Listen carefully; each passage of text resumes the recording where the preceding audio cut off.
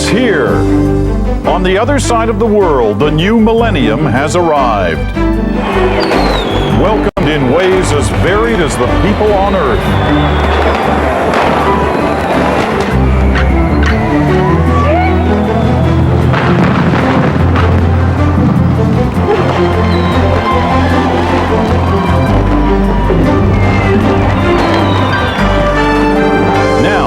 Ready to follow time across the Middle East and Europe and bring in the new year from Israel and Egypt to France and the United Kingdom. And later, we'll make you part of the greatest New Year's celebration in Canadian history.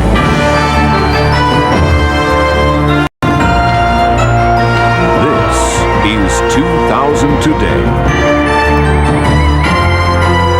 From the Canadian Broadcasting Centre, here is Peter Mansbridge. And good afternoon and welcome to the atrium of the Toronto Broadcast Centre. This is now our home base for the rest of our coverage. If you've been watching us over the past 12 hours, that's right, we started 12 hours ago, you've seen that half of the world almost has already welcomed the new millennium. It's the next half that really counts, of course, because we're in that next half. So we still have 14 hours to go, and we have a lot of excitement, a lot of things to show you over the next 14 hours. This will be our home base. A little quiet around here now. It's not going to be in about 5 or 6 hours when our atrium area of the Toronto Broadcast Centre will also be turned into a party scene, as they're about to welcome, of course, the millennium here in about 7.5 hours' time. Now, we're live, as we've already shown you, in almost every time zone of the country. Everywhere the millennium is welcomed, we're there live through the cooperation of our networks, 60 other television networks around the world. It's produced some spectacular moments of television unseen before in the history of our medium. We're celebrating at midnight almost every hour. Coming up in this hour, in just 30 minutes' time, it'll be time for the new millennium in Greece, in Israel, in South Africa, Egypt, and Finland, just to name a few, and we'll see them all either live right up at the top of the clock, or we'll quickly turn around the tape and show you what happened in the different countries that we're not covering live. In fact, we're bringing you some of the most spectacular performances seen anywhere around the world and here in Canada. Snowbirds, smoke now. This is Major Bob Bayshore from the number 1 cockpit, the 431 Air Demonstration Squadron. The Snowbirds, on behalf of the serving members of the Canadian Forces and the 15th Wing Militia Team, I extend my sincere best wishes to all the people of Saskatchewan and to all Canadians into the new millennium. Je passe de pilotage numéro 1, ici le Major Bob Bayshore de l'équipe de démonstration des forces canadiennes, les Snowbirds. And how's that for spectacular? The Snowbirds, Canada's aerobatic team, performing over southern Saskatchewan in the last couple of days. They put this together for us to show as the Snowbirds sing Happy New Year from the skies, flying over the Saskatchewan legislature in Regina. They're based, of course, out in Moose Jaw, and it's great to have them as part of our show here on the lead up to Millennium Night in Canada. Well, we're going to be all across the country tonight when the clock starts ticking close to midnight, starting 5 hours from now, 6 hours from now, when the first millennium celebrations take place out in St. John's as Newfoundland welcomes the year 2000. And in St. John's right now, Sean Majumber is in the St. John's Harbour. He's actually on land at the edge of the St. John's Harbour. It's already dark there. The last sunset of the 1900s is gone. Sean, where are you? There you are. How are things in St. John's? Well, right now, as you can see, the snow has just come out of nowhere.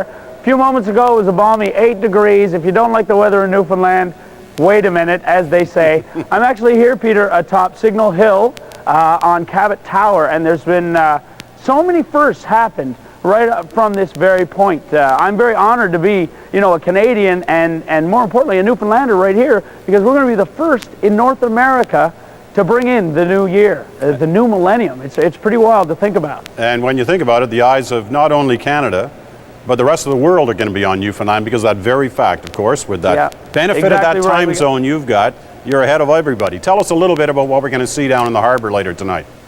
Well, we've got a huge concert that's going to be happening, including some great Newfoundland talent, Kim Stockwood, Great Big Sea, the Ennis Sisters, plus there's a giant children's choir. There's so many things going on down there. I'm going to be down there in the mix of it all with all the people, which is so important to me because, you know, you see all these people all around. They're having a good time. Newfoundlanders, they know how to party, Peter, so we'll see you later. Yeah, you sure will. Love that sweater. Is that one of those made in St. John sweaters? Nope, made in Ottawa. Hello, Canada. All right, they'll forgive you for that in St. John's. Sean Majumber, we'll get back to you later on as the Millennium gets welcomed in St. John's an hour and a half before the rest of Canada, and we're looking forward to it. Now, from St. John's to Charlottetown, the birthplace of Confederation. They're getting ready for quite a party there tonight. Jonathan Torrance, the host of John-O-Vision, is down there in front of Province House. Hi, Peter. Jonathan, great to see you again.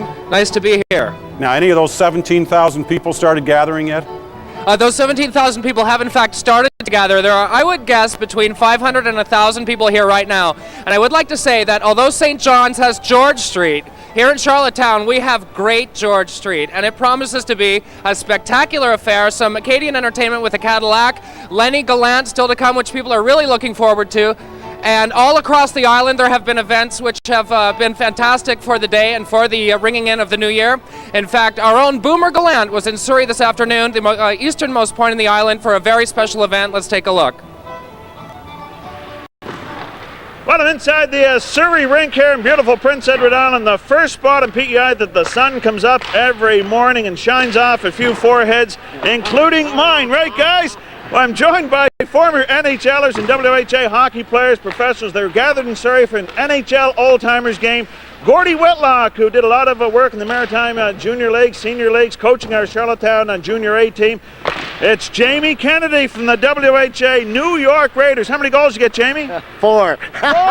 Not bad for 5 years of playing. And Forbes Kennedy, of course, everyone knows Forbes, Boston Bruins, Philadelphia Flyers, and the man the late Punch Imlach said started World War III one night. Do you remember that, Forbes? No.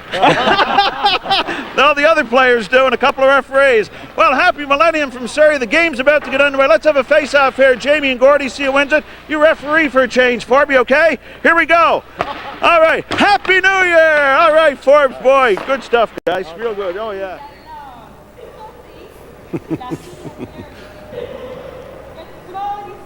That was our own Boomer Gallant in Surrey, Prince Edward Island a little earlier today. Again, 17,000 people expected in downtown Charlottetown. It's going to be quite a party. Jonathan, we can't wait to check in with you later on this evening. Jonathan Torrance in Charlottetown. Well, let's go from PEI to Sydney, Nova Scotia. Laurie Graham is joining us there. They're already warming up the crowd in Sydney. Laurie, what can you tell us? 1, 2, 3, 4, 5, 6, 7, 8, 9, 10. Well, hello, Peter. We're here in Sydney, Cape Breton, my hometown, and a place to be this evening. What would a Cape Breton party be without the Barry McNeils? I'm interrupting their sound check, actually. Lucy McNeil, how are you? What are you expecting tonight? Very cold, but very excited. We're going to have thousands of people here, all kinds of families, and a lot of fun. Yes, and you know what? Part of the fun is actually step dancing and singing some Cape Breton music. I'm a Cape Bretoner, and there's something I've never learned to do, and that's step dance. Maybe you can help me this evening, and that'll be my resolution. All these winters.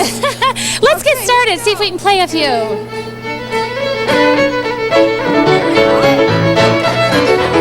I haven't done this before. Everyone's having a great time here, Peter. We're going to step dance all night, party all night. Come on back and join us. We will, Laurie. We're looking forward to that. That Laurie Graham. She's not only a great reporter, she's step dancing. She also got a hole-in-one golfing this year. What a year 1999's been. 2000, could it be better? Well, we'll also be in New Brunswick tonight in Atlantic Canada, so don't miss that. Moving into Ontario at the Air Canada Centre. The Tragically Hip performed tonight. One of the big moments that we'll have on our program later on tonight. Ralph Benmergui is outside the Air Canada Centre. Ralph, what can you tell us? Well, I can tell you it's going to be a big show. I mean, they're just starting to show up now, but by 7:30 the show will start. You'll see the Mahones, the Sky Diggers, all kinds of bands. And then finally, just before midnight, of course, you'll see the Tragically Hip. And just after midnight, we'll get a chance to see them as well. And over here on the other side of the Gardiner Expressway, there'll be hundreds of thousands of people who'll be gathering to see fireworks over Lake Ontario and the harbour. So it should be quite a night. They've got quite the setup out in the harbour. They put all these old Great Lakes freighters out there, loaded them up with fireworks. They're going to fire them all off at midnight. I don't want to see Bob McDonald sailing. That's all I know. It's not a night for him to sail. No. All right. Well, listen, look forward, Ralph, to checking in with you later. That Tragically Hip concert was sold out in 22 minutes. I can get you a scalper's ticket if you want. Yeah, I'm afraid to ask what those would cost. about 100 Thanks, a Ralph. pop. All right, I'll see We're you heading later. from Toronto to Winnipeg, where Diana Swain and Chris Walby are standing by. I can see Chris. Chris, where's Diana? I tell you what a show right here. I'm here with a couple of my friends. This is Bob, this is Mark, a couple of the big Belgian boys. These are party animals. Come on down. They're giving free rides around the Forks all day. There's lots of stuff going on. We see Diana going by. Hopefully we'll get her back for the rest of the show. There's lots of stuff going on. Hey, listen, you want to renew your marriage vows tonight? You can do that today. Come on back to the Millennium Party. This is the big party, boy, I tell you. See you later. Thanks, I'll tell Chris. you, Chris with Diana. Diana, what can you tell us? The marriage vows are the last thing on my mind right now. I'm hanging on for dear life just now. This is my buddy Ray and his dogs. If you're going to celebrate the new millennium in Winnipeg, you might as well do it outside in the snow. So that's what we're doing here at the Forks. There's going to be lots going on. They've got fireworks a couple times tonight. Lots of kids down here. It's like Pan Am in the winter. All right, Diana Swain and Chris Walby at the Forks in Winnipeg. That's the junction of the Red and the Assiniboine Rivers, and they've made a spectacular area out of that old abandoned railway yards area that they've cleaned up, and the Forks now is the centerpiece in the Manitoba capital. Well, let's hop a couple of provinces to Vancouver. Ian Hanneman Singh standing by at the Science Centre. Ian. Well, Peter, if it looks like I'm huddled around a fire in an empty parking lot, that's because I am. But I promise it will get a lot more exciting here. That's Science World over my shoulder. And when it gets dark in Vancouver in about 5 hours' time, we'll have concert performances, street performers, and a lot of umbrellas. It is December in Vancouver, so guess what? It's raining, and it's relatively cold here right now. And that would be different from what? December raining? Different from Doesn't it July, rain all actually. the time? That's right. Well, there were 4 days in July, but we decided not to celebrate the millennium there. Now, I sort of feel like breaking into a doo-wop song with this fire in front of me, but this is a dream fire event, and what they're going to do tonight is have people writing down their millennial wishes and hopes and dreams and putting it on a piece of paper. My trusted assistant, Vanna, is right here with the piece of paper, and I thought maybe, Peter, you might want to share with us or silently make your millennial wish, and I'll put it in the fire for you. How would you prefer to do it? I just silently made it. Okay, me too. So we put it in here, and our wishes will come true for the next millennium. That's great. Love that, Ian. We'll see you later on this evening for the celebrations that take place in Vancouver. Well, we haven't stopped. We're going to keep going even further west to the west coast of Vancouver Island, one of the most beautiful places I've ever seen. The beach near Ucluelet, and Charmaine Crooks is there. Charmaine. That's right. You know, this is one of the most beautiful places on earth, I think, and we're at the edge of Western Canada. Here I am. I'm standing on my own private beach. I've got the Roots Lodge in front of me, and the sun even came out. Well, later on, we're going to have the whole community of Ucluelet, this beautiful small community here on the west coast. The whole town's going to come out and party with us out on the terrace there. And then later on, we're going to go inside with a great Canadian legendary band, the Grapes of Wrath, are going to be there, as well as a young 13-year-old singing sensation, Juliana Harper, from Vancouver Island. So we're going to have it West Coast style, so it's going to be laid back, it's going to be a lot of fun, and there's no rain. It's fabulous. Hey, can't wait. Charmaine Crooks, we'll talk to you later on in Ucluelet, British Columbia. Okay, well, that's a snapshot of what to expect in Canada, what to expect in a few moments' time in London, England. Here's Anne McMillan joining us from on top of Canada House, right by Trafalgar Square, and the Queen about to do something there now, right? Yeah, she's about to light a beacon, Peter, on a barge in the Thames right by Tower Bridge, and that will be one of many beacons right across this country which will shine into the new millennium. The Queen has had a busy day. She started out by going to a drug and rehabilitation centre, something to do with the new look monarchy, caring about the less privileged, and she went to church to remind people what the real message of the whole millennium is for her, the Christianity message. And now she is about to go and light this beacon. But I've got to tell you, there are 1.5 million people in central London right now. Peter, I've just talked to the police, and they're expecting even more. People are pouring in. There's all sorts of stuff going on. There's a huge midway running right from Buckingham Palace down to Trafalgar Square, lots of rides, and there are bands playing, and the big Millennium Wheel has just been inaugurated by Prime Minister Tony Blair, so it's really exciting here. And the excitement's been building there all day, because in many parts of the world we've seen the crowds have only really started to build in those last hour or so before midnight. But you've got, what, still a couple of hours to go yet before the official welcoming of the new millennium. But the crowds have been busy in London all day long. Well, Britain has always loved New Year's Eve. There have always been big parties here, particularly in Scotland. But London is proudly boasting that they are the biggest millennium party city in the world this year, and they've really made a huge effort, and so far it's been absolutely peaceful and fun and great, and the crowds, as I say, are continuing to pour in. you know, we've been pretty lucky so far. No Y2K problems to note anywhere around the world. Any concern there as we approach that hour? Not at all. Although somebody on BBC television showed a watch that had gone wrong because they had set it 2 hours ahead. So that caused great consternation for about 30 seconds. All right. Well, speaking of 30 seconds, we're told the Queen is running about 30 seconds behind schedule, but we expect to see her at any moment. Here's the beginning of the fireworks along the Thames. Live from London.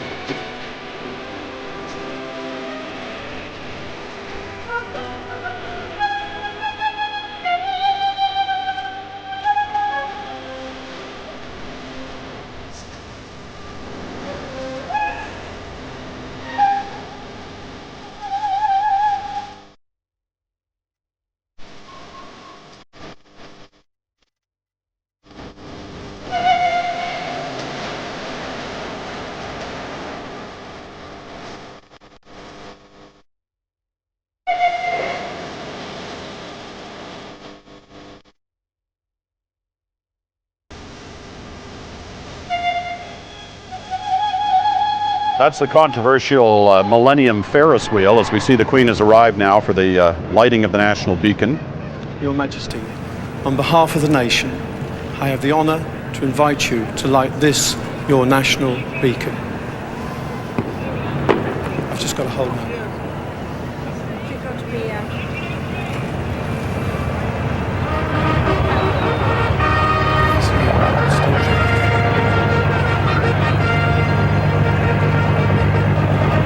Torch there actually symbolic of what is about to take place, because the Queen will in fact be pressing a button guided there by the aide, which will suddenly light up the new national beacon anchored in the middle of the Thames.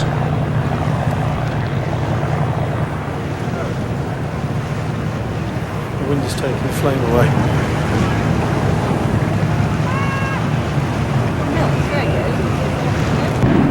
A bit of difficulty there, but that may be the wind. I guess they're going to use the torch to light the button, which will light the beacon. Very difficult thing to get near. Yes, I know. What was that about Y2K? Well, looks like it's getting a little finger assist there. Boom, here we go. That will now burn for 20 seconds. 20 seconds, they're saying, as this light moves along the... Which will then ignite the flame. We hope. There it is, look. There it is. The lighting of the National Beacon, and this is going to begin a wall of flame 30 meters high. Quicker than the fuse. Quicker than the visible, they say, for miles. And it's the signal for the rest of the country to light their beacons. The United Kingdom united in an ancient ceremony dating back to the arrival of the Spanish Armada. And the beacons were used to warn the British that the Spanish were coming.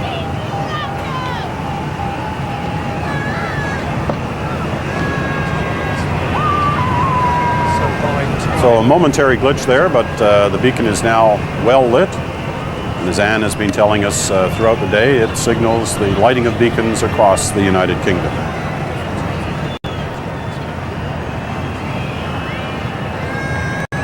Spectacular scenes in the middle of London tonight, and they'll continue over the next couple of hours, the Queen seeming to quite enjoy the display.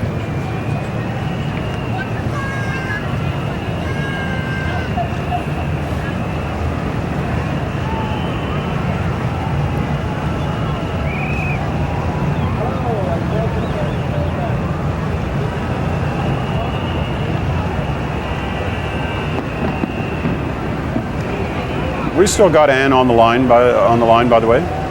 Oh, great. Now, Anne from on top of Canada House, could you see this happening? Thought we had Anne.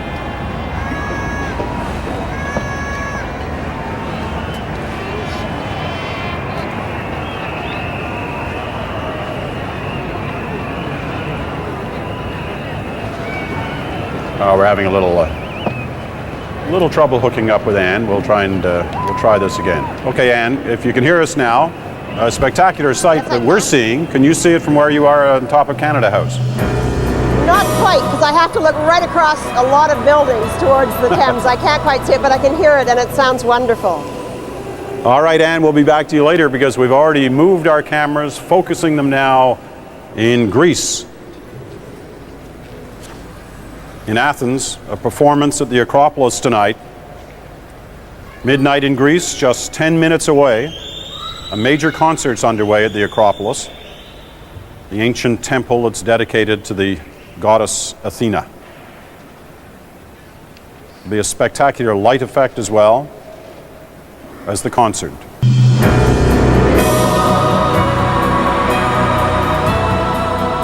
From Athens, Greece, to Bethlehem. Live pictures here, just moments away from the arrival of the new year, the new century, the new millennium. 3 minutes to go in Bethlehem.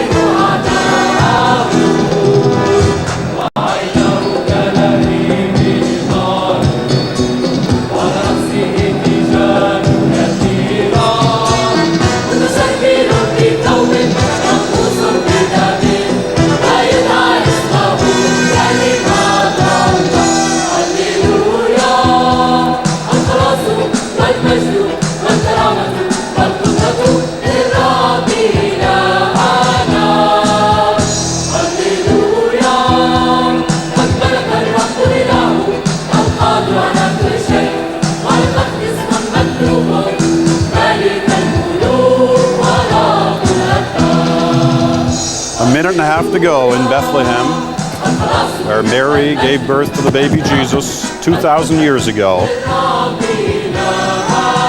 In a few moments, they'll be releasing 2,000 white doves. They'll be set free into the Bethlehem sky with an audio-visual light display going on in the background. And that will take Bethlehem into the year 2000.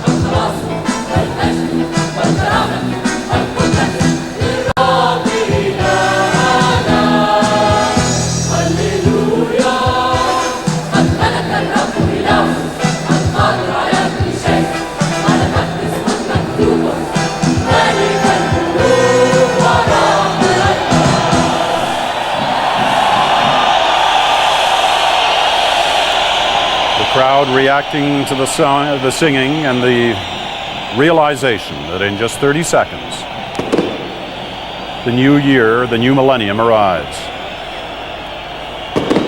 Fireworks and the expected release of doves, symbolic in a way to the problems of the Middle East. The doves representing peace, trying to dodge all the fireworks. There they are.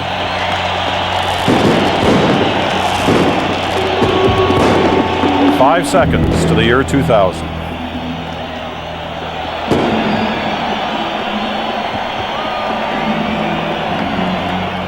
The millennium welcomed in Bethlehem.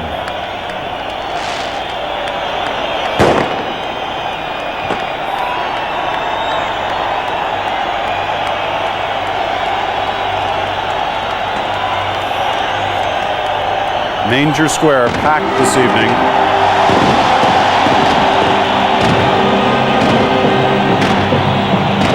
Fireworks, those of joy, the expectation and the hope for peace.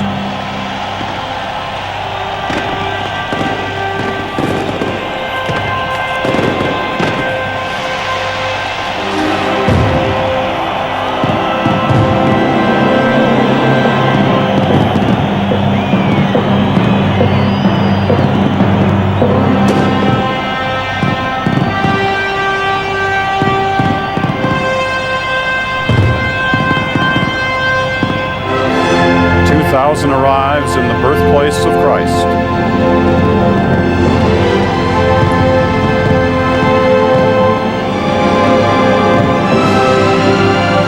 The celebration of those there gathered in Manger Square in Bethlehem.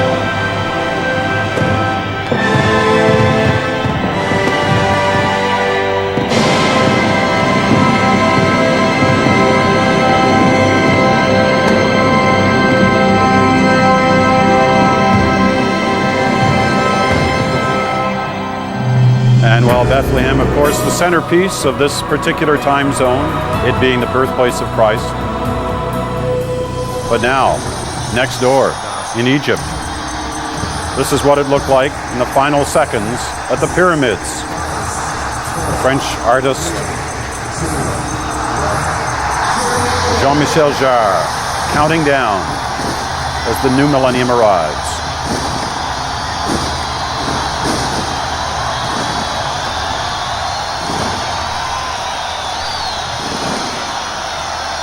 Now there's a crowd. The pyramids can still draw a crowd after all these years. What a spectacular performance it's been there today. A controversial one too. At one point they were going to cap one of the pyramids with a special golden dome. But there was concern about that, and at the last minute that plan was canceled.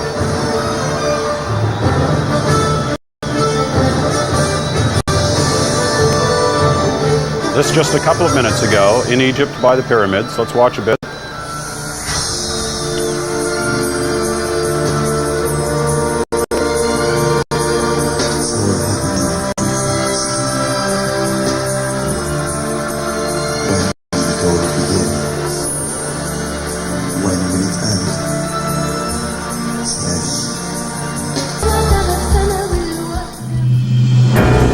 Well, we're going from Egypt. Looks like we're going to South Africa.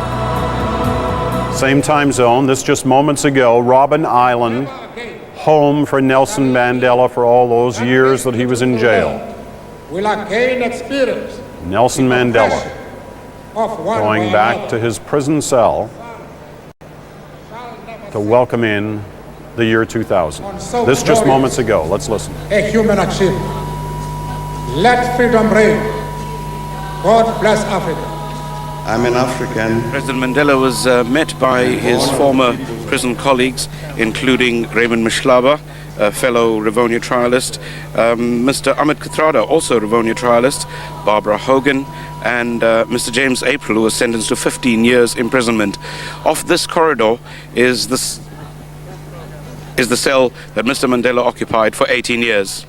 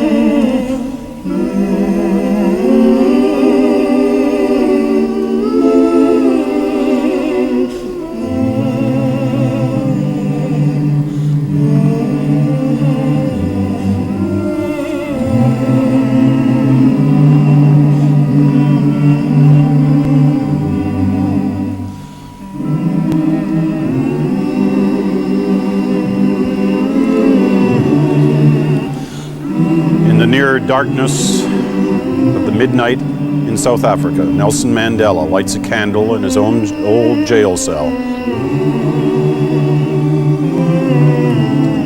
Now walks out of the cell,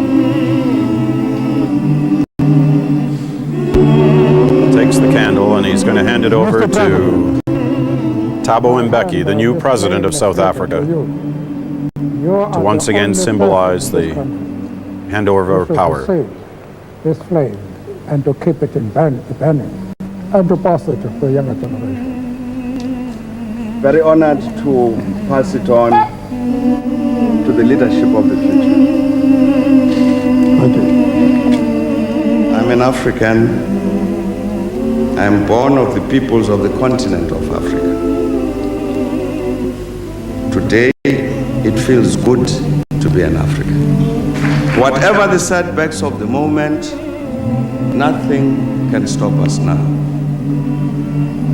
Whatever the difficulties, Africa shall be at peace.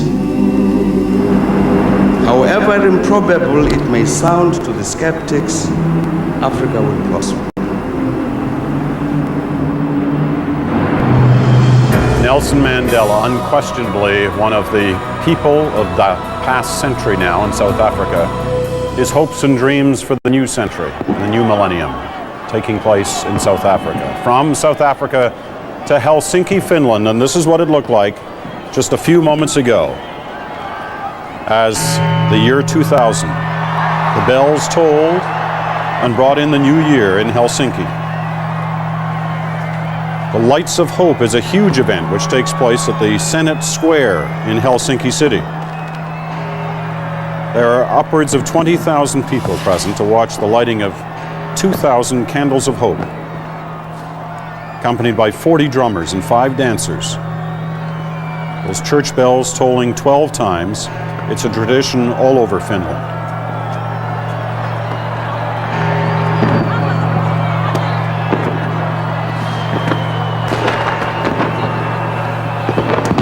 And a scene we've witnessed through half the world, the fireworks, symbolizing the arrival of a new year, and in this case, a new millennium, an amazing new number, 2000.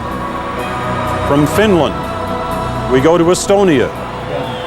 Again, a replay from about 10 or 11 minutes ago. This is what it looked like in Estonia. We're in Freedom Square in Tallinn.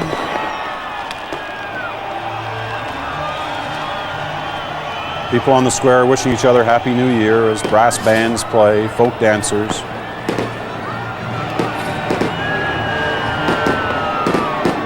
And, hey, fireworks.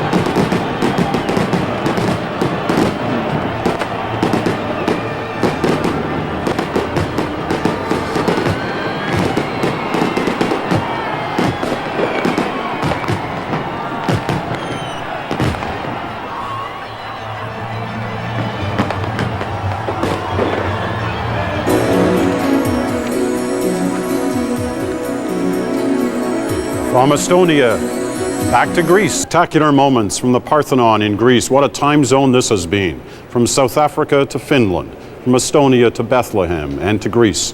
We've watched them all. Welcome the new year, the year 2000. 2000 today continues in just a moment.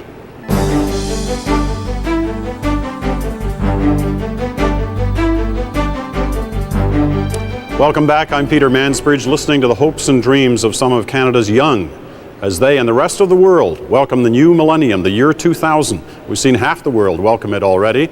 The other half, which includes, of course, Canada, coming up over the next 12 hours. It should be quite something. This is our home base for Canada 2000, or 2000 Today, as we're calling our program, in conjunction with almost 5 dozen other networks around the world. You've seen some spectacular coverage already. We've just seen the new millennium welcomed in the Middle East. You know, as part of our coverage, we've asked all of our foreign correspondents to think back to their area over the last 100 years, what's happened in that area and what the hopes and dreams are for the coming new year and the new century in that area, and to give us a report on it. Well, in a moment, we'll be talking live to our Middle East correspondent, Neil MacDonald, who's in Bethlehem. But first, as a setup, here's Neil's packaged report. The 20th century shook the Middle East from centuries of dusty sleep. World wars redrew its maps, and oil transformed the Arabian Peninsula from a medieval nomadic society to a place of vast wealth and tremendous geopolitical importance. But without question, the most searing, wrenching, emotional event of the last 100 years here was the creation of the Jewish state. Israel was created to provide a homeland and refuge for the world's Jews who had been scattered and persecuted throughout the world. The project became more urgent in the aftermath of the Holocaust. Partly out of a desire to make restitution, a slim majority of the United Nations awarded Jews a state in the Middle East 52 years ago. The problem is they did it without the permission. In fact, they did it over the objections of the Arabs already living here. By that time, the Arabs had had enough of Western colonization, false promises, and secret betrayals. Why, they asked, should they pay the price for Hitler's wickedness? Why not give the Jews a homeland in Germany? Asked the Saudi king. Because, answered the early Zionist leaders, it is the Jews and the Jews alone who are historically connected to the Holy Land. To them, the Arabs just weren't a factor. When the first Zionist thinkers talked about giving a country without a people, or a land without a people, to a people without a land, they related to Palestine then as a land without a people. David Ben-Gurion, the first Israeli prime minister, in effect regarded the Arabs here as squatters. Golda Meir once said there was no such thing as a Palestinian nation. Right-wing Israelis still believe that. So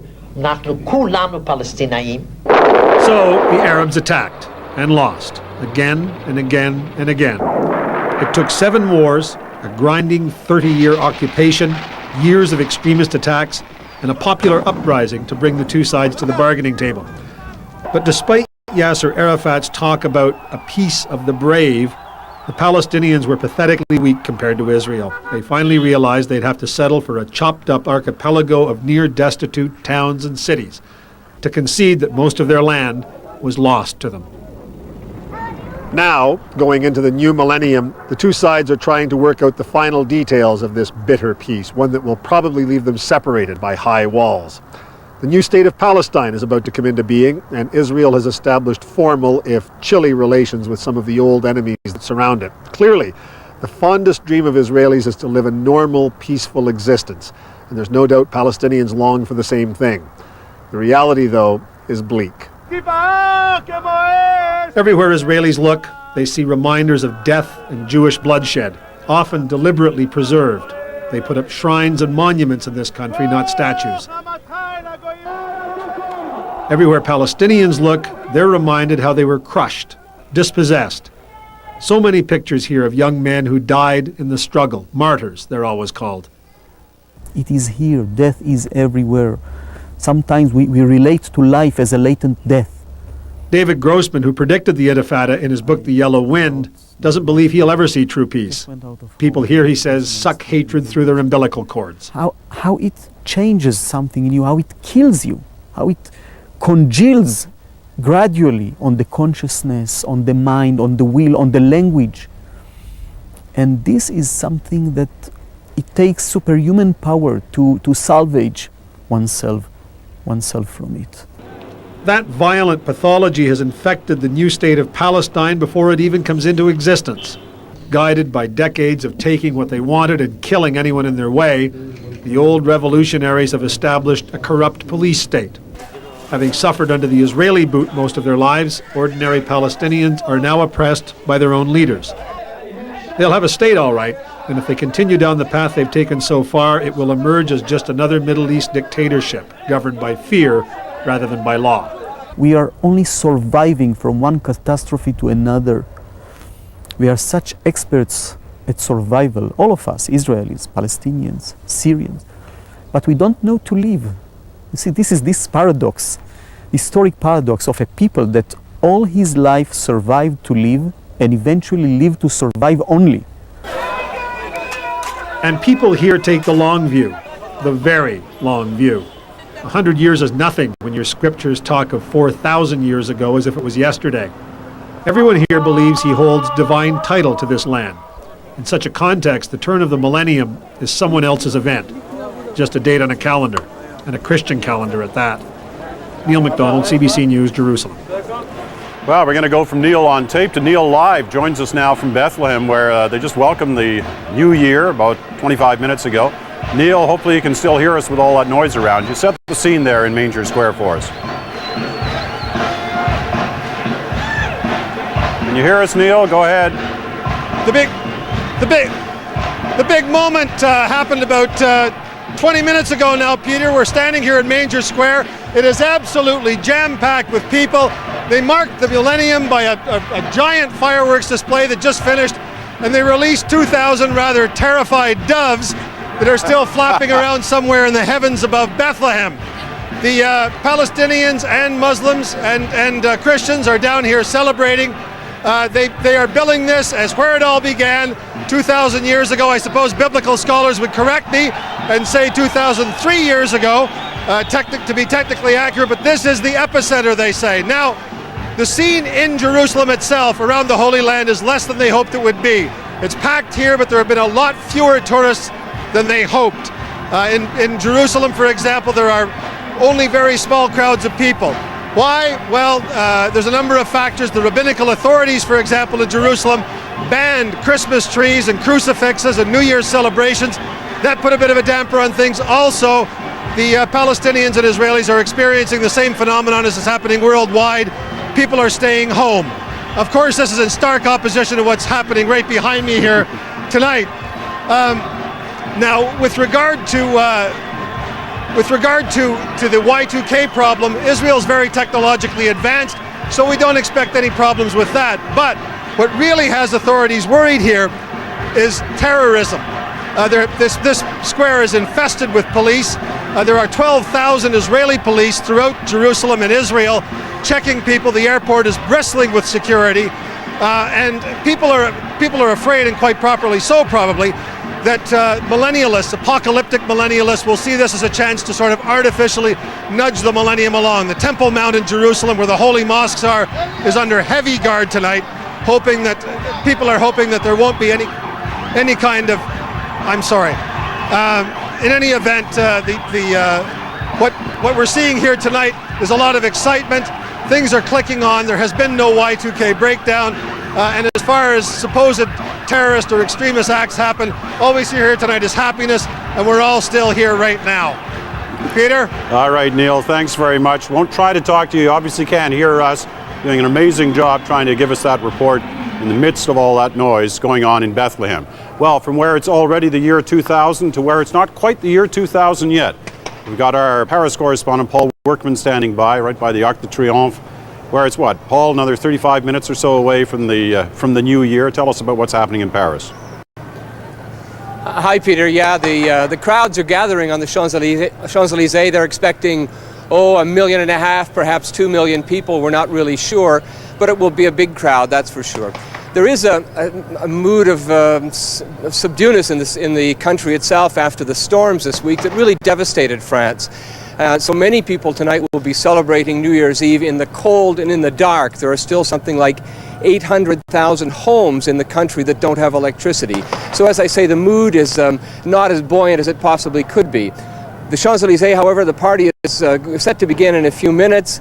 The street will be filled with huge Ferris wheels. The city is trying to live up to its reputation as the City of Lights. And of course, the big moment will be at midnight when the Eiffel Tower will be lit up and fireworks will be set off in the Eiffel Tower from the upper stories. But I guess you've probably already seen half a world of fireworks. We have seen a few fireworks. Y2K problem.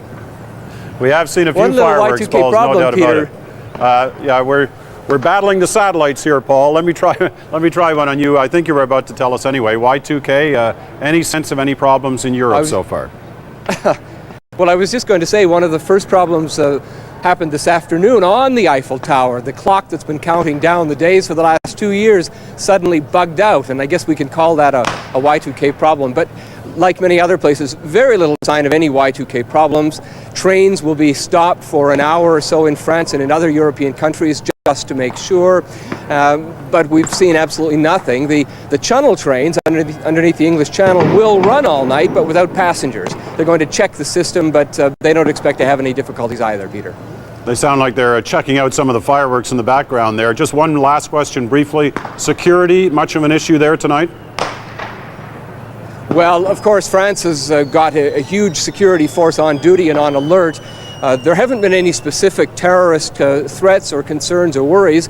You seem to be having more trouble in Canada with the Algerian connection than the French do these days, Peter.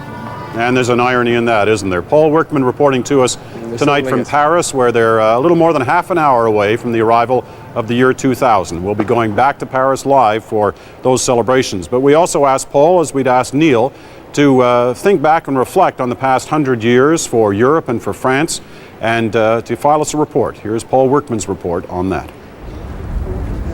What do Europeans see as they gaze out at the horizon, panning their eyes over the centuries, pausing wistfully, wishfully, in front of their great symbols and monuments?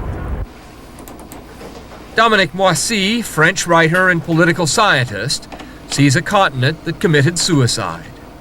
We committed suicide, and then by miracle we were reborn. So in some ways, the 20th century for Europe is the encounter between Auschwitz on the one hand and Jean Monnet on the other. The forces of darkness and the forces of light, and all combine in a very short span of time. Auschwitz, Dachau, Treblinka, notorious names that haunt Europe's past, and more so, its future. Hitler's reign of insanity is never very far from the surface here. The shame of the Holocaust never beyond European eyes. The strength of Auschwitz is the fact that the most civilized country of Europe, the land of Goethe and Beethoven, was at the origin of Auschwitz. So it's a warning. It means that everyone today or yesterday can fall prey to the forces of extremism if certain conditions are met. There's a poignant sense of irony to this particular moment, this particular period in European history.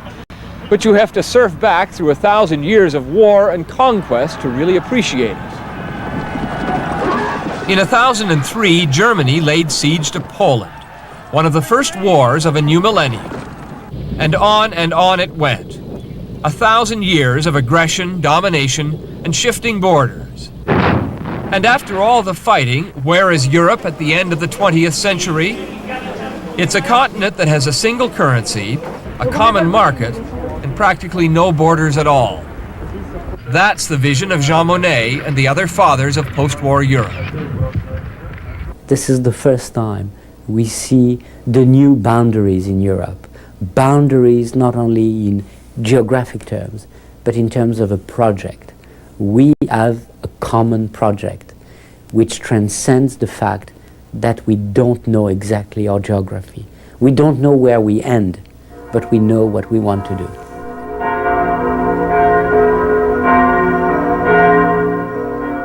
"800 years ago, the French were building the great cathedral at Chartres, one of the world's masterpieces of architecture, a symbol of the wealth and power of European society. Oh, how the symbols have changed. The church is no longer supreme. The threat in Europe is no longer war. It's Mickey Mouse. 2,000 years after the Romans conquered Europe and ruled the world, there's a new empire, Dominique Moissy. If, by contrast, we look at the United States today, in reference with, let's say, the Roman Empire, they are just an emerging empire. And we have to face the reality of a long superiority of the United States. This is not something we welcome too much in Europe, of course. I love the Americans, she says, and that's always been Europe's hang-up, to love or hate, to welcome or reject, to admire or fear. But it doesn't really make any difference anyway, because the empire has already landed. And so a tragic century comes to an end, with McDonald's and Disney transplanted on the grand avenues of Paris, with Europe reborn, and with war more of a memory than a threat. It seems that after a millennium of plotting battles and counting victories, Western Europeans have finally exhausted their capacity for shedding blood and conquering their neighbors. I'm Paul Workman in Paris. Paul Workman's sense of Western Europe and what it's faced over the last 100 years, what it's thinking about as it turns the clock into the new millennium. And so much of Western Europe about to do that very thing, turning the clock. Just a hint of what's to come in our next half hour. We'll be going live, underlining live, to France, Germany, Italy. We'll see the Pope, Denmark, Holland, Sweden, Spain, and much, much more. That's all coming up in the next half hour as the new millennium hits the year 2000 through much of Western Europe. We'll be right back on 2000 Today, right after this.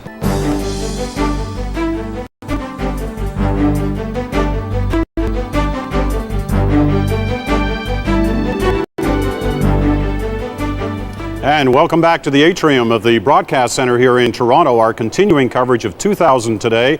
The millennium now just about 25 minutes away through much of Western Europe. We're going back to Paris in about 4 minutes' time for the spectacular celebrations that are expected around the Eiffel Tower. Keeping in mind, as Paul Workman told us, been some terrible storms with much damage through much of Europe, especially in France in the past few days, so it's dampened the spirit somewhat, but celebrations expected to start there in about 4 minutes' time. So we've got 4 minutes. What could we do with that? I know what we can do with that. We can check in on how our internet poll has been going. We've been telling you about it all day. Rex Murphy has been covering it, and I'm going to go over, take a short walk over, because I need to stretch my legs every once in a while. It's a long day. We want to talk to Rex and see what you've been saying about the important events, the important people of this century. And here he is, the one and only. Welcome, sir, to the only 19th century ornament on a 21st century set. And I'm not talking about the desk. This desk is probably worth more than that computer. Yeah, probably is. And also, it's supporting the great storm of voting that's going on here. This is more popular than most federal elections. Tell us about it. Well, so far, there's a number of interesting little shifts. Since this morning, for example, Wayne and Schuster. You remember the old song? Well, they do have a booster. Wayne and Schuster has leaped up to the top, which indicates that traditional comedy is doing pretty well. The Air Farce, no stranger to this building, is second. SCTV comes in third. And John Candy, we expected that he'd have a bit of a rise there. He's coming up fourth, and this hour has 22 minutes. Should give a plug to the Air Farce. They're coming up with their traditional New Year's Eve special in 2 hours and 20 minutes We expect at that point that these numbers will probably change. They probably get the right planning on their They'll part. probably get the right in that I'm trying for somebody else. The politicians, I think there's no real change there.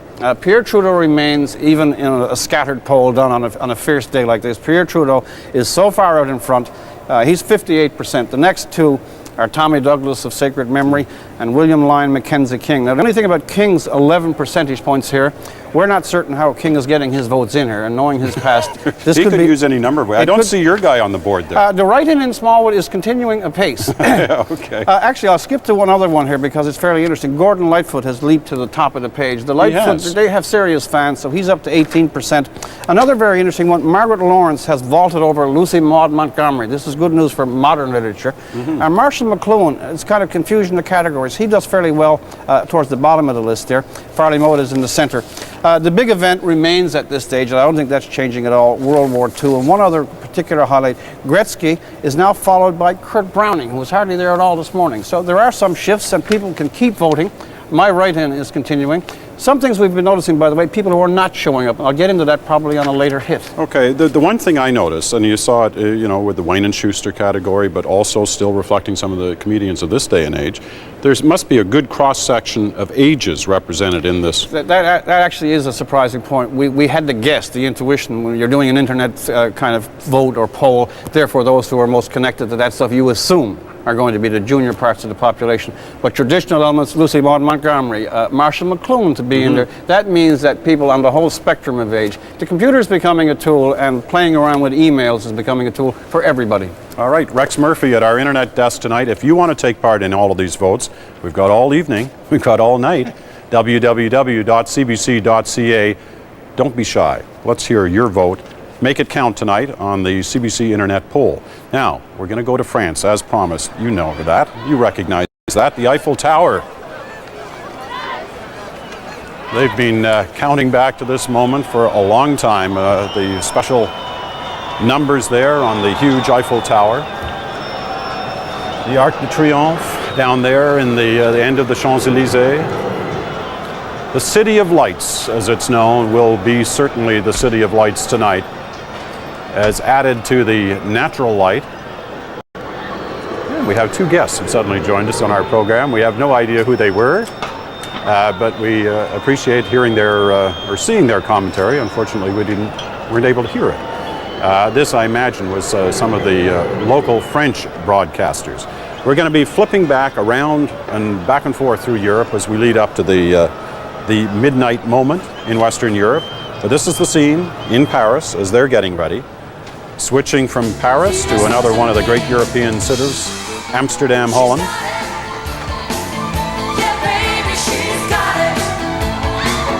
We've got something going here in the Dam Square in central Amsterdam. This is right in front of the Royal Palace in Amsterdam. There are a number of different groups who we're told, are going to be playing tonight, so you're going to have to guess which one this might be. The Postmen, a crossover rap reggae group. I don't think that's this one. The Gospel Train, something tells me it's not that one.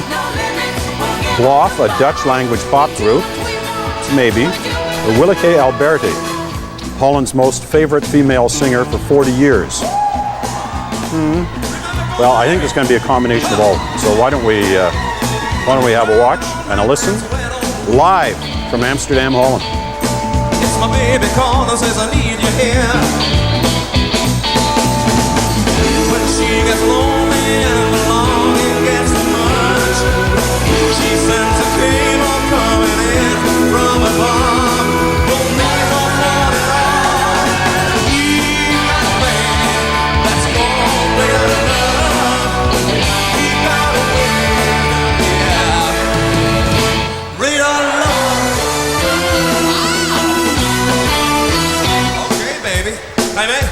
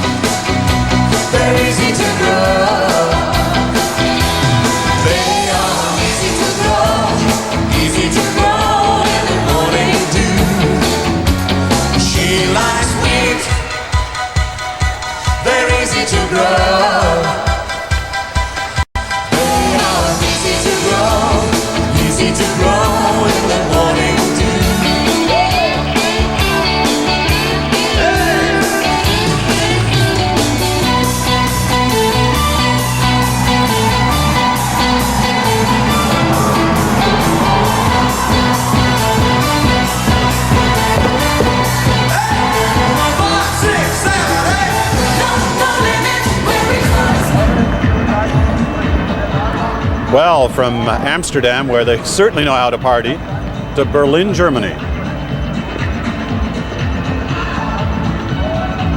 A huge concert and light show in Berlin, right at the Brandenburg Gate.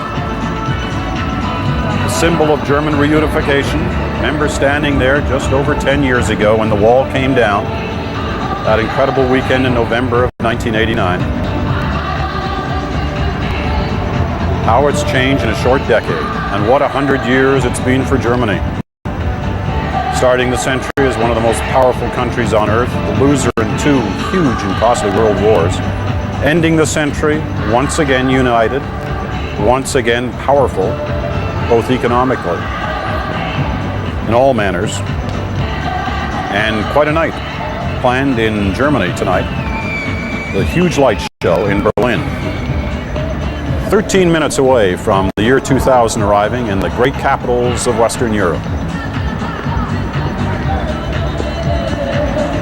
And we'll be back to Germany to witness that moment, but we're going to take another peek into the streets of Stockholm, Sweden. Street party here.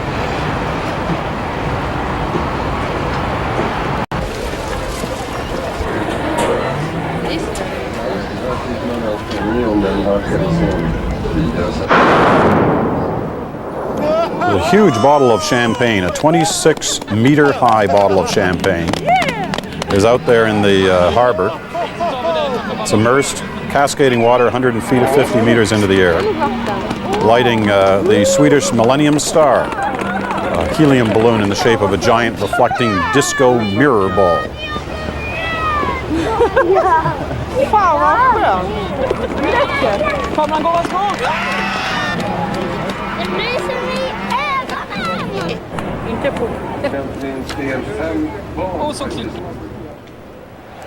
And from Spain, or from Sweden to Spain, we're in Madrid, 13 minutes to go before the year 2000.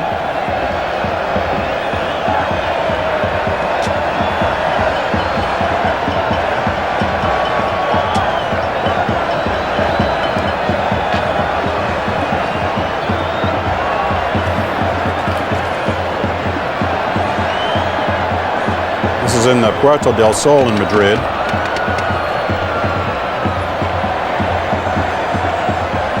They'll be ringing bells at midnight, along with the traditional fireworks and other celebrations. Huge crowd in the square in Spain. From Spain, in just a few seconds, we're going to Italy, to St. Peter's Square, where the Pope will be appearing, not for another 10 or 15 minutes. And will be giving his blessing to the world. This is the scene in Rome, in Italy. The celebrations that are taking place just beneath the apartment, the Pope's apartment in the Vatican. Thousands, tens of thousands. There they are. They just refinished the front of the St. Peter's. There's the spectacular scene in the courtyard in front of the Vatican. Il tradizionale conto alla rovescio che naturalmente faremo tutti quanti e potremo seguirlo anche con couple of the local Italian hosts for the evening, the huge outdoor event in Rome. And as we said, we're expecting to see the Pope in the moments after midnight. He'll be coming out to give his blessing to the world and his wishes for the new millennium. Timing could be a little unpredictable on that. We'll be watching for that closely. And it's still unclear whether the Pope will just be giving his blessing in Latin, or as he does on occasion, speak in many other languages as well. They say he's fluent in at least a couple of dozen languages, including, as we know from his visits to Canada, in English. So a huge stage set up in St. Peter's Square. 11 minuti. Per noi la mezzanotte sarà quando il Papa. Well, from Rome, where we will be coming back, to Oslo, Norway.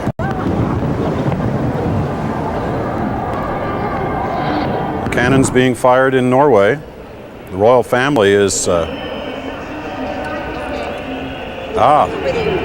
quickly back. That wasn't Norway. This is back to London, where they're still an hour away, more than an hour away from the arrival of the new year. However, the Queen has arrived at yet another spot.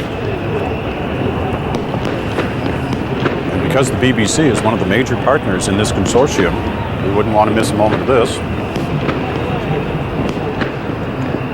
The Queen stepping ashore from a brief ride after her ride down the River Thames, being greeted by the various dignitaries.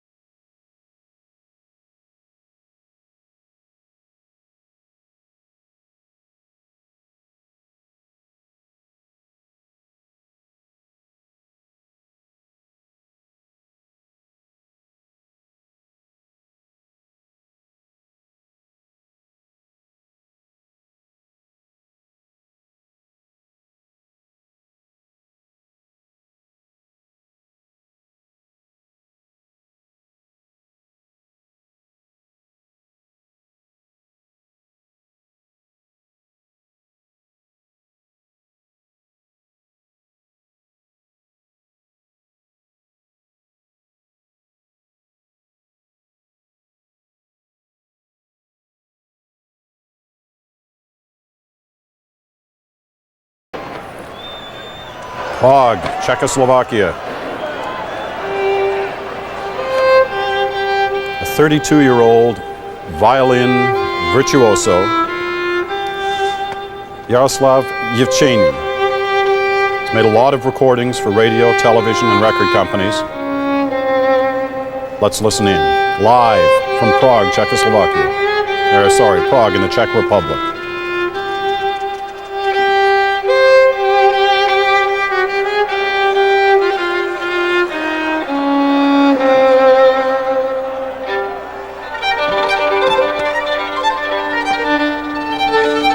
Václav Havel in the crowd in the Czech Republic. Less than 10 minutes now.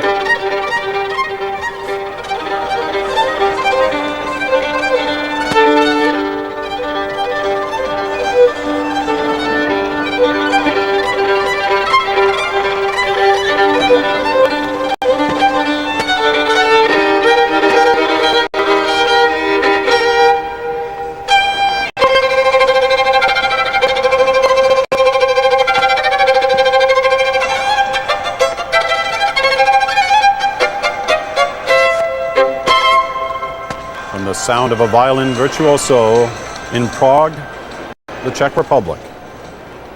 We switch to Poland, Warsaw.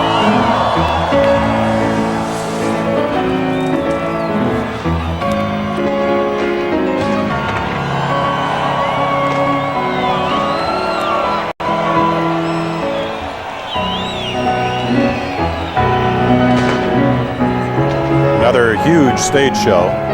Light and music. This one in Warsaw. Keep in mind all these pictures now leading up to midnight live from each one of these different European capitals.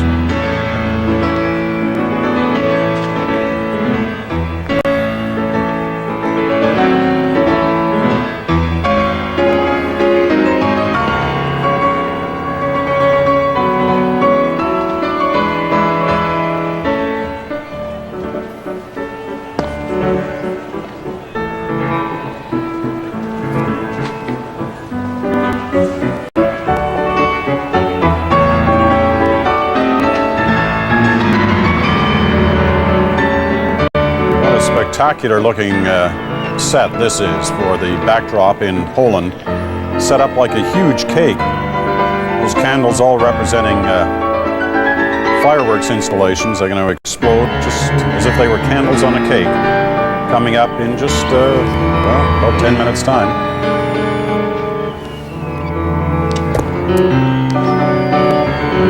About 5 minutes now to midnight, and we're going to leave Warsaw, Poland, and head back now. Let's go for France. Less than 5 minutes now until midnight in much of Europe.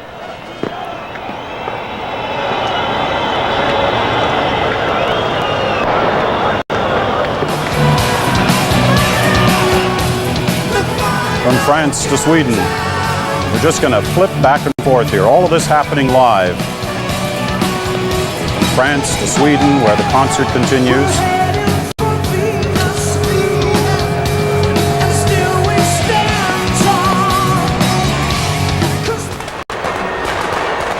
From Sweden to Austria, the spectacular city of Vienna. The fireworks starting 4 minutes early there.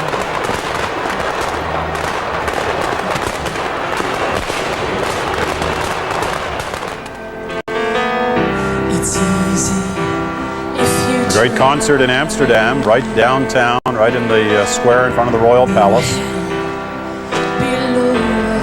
Imagine, John Lennon's hit song. Latest update from England, by the way, on George Harrison. Things progressing well for the former Beatle, who was attacked yesterday. Madrid, Spain, 3.5 minutes to go.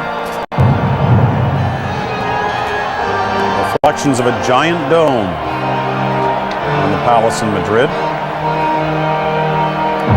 All eyes focused on the clock with just over 3 minutes to go. Budapest, Hungary. Ready to flip those numbers over from 1999.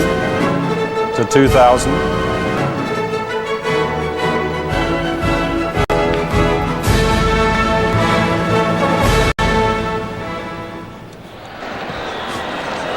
Back to Prague in the Czech Republic.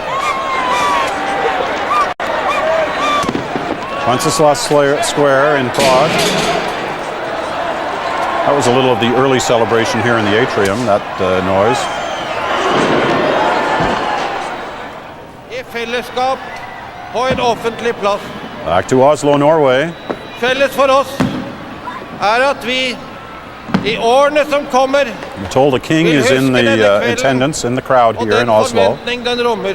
They're about to sing the national anthem leading up to the midnight moment. The Brandenburg Gate in Berlin.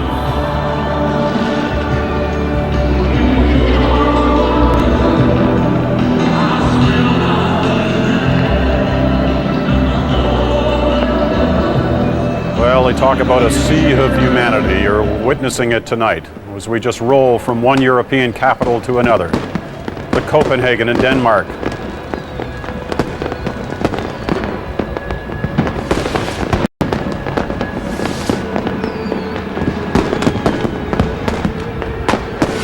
There's been so much talk, especially in North America, about the nervousness of going outdoors on a night like this. We're sure not seeing it across Europe. These few moments as we take live glimpses inside the capitals of the great continent of Europe. We're witnessing tens of thousands, millions of people on the street, gathering in their traditional squares in front of their palaces, government centers, city halls, and the Vatican in Rome. The moments leading up to the turning of the clock. The move from 1999 to 2000 in Paris. Look at this. A spectacular City of Lights begins its incredible fireworks display.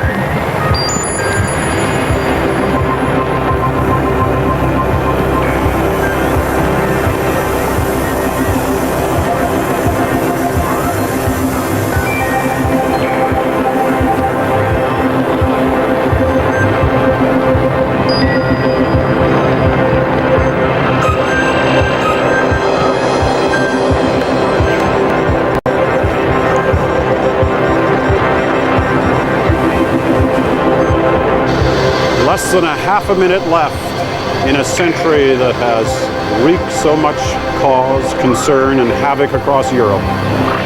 The 1900s about to be relegated to the history books. And the year 2000, a new century and a new millennium to begin. Let's watch and listen.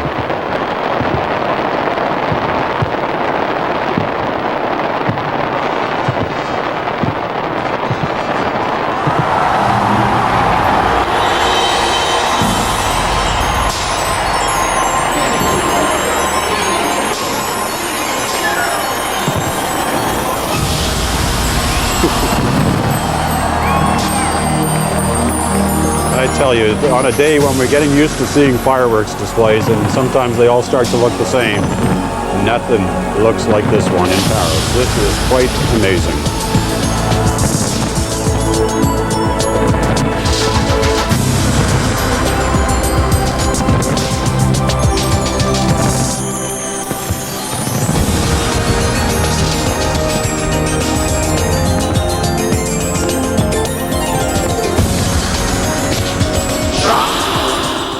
Wow. To Rome, the Pope, live from the Vatican, his blessing to the world.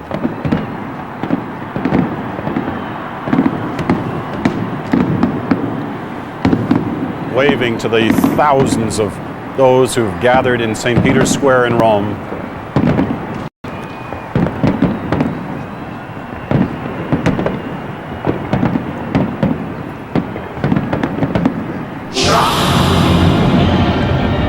We'll be back to Rome.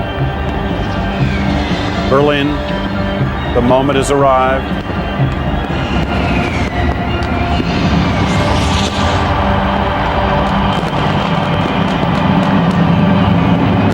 Germans who've mourned and celebrated so much change over the last 100 years, tonight celebrate the arrival of the new millennium.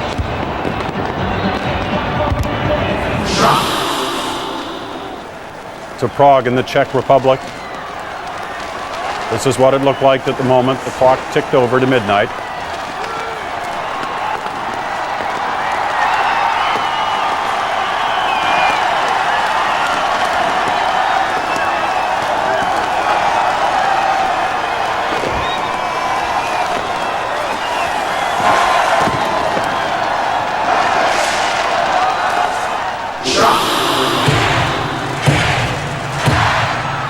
And the party never stopped in Amsterdam, not for a moment.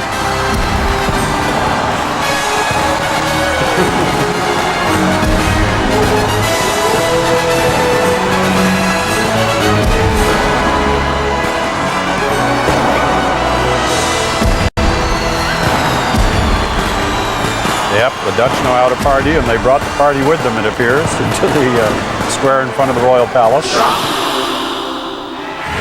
To Warsaw, the moment of the century and the millennium clicked over. The fireworks coming out of that enormous set, building transformed to look like a birthday cake. What a job they've done.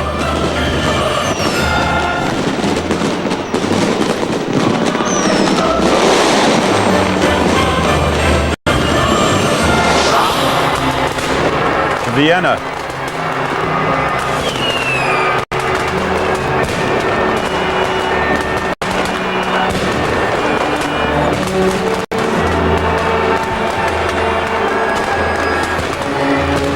This once again a tape delay. Just coming up on the moment of the midnight striking, the final countdown.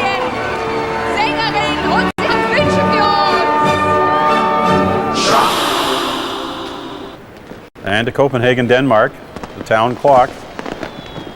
This is what it looked like just a few moments ago as the bells started to toll a new year, a new century, the year 2000.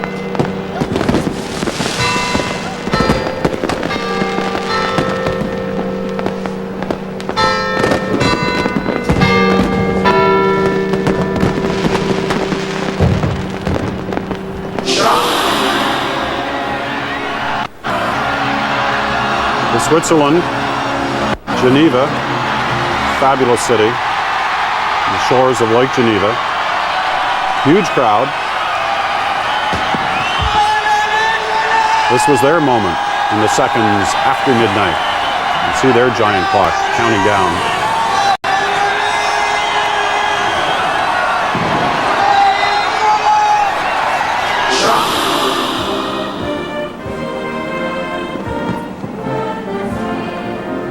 Back to Oslo.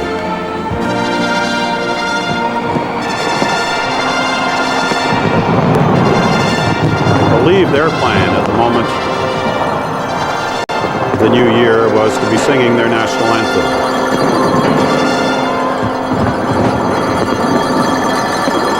While obviously watching a lot of fireworks.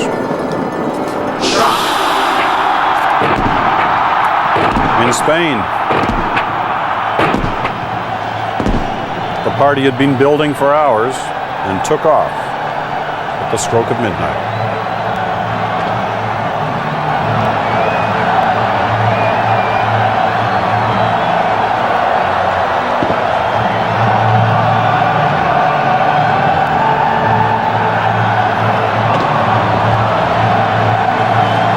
It's like the Ode to Joy in the background there.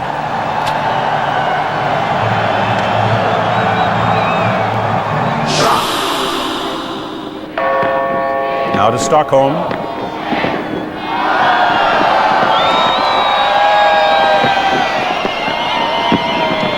Kära vänner, gott nytt år!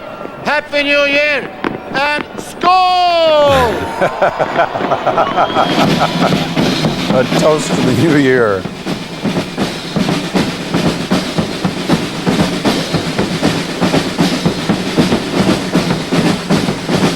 Amazing past 20 minutes this has been as we've just hopscotched across Europe.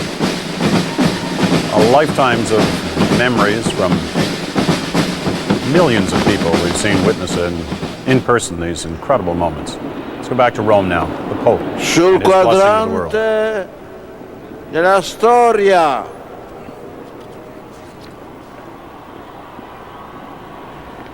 Sul quadrante della storia scocca un'ora importante.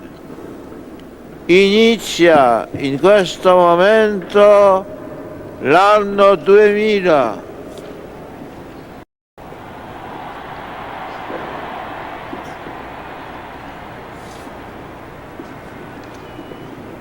L'anno che ci introduce in un nuovo millennio.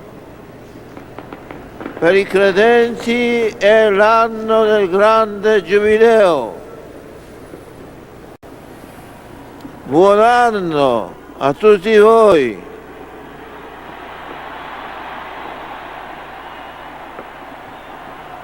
Buon anno a tutti voi, uomini e donne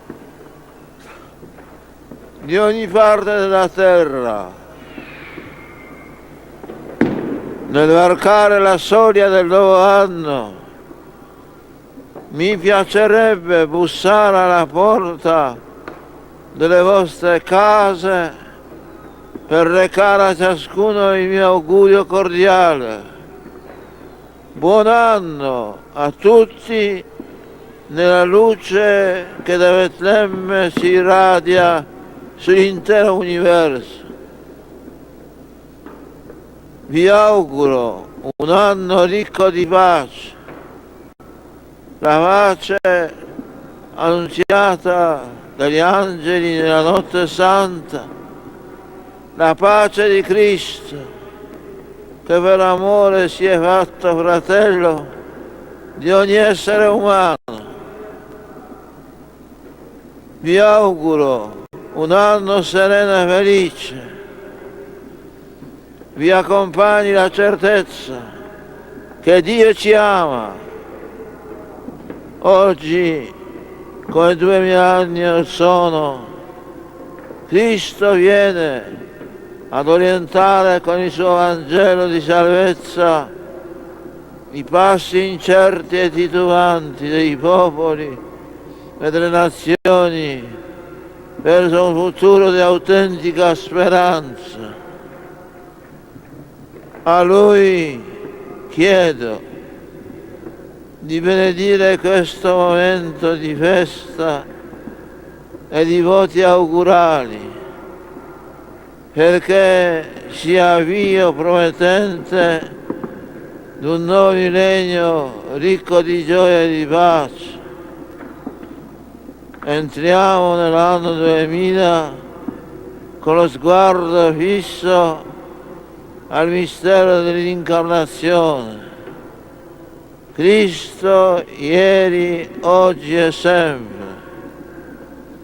A Lui appartengono il tempo e i secoli. A Lui la gloria e il potere per tutti i secoli in eterno. Amen. Sit nomen Domini benedictum. Ex hoc et usque in saeculum. Aiutorium nostrum in nomine Domini, qui fecit caelum et terra. benedicat vos omnipotens Deus, Pater et Filius et Spiritus Sanctus. Amen.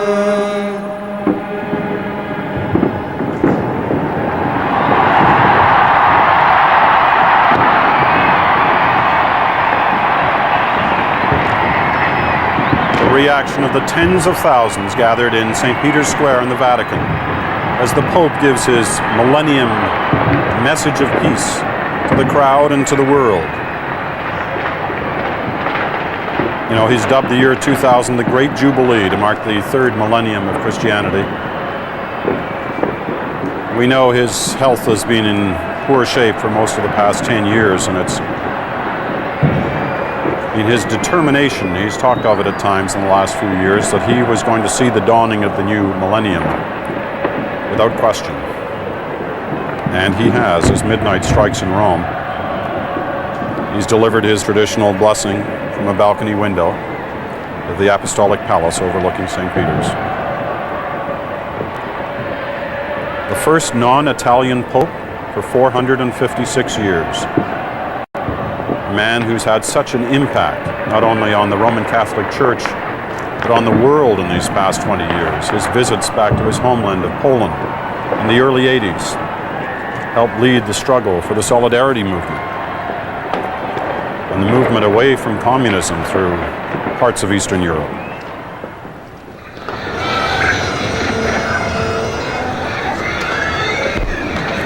From the Vatican back to Paris, this is live. The celebrations continue. You saw those spectacular moments from the Eiffel Tower. Well, the party continues along the Champs-Élysées. I mean, it's Paris. It's only 12:15. On a normal night, it's busy. So you can imagine how much fun they're going to be having here for a while.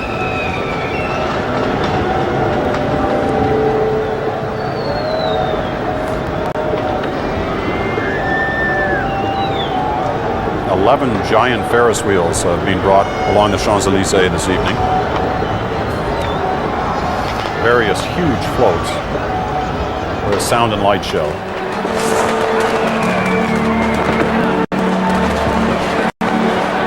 Well, what a way to start the new millennium in Austria with a beautiful waltz.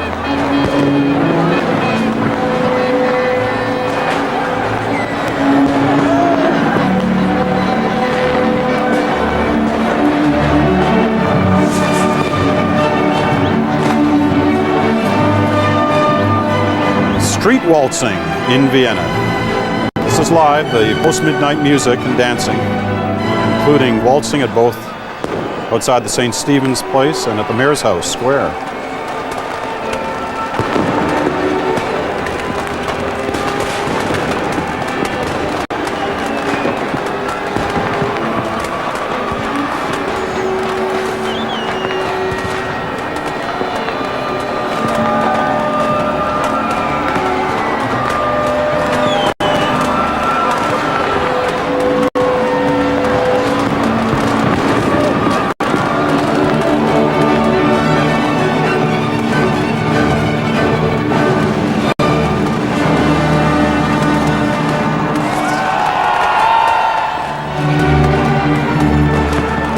From Vienna back to Berlin, where the fireworks continue.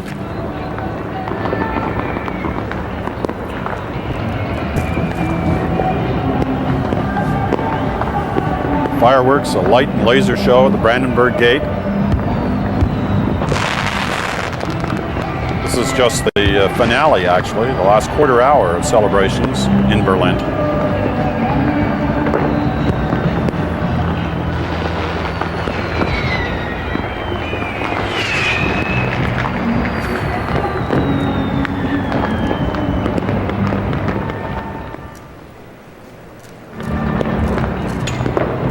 Back to Paris.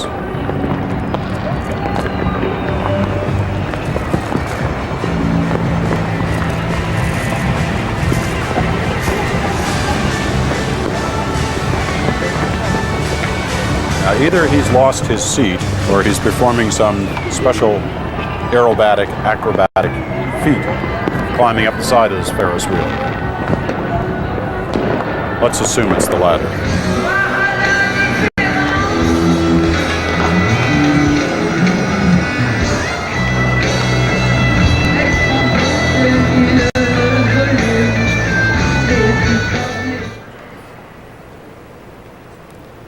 Leaving France, going to somewhere where there's snow. Northern Sweden. Stockholm?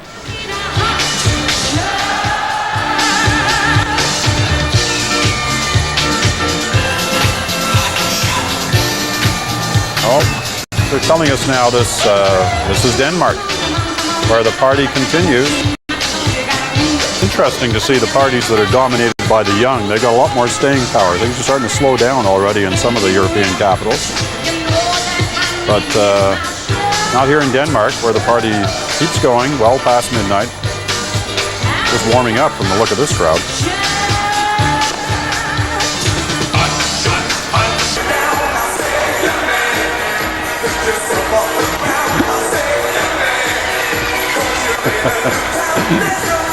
Oh boy, some music never dies, especially in Amsterdam.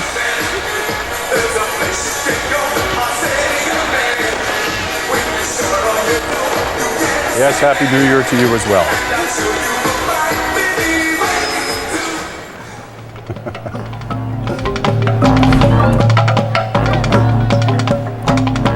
All right, this is way north in Sweden. This is north of the Arctic Circle.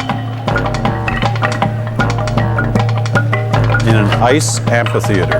You've probably seen that commercial on television, a certain car company bragging about how it drives to an ice hotel in northern Sweden.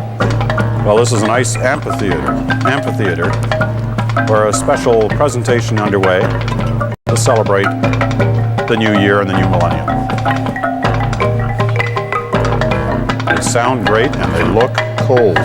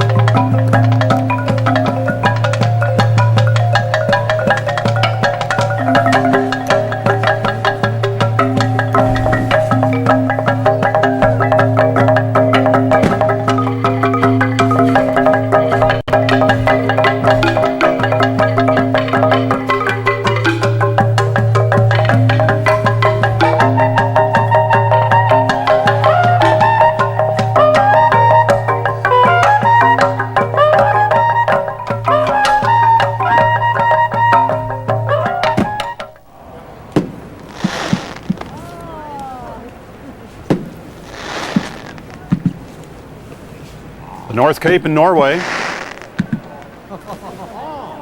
the furthest point north in Europe where we've got our cameras, where people are celebrating the arrival of the year 2000. Remember, in the North Cape in Norway, they're used to the dark. Hasn't been light there since November 20th. Like so many parts of the Canadian Arctic, they're in total darkness now, or at least another north. This is live from the North Cape in Norway. Buon millennio a tutti quanti. Happy New Year. Gott Neujahr.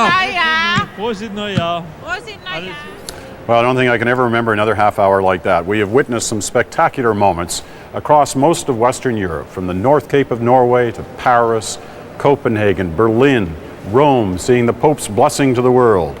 So much more to come in this night. We've got another dozen hours of celebrations, and yet we haven't even started to celebrate the arrival of the new millennium on our shores, still about 4 hours away from the arrival in Newfoundland. We're going to take a short break, and then we've got lots more to come. Stay with us here on 2000 Today.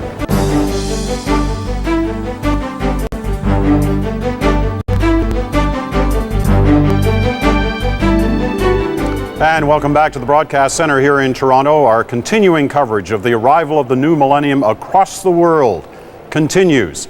Not to reach our shores for another 4 hours when it hits Newfoundland first.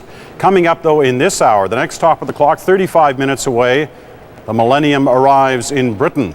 You saw those amazing pictures from Paris and the other European capitals. Well, the British say, you ain't seen nothing yet. You're not going to top our show that's coming up 35 minutes live from London and various other places across the United Kingdom. We're looking forward to showing you that, but we've got lots to tell you about before then. We're going quickly now to the birthplace of our Confederation, to Charlottetown, where Jonathan Torrance is standing by, and the crowd is starting to build there in Province House. That's right, Peter. We might be small, but we're mighty, right, gang? Mighty loud. The tension is building. The Victorian carolers are here. Just a reminder that we have strong ties to Britain here in Canada, from dental work to style of dress. And also, it was in fact Britain who suggested that Canada take ownership of its own country and become a country by itself. I would just like to say, Peter, I'm glad that Gordon Lightfoot is at the top of Rex Murphy's current poll in terms of musicians. But where's Stompin' Tom Connors, right, Islanders? Very good question, very valid artist, and this is just a reminder, as the millennium sets in here, that this is an event for all ages. Peter? It sure is. And listen, you tell them to get on the internet and start voting for Stompin' Tom, because you're right, he should be in that It's group hard as with well. 17,000 people expected down here to get people home to their computers, but we will try. You didn't bring that portable one we gave you to take out there?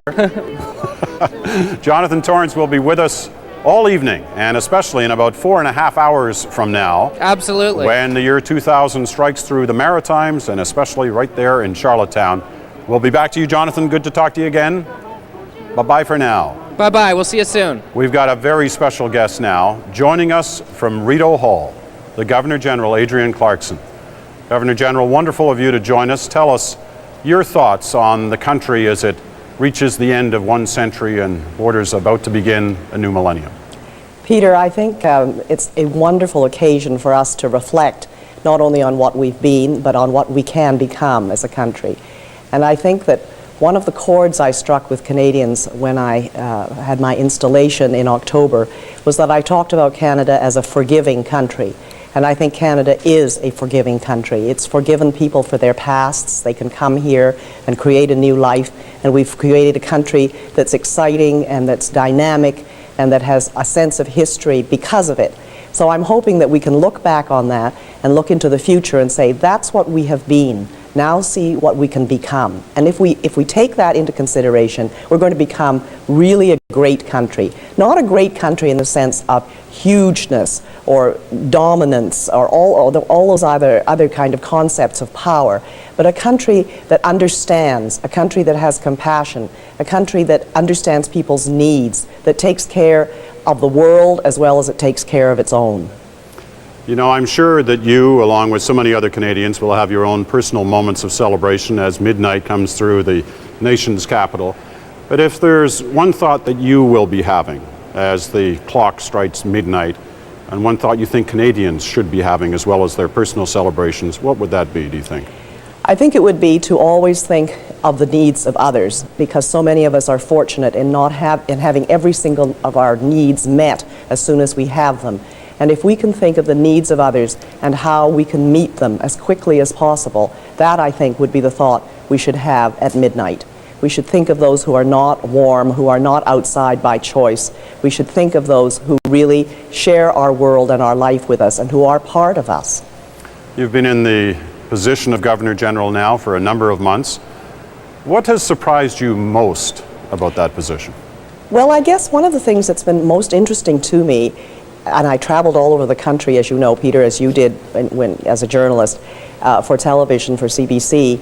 One of the things that's really surprised me is how people come and tell you what is on their minds, how Canadians open up to tell the Governor-General what concerns them, what are their deepest interests, what they think the country should be like, what they hope the country will be like. And that's the most rewarding thing that I've felt so far, and also the feeling that perhaps by hearing these things and understanding them and passing them on, one can really affect some change.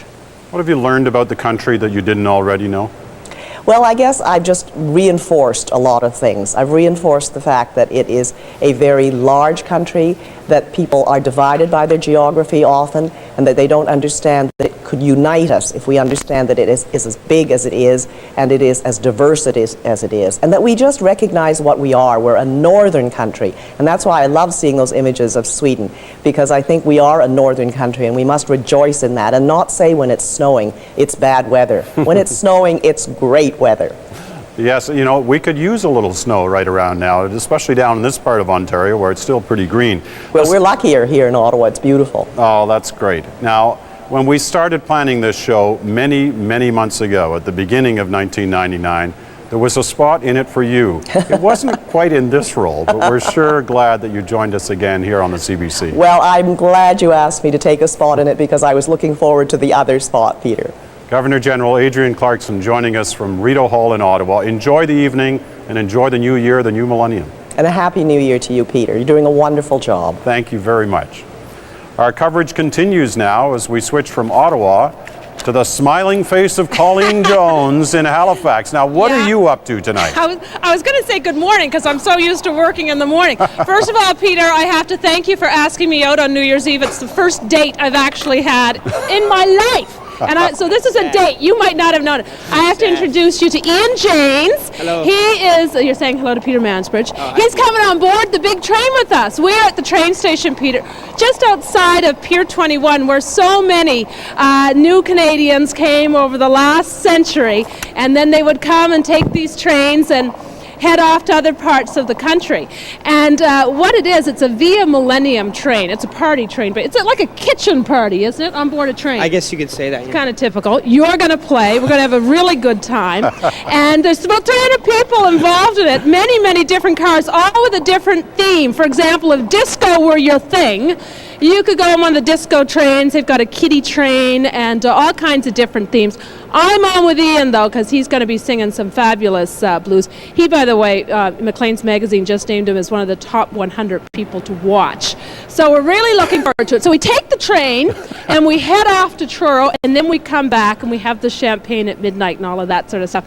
People love this idea, though, because of the romance of the train. I mean, a lot of people looked at it as a way to... The railway, of course, connected the country over 100 years ago, and this is a chance to celebrate that and have a good time all at the same time, and welcome in the year 2000.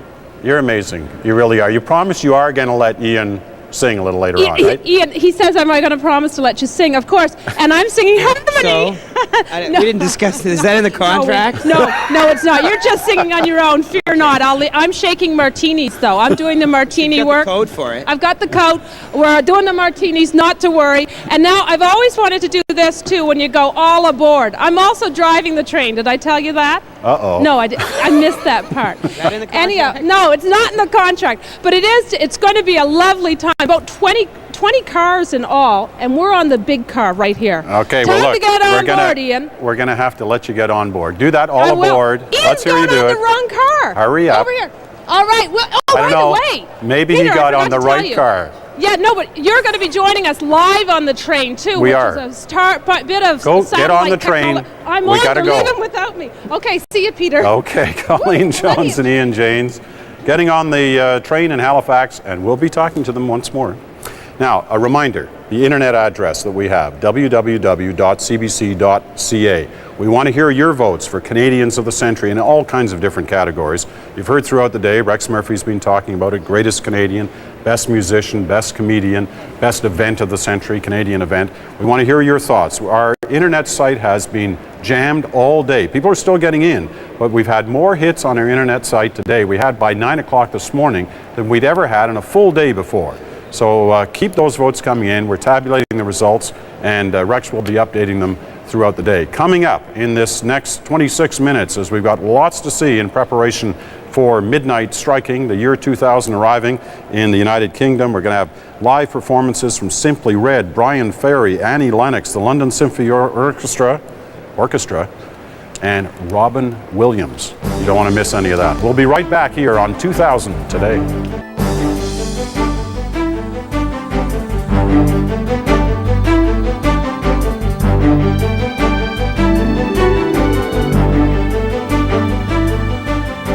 And welcome back to our Millennium coverage, live from the atrium here in the Broadcast Centre in Toronto.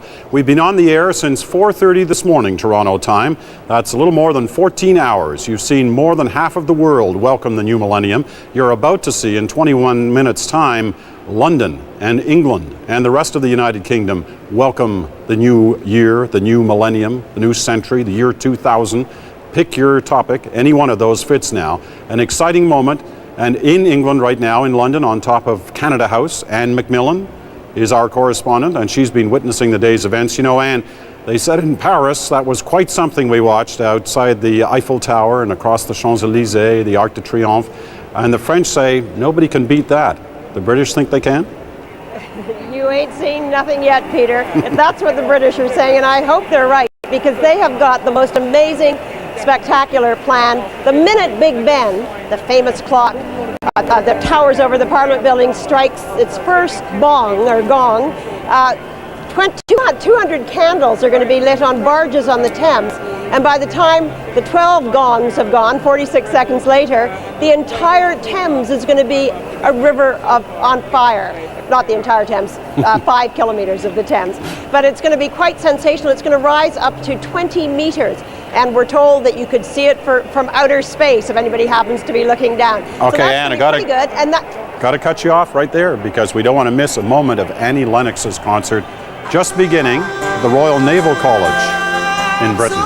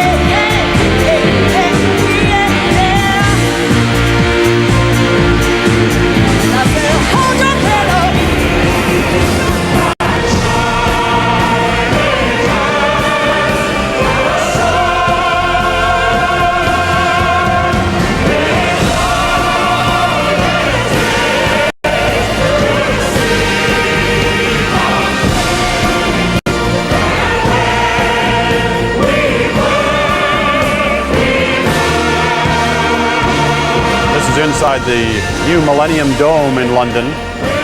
We switch from the Eurythmics concert to this.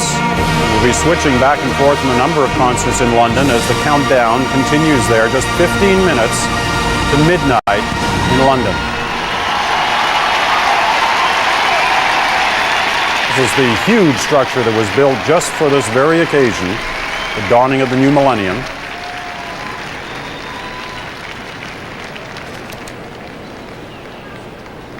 So the BBC flipping back and forth trying to get all the concerts. Annie Lennox and the Eurythmics were about 20 minutes outside of London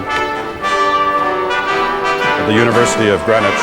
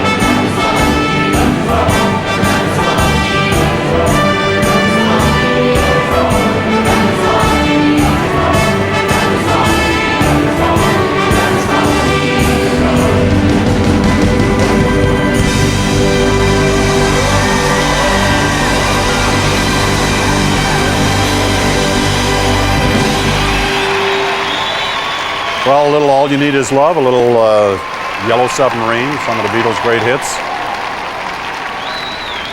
The Millennium Dome, the London Symphony Orchestra, and wish we could tell you who all the other singers were there, but unfortunately they were having a few mic problems. But hey, a concert like that, you need the world's greatest audio person.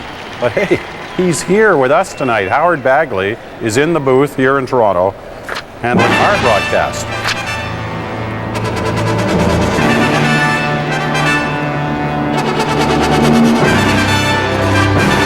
11 minutes away from midnight in London. The Queen in her place, Prime Minister Tony Blair.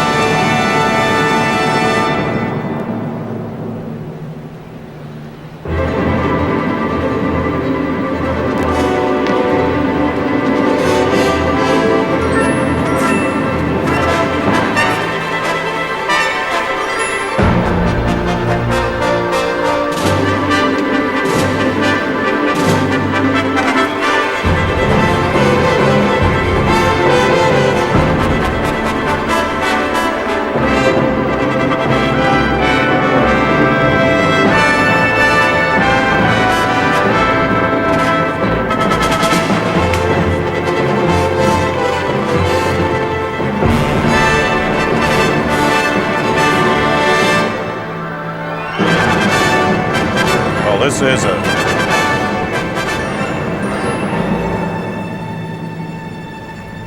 remarkable structure, this Millennium Dome. As the latest act to perform here with the London Symphony Orchestra, with the Queen and Prince Philip in attendance, Prime Minister Tony Blair taking part in the countdown, less than 10 minutes now.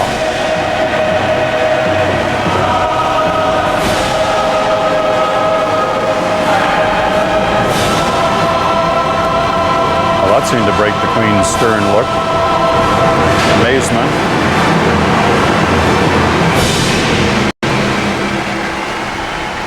Prime Minister Blair.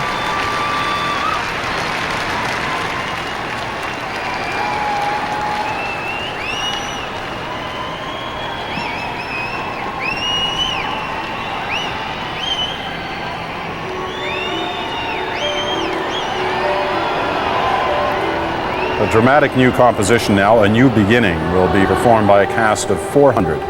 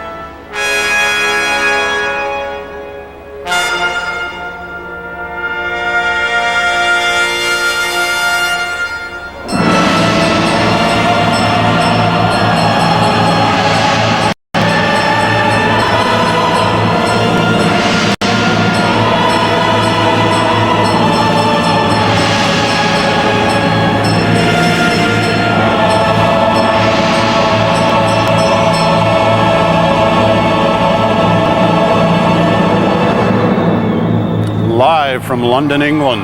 Less than a minute now until the year 2000 reaches the shores of Great Britain. And in the Millennium Dome, with the Queen and the Prime Minister and thousands of others in attendance, more than 1 million lining the Thames River, the final 30 seconds of the 1900s.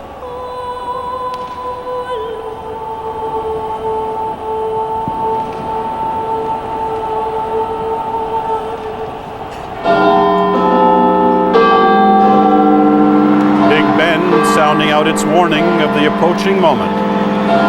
When the first major gong goes, it will strike 12 midnight. And a 4-mile stretch of the River Thames will erupt in a 200-foot high flame. Here it goes.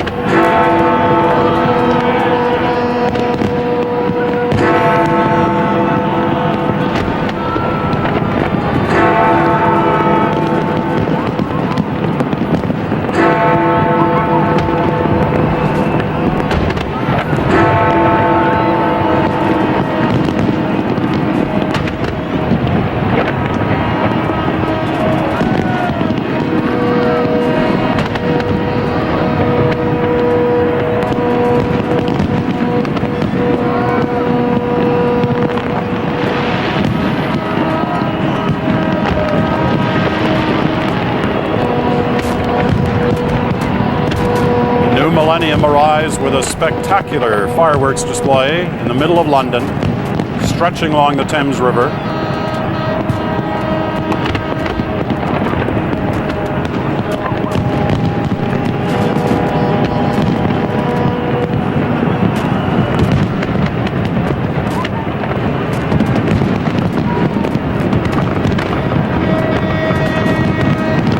Thames, of course, winds its way through the very centre of the heart of London. There's Westminster, the Houses of Parliament there down the lower left-hand corner of your screen. There's a shot from the other side of the Thames of the same building. Lasers and fireworks.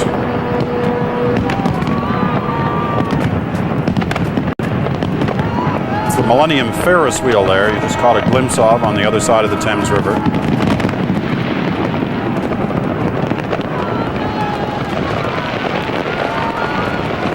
And the National Beacon in the middle of the Thames River.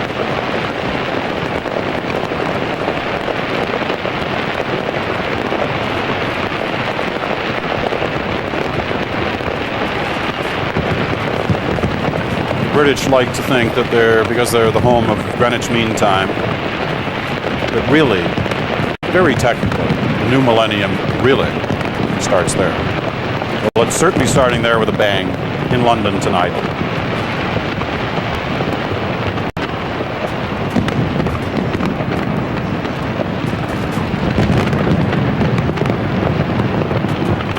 They're saying now that upwards of 2 million just along the Thames, lining the Thames on either side to watch this display. But it's the kind of view surely you can see anywhere in London, in downtown London anyway right now. A spectacular sight.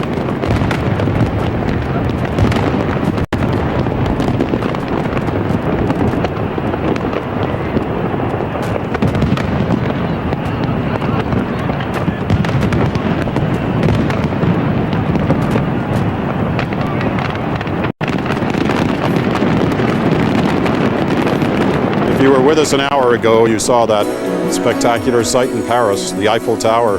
Which was better? Hard to judge. They're both pretty spectacular. Well, also in the same time zone, in Iceland. Look at this in Reykjavik. Not a bad show here, too.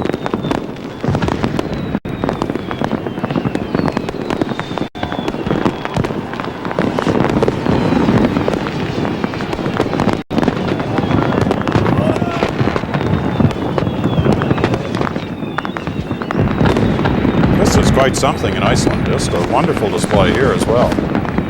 I mean, we've seen a lot of fireworks over the last 14 or 15 hours, and as we said when we were seeing Paris, sometimes you get sort of lulled into thinking they all look the same, and at times they do, but these have been spectacular through Europe, and now Britain and Iceland.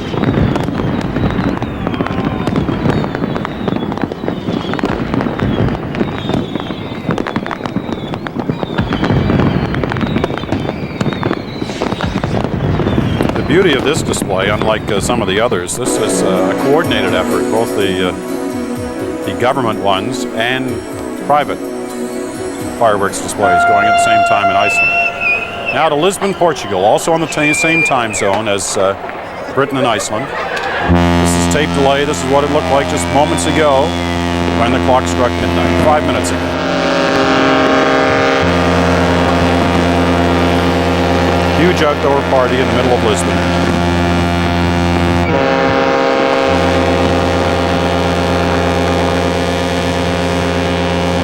You can hear all the ships in the harbor sounding their horns.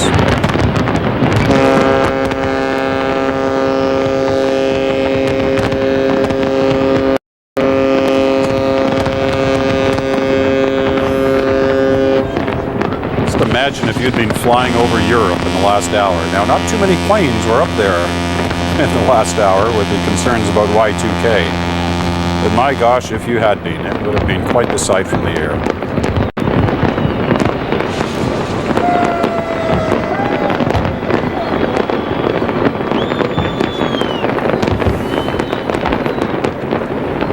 Much of the world now into the year 2000.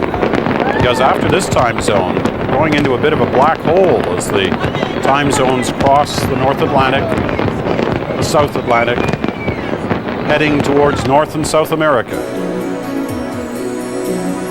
And, of course, to Canada. But let's go back from Lisbon, Portugal. We go back into the heart of London, where the fireworks continue. That wall of flame along the Thames River.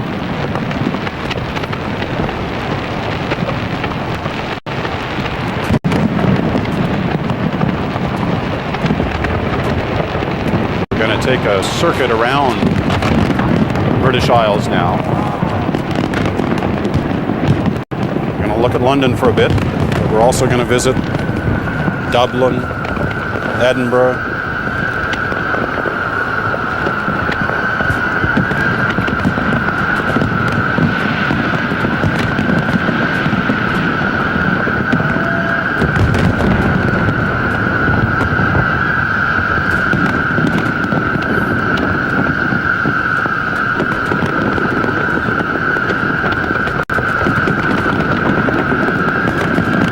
you almost shudder to make the comparison, but it's got to be nearly 60 years since the sky over London has looked like this. Of course, in a much more difficult and far from a ceremonial moment in the middle of the Blitz. But here they celebrate in big fashion.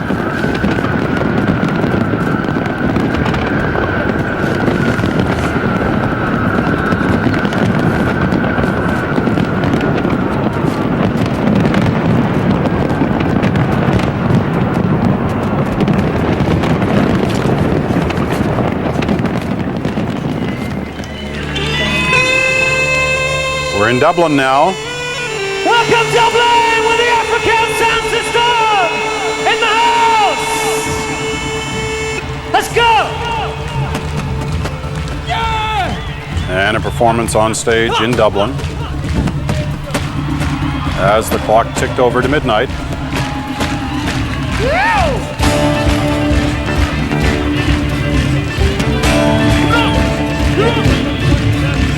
This is in Dublin's historic Merrion Square, a huge free concert.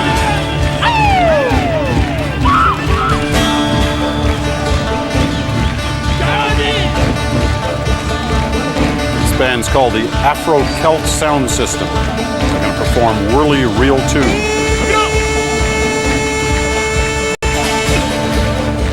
The story of the epic struggle between good and evil. Let's watch in Dublin, Ireland.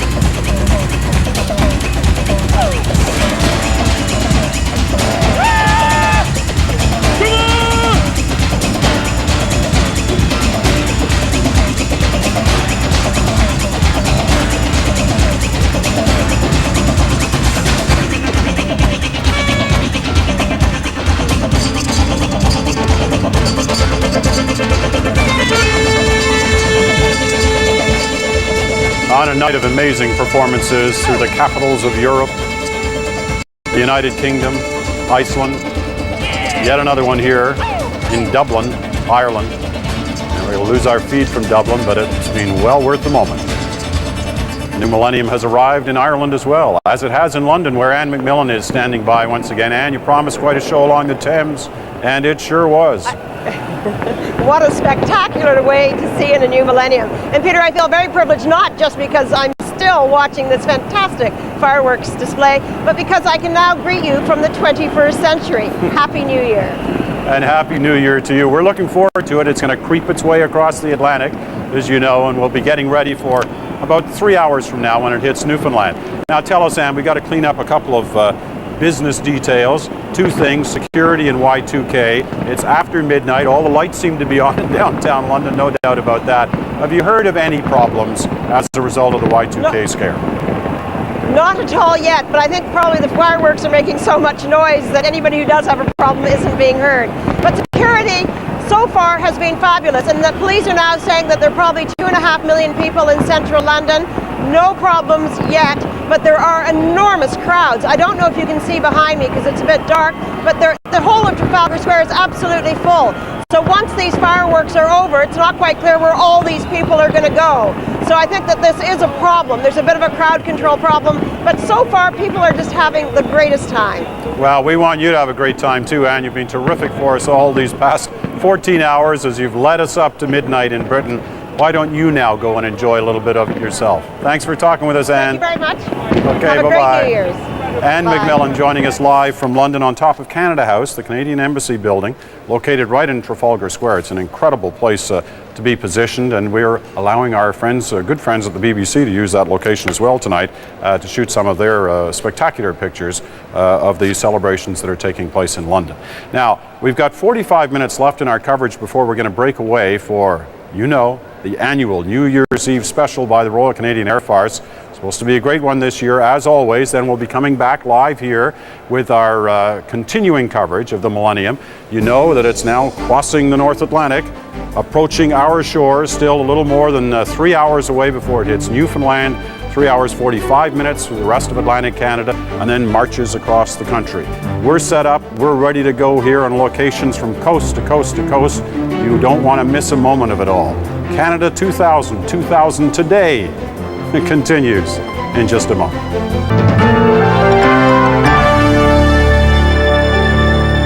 All right, we're going to take a break now for a moment and look at some of today's other top stories. 8 days of horror are over now for 155 hostages held for ransom on a hijacked jet in Afghanistan. In the end, the hijackers did get what they wanted, the release of 3 other Muslim militants. And the hostages got what they desperately wanted, their freedom. David Common reports from the final stop on a long and terrifying trip. This was the moment the hostages and the relatives were waiting for, the release of the passengers from the hijacked Indian Airlines jet. After 8 days of negotiations that seemed stalled, the breakthrough came this morning. India's foreign minister flew to Kandahar, bringing with him 3 Kashmiri militants whose release was demanded by the hijackers. Shortly after their arrival, the hijackers left the plane. Taliban soldiers hustled the hijackers out of the airport and ordered them out of the country. The 155 passengers were taken from the plane for a quick medical checkup before being flown to New Delhi, where they received an emotional welcome. We have lived through a living hell. We saw death at 8 times. We not only suffered misery, we suffered psychological warfare by the terrorists. Canadian diplomats met with Shirley Macklin, the only Canadian on board the hijacked jet. It's not clear where the hijackers will go now. Taliban officials are reported to be following the group to make sure they leave Afghanistan. That country borders on 5 others, including Pakistan and Iran. But the Red Cross is apparently offered to take the hijackers to the disputed Himalayan territory of Kashmir, if that's where they want to go. David Common, CBC News, New Delhi. A news bombshell from Boris Yeltsin today. He quit as president of Russia. The new man in charge is Prime Minister Vladimir Putin. Elizabeth Palmer reports. The president's New Year message was a shock. I am resigning, said Yeltsin, adding that a new millennium demanded new politicians. The president took an uncharacteristically humble tone. I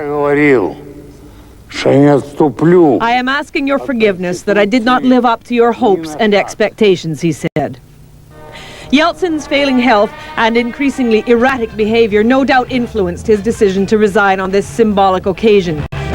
But most analysts believe the move was largely designed to give Prime Minister Vladimir Putin the edge as Yeltsin's successor. Putin is riding high in the polls after fronting the Kremlin's hard line on Russia's Chechen offensive. It's widely believed that Putin won Yeltsin's blessing as his successor by agreeing not to pursue a criminal investigation of Yeltsin and his inner circle in the future. On the street, the reaction of the Russian people was muted. He is a sick man, he said. He has to go. He gave us some freedom, says this woman, especially the freedom of speech. Now, who knows what things will be like? There was a time when millions of people thought of Yeltsin as a hero, but more recently most Russians think of him simply as a corrupt tyrant or even a buffoon. But no one can deny that his resignation on the eve of the new millennium ushers in a new political era for Russia. Elizabeth Palmer, CBC News, Moscow. In Ottawa, the Prime Minister paid tribute to Boris Yeltsin. Jean Chrétien said Yeltsin's determination and vision had transformed Russia and given it a place among democratic nations. Well, it's turning into a party around the world. Fireworks have now lit up the skies in many of the world's capitals to mark the beginning of the year 2000. Daryl McIntyre wraps up the celebrations so far. It was Christ's birth in this small town that started all the counting, and tonight, thousands in Bethlehem marked the millennium with the release of 2,000 doves and a song for peace. Peace has been a common theme as New Year's breaks around the world. In Africa, where Nelson Mandela revisited a prison cell that was his home for 17 years, and in the South Pacific, where the very first people saw in the new year. My dear child, take this torch of peace. One thing missing from the celebrations, any hint of the Y2K bug. In fact, if there was any concern about it or any other Y2K chaos, you'd never know it from the crowds that turned out in Europe. From Paris to Athens to Madrid. In London, they promised the world's biggest Millennium Bash. That may be so far, but then, in just a few hours, the new year will arrive in North America. Darrow McIntyre, CBC News, Toronto. It's been quite a day so far, partying across all of Asia, through the Middle East, and now through Europe. Now the time zones clicking across the North Atlantic.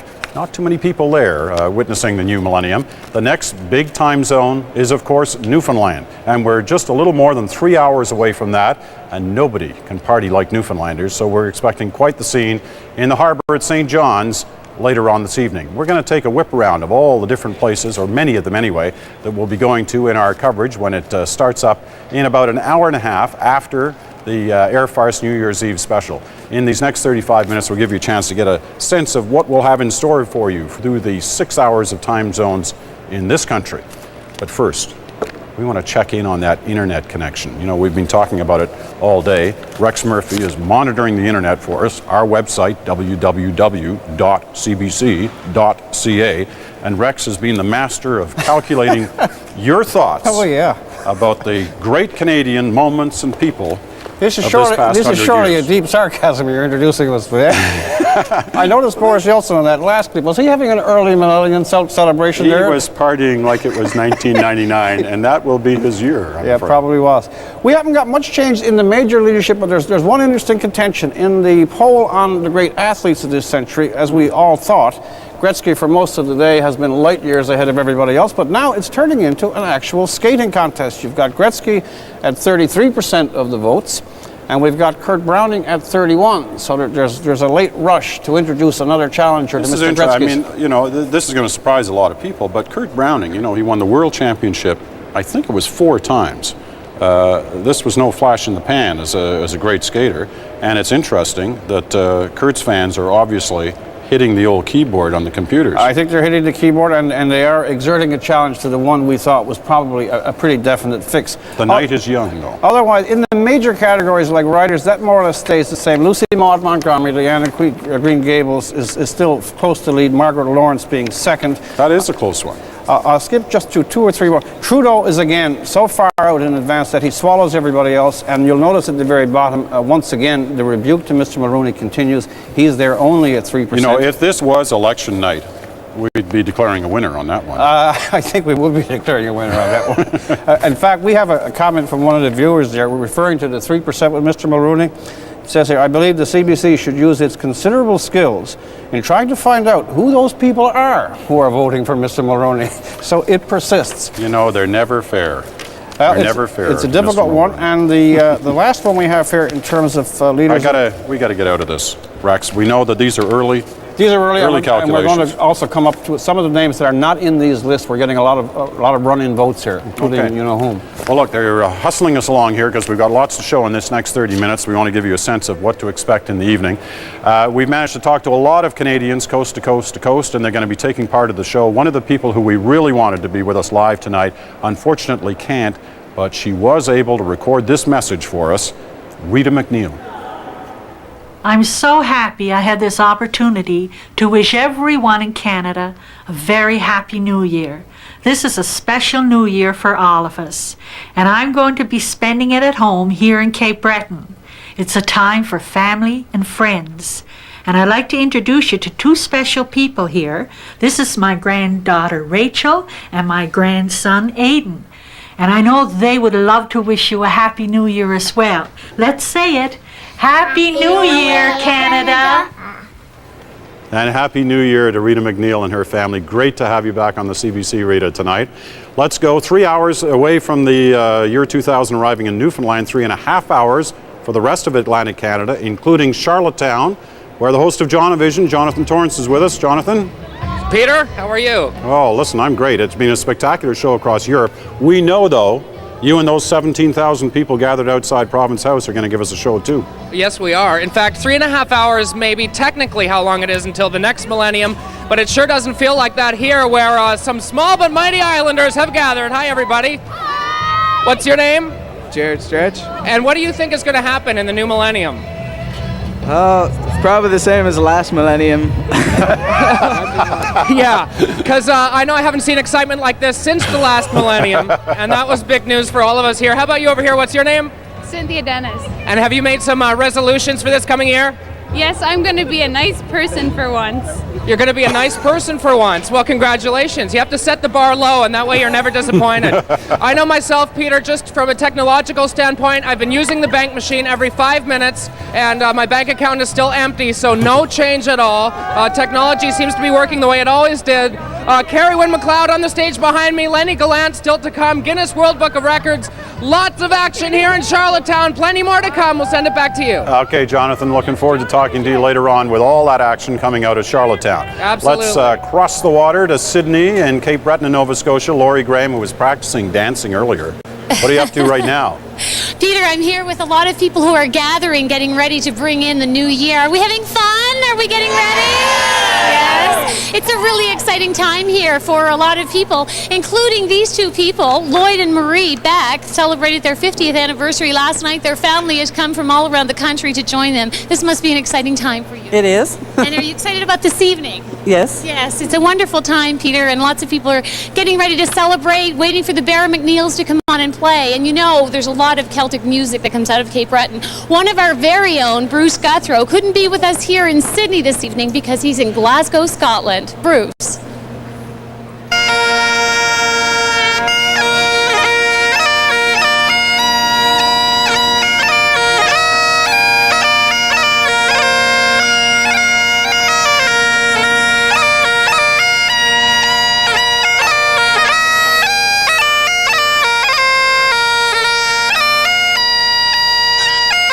Hello Canada, I'm Bruce Guthrow, and when I'm not in Canada working on my solo career, I'm fronting the band Runrig in Scotland. And I just happened to be here for their Hogmanay, which is what we call New Year's, and just wanted to say Happy New Year to you in this very special day. I'm thinking of you, and there's a few other people who would like to wish you a Happy New Year too, so come along. Come on. I'd like to wish Canada a Happy New Year, and I'd like you guys to join me. Would you mind doing that? Would you mind that? Let's hear a big rounding cheer when he's here. He's here. Happy New Year, Canada. Would you like to say Happy New Year to Canada?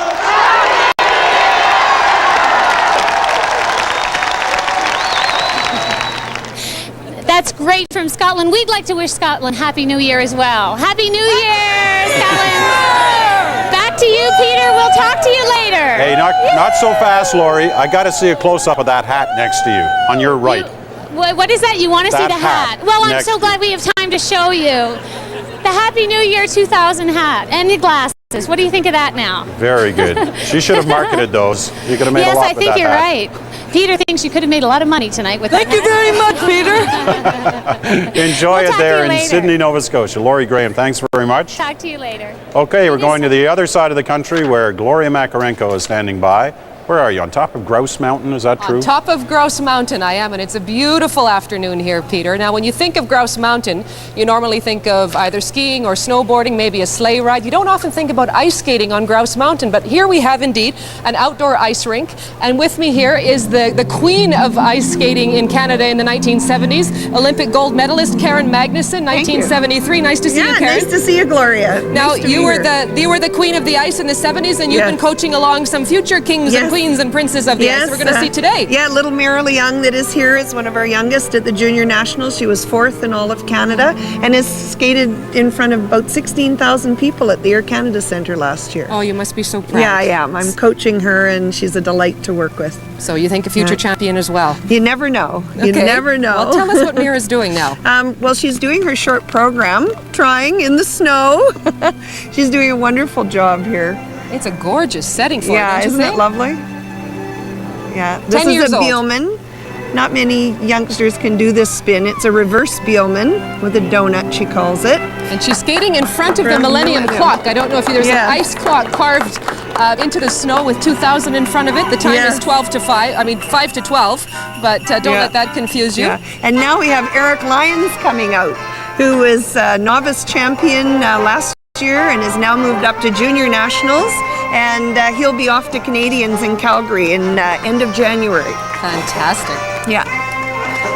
And he's a great young fellow from the North Shore. He's also a Bantam Repe hockey player and is just very good in both sports. That's a wonderful taste of some future talent for Canada to be watching in the future. Karen Magnuson, thank you so much and Happy New Year to you. Well, thank you and best of the millennium. Okay, and Peter, lots more from Grouse Mountain tonight. We've got a torchlight parade, we've got Aboriginal procession and much, much more.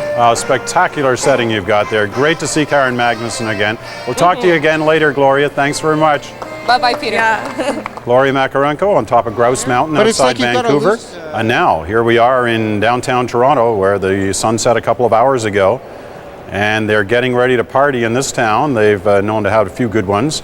And they'll especially be having one inside here, the Air Canada Centre, which is home tonight for the Tragically Hip concert.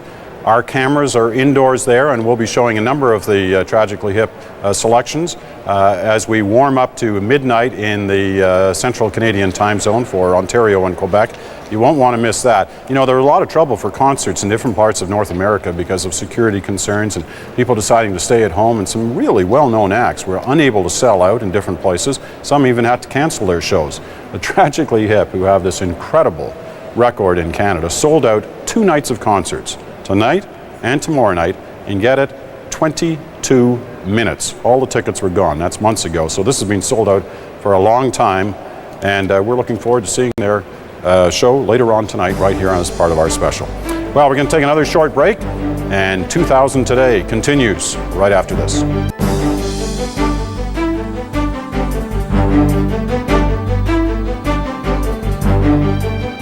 Girl power, one of the big moments of the past century. As we approach midnight, is coming up in less than 3 hours now in Newfoundland, and we'll be covering live the celebrations there. Now, a few moments ago, we told you that the Air Farce New Year's Eve special comes up It's 21 minutes away from now. And that has, of course, been a tradition at the CBC for years now on New Year's Eve.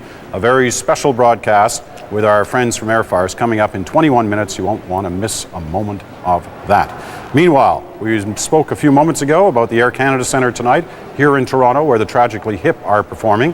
The CBC's Ralph Benbergy is outside the Air Canada Centre. Are they starting to arrive yet? Concert it doesn't start, what, for another hour or two?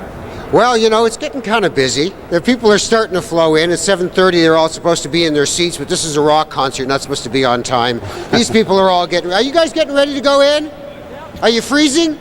Yeah, they're freezing. Everybody's freezing, but soon they'll be in there and they'll be boiling, and that's the way it is. We'll have the Sky Diggers, the Tragically Hip, the Mahones, all kinds of people are going to show up. It's like a marathon. We, of course, will have the Tragically Hip live at about 20 minutes to midnight, and then about 2 minutes after midnight, we'll put them back on again and have a little more rock and roll. All right, Ralph, thanks very much. Stay warm, eh? You're the first person to complain about the weather so far.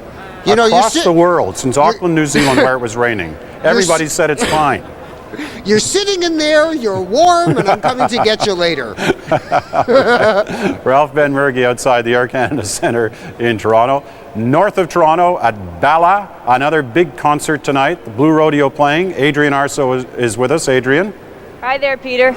Did you say Ralph was the first one to complain about the weather? Now, don't start. Can I be number two? A little cold up there, a little chilly? It's cold, but it's going to get very hot and very crazy here pretty soon, I figure. Now, this is the Key to Bala, as the sign says right behind you. This is a big hot spot in what they call cottage country north of Toronto, right? Absolutely. Well, we're in Muskoka, and you know, it's one of those perfect cottage country kind of nights. A little bit of wood smoke in the air, the lake's starting to freeze, that sort of thing. And this Key to Bala is an institution here. In the summertime, maybe 40, 50 years ago, people would start coming here, start listening to the bands. That, you know, they'd come by boat, and the reputation developed that this was a great place, you know, to have a good night out on a warm summer night and listen to bands. And, you know, Guy Lombardo used to come, the Dorsey brothers, Duke Ellington. So this reputation over the years has built, and Blue Rodeo has caught on to this, and they love playing here. They've been here for years. Guy Lombardo to Blue Rodeo. That's quite a performance. I know, it's a bit of a stretch, grouping. I know. It's a couple generations down the road, but Now, this... How many people can get in there? Is this a big concert? Well, they tell us they can squeeze about 1,000 people in there, but, you know, given it's the winter, you got some big coats happening. I figure we're probably going to be looking at maybe 600 to 800 people. We've got a couple of bands lined up before Blue Rodeo.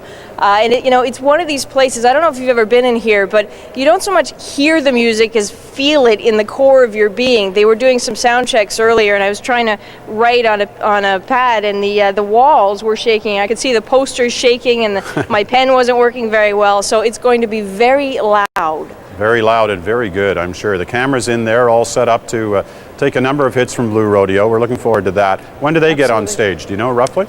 Well, it's funny. Jim Cuddy is actually playing in Barrie, playing a solo act first. Then he's going to drive up here, and the plan is that they'll be on they'll be hitting, you know, the guitars and stuff at about 11:30. That's what we're aiming for, and they're going to play right through until they decide they've had enough.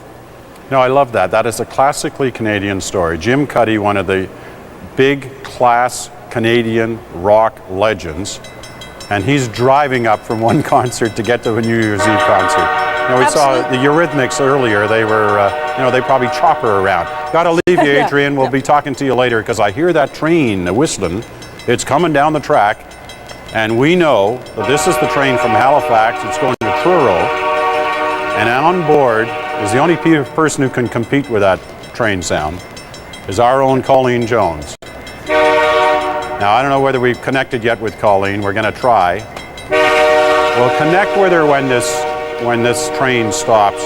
It's going to make a special stop for us so we can talk to... She told us she may be driving the train, but that didn't look like her up there. And that's probably a good thing for the other passengers on the Halifax to Truro train ride. Great idea. Colleen was on there with Ian James. Let's see whether we see any familiar waves from the window here. She's on there somewhere, and we'll be talking to her in a few moments.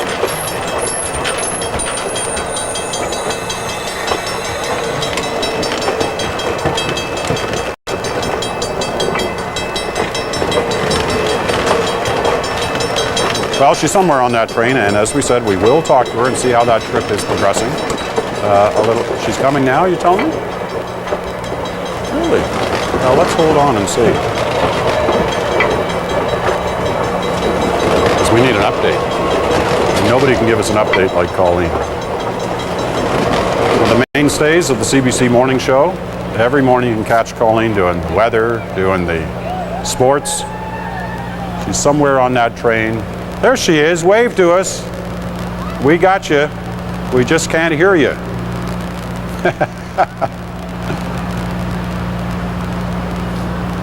We're trying to read lips here, Colleen. It sounds like you're saying you're having a great time. Yes.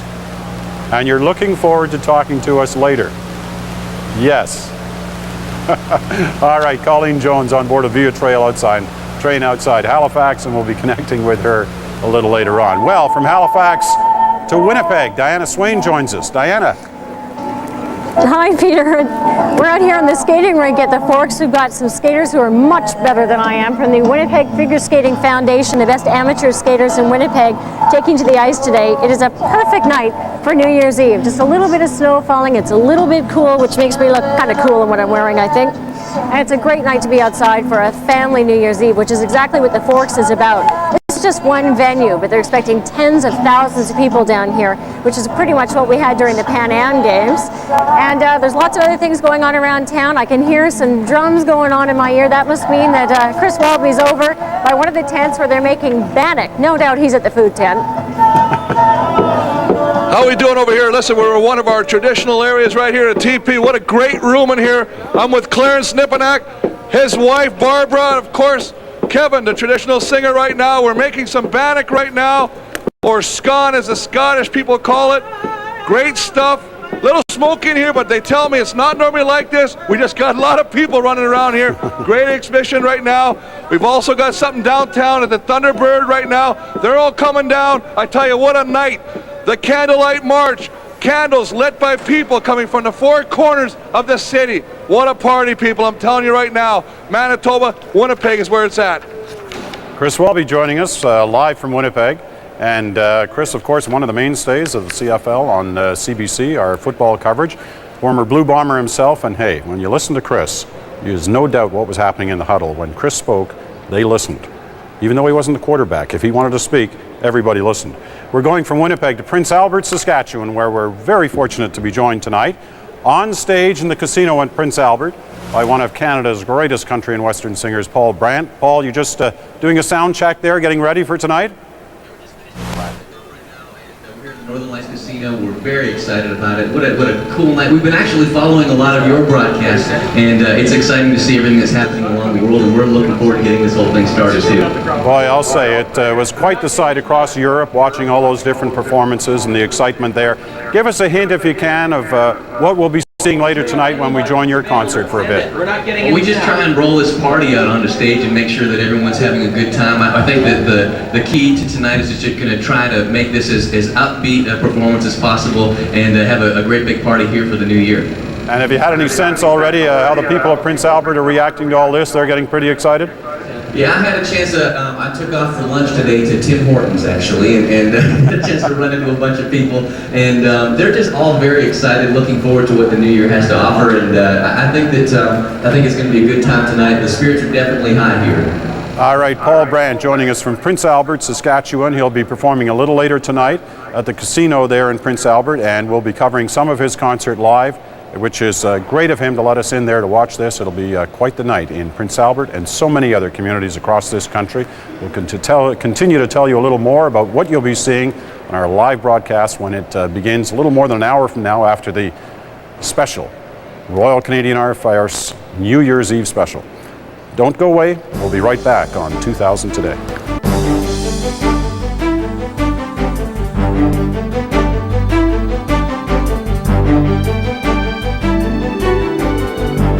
Some great choices from Canada's youth about the Canadian event of the past century. You can register your choice on our internet website at www.cbc.ca. 8 minutes away from the Royal Canadian Air Force's New Year's Eve special. You won't want to miss a minute of it. But before we go to that, we're going to Banff, Alberta, where Paul Hunter is standing by. on the streets of Banff, and Paul, they tell me they're about to begin the Wapiti Walk. What's that? The Wapiti Walk, indeed. The Wapiti is an Aboriginal term for elk, and in Banff there are plenty and plenty of elk. I'm surrounded by elk now, tiny little elk, two-legged elk. The elk are everywhere in Banff, and I know you'll be excited by this, Peter. We have the spiritual leader of the elk who's going to lead the Wapiti Walk, none other than Elk Guy. Elk Guy, how's it going, and what's going on tonight? Well, tonight is the night, Paul, of the Wapiti Walk, December 31st. You can see everyone here. We're all going to be loud and proud. Noisy elk. And make our way up to the band center. We've had people working hard for weeks on making large puppets and hats and whatnot to celebrate our hooved and antlered friends, the elk and other animals in the park. Interesting neckwear. What's the deal on the collar? Well, this year, different from last, I got radio collared, as happens to many elk in town. Now the park can monitor my movements, but it's for my own benefit. Although I'm still quick, they might not catch me yet, and I might not be relocated. Elk Guy, may I call you Elk Guy? You may call me Elk Guy. Thanks very much, Elk Guy. And Peter, it doesn't end there. We have the ever fashion conscious Millennium Man has come to Banff to bring in the new millennium. May I call you, is it Mr. Man or Millennium Man? Millennium Man. Millennium Man? Millennium Man. What are you doing for the next 6 hours, and then what happens at midnight? Well, I'm going up with the Wapiti Walkers up to Banff first night at the Banff Center. Up there, we're going to take our magical lanterns that you've seen. We're taking them up there to help bring in the millennium in Banff, like people all over the world are doing with the symbols of light and fire. We have a bonfire, we have a laser show, and we want our lanterns to be a shining symbol of the Millennium Man. Thanks, Millennium Man. And his once in a millennium costume, I might add, Peter. That is a tough question, you know, Paul, trying to decide whether, do you call him Millennium or do you call him Mr. Man, you know? I've been wondering about this all night, so I think we're comfy with Millennium Man. So they're ready in Banff, they're getting anxious and excited. What else is going to happen there tonight? Well, there's also a big party at the Banff Springs, you know, a fabulous hotel, like one of you know, the 20th century castle. There's themed rooms. We'll hope to show you pictures of that later on tonight, throughout the sort of 20th century, different theme of each decade in each room.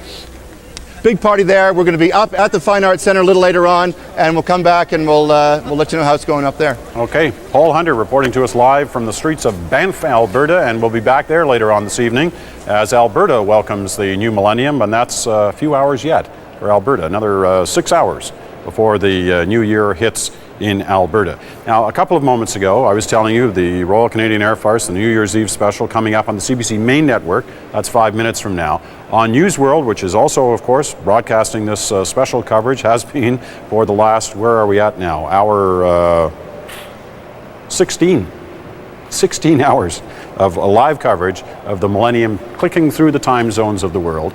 On News World, a special 1 hour broadcast including highlights of these past 16 hours. And then rejoining us after the Air Force special in 1 hour's time at 9 o'clock here in Eastern Canada for the continuation of our live coverage through the evening, through all the time zones of Canada, right through to Hawaii and beyond. If there's a place in the world that will be celebrating the year 2000 tonight, you're going to see it right here live on the CBC. Now, we're hoping for some pictures from Edmonton of an event that took place there a little earlier this evening. Do we have those pictures? We do have those pictures. Well, let's look at them now. We don't have them. We do have them. Let's make a decision. Here they are. This is called the World Beat Powwow. For 12 hours today, starting at noon, the First Nations peoples are hosting a multilingual, intercultural powwow in Edmonton City Hall. These are scenes of the Grand Entry, which is a ceremonial procession of elders and dancers in full regalia, drummed in with an honor song. They bring with them banners, ceremonial objects, and artifacts representing the different tribes and nationalities. The first-time event is significant in that it also includes the elders and dancers from a number of other cultures braided into the traditional powwow structure. Just a few of the cultures participating here include the Filipino, Chinese, East Indian, Nepalese, African, Celtic, Hungarian, and First Nations represented by Métis, Cree, Blackfoot, Blood, and Siksika.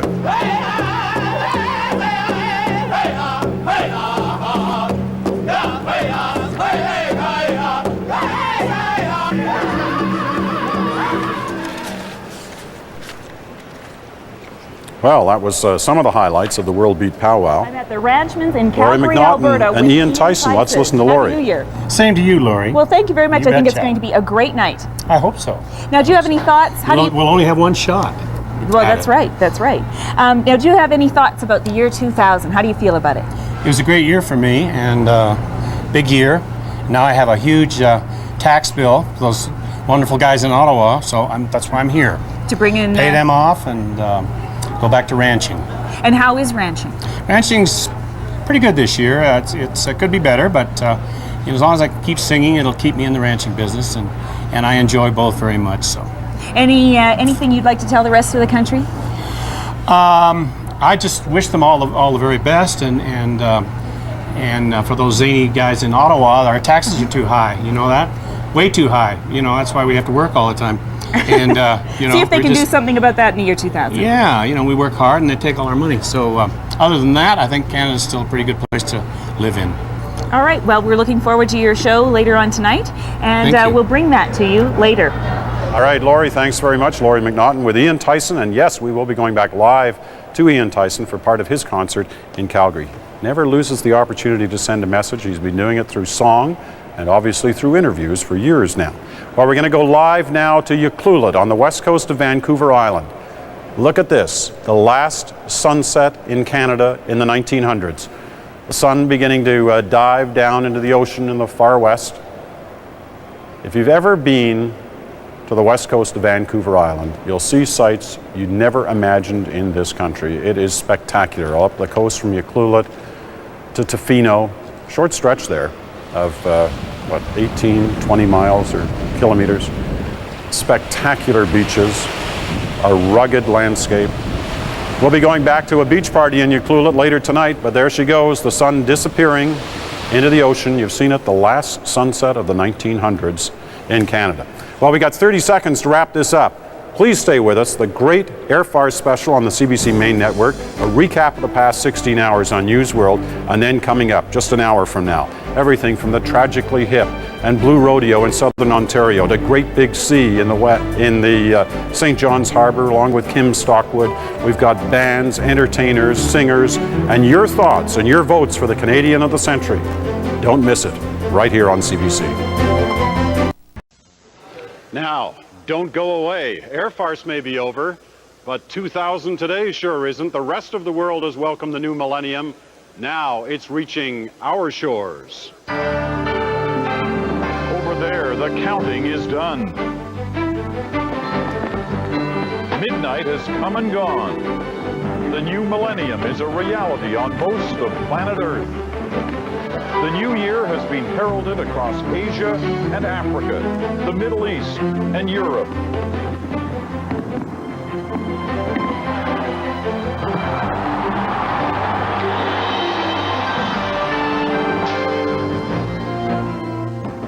And now, Canada's countdown.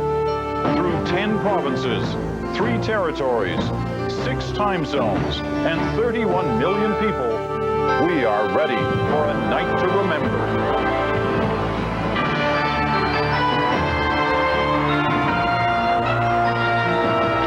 This is 2000 today. From the Canadian Broadcasting Centre, here is Peter Mansbridge. And good evening. What a day it's been. What a night it's about to be. Happy New Year's Eve, everyone. To those of you who've been with us throughout this day of ongoing New Year's Eve world coverage, welcome back. To those of you just joining our broadcast, thank you for including us in your celebrations tonight. For the next 6 hours or so, we'll take you across this country to first night ceremonies in all 6 of our time zones. We'll feature concert performances by some of Canada's biggest stars. We'll also look southward and drop into the huge ongoing New Year's Eve party that's unfolding in locations stretching from Times Square in New York City to Rio, to Mexico City, to Las Vegas and beyond. And we'll keep an eye on our own get-together, which will be taking shape here in the atrium of the Broadcast Centre over the next hour or two. To help with party duties tonight are 3 of Canada's most loved comedians, who many of you just watched on their own New Year's Eve special, Year of the Farce, Don Ferguson, Lou Bagoy, and Roger Abbott. Hey, it's great for you to be here. Well, we wouldn't have missed it. I've been actually, I set my alarm for midnight Kiribati time, so since 4:30 this morning. Seriously, Come on. I've Really? been You've watching. been watching I've been it all? watching. It's great. It's actually a tremendous broadcast. It is. It's amazing. to It watch. is. It's I've been amazing. crying all day. Honestly, when those kids were singing "Oh Danny Boy" in Ireland, it's just the whole It'll be thing has even been worse so when great. Ukrainian New Year's comes in 2 weeks. Then she'll be really it's a upset. 2-week party, right through to Ukrainian New Year's. Now, listen, I would have thought after you guys worked so hard through this day and getting ready and that wonderful special, which, you know, I caught a glimpse of it while I was changing. We had fabulous guests. A guy who looked very much like you. But I never would have thought you'd had time to come and do this as well. Well, actually, the opportunity to be here is wonderful. It answers the age-old question about what are you going to do on New Year's Eve? What's your gig? This is, entertainers always get asked. Well, this is it. And if it's work, I think it's perfect. Oh, it sure is. Absolutely. Think of it, Peter. We get to party on the job. We get to drink champagne, stuff ourselves silly on shrimp and canapes. It's just like being a member of our Senate. Luva, I got to ask you about that wonderful dress. You look great.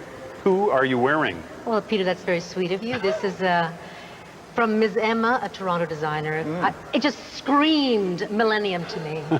Listen, I'm glad you're all here.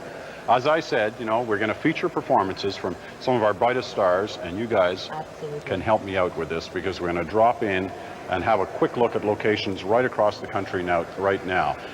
In less than 90 minutes from now, the Millennium will be arriving on the shores of our wonderful province of Newfoundland, and in St. John's. This is it right here. They're getting ready. There's going to be a wonderful concert performance, which sounds like it's already starting out there in St. John's, featuring Great Big Sea and Kim Stockwood. They'll be helping us ring it in St. John's. And something else you won't want to miss live and in person, I think for the first time ever, a Tragically Hip concert. That's going to be from Toronto's Air Canada Centre. First time on TV. And then we'll be heading... That's the Air Canada Centre in There we Toronto. go. So Ralph's around there somewhere, right? Yeah, That was Ralph his Ben white Murgy's going to limo. be helping us out on that coverage. That was Ben Murgy's white limo. We just saw. He still has that limo. Eh? That was part of the deal from that original show. Yeah, okay. And then what about Manitoba? We're going to go to Winnipeg as they dance into the new year. And there we go now. And the Watchmen will be performing in Winnipeg tonight. Fabulous group, the Watchmen. They'll be performing at the Convention Centre in Winnipeg, and we'll be going live to Winnipeg a number of times. Here's Calgary, Luva. Oh, and in Calgary, the spotlight will shine on my favorite country cowboy, Ian Tyson.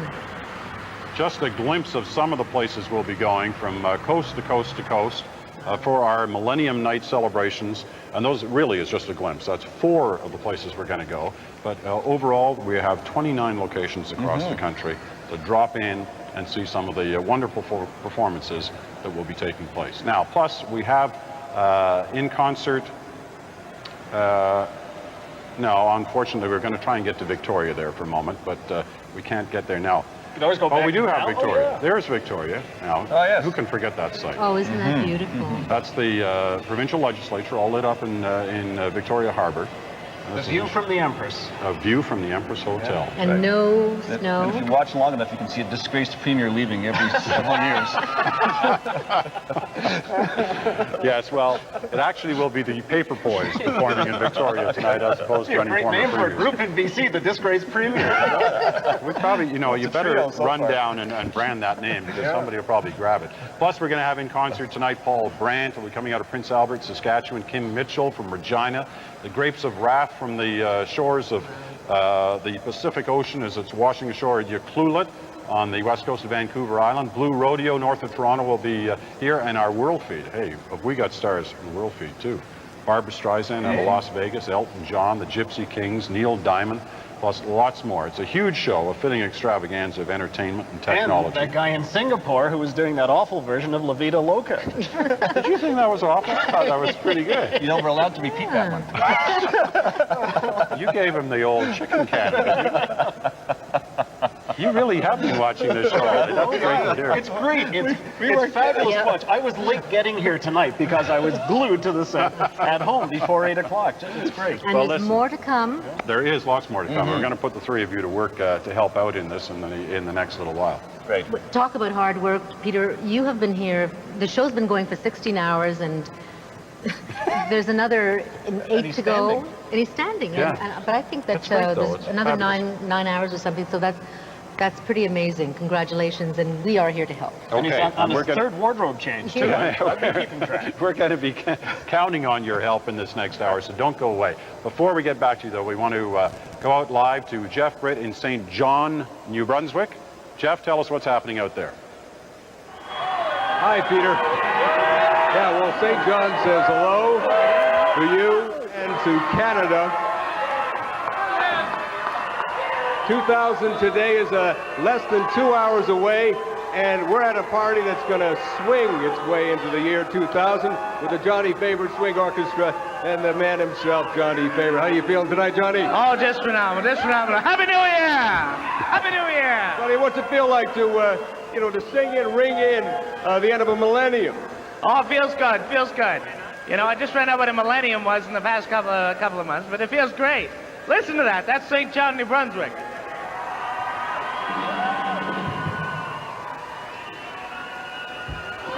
Now we're looking at pictures right now of what St. Johners did earlier today. We're the first incorporated city in this country, so we had to be first to celebrate the year 2000. They closed down traffic to the Harbor Bridge, and they allowed people to walk out onto the bridge, and boy, did they walk out. There were people from the west side meeting east siders, the north enders meeting south enders. It was terrific. It gave families a chance to bring their kids out to celebrate the new year. And it was look it. You don't have to tell me as a St. Johner that we know how to party. Come on, Johnny. You got a big night ahead of you. What are you going to play for us as we lead up to the big countdown? Oh, you know, music, but if you're looking for a name of the song, how about Inagata de Vida, baby? Take it away, Johnny.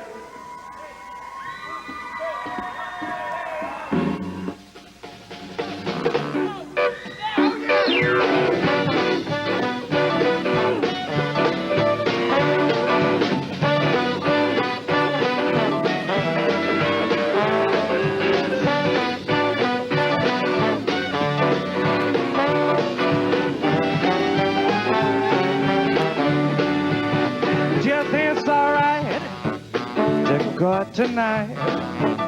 If you say no, then I won't go. I put a ring on your finger, you put your name on the phone, put a candle on the table, tonight we'll stay home.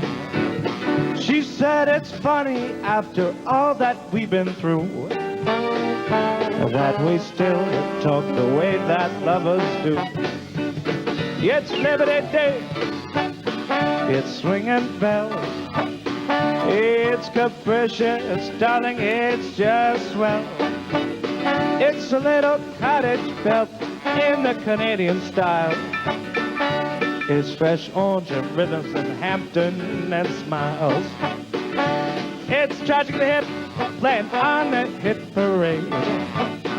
It's you and me and we got it made. She said it's funny after all that we've been through, that we still talk the way that our lovers do.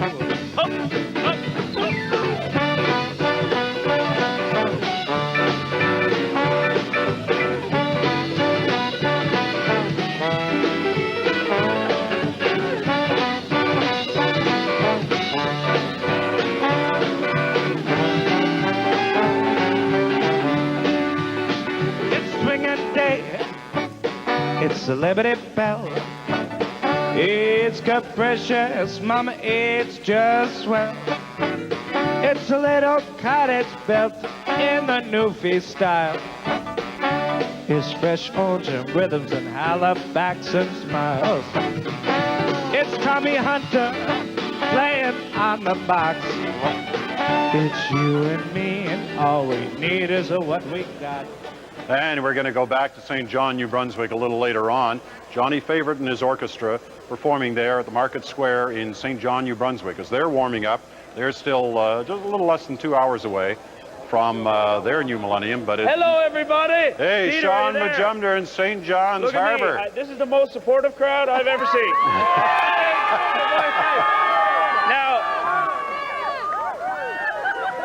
Now, Peter, I really can't hear you very well. But if you can hear me, I just want you to know that this is one of the most spectacular places on the planet to be right at this very moment. I don't think you understand the excitement that's going on down there. It's pretty crazy. Everybody is a little bit nuts in St. John's, Newfoundland, and we're having an awesome, awesome time. Now, and the thing is, it doesn't surprise me at all. Now, there have been a couple of surprises. Did you guys expect the whole, world to be collapsed at this point because of the Y2K bug? Nothing at all!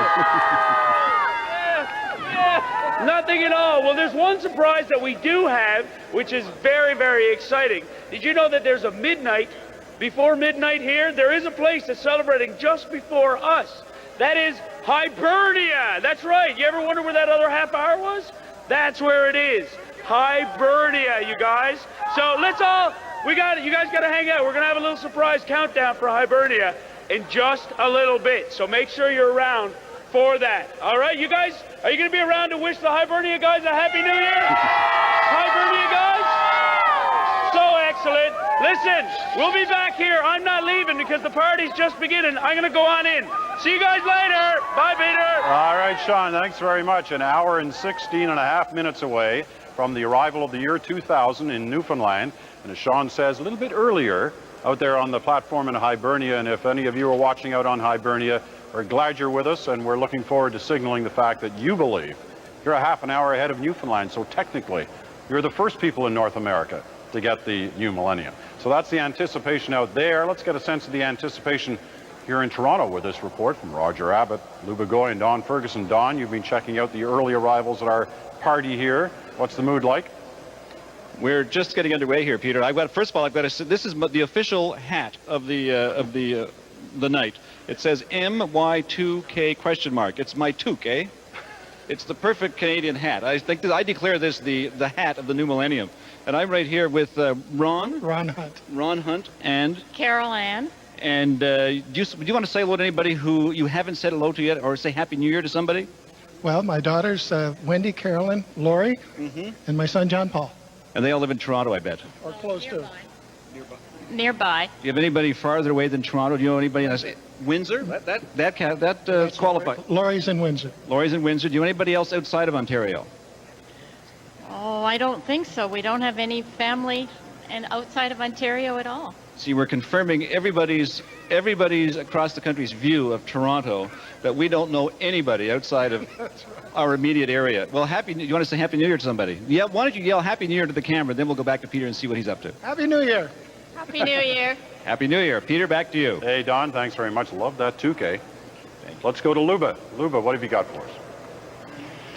Well, Peter, we're here. We're just having a great time, but we're very concerned about you because you're going to be on the air till 6 o'clock this morning. And so we've got this Peter Mansbridge survival kit, the Y2K survival kit, filled with all kinds of goodies here. Depends. We've got pretzels. I hope you like gravy because there's some gravy down there.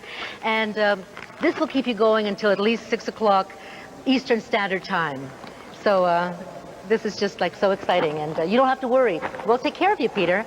Okay, and over to you. All right, Luke, it sounds like a normal day at the CBC cafeteria. Let's go to Roger. What have you got, Roger?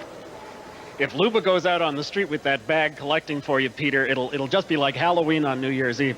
I've been going around trying to get an idea of what people's resolutions, New Year's Eve resolutions, we need new millennium resolutions. So my first resolution is I'm not going to use the M word, millennium, after midnight tonight, Eastern Standard Time, at least for another 1,000 years. And then I spoke to some of the crew here, and not to put people down, but some of the resolutions are either too boring for primetime television or not ready for television until the kids have gone to bed. But I did find a man whose resolution is actually to start smoking and put on weight in the new year, but I didn't really believe that. So Rex Murphy's over here. I bet he's got an interesting resolution, so I'll check him out shortly. Back to you, Peter. All right.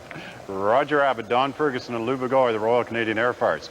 2000 today is going to be back as we count down to midnight, an hour and 13 minutes away from midnight in Newfoundland.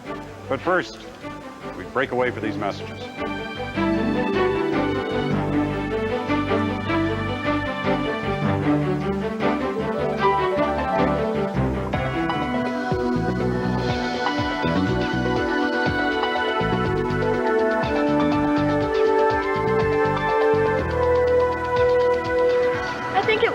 Pierre Burton because he has written with such passion about Canadian history, especially social history, and that's what I have an interest in. And I think through that he's developed in me a sense of pride in my country. As I'm doing my master's here at UPEI, and it involves genetics, I believe that David Suzuki has influenced me the most. He has done outstanding things to educate the public, both in Canadian research and the environmental issues that are so important in today's world.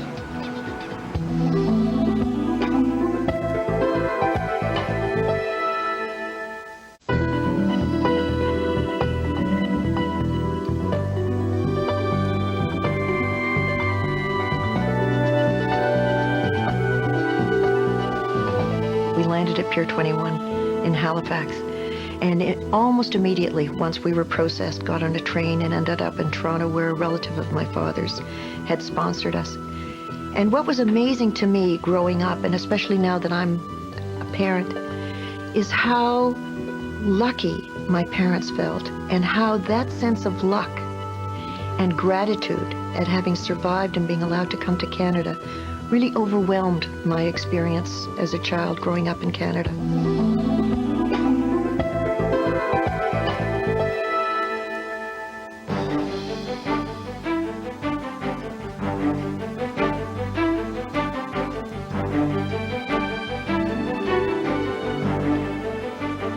And welcome back. We'll be going live to Charlottetown and Prince Edward Island in a few moments, where Jonathan Torrens is standing by. But first, let's check in once again with our Royal Canadian Air Force party reports. The party is about to begin another hour or so here, but a number of people have been arriving early. And let's go first to Roger Abbott to see what he's learning. Roger. Peter, I'm having the toughest time getting resolutions out of these people here who claim they're here to party, but they're not making resolutions. And this is breaking my heart, because this is the fulfillment of a lifetime fantasy for me, to be on the air with a mic reporting to Peter Mansbridge. But unfortunately, I have very little to report. I feel like Ted Baxter on a bad night at Mary Tyler Moore. The only resolution I've been able to, I got somebody getting out of a cab out front. It turns out they were a CBC employee, and their only resolution was to get a cab receipt so they could be reimbursed for being here tonight. Peter, I am not giving up. I am going to stay at this, but meanwhile, the shrimp are getting warm and I need to have a snack. So back to you, Peter. Listen, you did bring me news there. I didn't know we reimburse people for cabs. That is news. Let's go to Don Ferguson. Don. All right, Peter, I'm here with a couple of people. I'm here with Karen. Yes, that's right. And Graham. And now, do you guys have New Year's resolutions? Do you have one you're going to make? Now, this counts because you're going to tell all of Canada. But this is difficult because I'm such a cautious Aquarian. I'm afraid to make resolutions because if I do and break them, I hate myself. Well, maybe you should resolve not to make one. That's a good one. I'll resolve not to make a resolution this year. Alrighty. And what about you, Graham? I think I'm going to try and resolve to see my family more in the year 2000, because I don't see them enough. Where's your family? All over. New York, Kingston, Ottawa. Do you want to say Happy New Year to them now? Yeah. Happy New Year. Hope you're all watching. Great. Now, we've got some other people here. We've got some little people. Come in. Some of our viewer. Peter, these people are going to be watching you when they're allowed to stay up till 10 o'clock. What's your name? Julian. Julian. And what's your... is this your brother you're with here? Yeah. Alrighty. Now, you've got a resolution for New Year's? Yeah. I want to be nicer to my brother Elliot every day. And what about him? Go on TV every day. You want to go on TV every day? Do you want to be nicer to your brother? You can say yes. Yes. That's the only way it counts. Alrighty. Well, thank you, guys. May all your resolutions not be too much trouble to keep. And have a Happy New Year. Do you want to say Happy New Year to anybody? Happy New Year. How about you? No, it's too early. Peter, back to you. Happy New Year, Hamilton. Peter, back to you. All right. These people are learning why it's not always good to arrive at a party early, because they suddenly get a live camera and microphone thrust in their face. But it's great to hear their thoughts. Luba Goy from the Air Force is with us as well. Luba? Now, Peter, a buzz has just rippled through the atrium. Apparently, we have found out that Barbara Streisand, St. Barbara to some of us, is going to be singing The Way We Were later on in the program. Confirm or deny? Well, it's true. She will. Live Confirm from or Las deny, Vegas. Peter? I'm confirming. Yes, it's true. Confirm. Yes. Confirming. Great. Well, in that case, I hate to part with it, but you're going to get my very own Barbara Streisand, the Broadway album, for your survival kit later. So here it is. I'm giving it up to you. Lubagoy, thank you very much. That's a survival kit we're going to need as we work our way through the evening tonight as the time zones of Canada, all 6 of them, begin to welcome the New Year's and the year 2000, an hour and 6 minutes away in Newfoundland, an hour and 36 minutes away now in the rest of Atlantic Canada, including Charlottetown, where Jonathan Torrance has been standing by all day, ready to bring the excitement of PEI to the rest of the nation. Jonathan. Peter, you've changed. I don't know you anymore, man. Welcome back to Charlottetown, PEI. Not just potatoes and Anne of Green Gables anymore. There is new danger in Charlottetown, Prince Edward Island tonight, and that is that this island might sink from all the excitement. I am so excited here, Peter. I can't feel my legs. But that might be because people are stepping on them. All kinds of excitement, building a fantastic band. Big Tilda just left the stage. Now a Cadillac is on the stage. Let's take a look.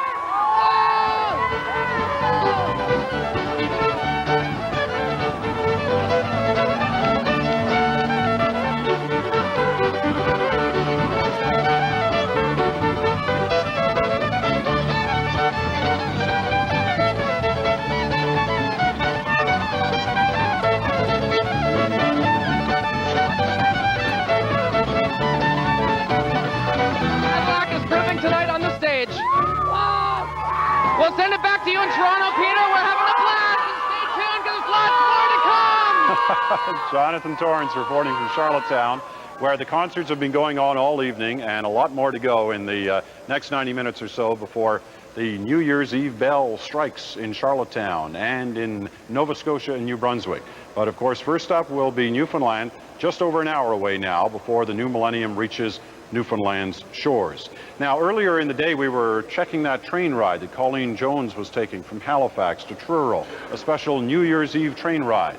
We're going to check in on Colleen right now. Vodka and orange. We are on board the Millennium train and having a good time, I must say. This is the park car. I'm doing double duty as the bartender. Trust me, that's going to be good. Don't forget to tip well. Ian James is we're going to hear from his wonderful CD, Occasional Crush. He is an up-and-coming star, nominated for 3 different things in the East Coast Music Awards coming up. And you're playing from this Candy Jar. Take it away, Ian.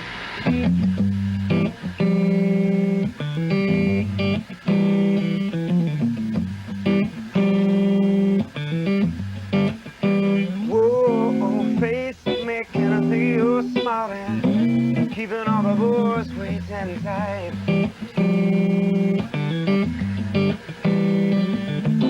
Flirt that girl and catch me surely, leaving all my senses very kind.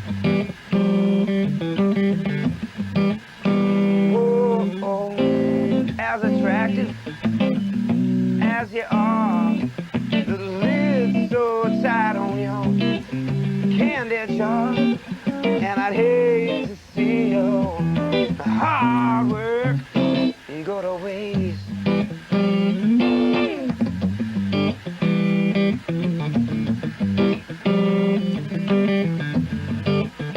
Oh, I'll admit you're pretty good, so a student, you're damn good at what you do.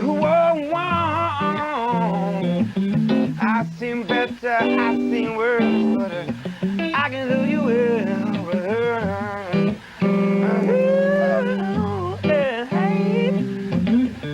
But why you still got that man? You're never gonna have to practice your plan, and I'd hate to see your hard work go to waste.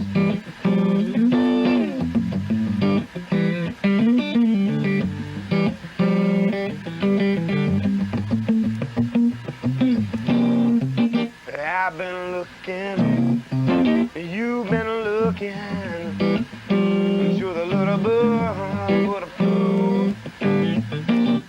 So they want it, step right up and like the father said, get on up, yeah, yeah, yeah.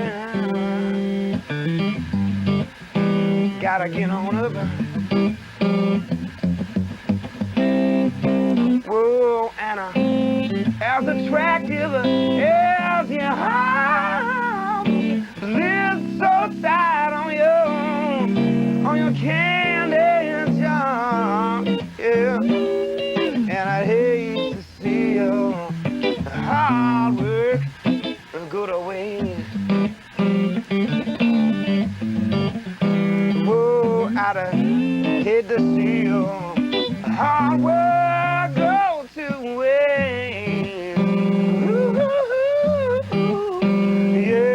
I'd hate to see your hard work go to waste.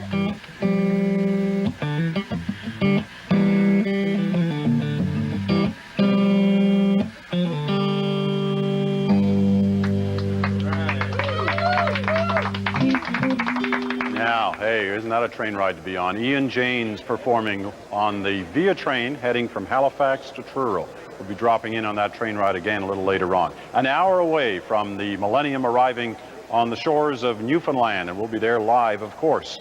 But also watching very closely what's happening in Newfoundland are a group of Newfoundlanders who are in Fort McMurray, Alberta. Kathleen Petty's with them. Kathleen.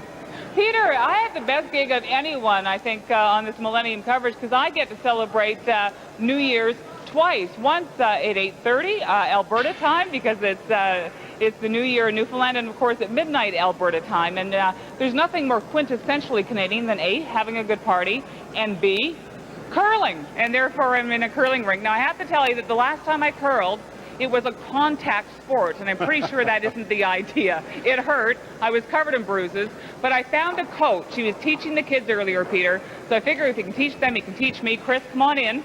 And Chris is going to allow me to get through this with some elegance. So I'm going to come back, and here's my rock. Okay, you just walk me through it. I'll try to. Let me hold on. Sure. All right, just squat down. Hold on to the rock. You move the rock ahead slowly. Move your other foot up with it. Slide back with the rock, and just kick off. Kick off. Get the rock. There you go. Had to follow you there. And there you go, Peter. Still a contact sport, but we're going to be partying all night long. We're going to be here for the big festivity at 8:30 local time, of course, midnight in Newfoundland, and we look forward to seeing you back here then. Okay, we're looking forward to it. 2 pieces of advice. Next time, let the rock go. And you're supposed to say, hurry hard when you let it go. Okay, After that, it's easy. Okay. We'll talk to you later. Kathleen Petty in Fort McMurray, Alberta, where a lot of Newfoundlanders there in Fort McMurray. Looking forward to the arrival of the year 2000 in Newfoundland, less than an hour away from now. 2000 Today continues right here on the CBC when we come back.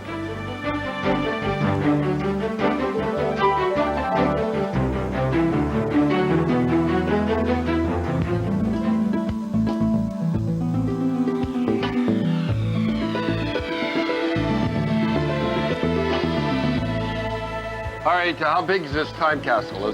Because I want to put... It's not a castle, it's a capsule. Oh, it's a capsule? Yeah. Okay, and it's how... supposed to be about yay big. And how long? 1,000 years from now? It should be, yes. Okay, first of all, I want a picture of my family, naturally. Then I want my 1983 Lincoln Mark VI, the white one with the red. I want that one. What about your other Lincolns? Oh, I hope they don't get mad at me, but I can only have one. All right? Then I want a complete set of my Rock'em Sock'ems. Good. Okay, you like that? And they'll see the great plug.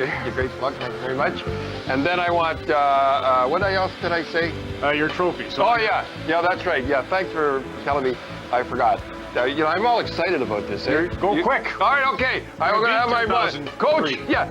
Coach the year in the American League, coach the year in the National Hockey League. Like, get those trophies in there, too. I put a referee's whistle, a bottle of Léoville Poifferet at Bordeaux, a bottle of beer, a CD from the Tragically Hip and Blue Rodeo show. I'm a regular guy, and one of your coach to show I hung with Tutankhamun.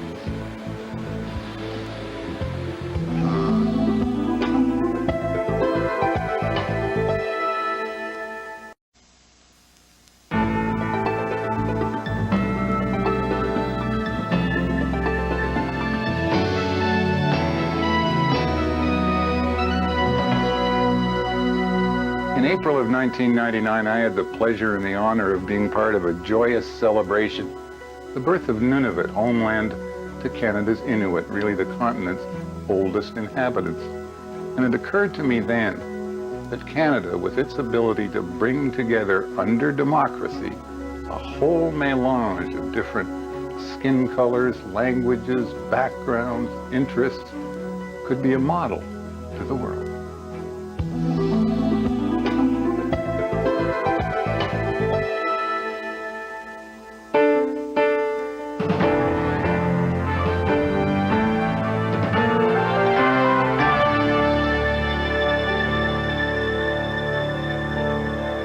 And welcome back to our 2000 Today headquarters here in the atrium of the Broadcast Center in Toronto.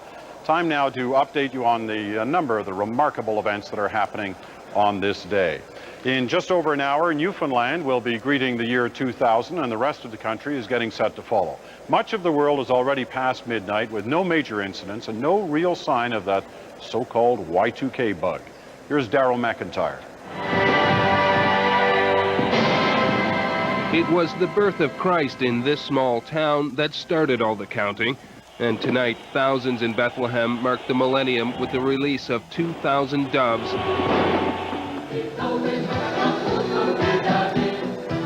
and a song for peace.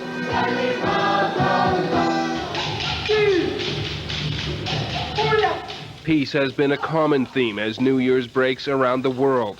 In South Africa, where Nelson Mandela revisited a prison cell that was his home for 17 years. And in the South Pacific, where the very first people saw in the new year.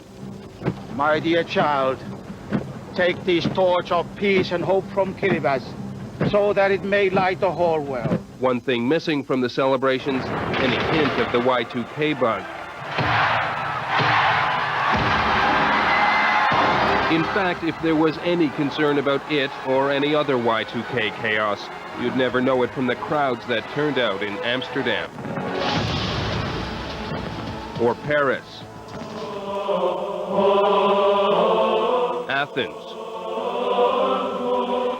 Warsaw, or Madrid. In London, they promised the world's biggest Millennium Bash, and while that may be so far, in just a few hours, the new year will arrive in North America.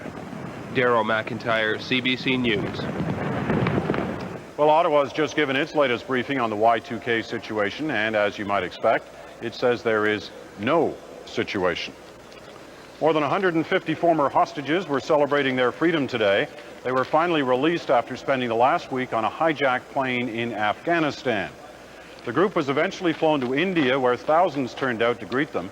The hostages were let go after the Indian government agreed to release 3 prisoners demanded by the hijackers.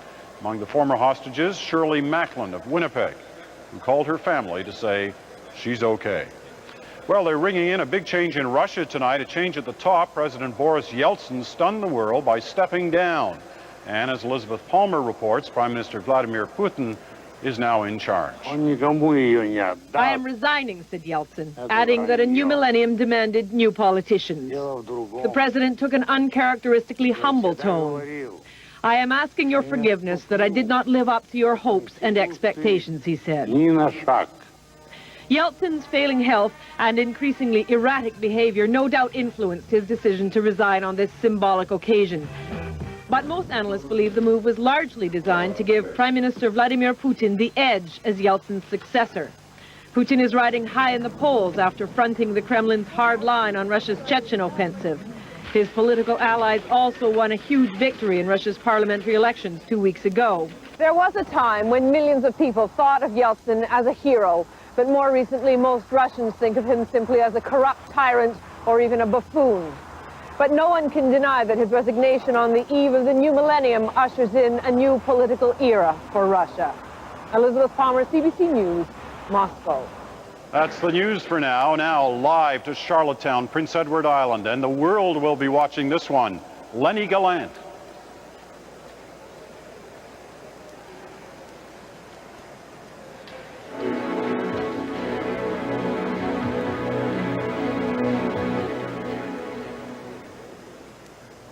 Charlottetown, Prince Edward Island, the East Coast Country Award-winning Lenny Gallant.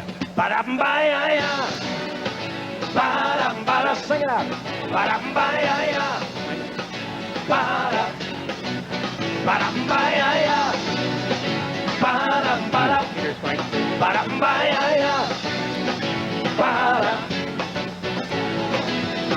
All hands on deck, please don't panic. It's probably a drill, there's really nothing wrong. Steady as she goes on the Titanic. It can't be too bad, the band plays on.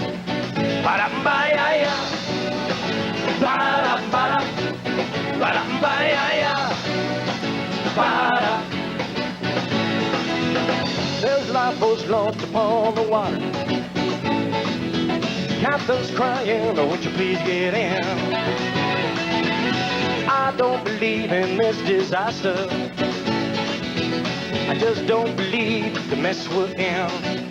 And the band's still playing, and you hear the songs crying out for our souls. And the band's still playing, the band played hymns, and the band played rock and roll. Ba-dum-ba-ya-ya, ba-dum-ba-da, ba-dum-ba-ya-ya, ba-da. Gonna rearrange all of the deck chairs. I'm gonna cover my head every inch of skin. Trading in my sunglasses for a darker pair, so I won't have to see the mess we're in. And the band's still playing, and you hear those horns crying out for our souls. And the band's still playing, the band played hymns,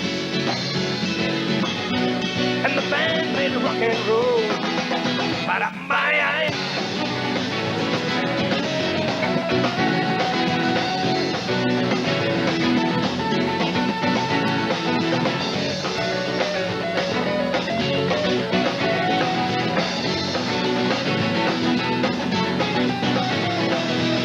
This music's got me dancing so fast.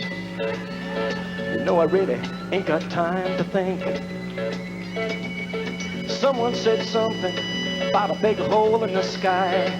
Someone said last call, not for one more drink. And the band's still playing, and you hear those horns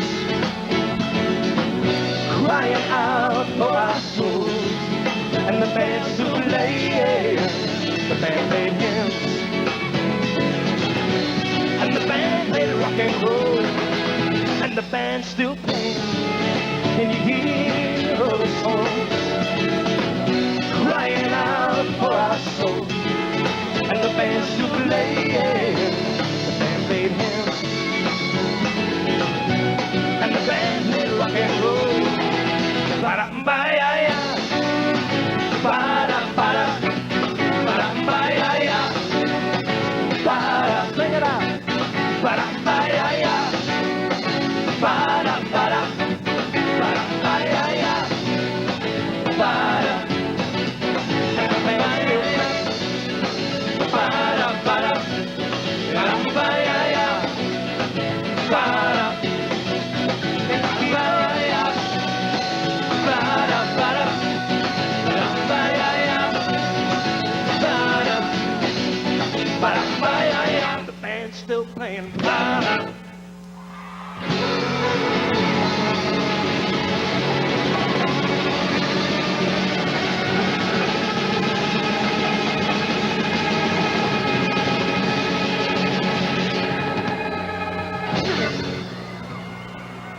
Thank you very much. Have a happy New Year, everybody.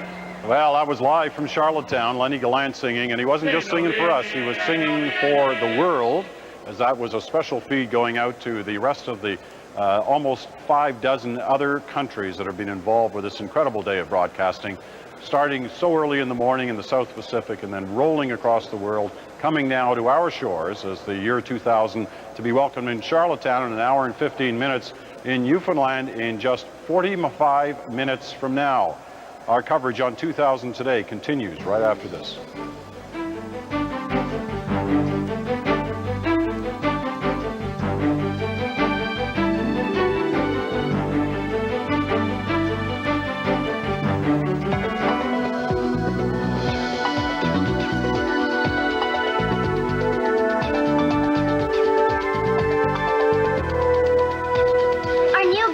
General who is a woman and an immigrant like me. My friend Celine. And my friend Maria.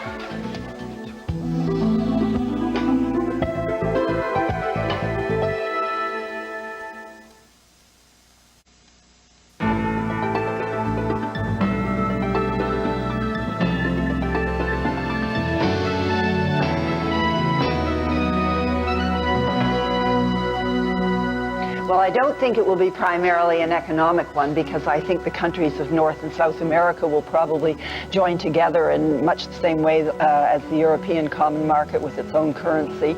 And I don't think that it will be primarily a political one, because I think Canada's role, certainly in the peacekeeping mission, will be largely usurped and controlled by NATO, although Canada will obviously continue to contribute. So I think that Canada's primary role will be a cultural one. And to that end, I think our artists and our cultural institutions should be protected and cared for.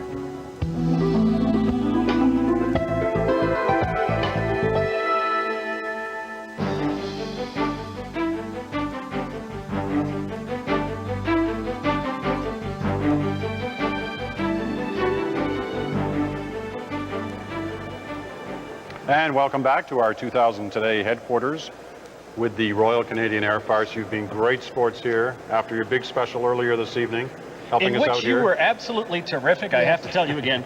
We've come up with a new term now for that quadruple take you did at the end of one of the sketches. Peter did a double take that became a third, not like a triple axle, but from now on we're calling it a Mansbridge. You need a few of those extra takes here, especially today. It's been quite a day. What's this? This is Well, the big... Peter, we've collected, from the people here, and everybody, one man actually parted with his box of Depends, and this is your... I wouldn't want to be with him on the way home. survival Why kit. would you think I would have needed those? Well, you're on the air for another 6 or 8 hours. 6 o'clock in the morning. Actually, this survival kit will keep you going till next Wednesday, 6. But to be honest with you, I don't know what the concern is. I'm Ukrainian background, and we haven't even celebrated Christmas yet, so it's weeks before Uke 2K. Well, perhaps you could leave a few presents. You could lift that thing. Gifts. Do you want me to take this from you? Oh, thank you, Peter. Yes. I will certainly treasure this. Thank you. I just want to take this opportunity. I'm telling you, about 6 hours from now, I'm sure I'll be diving into this bag. But I do want to take the opportunity to say hello, Mama,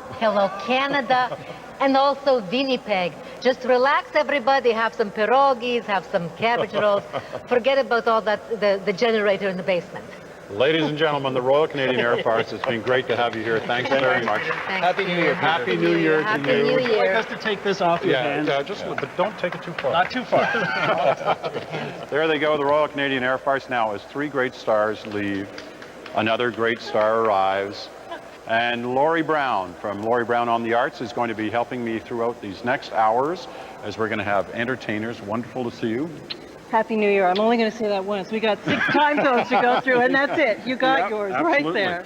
Listen, we've got some fabulous entertainment over these next few hours. We just saw Lenny Gallant, one of the mainstays of PEI music, and we're going shortly back to Newfoundland, where less than 40 minutes now. Kim Stockwood. Tell us about Kim Stockwood. Well, actually, she was born in Hibernia, and she has a real, I'd say in her career that she really has this gift of the gab that's got her as far as she has got with 2 albums, that as her musical talents. She had an international hit called Jerk. I can't understand why a title like that would give you an international hit. But she says she has goals in music, and it's only to get 2 things. One is a pickup truck for Dad, and the other is a really good bra. So I hope that she's done well enough at least to get one of those 2 things. And she's had another album just in the last 6 months or so. 12-year-old. 12-year-old, which has been doing extremely well. Yeah. And so we're looking forward to seeing her and Great Big Sea, another great Newfoundland band, will be performing there in the harbor in St. John's. You can't swing a cat around there without hitting a Celtic band. But actually, Kim Stockwood is a little more country than she is Celtic, so that'll be a little different. Well, let's find out how she is tonight, country or Celtic. Well, let's go to St. John's, in the harbor at St. John's, where Kim Stockwood is about to perform on stage.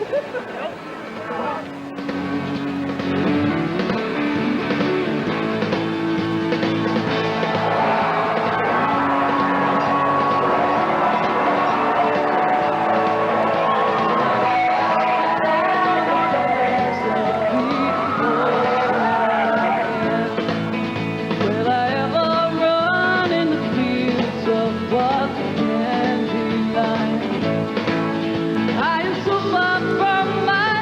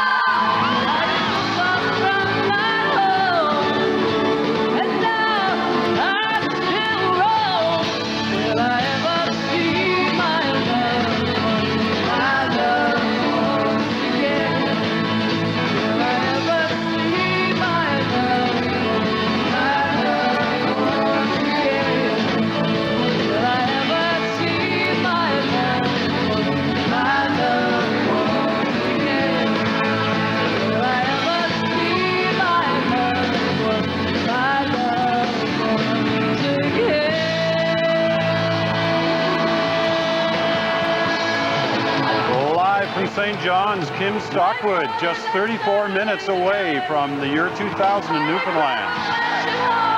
Say hi to Grandma. Thank you so much, everybody. Happy New Year! She's hot tonight, Lori. It's so amazing she did that song. That was her father playing accordion with her. Nobody wanted that song on the record. She fought like crazy for it. If you listen to the record, her grandmother is playing on it as well. Boy, she loves to bring the family involved. I know we did a thing in St. John's a little while ago, about a year ago, one of those quiz shows we were doing for the magazine one night, and Kim was one of the guests. She brought her parents along to watch her performance. Very close-knit family, and she's great on stage. So let's go back to Newfoundland. Sean Majunder is in the crowd there, getting ready for the Millennium arrival on Hibernia. Sean, can you hear us? Hey! We got you now, Sean. Stand by. You're on, Sean. Talk to Peter about Hibernia. Peter, are you there? We're here, Sean. We hi, hear Peter. you. Everybody says hi to Peter. Peter, now we are getting very, very close to the Hibernia countdown, which is happening a half hour ahead of everybody else, which is an awesome surprise. There's a midnight before midnight, which I think is so excellent. Now, I think we're going to get the countdown from our crack crew. We got an awesome crew down here working for us. And you guys excited that Hibernia, the guys that are working out in Hibernia, are going to be celebrating in just a few seconds. What do you think about that? What do you think about that? Hey, Colin, I tell you, this has been so much fun, Peter. I got to tell you, I can't hear you. So I'm just going to keep talking to some people here because we have the greatest group of people in the world for a Millennium Party. What is your name, madam? Terry. Terry, are you having a good time so far here at St. John? See, that's the general response from everybody. How about you, ma'am? Could you tell us how well you're doing? I'm doing quite well, thank you. He translated, that is, there's so much fun, so much festivities down here, and I'm just waiting for our team to tell you. Actually, you know what we're going to do? We're going to throw to Kathleen, and do we love Kathleen? Yeah! Kathleen! Kathleen! Kathleen! All right, well, from Sean Majunder in St. John's, Newfoundland, getting ready for the Millennium in Hibernia, here's Kathleen Petty in Fort McMurray, Alberta. Kathleen. Peter, I think they're having way too much fun. We're all watching it from here. I've got my own contingent, Peter, of Newfoundlanders right here. They say you can't walk more than a couple of inches in Fort McMurray without bumping into somebody from Newfoundland. And by George, it's true, after all. We're standing outside on a very crisp day, I might add, in Fort McMurray. And I want to introduce you to some people. I'm going to start with Don Jenkins. Don, how you doing tonight? I'm doing great. How are you? Good, thanks. You saw them all partying back home, huh? Yes, I wish I was there myself. Do you miss it? Sometimes I do, sometimes I don't. Yeah? When the money's up here, it's good. I don't miss Newfoundland when the money's good. Have you heard about the weather in Newfoundland? Do you know what it's like right now? It's probably snowing. Exactly. So this isn't so bad then, is it? Well, we got about 30 below up here, so I mean, you know, we can have the snow or 30 below. Hey, Don, why don't you introduce us to some people, starting with your son? Okay, then my son Daniel. Say hi to your mom. Hi, Mom. She don't miss you like I do. Look right to the camera, Daniel. Say hi to your mom. Hi, Mom. Say Happy New Year. Happy New Year. Well, actually, I won't tell you what. You say whatever you want. You're a mother. I think you We won't tell her how bad you are. Too late. Christmas is over. All right, Kathleen, thanks very got much. the big It's count. midnight on Hibernia. Here's Sean Majunder in St. John's. 7,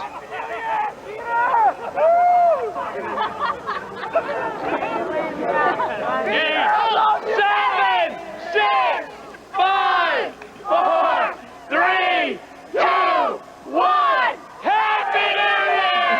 Hibernia! To all of the people who are out there working on Hibernia, everybody here on solid land wishes you a very, very happy New Year. I know you guys have been working so hard, but keep it up. I know there's a lot of families and people from Newfoundland that really want to support those people that are out there working. It's such an awesome, awesome, awesome thing. Peter, I'm just going to keep partying because this is insanity here, buddy. Back to you. All right, Sean Majunder in St. John's, and the best wishes of all of us going to those working out on the Hibernia oil rig. They like to think their time zone is a half an hour ahead of Newfoundland, so they are already in the year 2000. St. John's and the rest of Newfoundland, still another 29 minutes to go yet before the Millennium arrives on their shores. Hey, we're going to check out that internet website, www.cbc.ca, where one of those great Newfoundlanders has been monitoring all day long your choices for events and people of the century. Here's our Rex Murphy. Rex? Yes, Peter, the electronic vox populi is alive and well. In 29 minutes' time, the continent trembles because it begins you know where. I'd like to cover a couple of things. Most of the leaders in this poll, the top and illustrious Canadians in many categories, have remained much the same, but we've had a hell of a lot of email. There's a Niagara torrent of electronic communication coming in here, and some people are expressing the little disappointment that some of their favorites didn't make it into our final cut. And I think probably the most plaintive email that we have, it's a very brief one from Bob Williamson in Mitchell, Ontario, and he says, "Have you not heard of Shania Twain?" And there's not a Y chromosome on the continent that doesn't weep with him. We also had some people who wrote in about the writers category. Lucy Maud Montgomery is still very closely hanging on to the top there, but there are 2 or 3 emails that suggested, how did we miss Stephen Leacock? Well, we never missed him, but unfortunately he got winnowed out in the early going. Also some strong support for W.O. Mitchell and Hugh McClellan. Our own vast research department has found that Joni Mitchell not making the top 10 here is a disappointment to a large number of people. I should also indicate, because it's only about 27 minutes to Newfoundland, that the Samizdat movement for Mr. Smallwood is alive and well. We have several emails here. I completely agree Mr. Smallwood deserves to be included. He should be on everyone's ballot. One other politician that missed our list was René Lévesque. Well, he was winnowed out in the early part, but again, this is an easy kind of celebrational poll. Don't lose too much sleep if your favorite is not on it. It's going to be a fairly interesting evening. We've had, by the way, a couple of 100,000 visits to the CBC page today, so obviously the country is animated with the very spirit of festival for the whole event. Peter? Thank you very much, and you're still tabulating those votes, and we'll be looking at more results later. www.cbc.ca if you want to get your thoughts in on the people of the century, events of the century, as it relates to this country, to Canada. 26.5 minutes away from the new year arriving in St. John's and the rest of Newfoundland. We're going to Ottawa right now, though, where events will take place on Parliament Hill, as they do so many times throughout the year. This time the celebrations, the New Year's Eve celebrations, taking place there. The Prime Minister arrived on the Hill a little while ago, and he had a chance to talk to our Wayne Rostad of CBC Ottawa.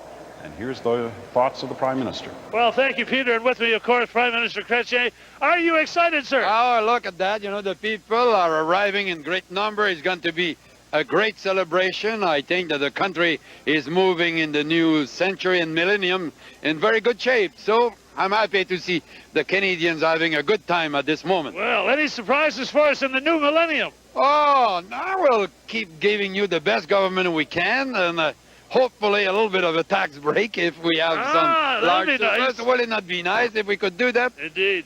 Now, do you have any personal resolutions?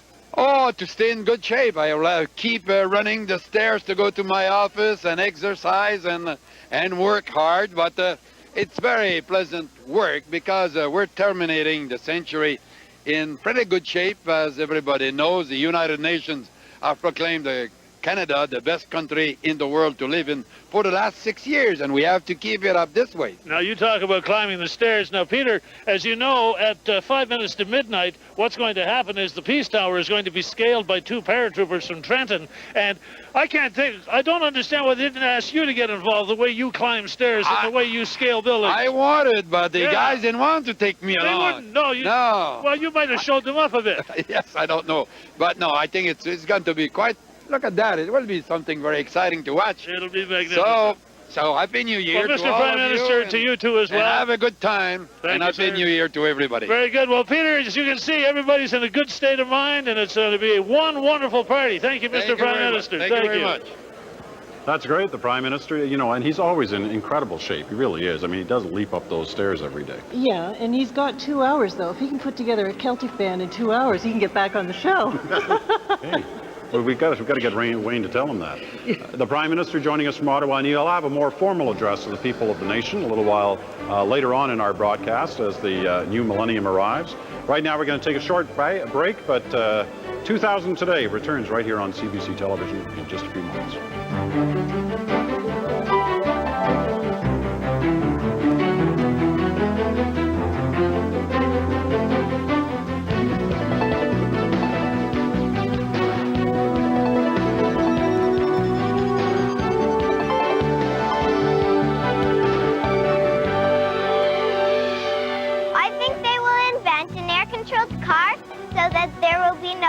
solution. I think they'll invent a medical machine that will help anyone who's not well, whether it be physically, emotionally, or mentally. They'll enter through one end and walk through it. When they come out the other end, they'll be completely healed, happy, and ready to enjoy life.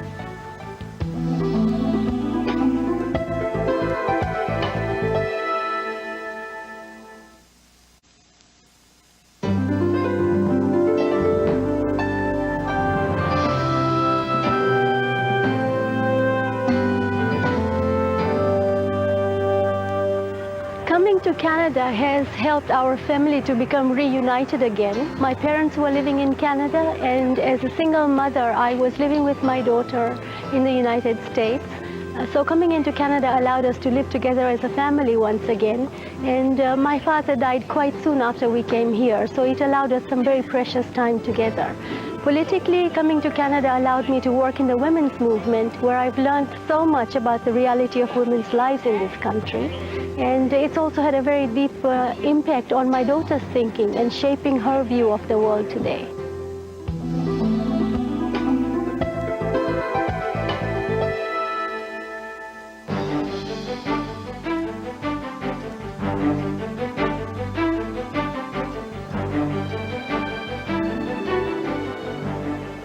20 minutes away from the year 2000 in Newfoundland, and the party is just really getting to fever pitch in St. John's Harbour, where Great Big Sea is about to perform. Well, this is going to be great because the whole goal of Great Big Sea has been to take a kitchen party music to a whole new level and to a whole new world, and I think they're going to do it tonight.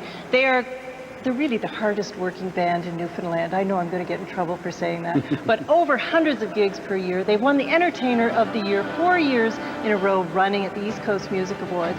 This is going to be good time music. All right, here they are, Great Big Sea, live from St. John's.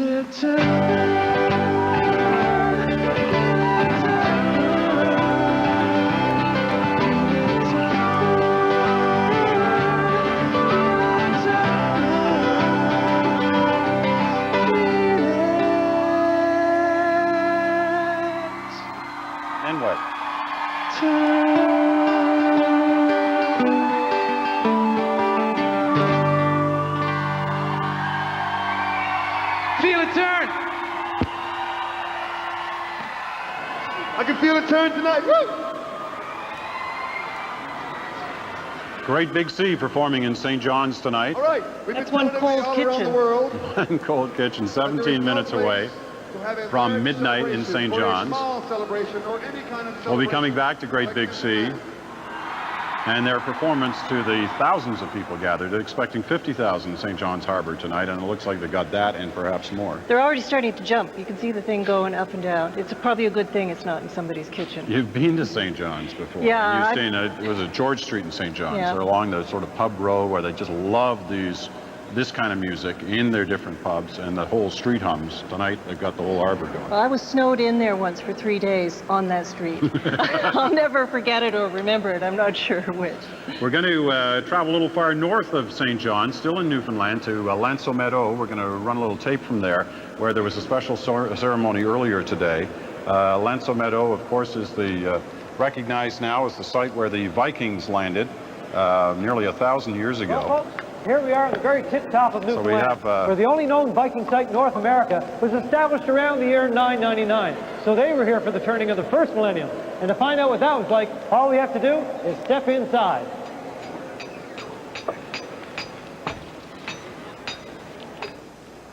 Whew. How you doing? Check the other rooms. Hey, here's all the people. How's it going, folks? Am I interrupting something? Welcome, stranger. My name is Bjarne. Come join our feast. No, feast. Now we're talking. Hey, yeah. My wife, Thora. Hey, how you doing, Thora? Pleased to meet you. Happy New Year. New Year? Oh, yeah, you know, this is the big one. Yeah. Big one? You speak of strange things, traveler. Oh, come on. It's $9.99. What do you people have a Y1K glitch on your sundial or something? Well, come on, at midnight it's 1,000 years. I mean, isn't that what your big party is about here? Oh, you must mean our feast. We celebrate Yule for the end of the season. Well, Yule, yeah, but I mean, this is no ordinary year. I mean, we're talking millennium time here. You don't even know about it? I mean, we're on the doorstep of a whole new millennium and you don't even know about it? Millennium? Well, yeah, you know, it's the end of 1,000 years and the start of another 1,000. That's a big thing in the future. People go nuts. I thought you Vikings were wild and crazy guys. We're a peaceful people, sir. We hunt, fish, gather all sorts of foods. You don't even look like Vikings. I mean, where's the horns on your helmets and everything? We don't wear horns. We drink from them. Oh, well, I mean, I'm driving, but anyway. To this millennium of yours. Sky! Sky! That's not bad. So, nice Vikings, eh? Oh, I guess I can live with that. To Yule! Sky! To good friends! Sky! To late 20th century stereotyping. Sky! I guess that's it from us here at Lanceau Meadows, where it's $9.99 and we're having one Valhalla of a time.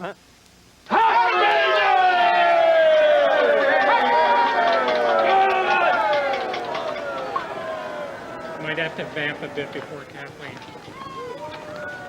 All right, a little skit out of Lanceau Meadow where, you know, it is recognized the Vikings arrived here 1,000 years ago before all those other explorers who laid claim to Newfoundland and other Well, parts. there are lots of similarities between the way people want to celebrate this millennium. I know a lot of my friends are standing outside around a bonfire somewhere, and that's what they decided they wanted to do. We could light a fire here in the atrium, couldn't we, Peter? You know, it's funny. So many people thought they were going to have to depend on fires to keep going tonight because of, you know, all the Y2K stories.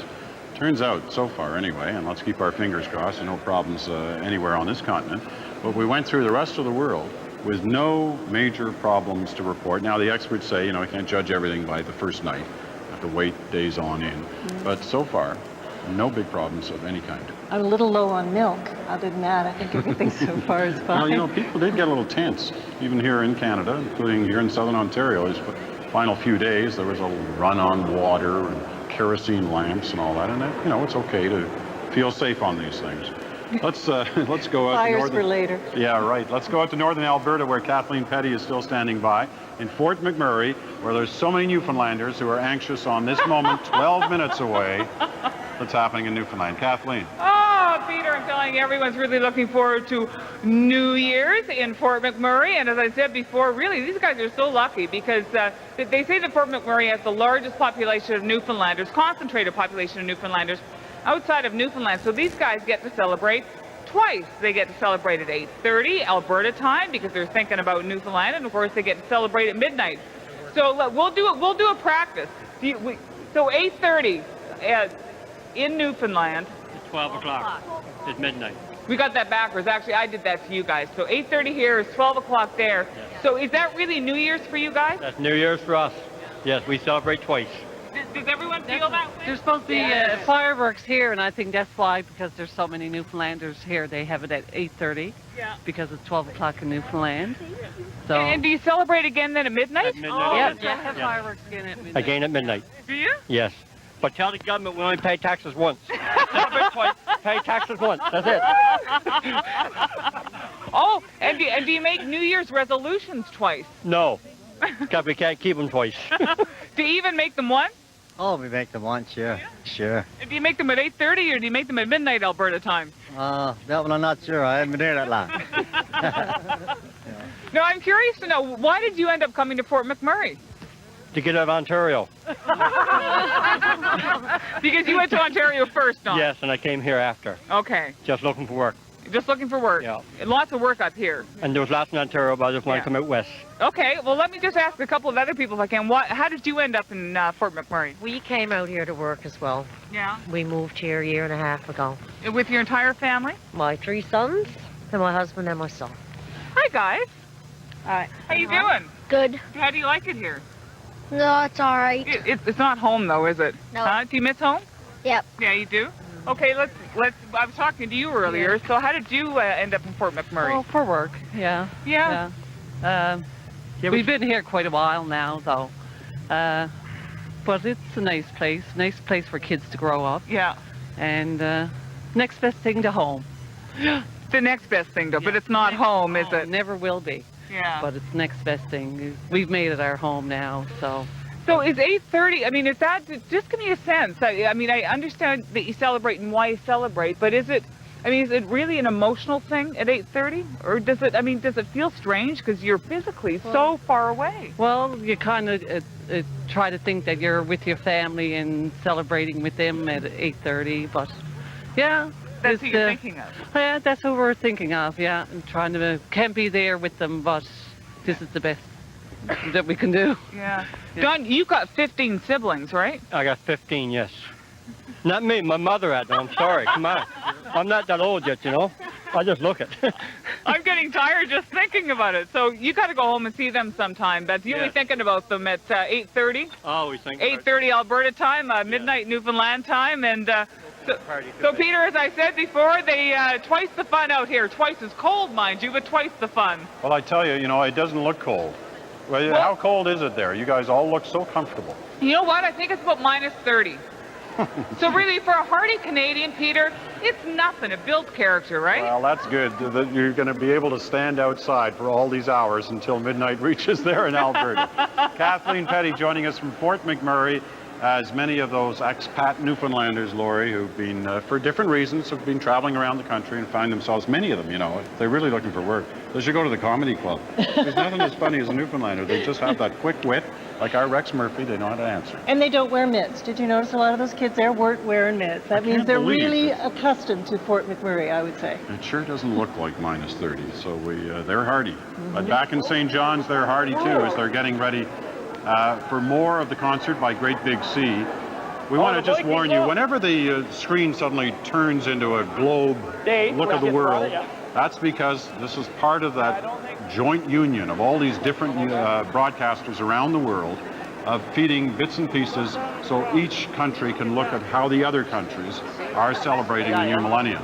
And with Newfoundland being extra special, not just for Canada, but for all of North America, being the first landmass to celebrate midnight in the year 2000, This feed is going to be going out to the rest of the world in just a couple of moments when Great Big Sea hits the stage one more time.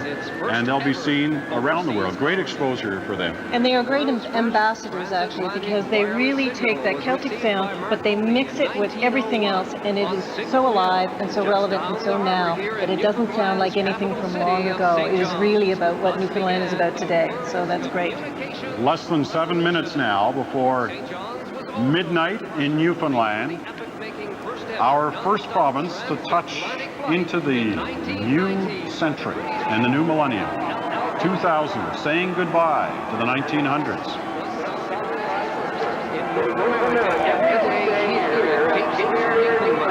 And they're waving not only to their fellow Canadians, but they've been told out there that the world will be watching Newfoundland and will be watching Great Big Sea when they hit the stage again in the next couple of moments.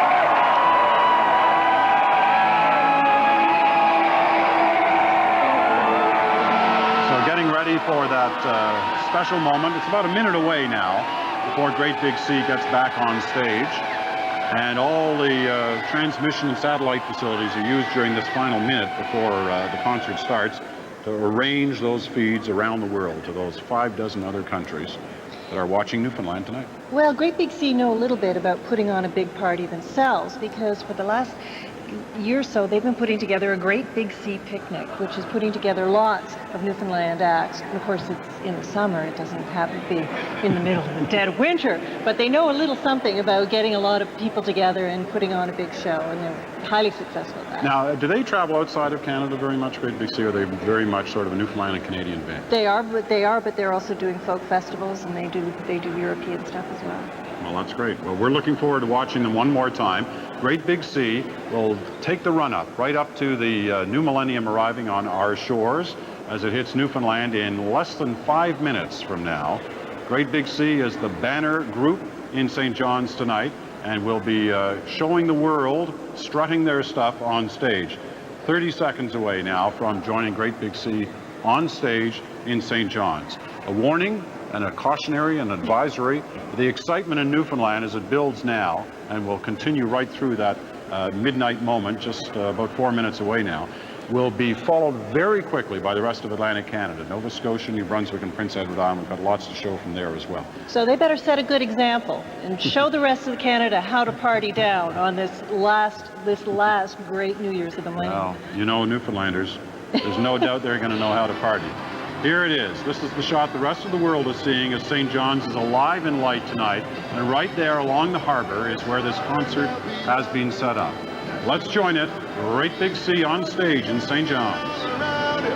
This is where you wanna be, so put your boots up in the cold, hang your jacket on the door. The dirty people in the kitchen, and the lowest, and the lowest. Oh, oh, oh, come on now, let's start the world outside. Come on, I tell you now, she's going up. Oh, oh, come on now, let's start the world outside.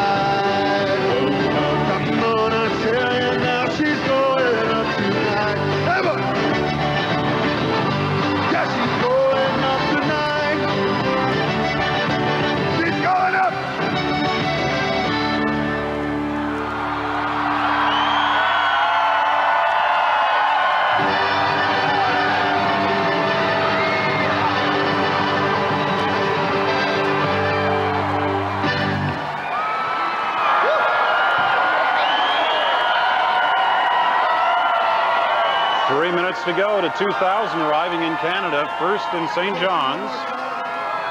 We're going to ring in the new year. We're going to come back and sing The few people who haven't managed to get in front of the concert right yet. People of planet Here's Earth. Great Big Sea. Let's listen to them. My name is Sean, and I am your friend. We are going to be bringing in the new millennium, the first here in North America. People have been streaming down these hills. It's going to be such an awesome party. People are spilling out all over the place. This is unbelievable. I'm so excited. Everybody here. It It is so beautiful. I've never felt anything like this, and I'm so honored to be a part. I mean, to be a human being involved in this celebration here on this planet, I can't ask for anything more. Guys, if I could say anything to the world right now, I'd say love. Wouldn't you say love? Love is a beautiful, beautiful thing. Now, we're getting real close. We're getting very close, and I'm not 100% sure how close we are. We're 2 minutes away. We're just 2 minutes away, people of the world, from North America, bringing in the new millennium. Everybody is getting very excited here. I want to show you something. If we could just have this right here. These two people just got engaged. How do you feel? Show them the rock. Show them the rock. Just got engaged. Isn't that beautiful? First the new millennium. I want to be the first in the new millennium to do this move. So beautiful. The people are still coming down to the harbor front. They're spilling all the way down. There's somewhat around 100,000 people down here on the waterfront. And it's unbelievable. The energy down here, spectacular. We've been seeing so much all day today, whether it was in Kiribati, to New Zealand, all the way to Germany, Switzerland, Russia, and now St. John's, Newfoundland. That sounds so cool. St. John's, Newfoundland, the first in North America. And you know what? The rest of Canada, I got to tell you right now, this is just beginning. Like, I mean, this is our party. We're down to 1 minute. We're down to 1 minute, everybody. 1 minute till the new year.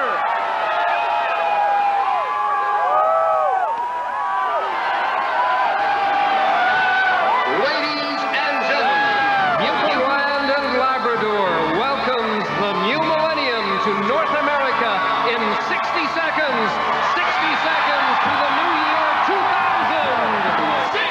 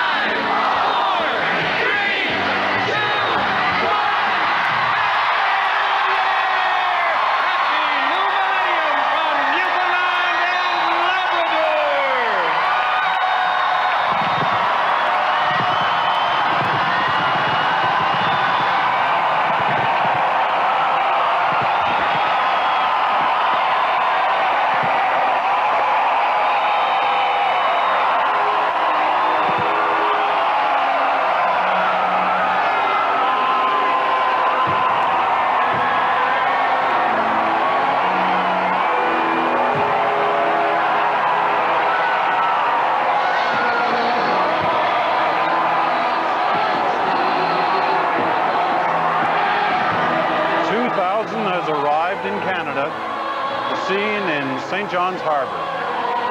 The fireworks, the hugs, the kisses, the tears.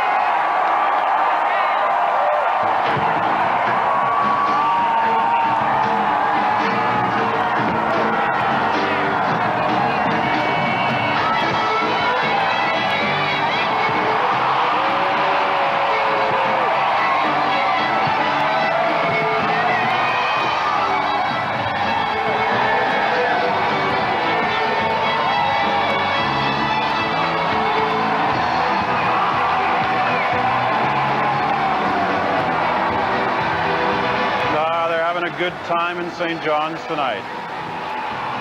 Quite a display around the harbor. Sean McChumger there saying about 100,000 people down around the harbor. And I think every one of them we're hearing right now. Quite the moment in St. John's as the rest of the world watches North America, first landmass, welcoming the new year. It leads off quite the next few hours. In 26.5 minutes, it arrives in the rest of Atlantic Canada. We'll be in PEI and Nova Scotia and New Brunswick. But this is Newfoundland's moment, and it continues with a wonderful fireworks display over the harbor.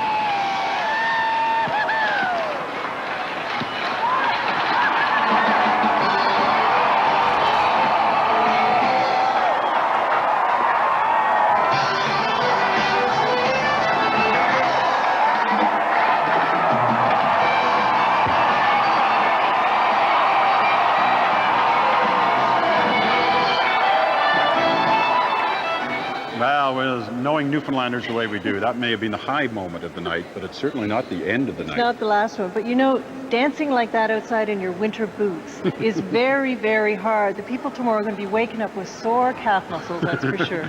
If they wake up in the morning. It may be the afternoon before some of them wake up. Listen, it's New Year's Eve. Enjoy yourselves out there. Be careful, though, and be safe. Our coverage continues as we get ready for the rest of Atlantic Canada to welcome the year 2000. 2000 Today continues right here on CBC.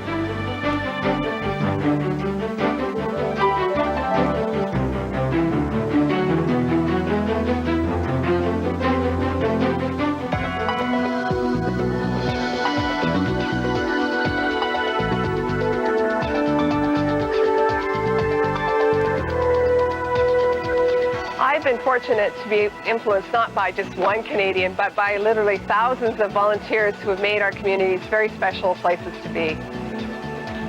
Henri Bourassa, because he was one of the strongest advocates of French rights all across Canada.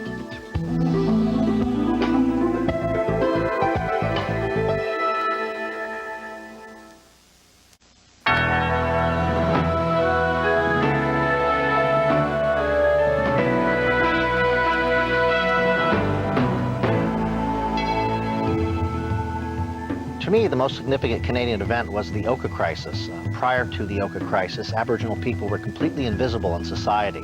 But when the Oka crisis occurred, society and the government as a whole realized that we existed, that we had rights, that we were not going to go away, and that this was our country, and something had to be done to improve the lives of Aboriginal people. As a result, more advancements have taken place since the Oka crisis for Aboriginal people than ever before.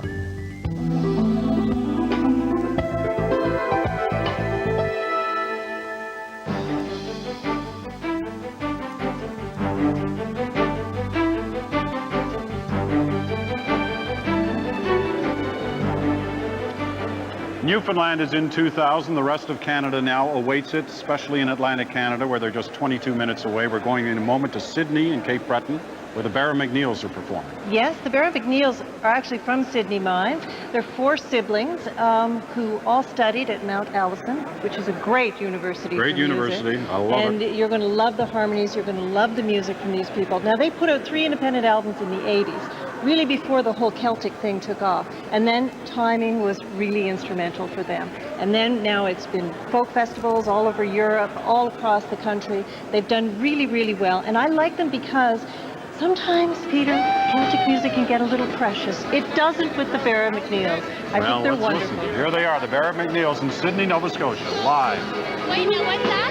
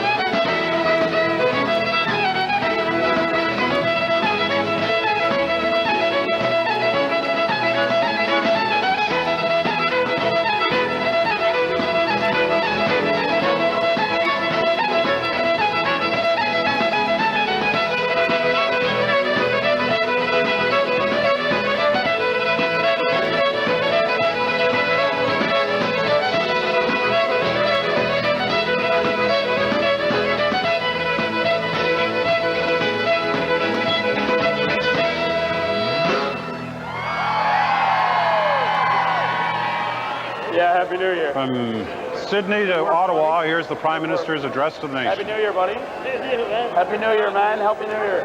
David! Happy New Year. Happy New Year. Begun for Canada.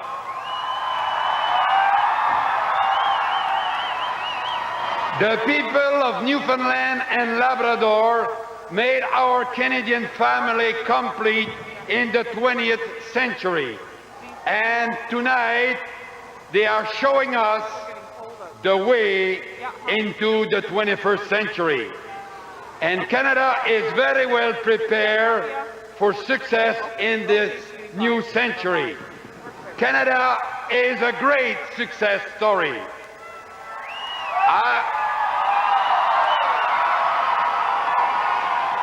Our writers, our poets, our artists, our athletes, our scientists, our teachers, our peacekeepers, the talent of Canadians and the values of Canadians are renowned in the world over.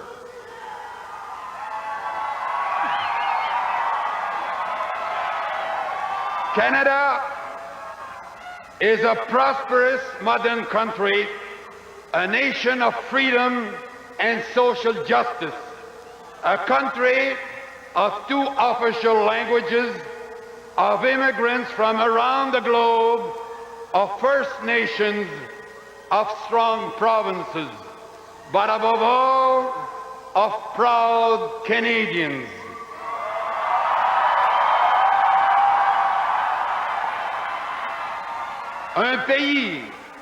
Un pays dont a country l'esprit de solidarité with a spirit of solidarity that is inscribed in its difficult origins. Un pays du Nord. We are a country of the North. Et le froid ont forgé cet Winter, esprit d'entraide the cold, qui caractérise notre has brought peuple. us together in a sense of mutual aid. De tous les A peuples de la people terre. made up of all the peoples of the démocratie world, a great qui place democracy le respect des différences that places the respect et la of recherche du differences compromis and the au search cœur de of sa vie compromise collective. in the very heart Or, ce pays of qui est its le nôtre, democracy. Our n'oublions country, jamais que nous le never devons forget au travail acharné that de it is tous ceux et thanks celles to the hard qui l'ont work, bâti the hard labor patiemment, of all those who un jour patiently à la fois, built une this année à country, la fois. little by little, grâce aux year générations after year. It is précédentes de thanks to Canadiens past que nous generations of pouvons Canadians aujourd'hui that today we notre can avenir look avec to the autant future d'optimisme with so et much d'enthousiasme. optimism, with so much Ils nous ont enthusiasm. légué un rêve They have exigeant left et to une us a immense demanding dream, responsabilité. a vast responsibility, that of giving a meaning to their hard labor. We need, in our turn, to be worthy of this extraordinary country that generally succeeds in doing everything it tries to do. This country, this Canada, millions of people across the country would give everything they have to come and share it with us. We Canadians are one of the most privileged people in the world, and we start off the year 2000 with all the means at our disposal to build an even brighter future. There is boundless opportunity in Canada for ourselves and for generations to come. So, let's welcome the year 2000 and a future where anything is possible. On behalf of my wife Aline and my whole family, I wish everyone a happy year 2000. Thank you very much, et vive le Canada! The Prime Minister and Madame Chrétien. And their official message to the country on the fact that the year 2000 has arrived on our shores in Newfoundland and will be in the rest of Atlantic Canada in another 13 and a half minutes. That was live from Ottawa, and we'll be going back to Ottawa later in our next hour as the year 2000 arrives in Ontario and Quebec. But first up, of course, the excitement in the rest of Atlantic Canada. We're going to take one last break before all that happens.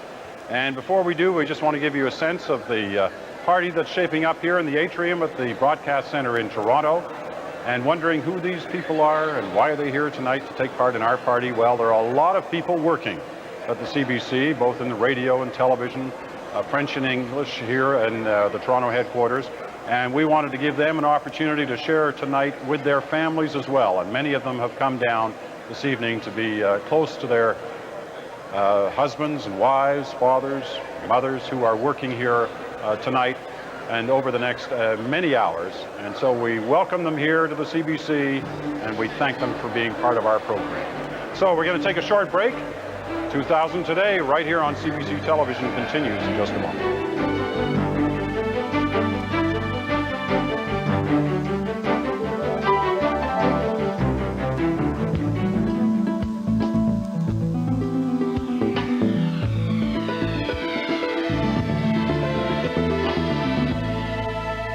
I would include the major instruments of the development of human rights in all of human history. I'd start with Hammurabi's Code. I'd include the Magna Carta, the American Declaration of Independence, and interestingly, I would conclude with the Canadian Charter of Rights and Freedoms. I'm as fickle as the next person, but I'm taking the human ability to be faithful to one partner, one faith, one cause. Something really to remind us just not to take ourselves so seriously. Maybe like, well, a pair of these from 1978.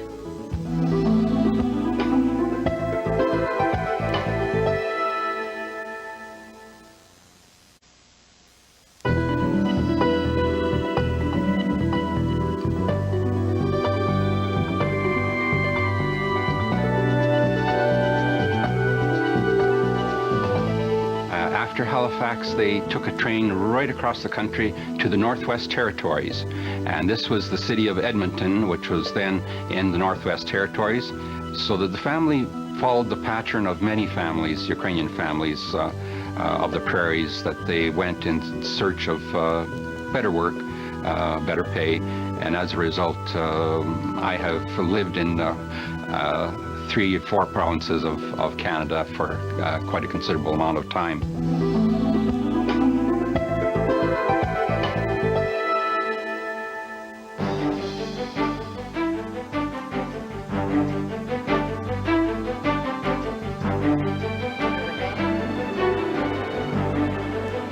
Eight and a half minutes to midnight in the Maritimes. We're going to go to Charlottetown again. Lenny Gallant performing. Tell us about Lenny Gallant. PEI boy from Rustico. He's got 4 CDs and buckets of East Coast Music Awards and also songwriting awards. And he is a very, very intelligent, good songsmith. A lot of people might want to be tempted to put him in a pigeonhole of a kind of working man songsmith. He's written about the Sydney Steel layoffs, or he's a song called Peter's Dream. Only it's about the death of the fisheries. Oh, okay. It's not quite so connected to other Peter. Another Peter. But he's going to do another song called Lifeline, and he is a huge favorite, not just, of course, in PEI, but all through the East Coast and the rest of Canada. All right, Lenny Gallant performing in Charlottetown, Lifelines.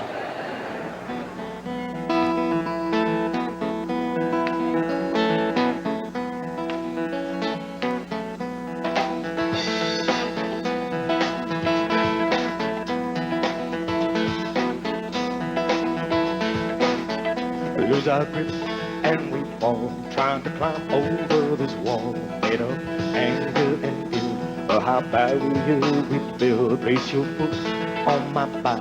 It may be the height you like. If you make it outside, would you come back and be my guide? Only love will guide us through this time. As long as there's one thing, we have a lifeline. Only love will guide us through this time. Yeah, yeah, yeah.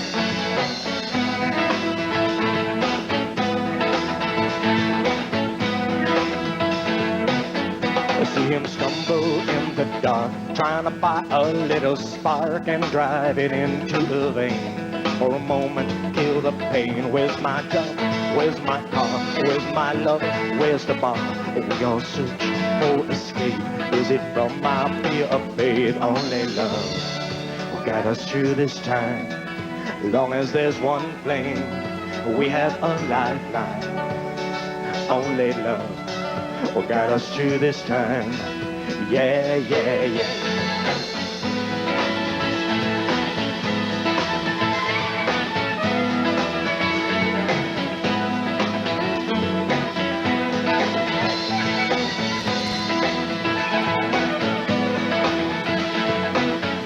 So much anger and hate, we put on so much weight and we drag it around. Start to nurture every pound. Bigger fight, bigger war, bigger race, settle a score. Riding that king, sing a song. Why can't we just get along? Only love will guide us through this time. As long as there's one flame, we have a lifeline. Only love will guide us through this time. Yeah, yeah, yeah. Only love will guide us through this time. As long as there's one flame, we have a lifeline. Only love will guide us through this time. As long as there's one flame burning, we have a lifeline. Only love will guide us through this time. As long as there's one flame, we have a lifeline. Only love will guide us through this time. As long as there's one flame burning, we have a lifeline. Only love will guide us through this time. As long as there's one flame, we have a lifeline. Only love will guide us through this time. Yeah, yeah, yeah.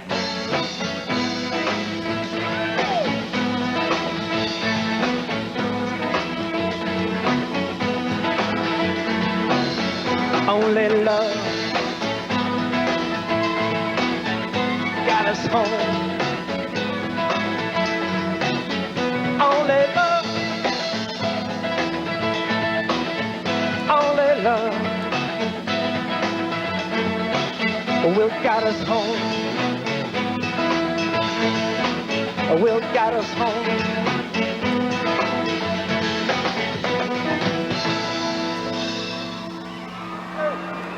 And a wonderful performance by Lenny Gallant in Charlottetown tonight.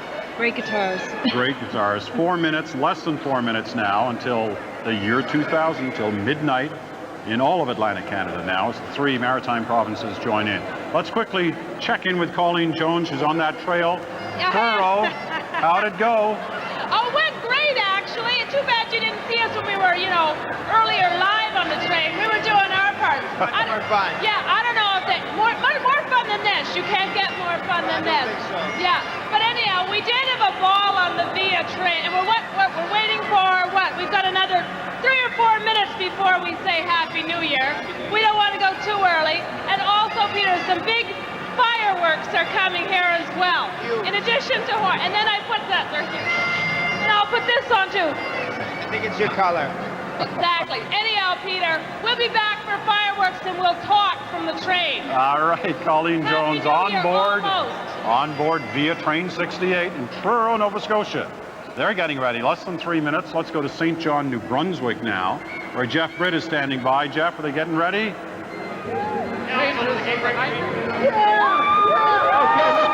Hank, I know why Jeff's not paying attention. Everybody fire! Happy New Year! I'm here with my lovely wife, waiting to ring in the millennium. Jeff's got the tough assignment tonight. Won't be long now. Well, those Happy New Year hats are a big seller in the Maritimes. They look like beauty queens. They do look like beauty queens. And perhaps they are beauty queens. That's perhaps why Jeff's not talking too much. He's just having such a great time. Well, get ready, Jeff. You got 2 minutes to go here. There's nothing more I can say. Happy New Year. Yeah, well, as they say, a picture tells 1,000 words. And so they're ready all across the Maritimes now, in Nova Scotia, in Prince Edward Island, and in St. John, New Brunswick. And we're going to watch all three locations now at the same time as they go through these final seconds, the final countdowns, the various stages. What?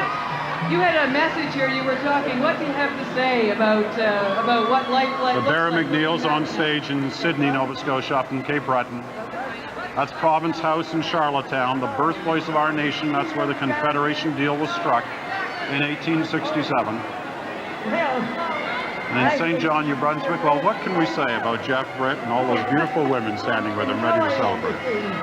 I wish we had a camera at my sister's house in Halifax. I'd like to see that too, please. Happy New Year, everybody. Ladies and gentlemen, could you just kind of final push back minute a bit from the stage, because you are crowding the official party here and the balloons. Just don't push this way. If anything, head to the harbor. And we're going to get the final count. Listen to this from a 103-year-old woman in Charlottetown who's on the stage in that bottom picture. She's going to do the final countdown. A remarkable life. She's already lived now through 3 different centuries after another 33 seconds. That's all she's got to do. She wants to wait until then before she can proudly make that claim. A growing number of centenarians in this country who are going to be able to make that claim in less than 20 seconds now. Let's listen for the count from Charlottetown. Here we go, folks. Help us out, Nora. 10, 9, 8. There's Nora Wonnacott. 4, 3, 2, 1.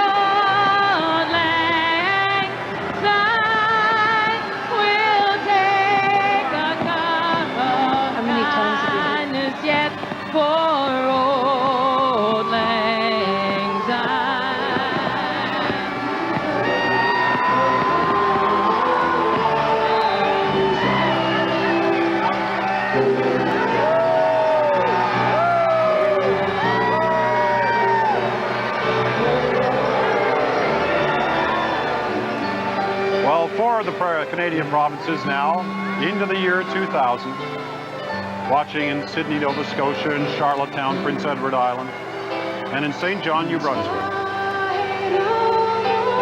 The Barra McNeil's there in Sydney. They showed the Newfoundlanders a thing or two, I think. They did show. They certainly did. You know, it's interesting.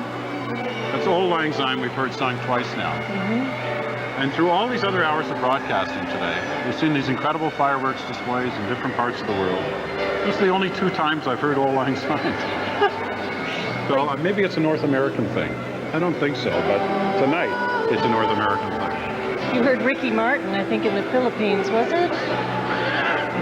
That must be a New Year's tradition now. Yeah. that wonderful New Year's tradition. Johnny Favorite in St. John, New Brunswick. And Jonathan Torrance in Charlottetown. We just lost him there, but we'll get back to him in a minute. This is a great New Year's Eve band. playing everything from Woody Herman to Duke Ellington, all the great big swing songs, swing writers, band leaders. Okay, let's go to Charlottetown. Jonathan Torrance, tell us about it. Peter, you said no problems have been reported. There is one here. We have officially broken the fun barrier.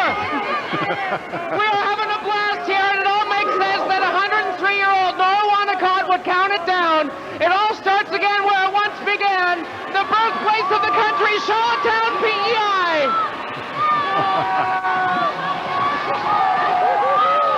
All right, Jonathan. Yeah, I'll tell you one thing you didn't break. You didn't break that kissing record you told me they were going to break in PEI. I had nothing to do with that, but like I said, not just about potatoes and Anna Green Gables anymore. We're showing the whole world another side of PEI. Yep, you sure are. Jonathan Torrance from Charlottetown tonight. Okay, Laura, we're going to go back to Colleen Jones. See what happened on that train at midnight. What's happening on the train is champagne now. That's what's happening on the train. It's been a while, a little bit of champagne. Ian James, I have to thank you for coming on board. Oh, I appreciate it. Wonderful musical talent as well. And it was a really neat way to usher in the new millennium, to be on board the train, something that, of course, 100 years ago was still rather novel concept of getting around the country. But anyhow, we've had a great time here on the Millennium Train, and we'd love to do it again. Everybody wants to say Happy New Year now. Ian, take that bottle, do it. Don't stop. Okay, see you later. We gotta go. I'm winning this one, Ian. Colleen Jones and Ian James will probably tell you what happened there a little later on. She got hers there. She did get hers, and she was cruising for that bruise. And here's Laurie Graham in Sydney, Nova Scotia. Laurie, take it away. We're having a wonderful time here in Sydney, Nova Scotia, bringing in the new year, the new millennium, celebrating with the Bear McNeils and everyone here. Are we having fun? I'm having trouble hearing, Peter, but I know we're having a fabulous time here in the crowd in Sydney, listening to the wonderful music and bringing in the new year. Happy New Year! And Happy New Year to you and the rest of Atlantic Canada. Let's go over to St. John, New Brunswick. Jeff Britt, let's see whether Jeff can talk to us this time. There he is. Happy New Year. Happy New Year, Jeff. That's quite the scene there. Happy New Year, everybody. I'm so happy I'm able to share it with my wife, Denise, tonight. St. John celebrated this twice earlier tonight on the Harbor Bridge. It was a great family affair with kids out. We enjoyed the fireworks. We saw so many fireworks tonight on this broadcast, but you know, I got to tell you, you have to see them live. And anyways, it's been a terrific night here in St. John. First of all, the Harbor Bridge Walk, and this terrific evening with Johnny Favorite. The year 2000 has arrived, and we've welcomed it in grand style here in St. John. Well, you sure have. You sure have, Jeff. It's great to have been having you with us on the program tonight. Jeff Britt in St. John, New Brunswick. Atlantic Canada has done it up in big style, as Jeff says, from Newfoundland through the 3 maritime provinces. The year 2000 has arrived in Canada. A lot more still to come, though, Laurie, as it marches into central Canada. The pressure is on for everybody to look as if they're having as much fun as they are in St. John, that's for sure. And we're going to start telling you about the great Central Canadian story coming up shortly. But right now, we're going to take this short break. We'll be right back with 2000 Today.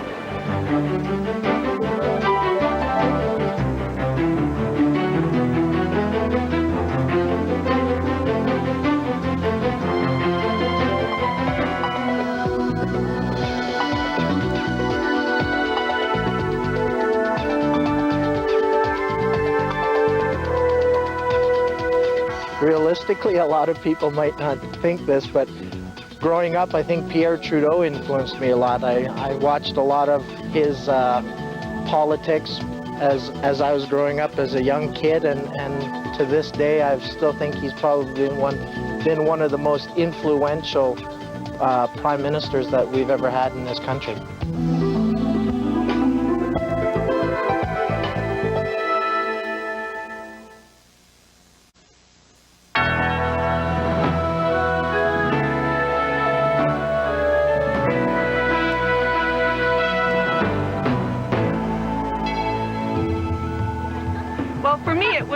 My children, because they improve my life so much, and because as an artist they make a wonderful subject matter, for instance, Madonna and Child.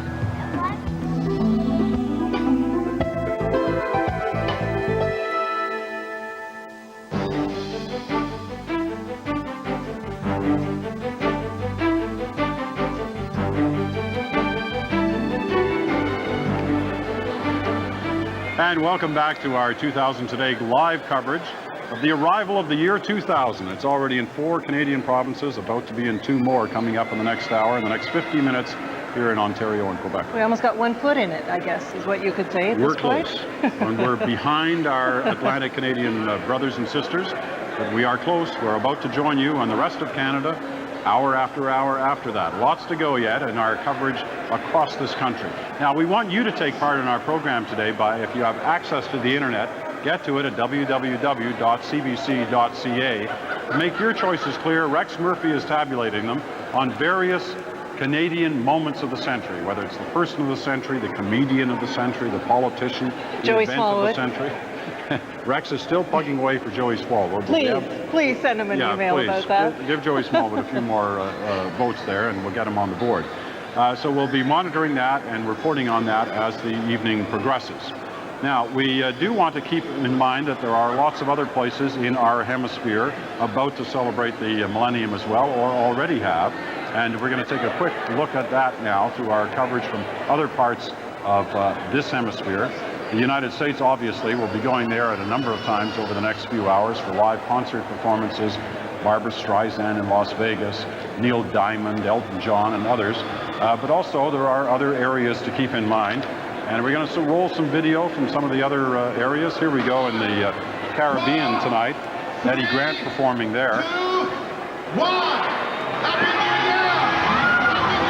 Nice to see him again. I haven't seen him. He gave us some great hits in the 80s with Romancing the Stone, and also the Electric Avenue was probably his biggest hit. Parts of the Caribbean already celebrating now as the clock ticked over at the same time as Atlantic Canada did. Here in Venezuela, midnight has reached there in South America. This event will show the traditional Venezuelan celebrations. I don't know how you can be traditional about the turning of a millennium. It's only happened once before. We're setting tradition. We're setting tradition is right. Anyway, so now where are we going to go? Jeanette Renaud. We're going to go live for a Jeanette Renaud performance. This is an excellent thing. Probably one of the most well-loved performers from Quebec. Over 40 albums. I can't even imagine how many buckets of awards that she's got. But she isn't just simply a great singer. She's also been in quite a few movies. Liolo, Jean-Claude Lauzon's film, and she also did a wonderful star turn in the film adaptation of Michel Tremblay's his play, and it's called It's Your Turn, Laura Cadieux. She's done a wonderful role as that. So she really has developed into not even a double threat. She's now a triple threat. She's just put out an album this past year in English, and she's trying to make that crossover into the English market as well. So move over, Celine Dion. Right, and you know, she's had a dynamic and lengthy career already, because I can remember late 60s listening to Jeanette Renaud records. And she holds many records from some of those hits she had in the 60s until Celine Dion came along. All right, here, let's go live to Montreal. Performance from Jeanette Renaud.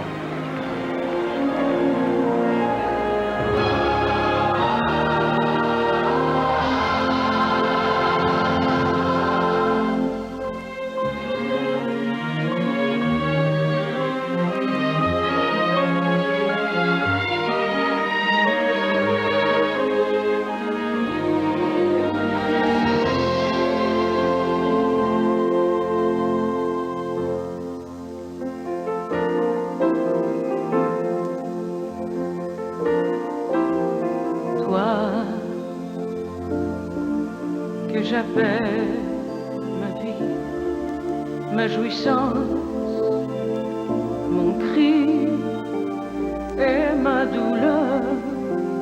Tu me donnes envie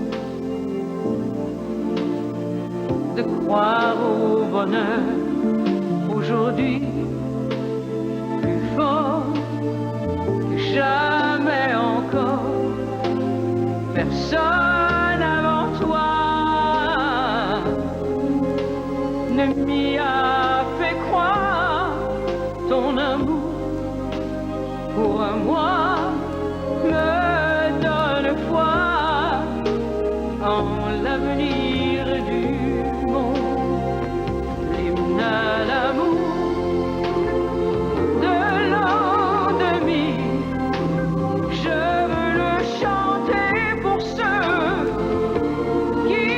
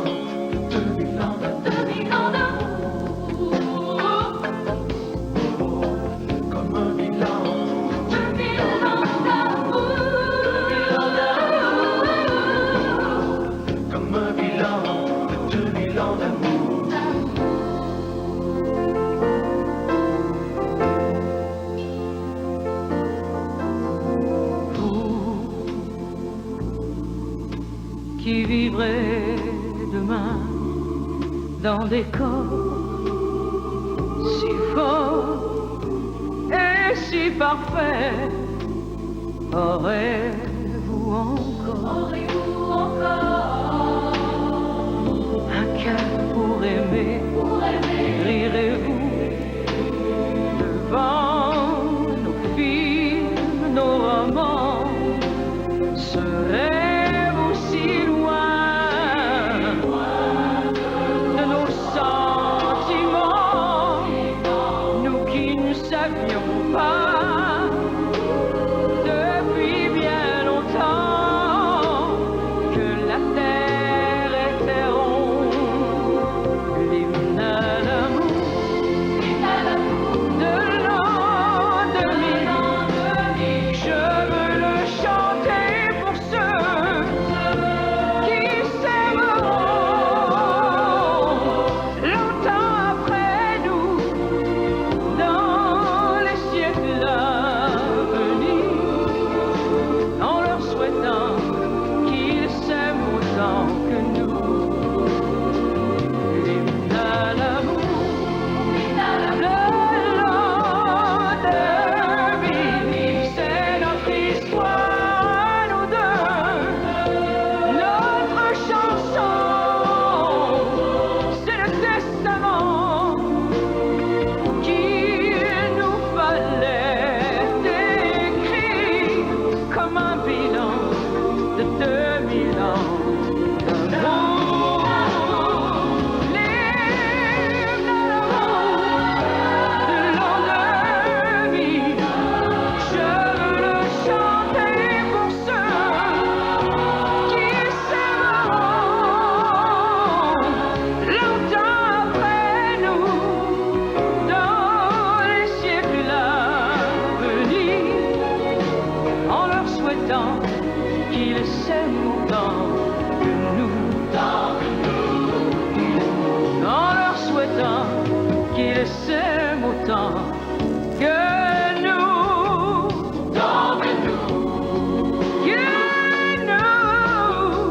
en leur souhaitant qu'ils s'aiment autant que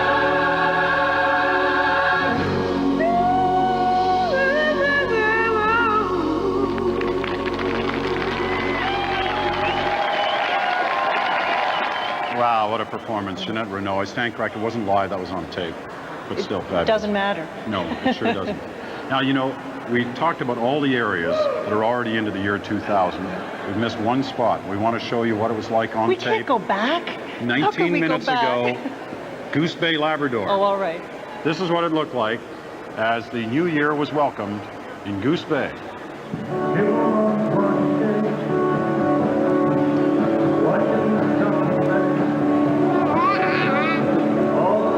It's hard to sing.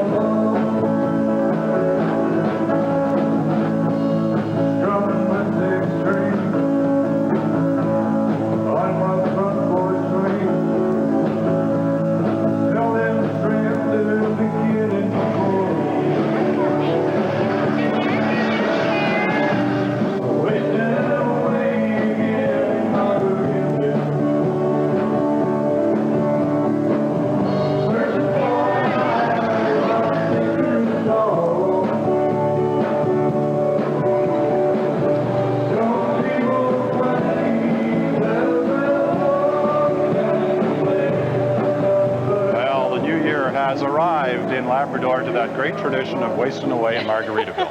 Another new millennial tradition going down in I don't Labrador. blame them singing that in Goose Bay. It's cooled up there this time of year. We want to give you a sense of what to expect the next 39 minutes as we're into central Canada. Coming up, we're going to take a break and then a short newscast, but when we come back, we've got lots of action. We've got Tragically Hip live from the Air Canada Centre in The Toronto. most coveted ticket, I would say, in Toronto. Blue Rodeo from Bala in southern Ontario. And the Macaulays coming out of Windsor. So we've got lots, and we're going to hip hop scotch around southern Ontario. We had that look in Montreal. We unfortunately can't get live into too many places in Quebec this year other than pointing cameras across the Ottawa River from Ottawa because of a strike that's taken up some of our technical friends in Quebec. So unfortunate about that. We've got lots of coverage in Ontario coming up. as the 2000 Today show continues right here on CBC.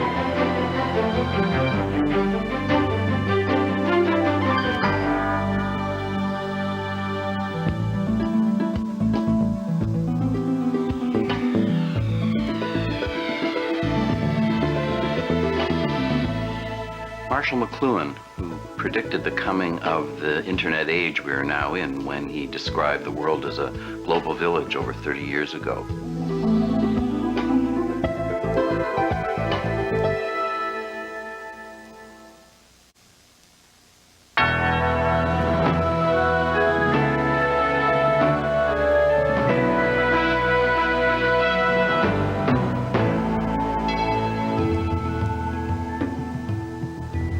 I'd have to say it was the birth of the Canadian Charter of Rights and Freedoms in 1982. This ensured that all Canadians had equal rights and confirmed our status as one of the world's greatest countries to live in, regardless of who you are or what you believe.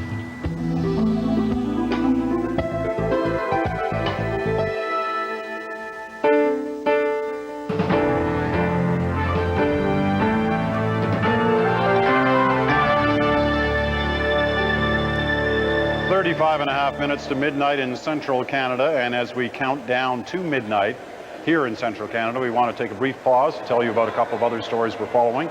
A Winnipeg woman is among 155 former hostages who are celebrating in India tonight.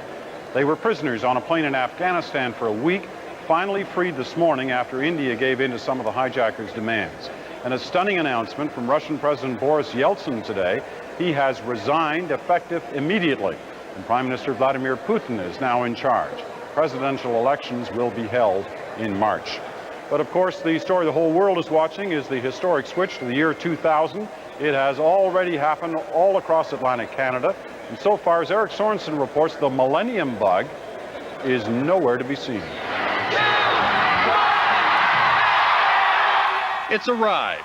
The year 2000 reached the shores of Newfoundland, kicking off 6 time zones of midnight celebrations across Canada. A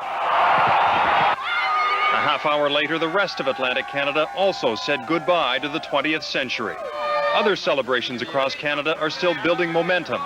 Let's welcome the year 2000 and a future where anything is possible.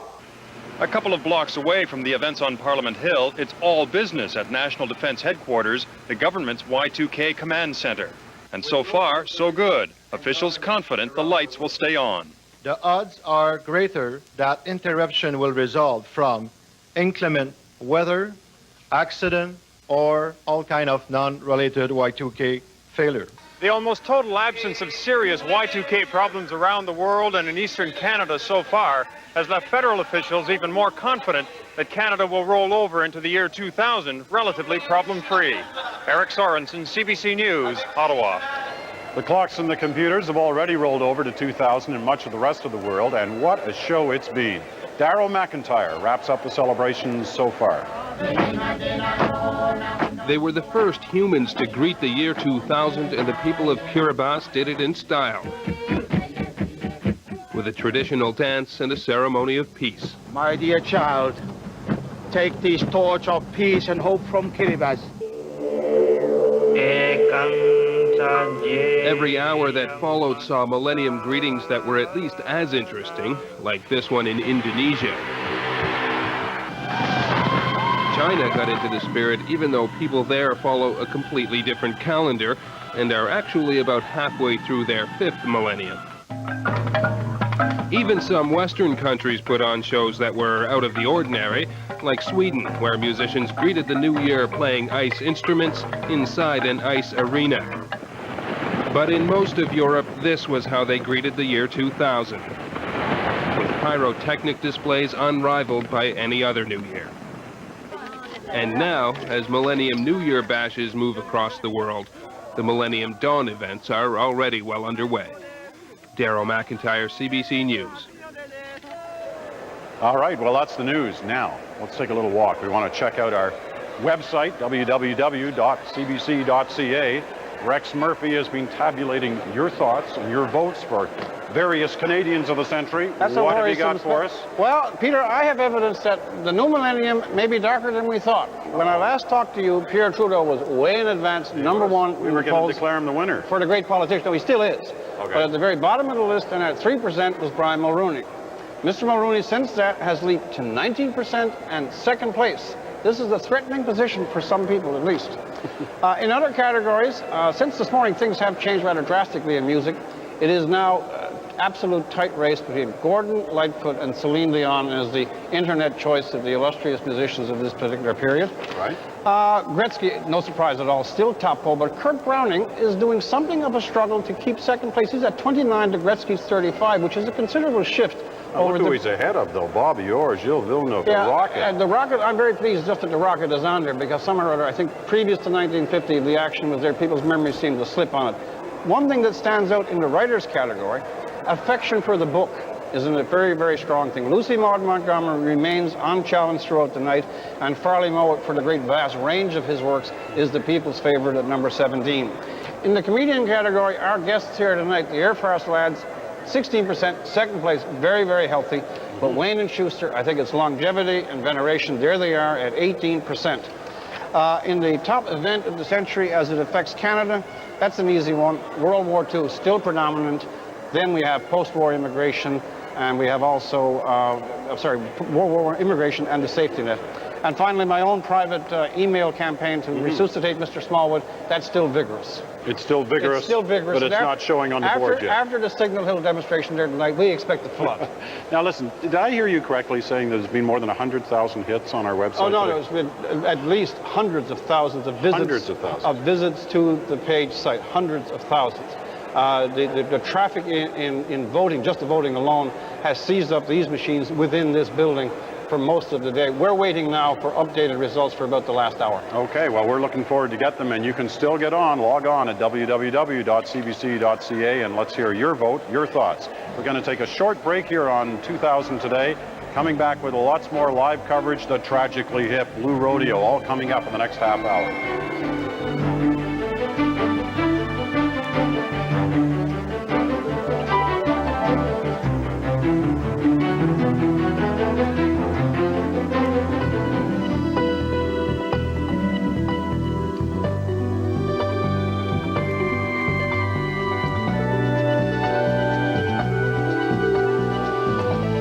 Train and going across the countryside and looking out and seeing what appeared to be a vast landscape with lots and lots of lush vegetation, even though much of it was, yellow and red and falling off the trees. Very different from the landscape that I had grown up in Greece. And I was kind of grateful that we didn't get off in New York, waited another stop, that we landed in Canada.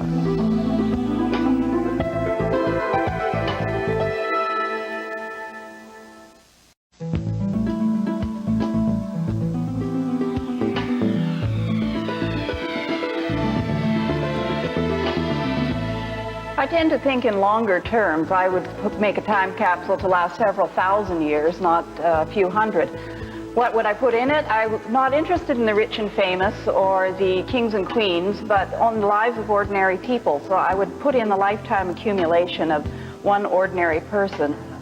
I do a lot of genealogical research, so I'd like to include some photographs and papers and old maps and articles like watches and things like that that I've collected from my family over the years.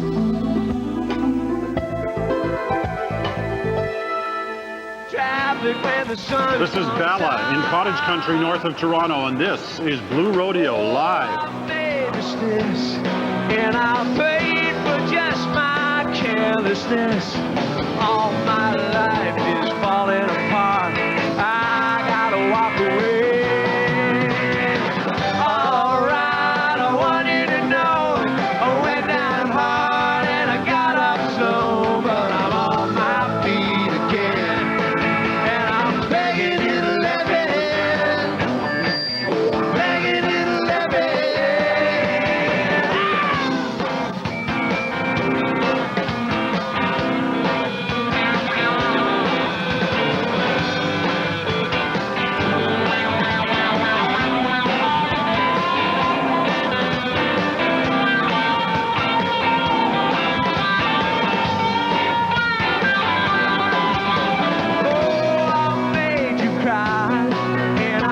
shame that I can't deny.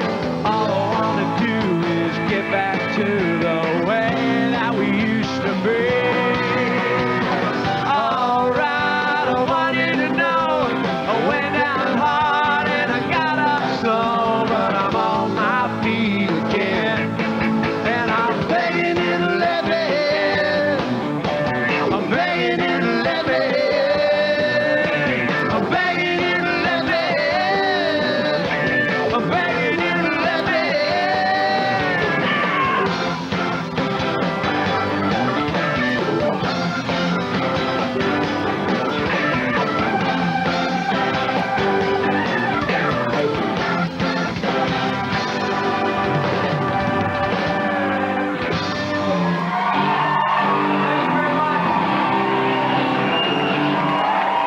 Blue Rodeo in Bala, Ontario. They're playing at the Key to Bala, which is a big hot spot in the summer for when you're up in cottage country. And this was the first time that Jim Cuddy and the guys have played it in the winter, and it's not very well heated. So they were hoping that the warmth of the bodies was going to get them through this evening. But it's really nice to see that Jim Cuddy actually arrived, because he was doing a double gig tonight. As you know, he had a really successful solo album out in the last year, and he was playing in Barrie, Ontario tonight, and then he had to drive the hour and a half up to Bala. So it's very nice to see him on stage there. And a typical, as we were saying, Canadian story. The rock singer drives himself from one concert to another same night.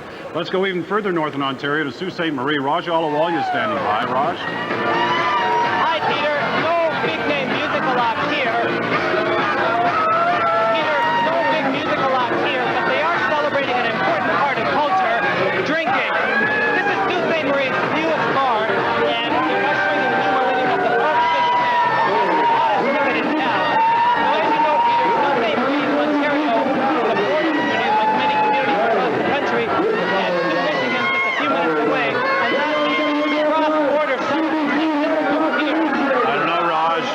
I don't think this is going to work. You're having such a good time there at such a party, we can barely hear you. But I think we're getting the message that they're partying in Sault Ste. Marie, and they're enjoying every minute of it. We'll try and get back to you. We're going to have to get that mic real close if we're going to be able to hear you. Sorry about that. Let's try Jennifer Gates. She's in Windsor. Jennifer? Hi, Peter. Hi, Lori. We're having a fantastic time down here on the waterfront in Windsor. Yeah, first time ever. Everybody's come together on the waterfront. We're giving everybody a run for their money. Detroit is watching us. We're going to see a fabulous fireworks display just after midnight. Right now, we've got some great local entertainment on stage behind us. Lots of friends of all ages down here. Is everybody having a good time? Yeah! It's packed down here. Several thousand people coming together. I don't think anybody here can imagine a better way to celebrate New Year's in this city. All right, Jennifer, thanks very much. 22 minutes to go there in Windsor and the rest of central Canada before midnight strikes and the year 2000 arrives. From Windsor, let's go up to the nation's capital in Ottawa. Wayne Rostad, tell us what's happening there, Wayne. Well, Peter, we are standing here in a group of 50,000 people that have gathered on Parliament Hill. Now, the tower is dark at this moment in anticipation of the great fireworks that are going to happen at 12 midnight. And of course, those two parachute people from Trenton are going to be scaling the Peace Tower, and that's going to be something that is going to definitely put people on the edge of their seats to see that. So, are we having a good time, everybody? Well, Peter, we are just 21 minutes away, and Ottawa is ready. I'll say. You're ready, Wayne, and we're looking forward to getting back to you. You're right, 21 minutes to go, 3 minutes to go until we see the Tragically Hip performing in downtown Toronto. The rest of the world will be joining in our broadcast for that one to catch the hip. Right now, we're going, where are we going now? We're going to Bala. See Blue Rodeo. Yeah, Adrian Arsenault, Blue Rodeo behind her. That looks like fun up there tonight. It's an awful lot of fun, and you know, Lori was worried about it being cold. It's not cold in there. It's like a little steaming. But you know, I'm amazed you can see us because it's been so loud in here. It's interfered with our cameras. So that's how much of a good time we're having up here. All right, Adrian Arsenault reporting to us from Bala, Key to Bala, where Blue Rodeo has been performing tonight. We saw them a little earlier, and we'll try and get back to them and see them a little later. We want to set up the Tragically Hip because this is a historic moment, actually. Biggest touring band ever in the history of Canada, and we've never seen them live at a concert before. They've never gone for a live television performance, so that's quite something. I've only never seen a little bit of them from Australia during a Junos Award in the show, and that was the only thing I can remember seeing. It is really great, and it's really fitting that the Tragically Hip is the band that's going to be going out to the world, because if there's one Canadian band who has never compromised anything about their lyrical content in their song to make it more accessible to somebody in another country, you know, that bigger one closer to us, they have never done it. So well, I don't know whether they're going to sing perhaps Bob Cajun for the world or what they're going to sing. It'll be great to see. You know, they are, as I was saying, the most successful touring band in the history of Canada. They've sold, what, about 8 million records. What, every album they've done has gone double platinum. Well, Right. what exactly does that mean? It means that they've sold more records than anybody. And they're consistent. And it didn't even matter, like even during the recession in the 80s, it didn't matter that they were one of the only bands still out on the road and consistently selling out concerts. They were the only band that could do that. And I think that, bottom line, they think of the live performance as that is what they do. The albums are something different. So for years they didn't even make videos for a while. It's the live performance. They've created a situation that they know that their fans are coming and they're going to see something spontaneous. Gord Downie doesn't remember all the lyrics all the time. And so shows and songs tend to change drastically. And I tried to find out what he was saying. Well, what are you going to do at the Air Canada Centre at midnight? And in his typical fashion, he said, well, we're going to drop the bomb. So I don't know what exactly that means, but maybe we'll get a little hint of that. Well, they're letting us look in twice during this concert. One is coming up in about 30 seconds time, and we'll be switching to the Air Canada Centre in Toronto. And then once again, right after midnight, so we'll get a chance to see what he did. These concerts sold out in 22 minutes over the various ways they sell tickets to concerts now, mainly over the phone, no lineups for a hip concert. It just happens that fast. The tickets are gone, and they were sold out months ago. 2 nights in a row, tonight and tomorrow night, at the Air Canada Centre. So let's get ready for it. The Tragically Hip, Canada's most popular rock band and most popular live entertainment band, performing tonight in Toronto. They're giving us a countdown to this one. Once again, the rest of the world will see this. The Tragically Hip, performing tonight in Toronto.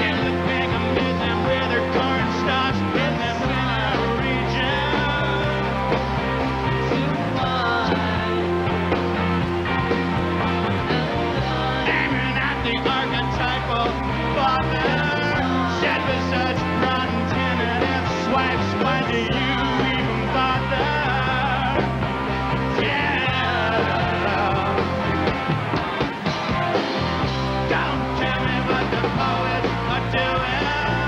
Those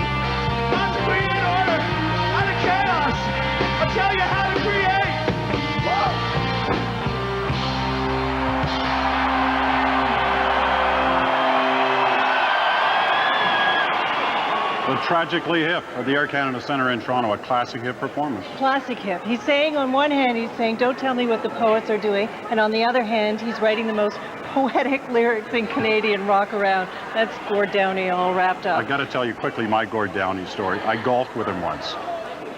He's a great golfer. He's like a scratch golfer. You're ruining his reputation by saying he golfs. I know. You know that. He probably won't forgive me for this, but we were golfing once. It was pouring rain. It turned into a thunderstorm. You're supposed to go back to the clubhouse.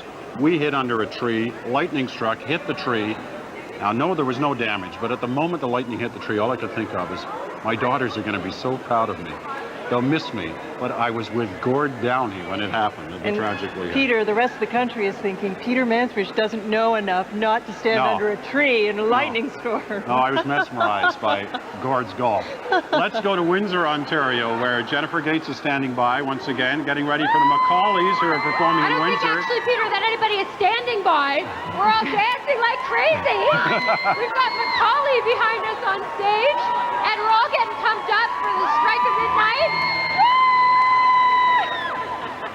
I think we hear that over and over and over all night long. It's the cheer for 2000, and here it's just as loud as ever. We're having a great time, and everybody's getting hot, shouting, dancing to music. Here you see all the thousands of people who've come together on the waterfront to watch Macaulay have a great time, get us pumped up for 2000.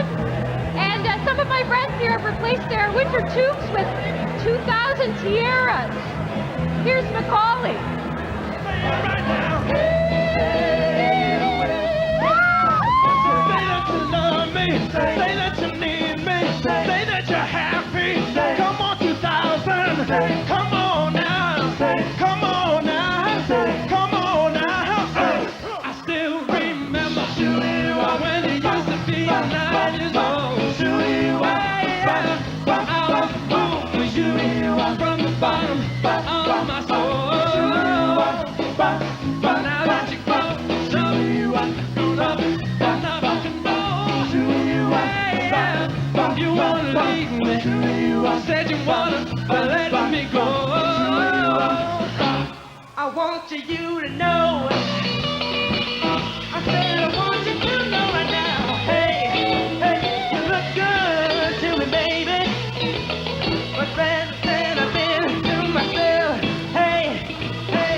If you ever leave me, I don't want no one now. Hey, hey, I said I want you to know. I said I want you to know right now. Hey, hey, you know you make me wanna. Shout, shout, shout, shout. What was the shout? Shout, shout, shout. Shout, shout, shout, shout, shout. Take it easy, take it easy, take it easy, take it easy. Hey, hey, hey, hey, hey, hey, on the street. Hey, hey.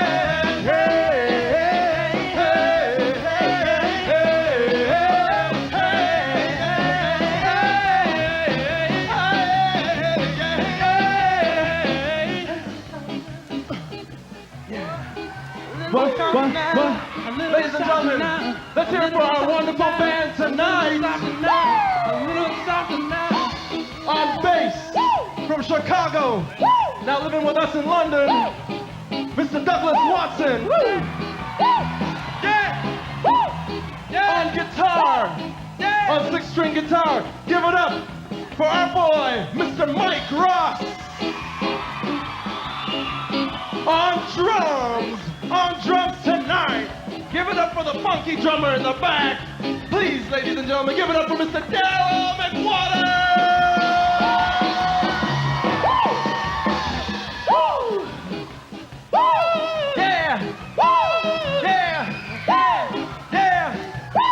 We got 7 minutes. Till you know what. Hey. Put your hands together like this. Come on. And the Macaulays in Windsor, they're from London, Ontario, 4 brothers, and quite the performers too. They've been together a decade, and as you see that kind of stuff they do, they also do some great a cappella stuff, and I love it when they do a cappella work. They're very good. Well, the party building here, as many of the staff, employees, families have come down to join. 7 minutes away from midnight, 7 minutes away from the year 2000. And looking across the river from Ottawa to Hull, where the celebrations will take place there tonight as well. A number of joint celebrations between the twin cities of Ottawa and Hull. Off there in the distance, the Casino of Hull, a multimedia production going on there at the National Arts Centre. There's been a bit of one of these sort of fireworks contests between Hull and Ottawa. The Casino and Hull saying their fireworks are going to be much bigger than the fireworks that happen on Parliament Hill. They're about like a half a mile apart, these two. So it'll be interesting to watch how those things play out. 60,000 people expected on the Hull side of the river, and at least that many again on the Ottawa side. Times Square, New York, 6 minutes, 20 seconds away from the new millennium's arrival. Hundreds of thousands in that area, and that's the Waterford Crystal Bowl that will begin its descent in the final seconds before midnight. Is that what 1.5 million people look like? That's what I was heard was estimated for people to show up in Times Square. You know, there's been a lot of concern these last few weeks, a lot of concern about security, about the possibility of something nasty happening in New York or elsewhere, but no signs of anything like that right now anywhere around the world. Back in Toronto, under 6 minutes now, hundreds of thousands along the waterfront in Toronto. It's a cold night, but they're going to have a fantastic fireworks display, we're told. Out there on the Lake Ontario, they got a number of old lake freighters lined up with fireworks to fire off, to give everybody quite the view along the harbor. Quickly, let's go up to Bala once again. Well, there she is, the queen of the night, Adrienne Arsenault. That's a nice little hat you got, Adrienne. Hi. How do you like my hair? I know you guys still have a few minutes left, but we've decided we're not waiting. We're just going to go right now.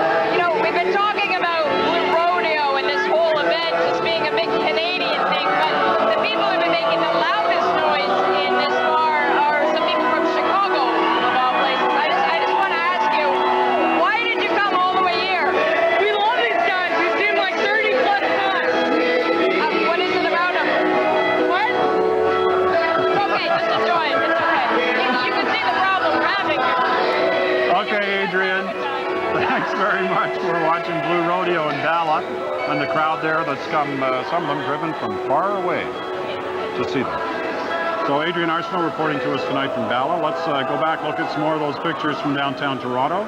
Or are we going to get a chance to watch Blue Rodeo here or no? Yes? No? They're going to let us in on this a bit?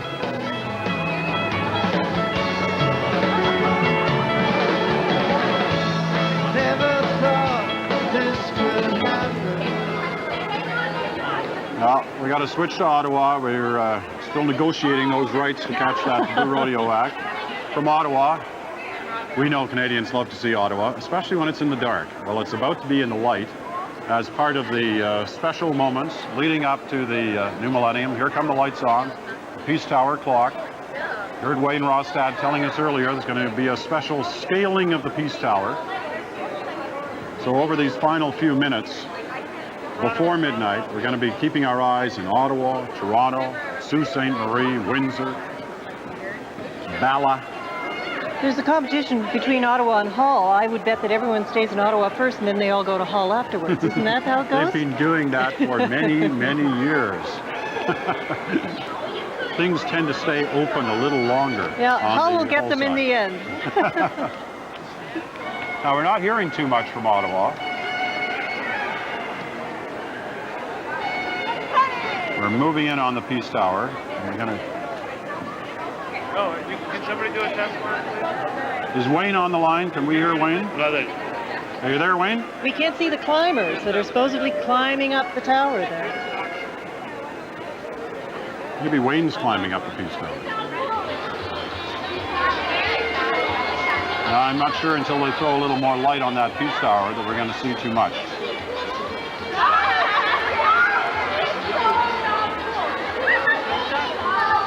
Let's Hull up on the top, Ottawa on the bottom. Let's take a full screen of Toronto for a moment and have another look in there. At least they got the lights on. There they are. Like so many of the other big cities around the world, no Y2K concerns have been evident. And these moments just before the midnight arrival of the year 2000 has been sparked by anticipation and excitement surrounding not only the event, but the fireworks display they're about to see. And we've seen some spectacular ones starting in New Zealand and Australia, and then all through Europe. These ones are supposed to start from the top of the CN Tower. We here at the atrium at CBC have a glass ceiling, if you didn't know it. If we look up, maybe we can see the beginning of the fireworks You're ourselves. right, we just might be able to do that. It's going to be 4 minutes after midnight now. They're running behind. I'm sure this Ottawa event is wonderful, but they're going to have to throw a little more light on the Peace Tower if we're going to be able to see these chaps who are climbing up the... I'm sure the guys scaling it would appreciate Yeah, a little more light, a too. little more light. I'll go back. That's a shot into the casino.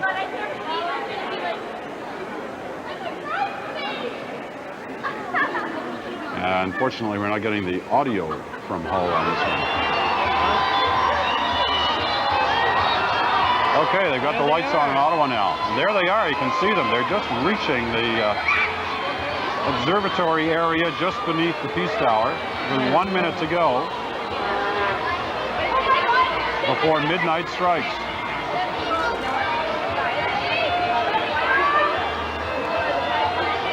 Now that is a long climb. I don't think that's ever been done before, especially not on network television. Another millennial tradition in Ottawa. Unbelievable. All right, get your party hats on. 30 seconds left in central Canada. The 1900s about to be relegated to the history books. It's finally right here in this spot. We've watched it everywhere else in the world. In almost 20 seconds from now, you can say, hey, Happy New Year and welcome to 2000. The final count.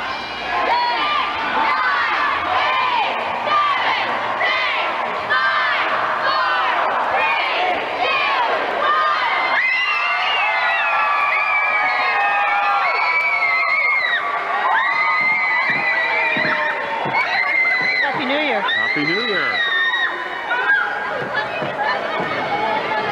And the fireworks over Toronto.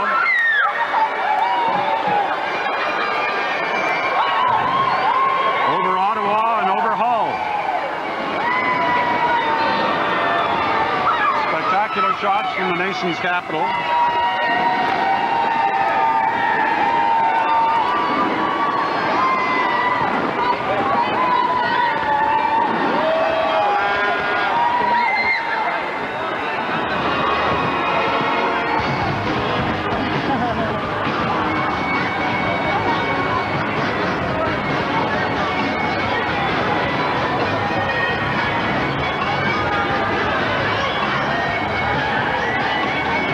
Quiet leading up to the moment, but they're celebrating now.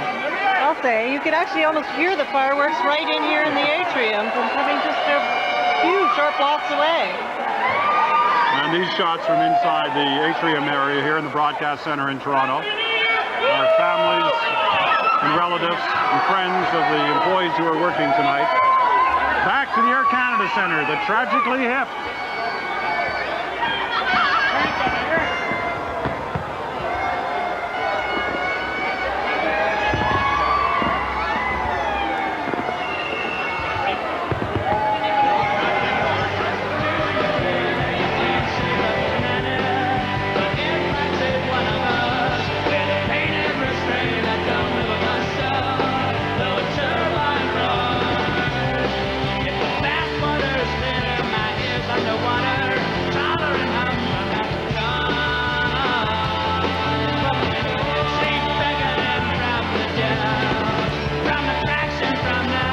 Join the army of ghosts and murmurs in the mist.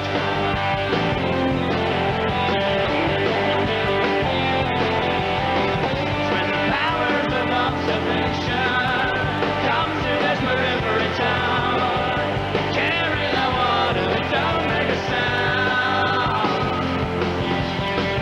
After getting our resignation, come to the chain link fence. You're on the enemy's panic. Your only chance is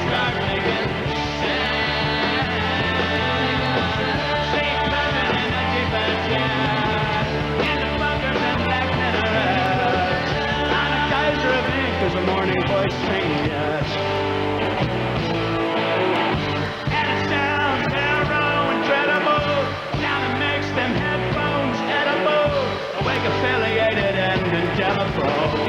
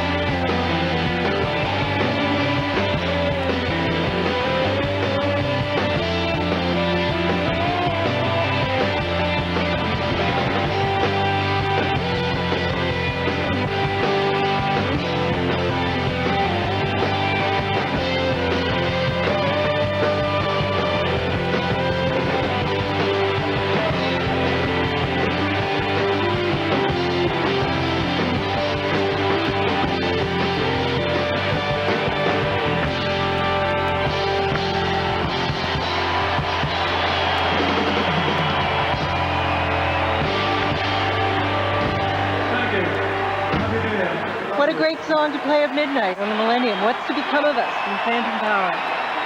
The Tragically Hip live from the Air Canada Centre in Toronto with What's to Become of Us. And a glimpse into the Air Canada Centre tonight, the first of their two-night performance down there at the Hip. Let's go up to Sault Ste. Marie, where this is what it looked like just moments ago as this Ontario city welcomed the new year.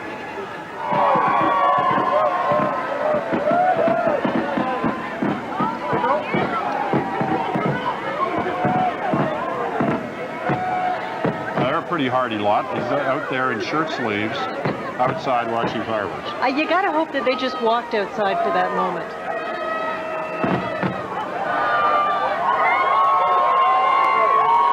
Hey, Raj Ahluwalia is up there in Sault Ste. Marie. We missed him earlier when he was inside. We couldn't quite hear him. Let's try him now. Raj, what was it like? Well, it was a wild celebration, Peter, because for the first time ever, Sault Ste. Marie, Michigan, and Sault Ste. Marie, Ontario pooled their resources for the fireworks, and all the people here came out to see them because it was the first time they'd seen something this big. Now, the two cities are only a few minutes apart, separated by a narrow river, the St. Mary's River, and a bridge, and cross-border celebration is quite common. In fact, many of the revelers here are from Sault, Michigan. They've come here to usher in the new millennium in Canada. All right, Raj, that's great. And they're celebrating and probably will be for a while yet, as the year 2000 has arrived in the two Sault Ste. Marie's, one in Ontario and one in Michigan. Let's go to Windsor, Ontario now and see what it looked like there at midnight.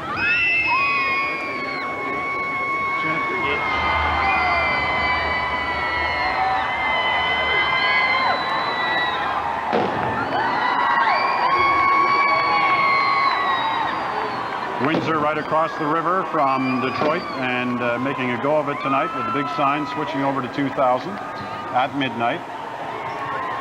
We saw a little earlier that great concert going on there by the Macaulays from London, Ontario in Windsor tonight for the celebrations. Jennifer Gates is down there.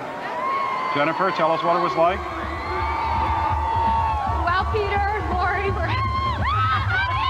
lost in the excitement of 2000. Everybody here is just having a fantastic time. The stroke of midnight, of course, blasted off with fireworks galore here. An amazing show for us all. And lots of music behind us. And of course, we want to tell the rest of Canada, Happy New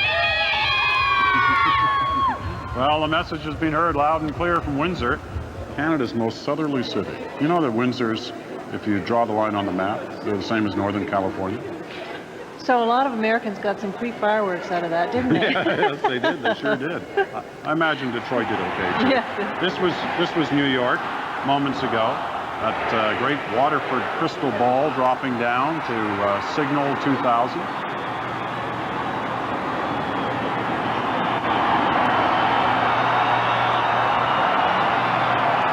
This celebration in the U.S.'s largest city. Very nice to see that that one is going smoothly. Everything's gone smoothly so far. It's amazing. So many concerns that have been witnessed on a number of fronts, whether it was the Y2K front, whether it was the security front, whether it was the real concerns about terrorism. Things so far, and keep our fingers crossed, have been just fine across the world and entering the different time zones of both Canada and the United States. They certainly have power. Amazing what happens when you kick up the wind in Times Square. Quite the roar there.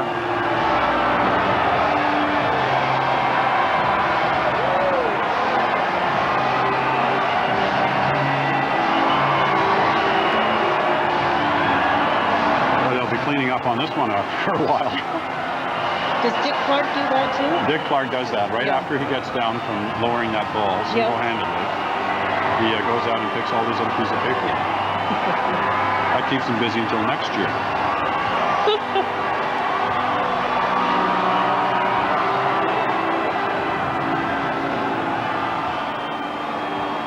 All right, great performance and a great moment of celebration in the Big Apple. Mm-hmm. And but we're not done. We're not done. Hey, listen, this is just Central Canada. Western Canada is ready and waiting, anxious. Manitoba will be next up, and then Saskatchewan, Alberta, and British Columbia. We've got many more performances live from across the country as we get ready to welcome the year 2000 in other parts of the country. Meanwhile, hey, Happy New Year. Happy New Year to you. And to Happy you New too. Year. Stay with us. We're coming back with lots more here on 2000 Today.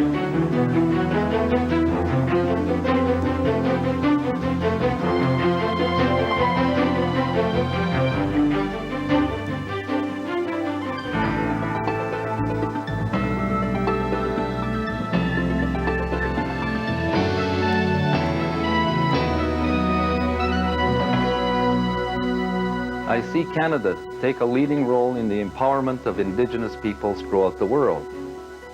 I also expect to see Canada in the forefront in the struggle to eradicate mass poverty. Mass poverty that's become a plague on our people.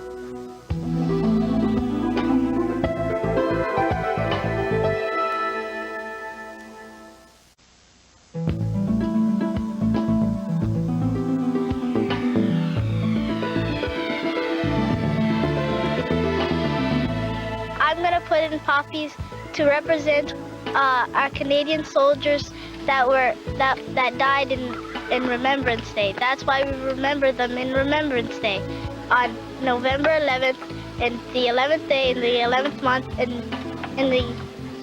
that's all. Now, this is my little sister named Farhia, and she's gonna tell you what she's gonna put in her time capsule. Tell them. Tell them. Tell them what you're gonna put in your time capsule. Princess Barbie. Barbie is for little kids to play with something.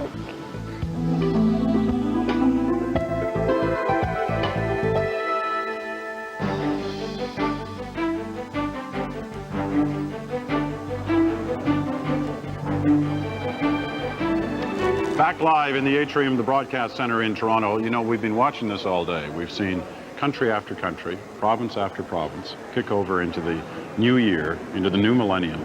And yet, in some ways, you still got to pinch yourself, you know? You're never going to be writing 1990-something on a check anymore, on a letter. Mm-hmm. That's our past. I know. We're now in the 21st century. I know. I found myself over the last few days, little moments, thinking, everyone is trying to mark this in such a special occasion. It's impossible to do it with the kind of, to find the perfect thing. So what are people doing? They're putting on funny hats, they're dancing on stages, they're blowing horns and everything. But it really is, it hits you every once in a while that it really is a whole new thing. We're Of gonna have course, to get- that's if you think it's this year. You know, a lot of people think it's actually happening next year, and this is the wrong time to do this. We're going to have to start getting used to our children or our grandchildren saying, you know, hey, what was it like back there in the 20th century? Let's hope that doesn't happen too soon. Oh, I don't want to get to that. Oh, we had it hard back in the last millennium. We did. Boy, it was a long trek to work. This is still going on in Toronto. We're going to replay some of these incredible fireworks displays that took place along the harbor in Toronto, the waterfront. They put 3 Great Lakes freighters just offshore, loaded them up with fireworks, and as Laurie said earlier, started off from the top of the CN Tower. And it's been going on for the last 15 minutes.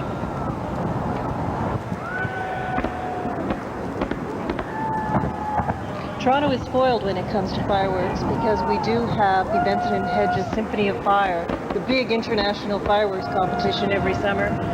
So we get used to seeing some pretty wonderful displays, but this one is even bigger. It's tough, though. It's tough to outdo some of those things we saw, especially in Europe, hours ago now, 5, 6 hours ago in London and in Paris and Berlin and Amsterdam. They're doing quite the job here in Toronto, but it was nothing like seeing the Eiffel Tower lit up the way they did it in Paris tonight. It was incredible. It's pretty good, though. A little bit of chill off the lake. It'd be lovely sitting down there on the boulders. A little bit of chill. I've been amazed at all the pictures, especially the ones we've been witnessing since Newfoundland right through. The numbers of people who are in the streets tonight. I mean, hey, it's January 1st. It's Canada. It's cold out there.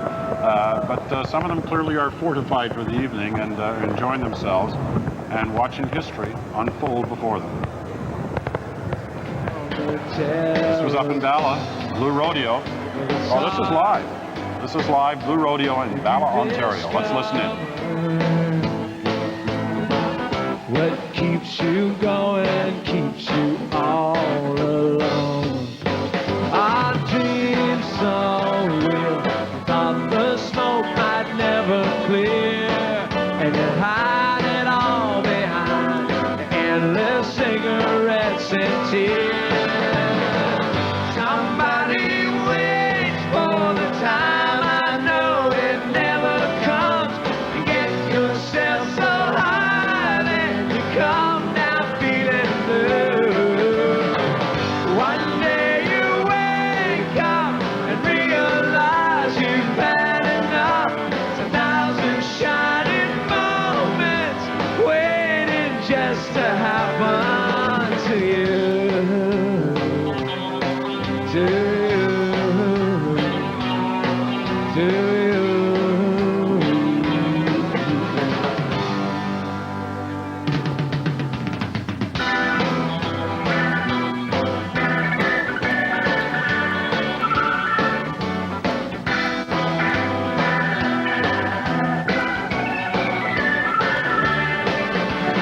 Wait until you're stronger. There's no sense starting when you're down so low. Well, it takes the heart a little longer. See the point and finally letting go. You lose your touch out there standing in the rain. When it's all too much, feel like slipping down again. Somebody waits for the time, I know it never comes. You get yourself so high, then you come down feeling blue. One day you wake up and realize you've had enough. It's 1,000 shining moments waiting just to happen to you. All to you. All to you.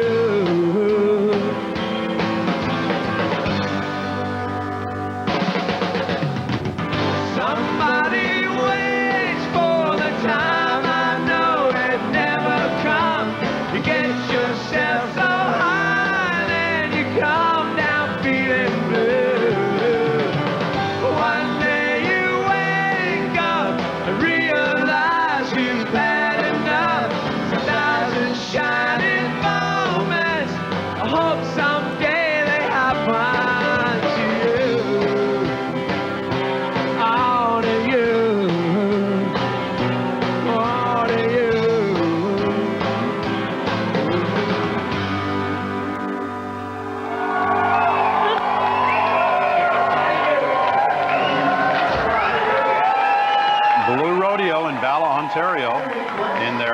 first performance of the year 2000. And we're going to take a short break, and when we come back, we're starting to get ready for Manitoba and Saskatchewan as they're going to welcome the year 2000 in 39 minutes from now. We'll be right back on 2000 Today.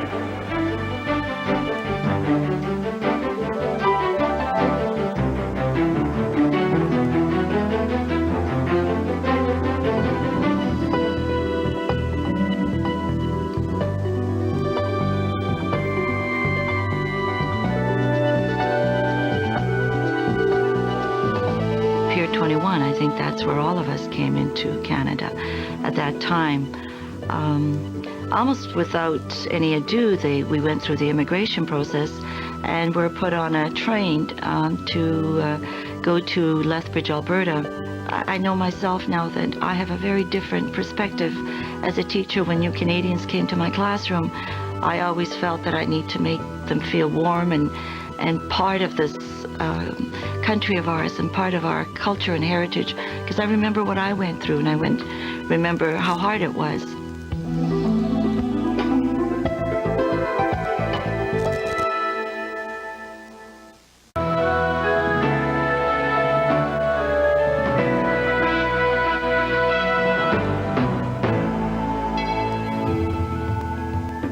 I think it was the decision by Prime Minister Trudeau to open up Canada to immigration from countries other than Europe in the late 60s.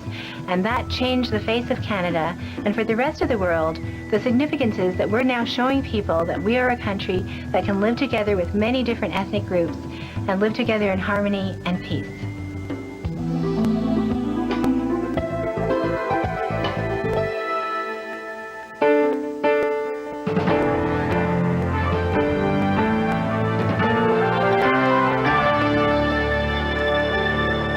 Well, as midnight continues to roll across Canada, it's already come and gone here in southern Ontario, and as you can see, at least from this building, the lights are still on, the elevators are running, there's no sign of any Y2K problems at all. We'll see how the rest of the world fared in a moment, but first a couple of major stories to tell you about. 155 former hostages are tasting freedom in India tonight after being held prisoner on a plane in Afghanistan for the past week. They were finally released after India agreed to some of the hijackers' demands. Shirley Macklin from Winnipeg is one of the hostages. She's been in touch with her family, and she says that she's doing just fine. And a shocker from Moscow tonight, Russian President Boris Yeltsin has resigned effective immediately. Prime Minister Vladimir Putin is in charge until presidential elections are held in March. So change in Russia and, of course, change all over the world as the world greets the year 2000. Eastern Canada has already ticked past midnight in style. As Eric Sorensen reports, there's still no sign yet of that Y2K bug. About half the country has now reached the year 2000. Ontario and Quebec, the latest to begin celebrations. Newfoundland was first, kicking off 6 time zones of midnight celebrations across Canada. A half hour later, the rest of Atlantic Canada also said goodbye to the 20th century. Other celebrations are still building momentum. Let's welcome the year 2000 and a future where anything is possible. A couple of blocks away from the events on Parliament Hill, it's all business at National Defence Headquarters, the government's Y2K command centre. And so far, so good. Officials say the federal departments reporting so far have experienced no major problems. Everything is functioning smoothly. No problems are anticipated in the eastern region. The clock has struck midnight. The fireworks are going off. It is a spectacular moment, though as important and a relief to many as we enter the first few seconds of the year 2000 will be this sight. The lights all over the city are still on. Eric Sorensen, CBC News, Ottawa. Well, of course, most of the rest of the world has already passed the midnight mark, and the celebrations have been, in a word, unbelievable. Here's Ron Charles to wrap up the festivities so far. Even in China, where most people follow a different calendar, the year 2000 was greeted with great ceremony. And it was in Europe where millions of people crowded streets and squares to ring in the new year, or even waltz it in. Across Europe, 2000 was welcomed with song, with light, and with fire in the sky. Historic monuments became tableaus for the celebration. At the Millennium Dome in Greenwich, England, the Queen presided over huge ceremonies. Former South African President Nelson Mandela welcomed the new year by returning to the cell where he spent so many years as a political prisoner.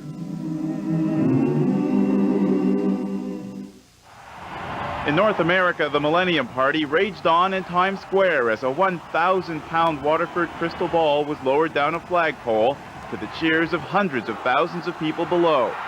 Ron Charles, CBC News. Yep, it sure has been quite the day. Well, we haven't checked in with Washington so far in the last hour. The time has ticked over to 2,000 there. The CBC's Anna Maria Tremonti is on the Mall in Washington, and she's been good enough not to go to that great White House dinner they had, I hear, that Bill Clinton and his wife had at the dinner. You didn't go there because you wanted to work, and tell us about it. Well, that's right, and I guess my invitation got lost in the mail. It was a star-studded dinner, however, Peter. The stars outdid the politicians. Elizabeth Taylor was there, Robert De Niro, Muhammad Ali, Sophia Loren.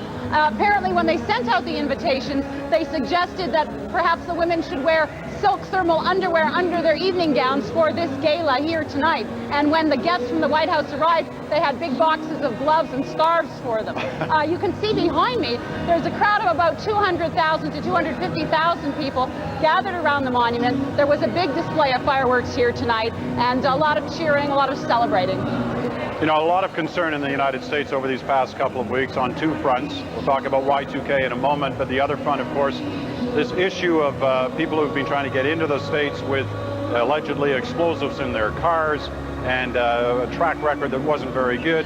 All these things, though, appear not to have caused any problems, at least so far tonight. That's absolutely right. We haven't heard any sign of trouble at this point, but I should tell you, Washington was thick with police, and this area is absolutely thick with all sorts of security police, crowd control police, a lot of uniformed people out tonight to try to make sure nothing happens. Y2K front, anything to tell us? Well, Peter, the one Y2K glitch happened in Delaware. 3 racetracks had slot machines that actually work a couple of days ahead, and they all kicked out this morning. And so the gamblers in Delaware had a bit of a problem. But so far, that's it. Everything else is fine. You know, sometimes you got to wonder about some of these glitches that are being blamed on Y2K. If anything goes wrong now, that's a really good explanation to use. Hey, it was a Y2K problem, right? Absolutely, absolutely. But and the Y2K people are taking full credit. They're saying the reason nothing has gone wrong is because they did all the work they had to do. And most of the big computers in the United States actually rolled over on Greenwich Mean Time several hours ago. So they are confident that there will be no big glitches at this point. All right, Anna Maria Tremonti reporting to us from the Mall in Washington. Happy New Year, Anna Maria. We'll talk to you again. Happy New Year. Bye-bye. Okay, we want to check in the latest on our internet website, www.cbc.ca. We've been asking you all day to send in your thoughts, your votes, so Rex Murphy can calculate them and let us know who those most popular Canadians, events and people of the past century have been. You know, that old century, that last one? Yes, I'm looking, as I said this morning, I want to go on for the second Millennium broadcast. Me calculating things, by the way, me calculating things is the Y2K bug, but we let that pass. But I'd like to say something. I'd like to say thanks to the people who, all during this day, because this thing really has been so fierce in the number of people coming in. Obviously, those who have cast their vote have a lot of patience, so we do appreciate it, just to toss that out. What I'd like to point out to you for this little run of it is not the names that are on the top of the list. Okay. There are enduring names, and each case, these are the last name in a list of 5 for a given category, but they have remained there even before this day when the voting was off air, if you will. Right. And they've remained all day. For example, Lester Pearson in the political category, he's only at 4%, but he's been an unshakable presence on every count that we've done. So that kind of figure is kind of embedded, if you will, in the texture or the imagination of the country. One of the great Canadians of the last century, the only Canadian to have ever won the Nobel Peace Prize. And therefore his memory and his presence is so deeply in texture that even the great wave of changes we've seen, that remains solid. The same is true in a parallel analogy with Rocket Richard. Some people might have thought he would have leapt to the top. No, but he's so solidly present on a continuous basis. That's a very interesting phenomenon, I think. I'm very pleased on a personal level. We got Glenn Gould. Gould has been there. We would have thought the pop culture has swamped everything. Gould has passed, apart from the statue outside this particular building.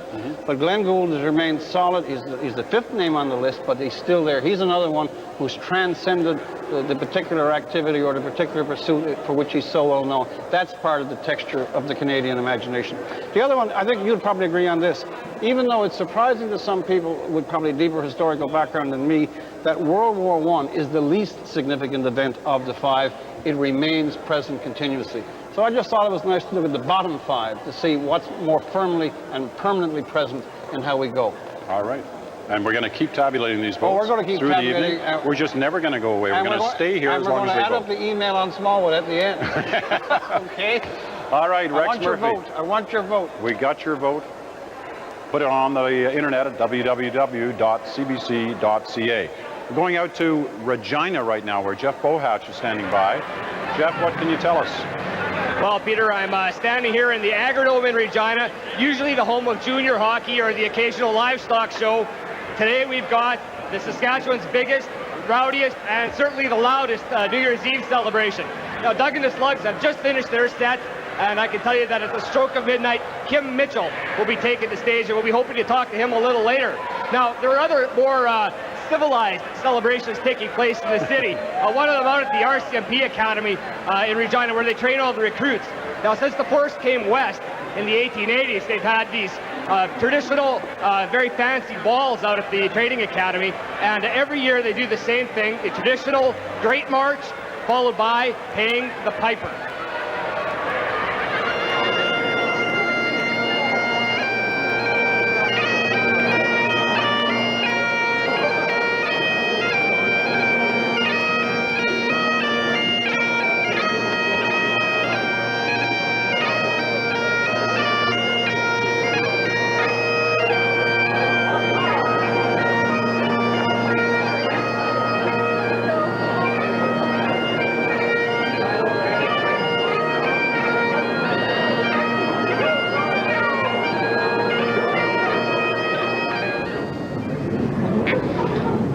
Slams a lot, slams.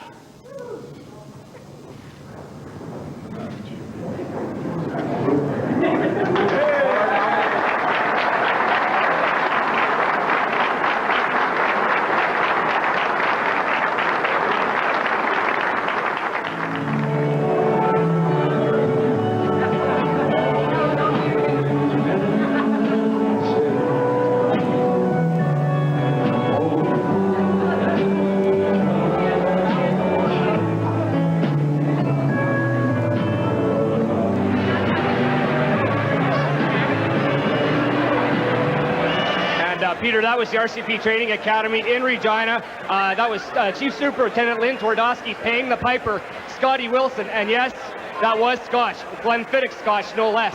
So why don't you come back in a couple of minutes, Peter, and we can talk to Kim Mitchell, who's headlining here in just a few minutes. Great, Jeff. We look forward to that. Good to talk to you, and we will be back for Kim Mitchell's performance in Regina. 24 and a half minutes to go before the new year hits in Regina. I remember those RCMP training cadets in Regina when I lived there. They always used to train out on the Trans-Canada Highway between Regina and Moose Jaw, train as we were driving out to the station there to try and feed our items. They were training on the radar. Let's go to Winnipeg. Chris Walby is standing by. Chris. Hello. Party time. And Diana Swain. Peter, to get this Everything thing shot. is beautiful. And speaking about beautiful, how is it, Diana? What's going on here? This is a segue of a lifetime. We are dancing here. This is the only way to keep warm, frankly. You know, Latin fever and all that. Everyone's having a good time. This big conga line, we're about to join it, so we're prepping a little bit. Lots going on. We still got the fireworks to come. We got the fireworks, we got the crowd. Hey, how's everybody doing? You can tell it's getting up here, baby. The fireworks are coming. We're going to go do some dancing, though. Oh, yeah. We got people from all four corners of the city have been partying tonight for a big downtown open house in Winnipeg. They all came here through a great candlelight march a little while ago. Big fireworks then. Then they all got inside, warmed up a little bit, hot chocolate and so on. Now they're conging all the way to the main stage out in the middle of the forest. And we're getting ready to join them. Ciao.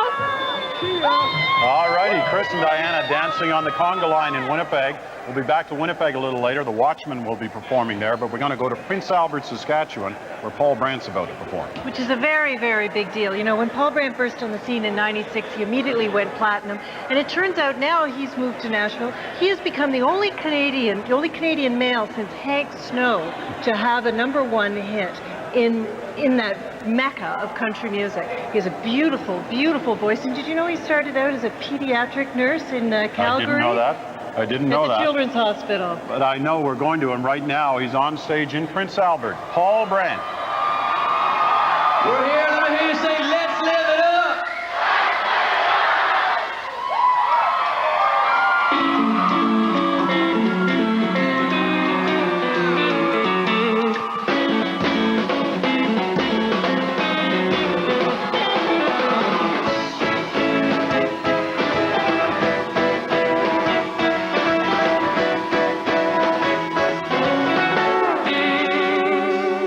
You only go around once on this big spinning planet of love.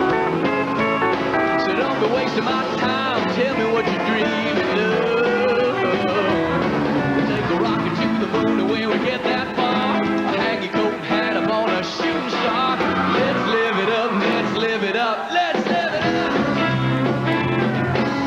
Hang the cat, put the dog, got to drive. My. Roll up the bird and let the alligator wave bye-bye. Take a rocket to the moon, and when we get that far, hang your coat and hat up on a shooting star. Let's live it up, let's live it up. Around the clock in a hot balloon sound awfully good to me. Oh, seat on the wing of a jumbo jet, fly straight to Mercury. What's the matter with me? Baby, I've been such a fool. Let's hop on a raft and navigate around in the blue. We'll take a rocket to the moon, and when we get that far, hang your coat and hat up on a shooting star. Let's live it up, let's live it up.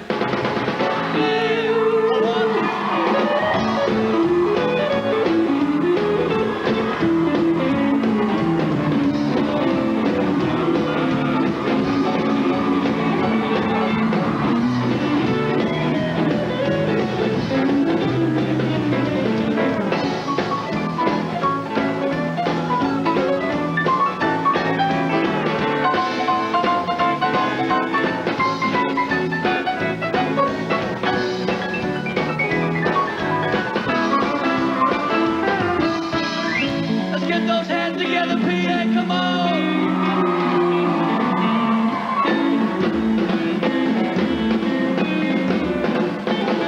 Swing around the block in a hot balloon, sounds awfully good to me. Oh, seat on the wing of a jumbo jet, fly straight to Mercury. What's the matter with me? Baby, I've been such a fool. Oh, let's hop on a raft and navigate around in the blue. Take a rocket to the moon, and when we get that far, I'll hang a coat and hat up on a shooting star. Let's live it up, let's live it up. Don't you ever think about giving it up? Let's live it up, let's live it up. Yeah, you ready to bring in the new year?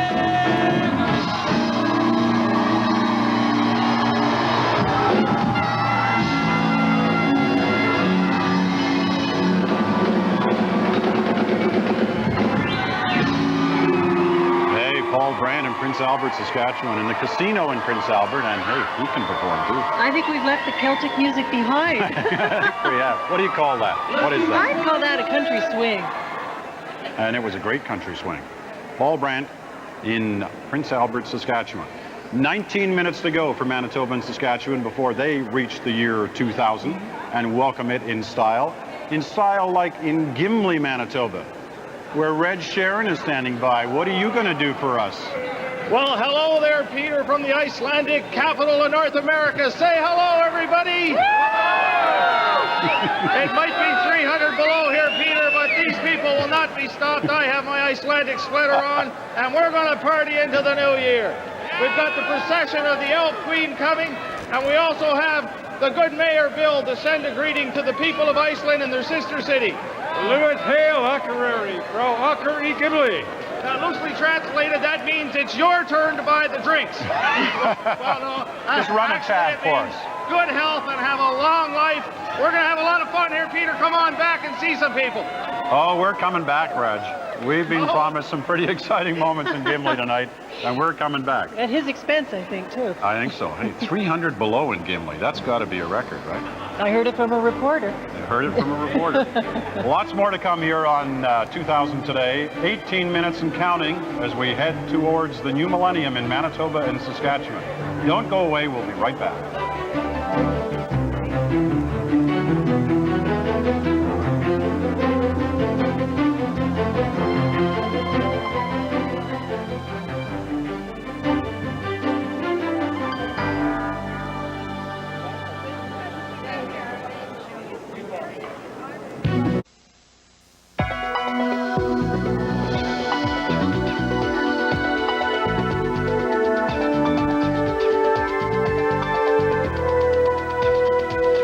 It was a Dr. Dyer in my hometown of Central Butte. My brother used to drive him around in the winter time to his different patients that he had to see. And he really influenced my going into the field of nursing.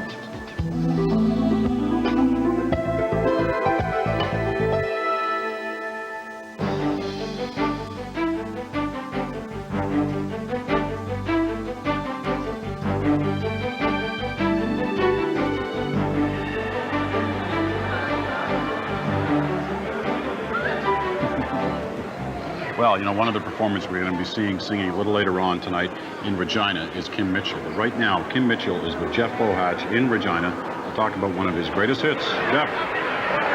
Hi, Kim. Hi, Peter. You're Kim, right? Yes, I am. Yeah. We're at the Agrodome with Kim Mitchell. We're just maybe 10 or 15 minutes away from midnight.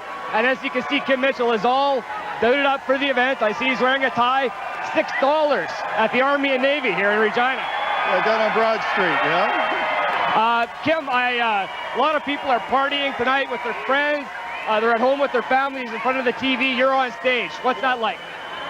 Well, it's what I do for a living. I just love playing music, and out here in Regina, it's going to be a great party. Hey! Yeah, they love you here in Regina, Kim. You've played a lot of New Year's over the years, I suppose. What about this one? How's it feel? Well, this one's, I guess, extra special for me personally, because we're, as musicians, well, just as a human being, I'm not thinking about just 1999. We're thinking about 1,000 years here, and where music has come from, you know, Beethoven to Bach to Stompin' Tom to Rush to, the many things that have happened over 1,000 years is just mind-boggling to me. So I don't want to get too deep because it's time to party tonight. But absolutely. So Kim, I mean, it's the millennium. You're playing the first song. How do you decide what you're going to play? Well, the first song is going to be Old Lang Syne, believe it or not, and after that we're going into a Prince tune. Oh, I think I can guess which one that is. Now, Kim, all of Canada is watching you right now. We're entering a new millennium. Is there anything you want to say to your fellow Canucks? Yeah, be happy and pay your taxes. There you go, a fellow Canadian. So there you go, Peter. Here we are at the Agrodome. Just a few more minutes. This man will be on stage, and we'll see you then. Okay, Jeff Bohatch with Kim Mitchell in Regina. Old Lang Syne and a Prince tune. I think that's the wrong way around. I think you play Party Like It's 1999 first, and then you play Old Lang Syne. Yeah, that's right. We're going to Gimli now. Red Sharon, we saw him a few moments ago. The action's starting. Hey, what are you doing? What, Peter? Just trying to stay warm, you know, going up to the top of the clock. Back! There's lots of great people here. What's your name and who are you? Princess Ahi. You're an elf, aren't you? You look like an elf. And there's the Elf Queen. Now, what are you doing here? You're supposed to be in Iceland. I'm checking this country out. I'm seeing if this is a good place to be. You looking forward to the new year? Wonderful. Because there's the old year coming through. What are you doing? Oh, I'm getting tired. Worn out. Worn out? Want a drink? Well, yeah, no wonder he's worn out. All right, it's the sword for you. We're having a lot of fun here, Peter. Big bonfire going. People are really having a good time. and I'm well armed. Yeah, well armed in a lot of different ways from the look of things. I'm having a little trouble hearing you, Peter. That's Later all on, right. We're going to be having some of the Black Death later. You'll have to come back and see that. We wouldn't want to miss that. Red Sharon in Gimli, Manitoba, and we got one. They fall good in Gimli. Anyway, we'll be going back to Gimli to see Reg. We'll be going back to Regina to see the Kim Mitchell performance at the Agrodome in Regina. We're going to Winnipeg to see the Watchmen. Oh, Young band, great little band. This is a wonderful band. You know, I've said that, you know, Great Big Sea is a very hard-working band. The Tragically Hip is a very hard-working band, but the Watchmen are as well. And they have a great, great sound. It's a little bit like the Hip in that it is a little more hard rock than is maybe fashionable at any given time, but they have wonderful, wonderful melodies. And this is what really makes these guys really tick. All right, 11 minutes away from the year 2000 in Manitoba and Saskatchewan. We've been monitoring performances across the United States as well tonight that we've got access to. In Miami, was it Miami tonight the Gypsy Kings were performing just a little while ago? Why don't we catch one song from the Gypsy Kings in Miami before we get on stage in Manitoba and Saskatchewan?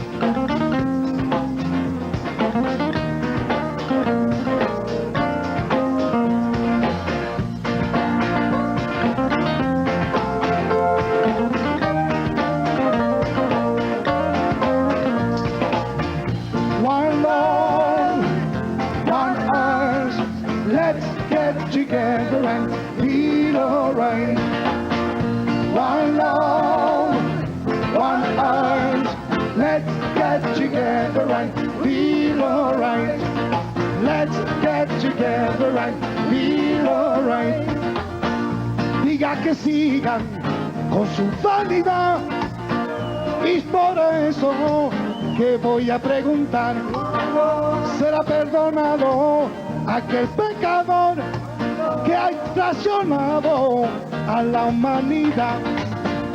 One love, one heart, let's get together and feel alright. One love, one heart, let's get together and feel alright. Let's get together and feel alright. Todos juntos contra el juicio final. Nunca más desgracia por el nuevo mundo. Ofrezca tu piedad a los infelices y no te oculta de nuestro Creador. One love, one heart, let's get together and feel alright. One love, one heart, let's get together and feel alright. Get together and feel alright. One love, one heart, let's get together and feel alright. One love, one heart, let's get together and feel alright.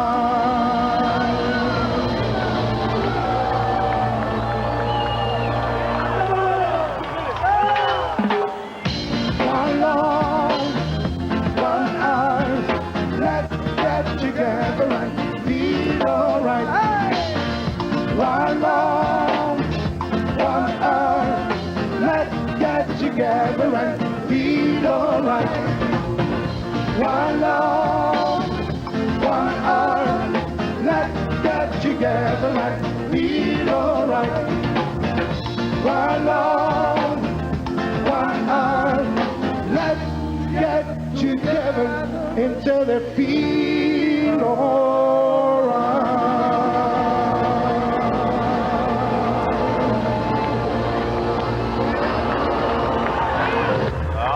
the Gypsy Kings in Miami. What we needed was the flamenco version of the Bob Marley tune "One Love." Before the millennium's over, we had to get that one in. And we did with the Gypsy Kings from Miami. Also coming up in the next hour, from south of the border, we'll see Barbra Streisand, Elton John, and Neil Diamond all performing live. You won't want to miss that. It's about an hour away. But now, refocusing on Manitoba and Saskatchewan. Just over 6 minutes before the year 2000 arrives in those two provinces. And as Laurie mentioned a few moments ago, the Watchmen, a great young band out of Winnipeg, they're performing tonight at the Convention Centre in Winnipeg. Let's go catch their act.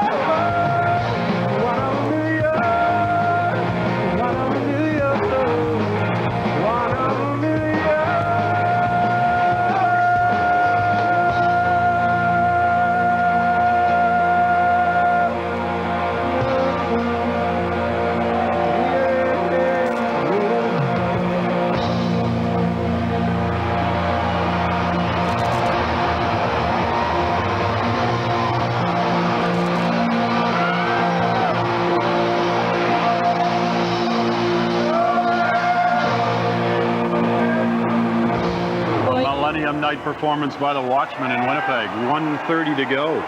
Can you ever tell they've spent 10 years on the road? What a great live band. Yeah, a great live band. So they're getting ready in Winnipeg. They're getting ready all across Manitoba, from Winnipeg up to the great shores of Hudson Bay in Churchill, Manitoba, for the arrival of the new millennium. And they're also getting ready in Saskatchewan. Let's look live into 3 shots. Gimli, Manitoba, Winnipeg, Prince Albert, Paul Brandt warming up the crowd there, and he'll be giving us the big countdown in less than a minute. Winnipeg, we're at the Forks in Winnipeg, and Gimli, well, you know where we are, that special Icelandic celebration in Gimli, Manitoba, where Red Sharon has been standing by.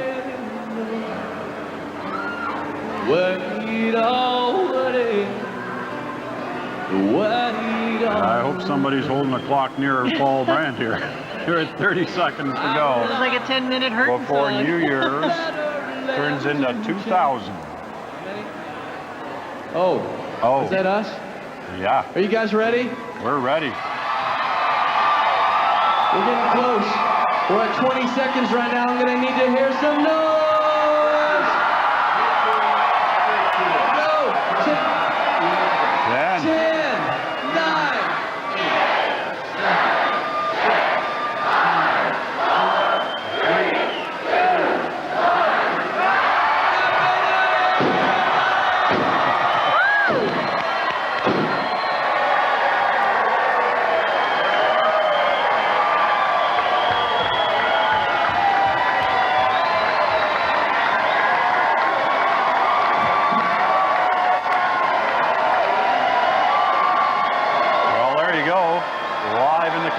Prince Albert, Saskatchewan.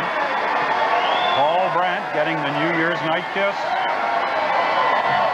In Winnipeg, they're dancing and cheering at the Forks. They're happy in Gimli. Hear the fireworks display right there at the junction of the Red and Assiniboine Rivers, right in downtown Winnipeg.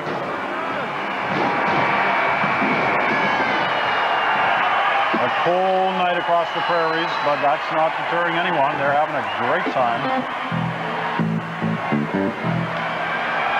2 more of our great provinces join the year 2000. It's Alberta and British Columbia to go now in the next 2 hours.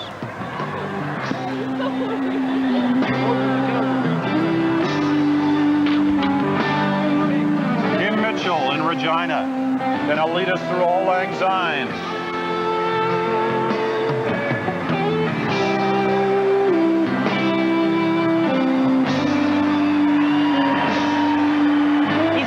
For over 30 years, I bet he's played that tune a few times.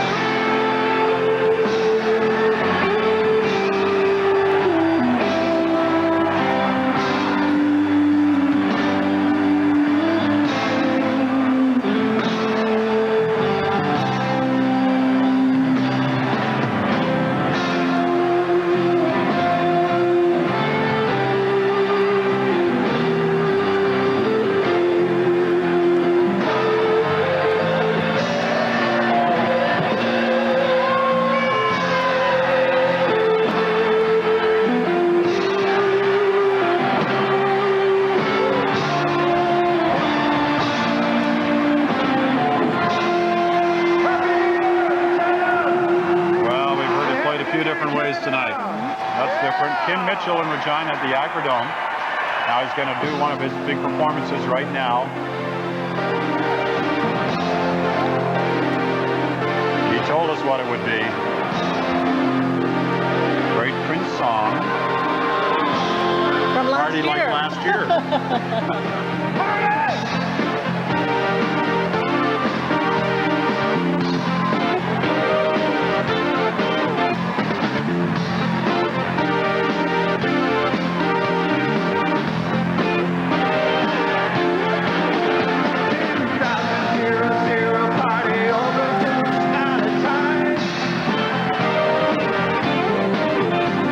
Tonight we're gonna party like it's 1999.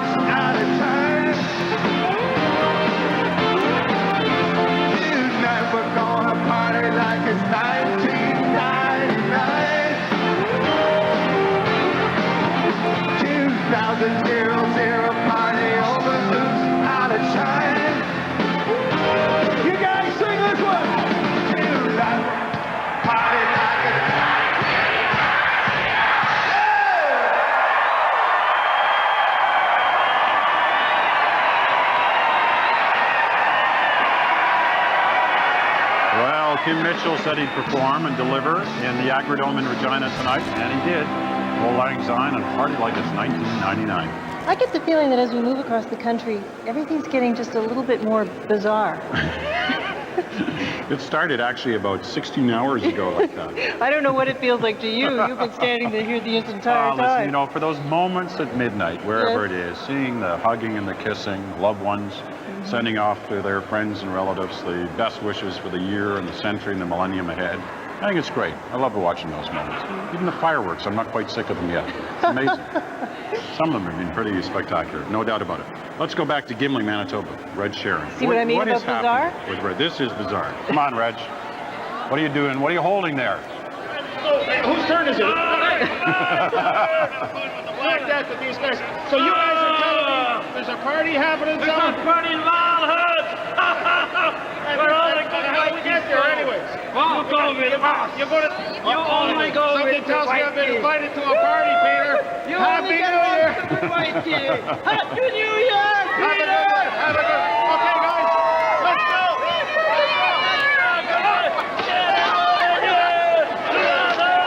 You know, we've wanted to do this to Reg for an awfully long time.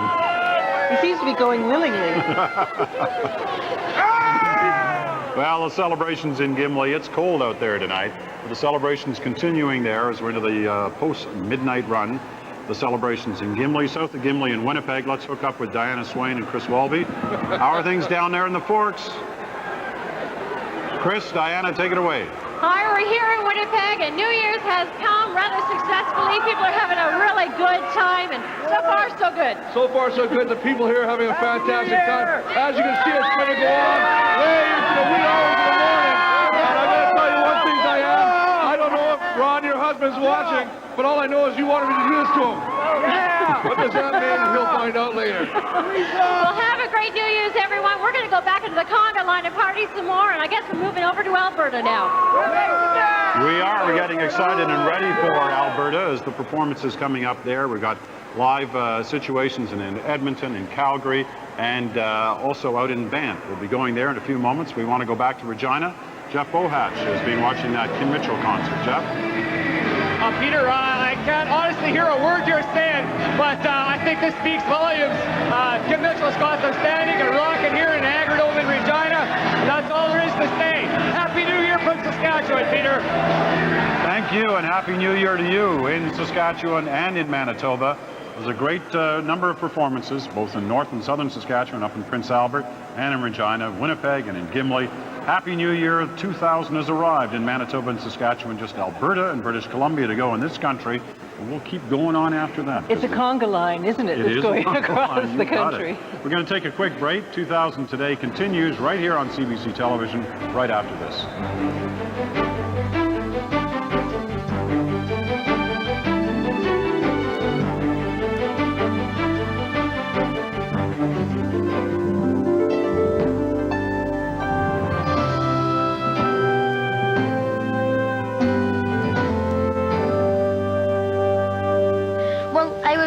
Excited when I heard I was coming to Canada, but I also felt very sad because most of my relatives live in Peru. That's where I used to live.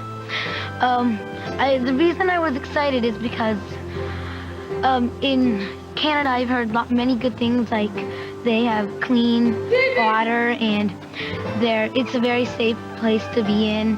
So I was really happy that I was coming to a safer and better land.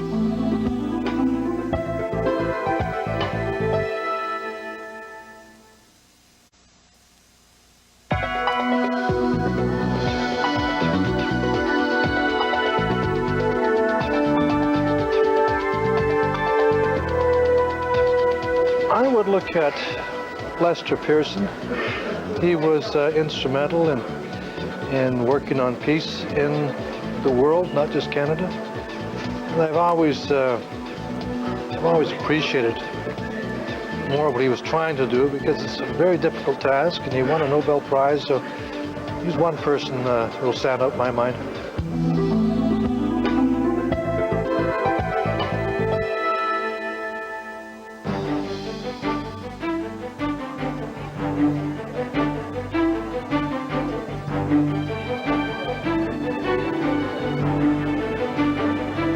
welcome back. Peter Mansbridge here with Laurie Brown. We're getting ready in 47 minutes time for the new year to arrive in Alberta, and an hour and 47 minutes in British Columbia. We've got lots more live acts coming up over that time. In Canada, we're going to go to Ian Tyson in Calgary, the Paper Boys, the Grapes of Wrath playing at a beach party on the west coast of Vancouver Island at Ucluelet. Let's hope the weather's okay for that one. That one's going to be rained The weather's out. been remarkable. Cold, no doubt, and of course, we're nice and warm here inside, but people are braving the colds and the chills in different parts of the country, but at least it's not in a blizzard anywhere, at least so far, and not raining.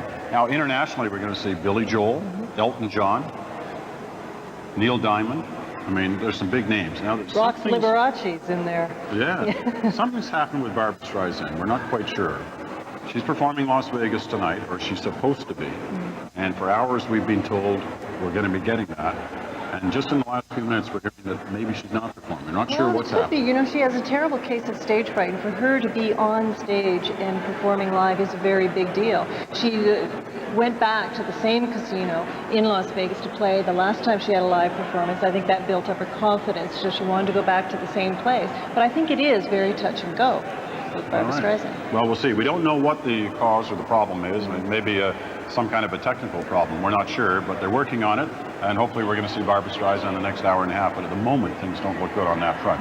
Now, earlier today, as part of this World Organization of Television Broadcasters, there were almost 5 dozen altogether, 58 I think to be exact, got together to produce this incredible, epic television that we've been watching over this past, almost 24 hours now, coming up on 21 hours since we started, from the South Pacific right through to where we are now.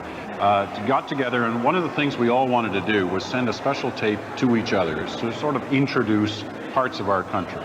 And earlier today, this was what was seen in different parts of the world about Canada, produced from the Inuit point of view.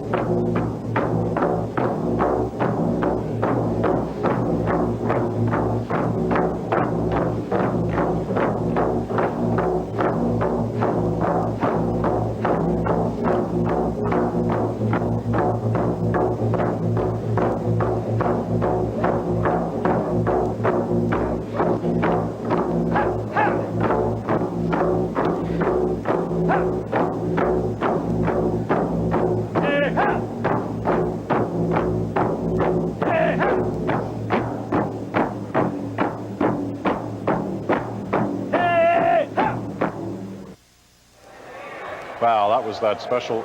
Lori's sitting down. She hasn't just suddenly lost a foot here. I'd sit down, but I'm afraid I won't be able to stand back up again. Yeah, you get your chance next. That was a special performance done for the world group of broadcasters who've been involved these past 21 hours already of the broadcast. And specifically, that was for the Aboriginal people of Australia. And there was an exchange of videos back and forth between the people of the Iqaluit and the people of Australia. And that production went out earlier today, and we wanted you to see it as well.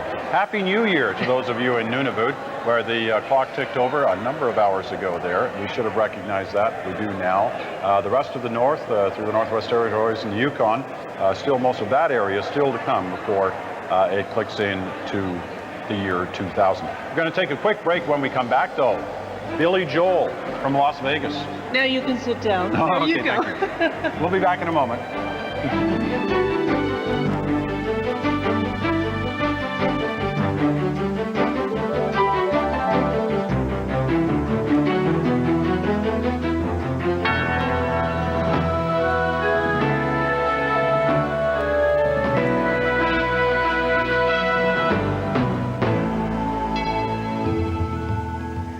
It has to be the Canadarm. The Canadarm is used to lift satellites, capture and repair old ones. It's also used as a work platform for astronauts. It's a great source of pride for all Canadians. It's basically helped us to make a huge step forward into understanding our universe.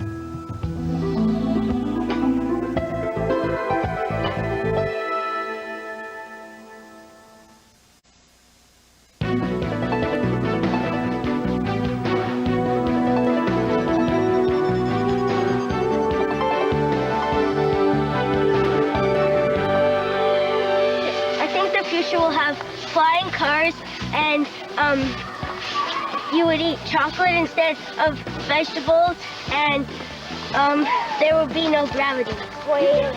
I think the future is going to be funner because there'll be newer things.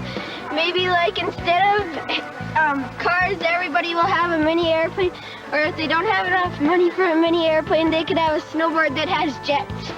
I think that in the future, there will be robots instead of teachers, and you'll only have computers to work on.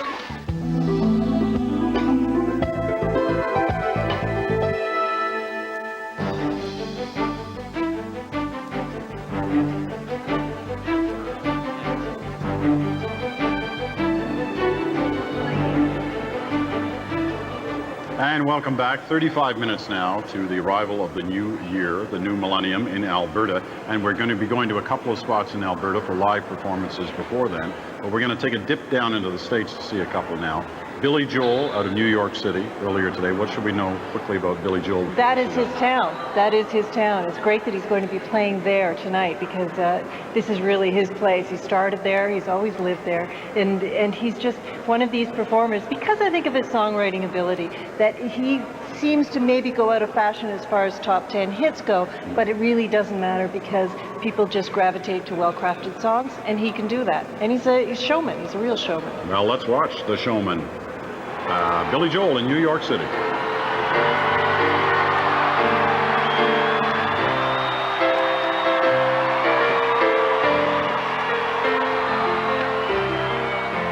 A bottle of white, a bottle of red, perhaps a bottle of rosé instead. We'll get a table near the streets in our old familiar place, you and I, face to face. A bottle of red, a bottle of white. It all depends upon your appetite. I'll meet you anytime you want in our Italian restaurant.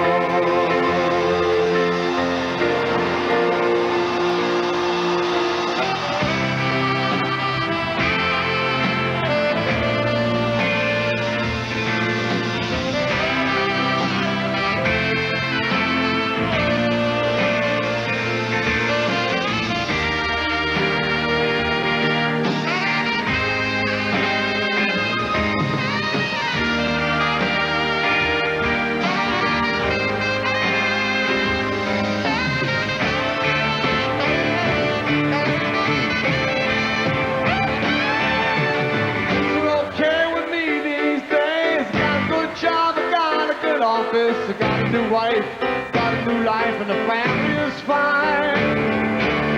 We lost touch so long ago, we lost weight, I did not know you would ever look so nice after so much time. You remember those days hanging out at the village green, into their boots, leather jackets, and tight blue jeans. Oh, you know down in the bus played song about New Orleans.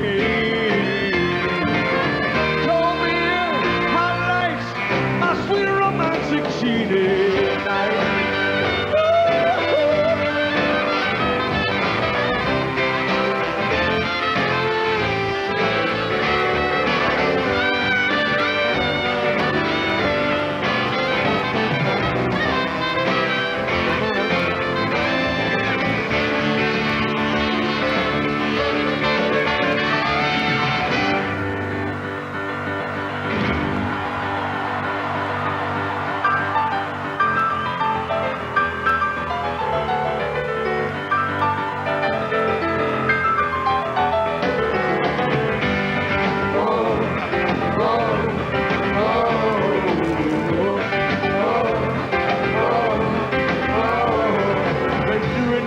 The populist ladies and the king and the queen and the prom, riding around with the car top down and the radio on. Nobody looks any finer on the floor of the head at the Parkway Diner. We never knew we could want more than that on a right. Surely Bender and Eddie would always know how to survive.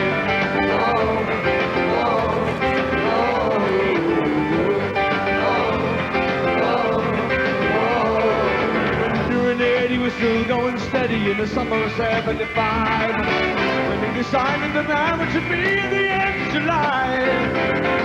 Everyone says they were crazy, but you know you're much too lazy, and Eddie could never afford to live that kind of life. Oh, but there we were, waving Brenda and Eddie goodbye. Well, they got an apartment with deep brown carpet and a couple of bags of shoes. From Billy Joel in New York City to Elton John live in Las Vegas. Two men band starting their 4th decade playing.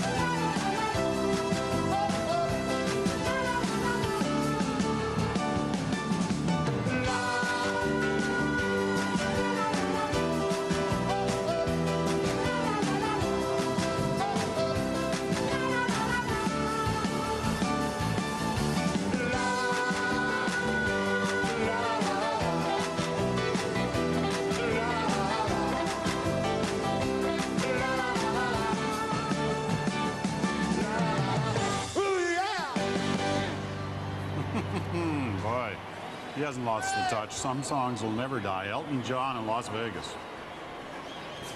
What do you make of that? That song has been, everybody in this whole atrium was humming along and singing it. It's a great song. Goodbye, Norma Jean. Are we getting to stay with Elton John here? Let's sneak in another one with Elton John. While those around you crawl, they're crawling out the woodwork, and they whisper into your brain. They set you on the treadmill, and they made you change your name. And it seems to me you lived your life like a candle in the wind, never knowing who to cling to when the rain set in. And I would have liked to love you, but I was just a kid. Your candle burned out long before your legend never did.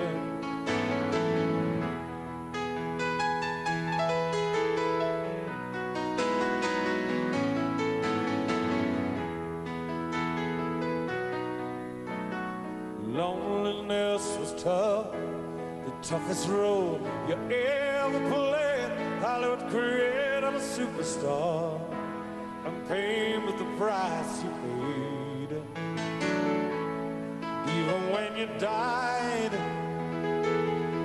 oh, the press still hounded you. All the papers had to say was that Marilyn was found in the nude.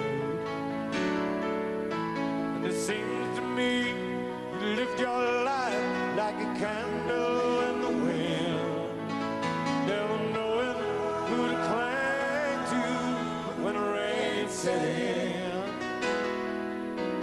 I would have liked to love you, but I was just a kid. The candle burned out long before the legend ever did.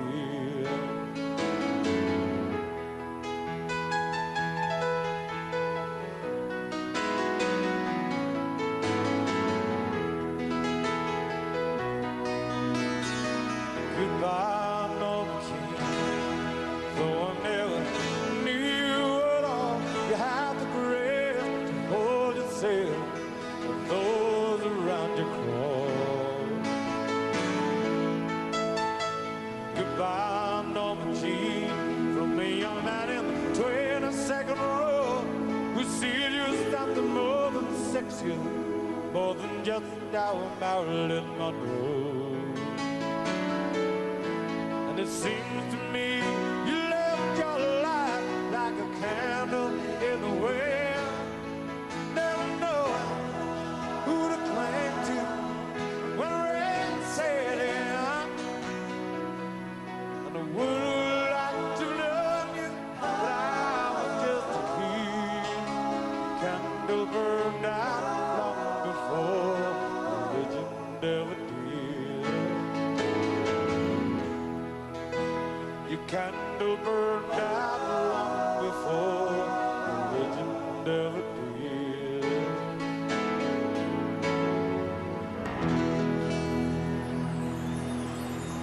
Wow, Elton John in Las Vegas, Candle in the Wind, and yes, that is the song he rewrote.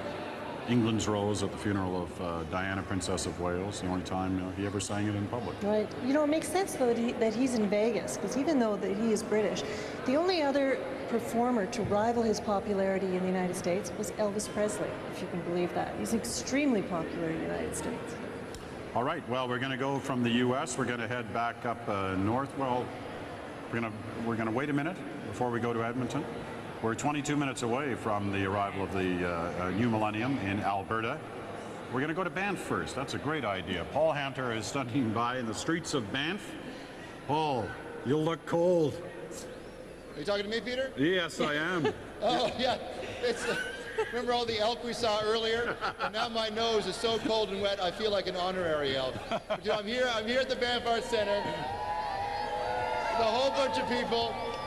Despite the noise, it's been nice and low-key. It's been very Canadian all night. We're nestled in the Rocky Mountains. The stars are above. It's freezing cold. We've got a huge bonfire. It's great. Hey, what are you saying?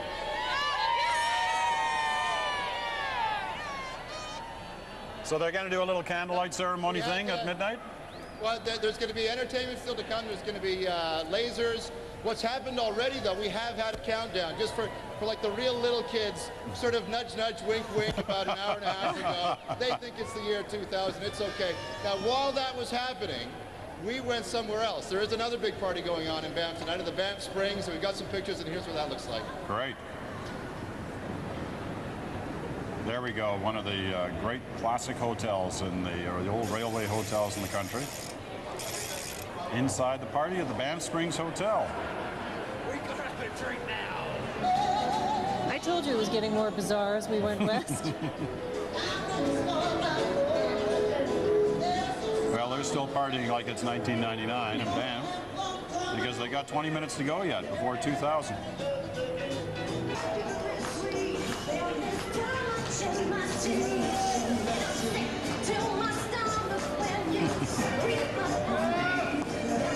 Yeah, well, they know what they're doing.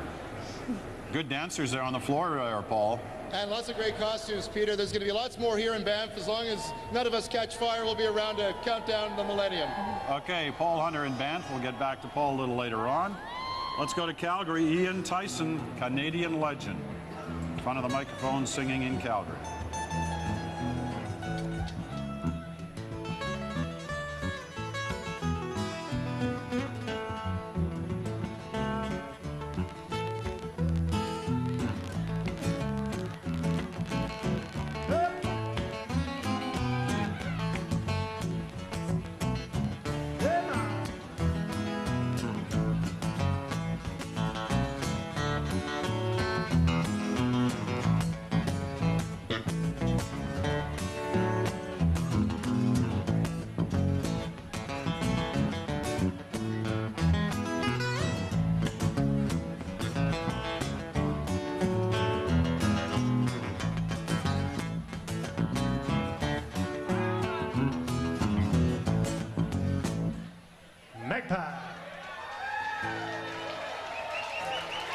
Hey, help me with this one, guys.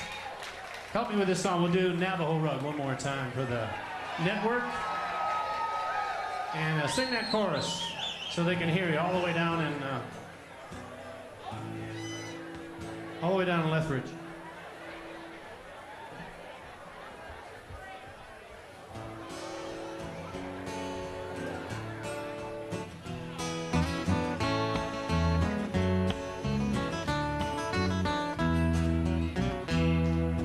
Two eggs up on whiskey toast, home fried on the side. Wash it down with Roadhouse coffee and it burns up your inside.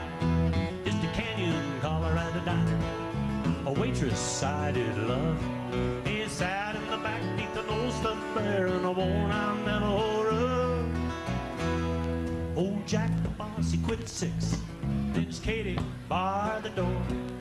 She pulled down the Navajo rug, spread it across that floor. I saw lightning cross the sacred mountains, saw woven turtle doves lying next to Katie on that old Navajo rug. Aye, aye, aye, Katie, shades of red and blue. Aye, aye, aye, Katie, whatever became of the Navajo rug in you.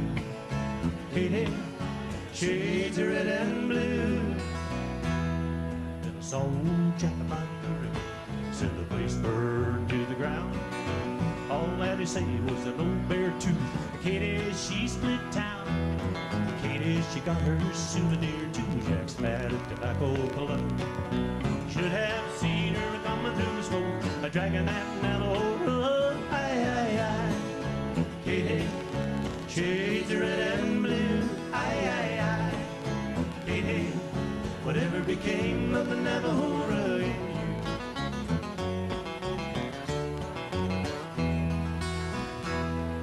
So every time I cross the sacred mountains, the lightning breaks above. Always takes me back in time to my long lost Katie love. But everything keeps on moving, everybody's on the go.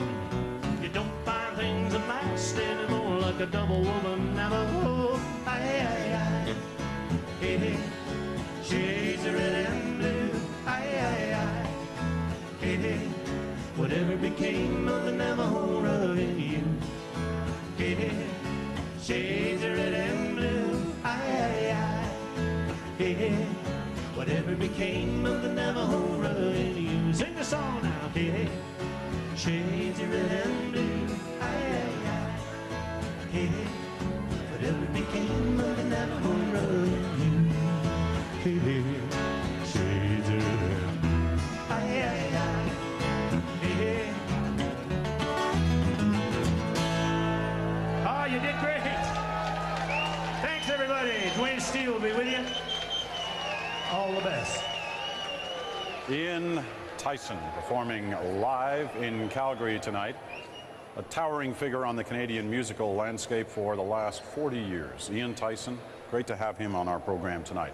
That was in Calgary. We want to go north to Edmonton now as we're, 16 minutes away from the year 2000 arriving in Edmonton and in Calgary and throughout Alberta. This is the Jubilee 2000 Choir. Hundreds of people from churches across Edmonton have gathered together tonight to form the Jubilee 2000 Choir. Let's listen in.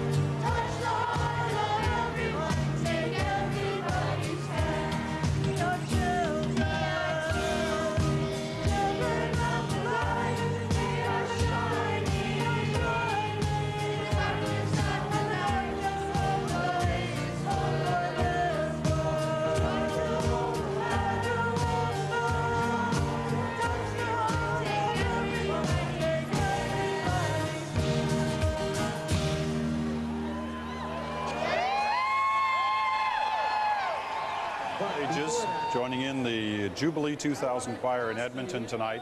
Hundreds from all the different churches in downtown Edmonton banded together to form that choir and do a special performance tonight in Edmonton. Well, 14 minutes away, less than 14 minutes now, before midnight strikes in Alberta, and we'll be covering it live. Don't go away. 2000 Today continues right here on CBC television.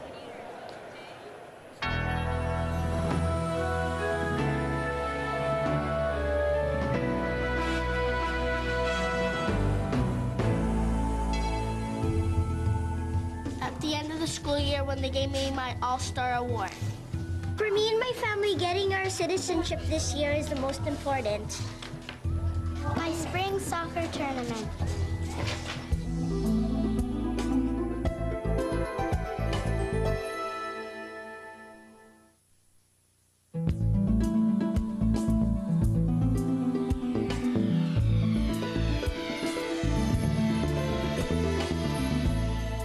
So I think the experience that I would like to pass on to people in the 21st century would be something that I've really grown to love and appreciate, and that's camping in the backcountry of the Canadian Rockies. Having that opportunity to sleep overnight in a tent, having an open fire nearby with the scent of smoke wafting through your campsite, walking through the trees and getting the smells off of the trees from the spruce and the Doug fir, walking the skylines of the Rockies here and being able to appreciate the crystal clear air and the blue skies. And if people in the 21st century can appreciate that as well, that'll be a testament to the fact that we here in the 20th century have been good stewards of the environment and have been able to pass that on to future generations.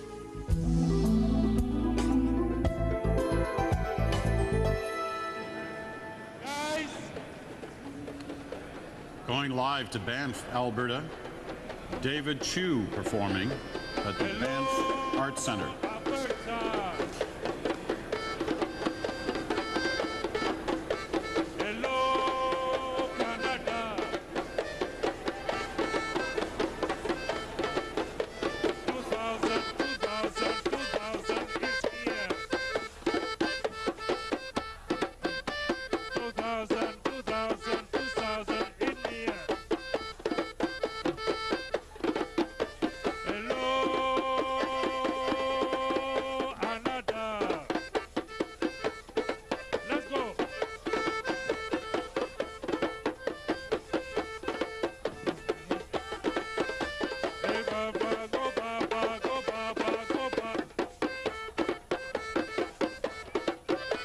Go Baba, go Baba, go Baba.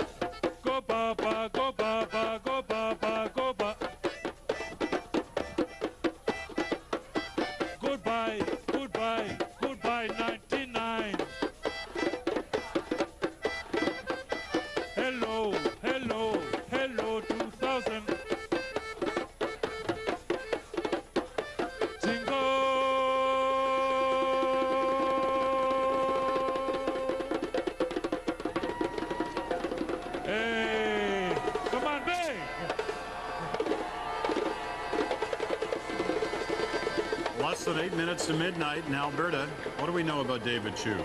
Well, he came to Canada in the 70s from Senegal, and probably Canadian school children will know him more than perhaps us adults will, because he has done so much work in schools teaching kids about percussion for a very long time. Now, he also formed his first dance and percussion troupe when he was 14 years old. And what's really remarkable about him is that, like all great percussionists, he does a lot of work with dance companies in this country. So he worked with Les Grands Ballets Canadiens in Montreal, and also at the University of Montreal in the dance department there. But kids will really know him. Now, was it just the angle where we're seeing that? Is he really that much taller than everybody else in the room? He's that much taller. And he's with kids a lot of the time, but he is 6'7". Yeah. He's tall. Yes. All right, we're going Calgary now, just down the road from Banff. Laurie McNaughton joins us. Laurie. Hi, Peter. I don't know whether it was the last polka or the two-step, but we're having a great time here at the Ranchman's in Calgary, Alberta. And that's where Ian Tyson was performing earlier in the evening, right? That's right. In fact, it was wonderful, Peter. The whole crowd joined in for a couple of his songs. It was really an unbelievable event. All right, well, we'll be touching base with you again in the next few minutes because you got 6.5. You better get ready. Pick your spot. We're ready. You're ready. All right, well, Alberta getting ready to welcome in the new year and welcome the year 2000. We're going to be watching in Calgary, north in Edmonton, and also in Banff. Where can we go before we, are we going to go to Banff? Oh, we're in Edmonton. Well, look who's here. Helen Mann joins us with her special 2000-year hat. Yeah, I'm ready for the celebration. We all are. This Winston Churchill Square, which is the hub of our first night celebrations, is just hopping with thousands of people. We're having a great time. We've had wonderful bands keeping us warm. We had that wonderful choir you heard a little while ago. Let me show you a few of the venues. We've got City Hall, where we had a powwow all day, intercultural. It was wonderful. We have some ice sculptures, which were in doubt for a while because we had semi-tropical weather here for the Christmas holidays. But as you can see, it's nice and cold and ready for the millennium. And right now we're hearing from a wonderful band. We're listening right now to Maria Dunn and Shannon Johnson. They're both singers who've been in town for about 20 years and have a great following. Let's listen in for a moment.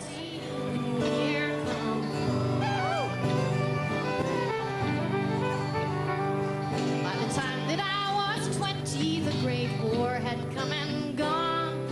In its wake, the tragedy of melodies unsung. Through the darkness was a mother in her plan, casting her own vote for peace for the first time. Hurried through the 30s, our humor often ground. Prairie never seemed so wide, till prospects looked so slim. Then in 47, at the Duke, they struck black men. Went from rags to riches before World War II. We did not know the future, but at least we knew our past. Gathered with our loved ones and we tried to make the best. Called out for the music and danced until the dawn. Prayed for peace and plenty.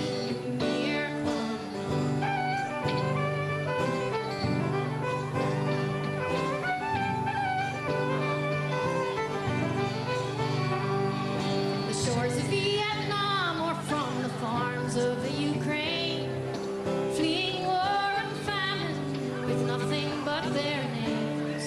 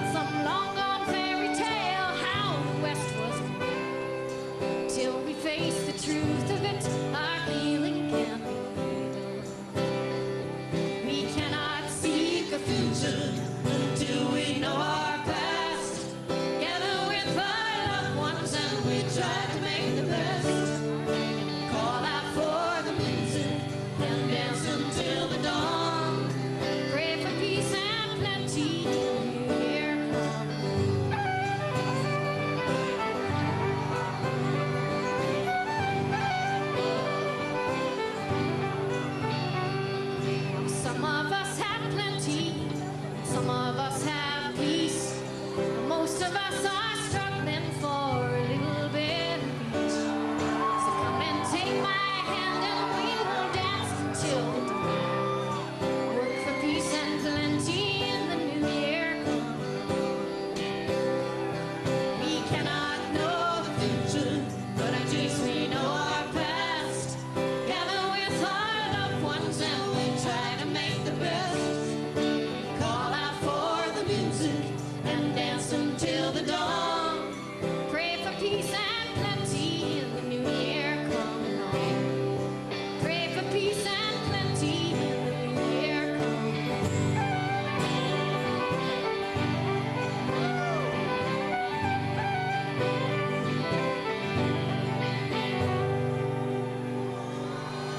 All right, a live performance in Edmonton.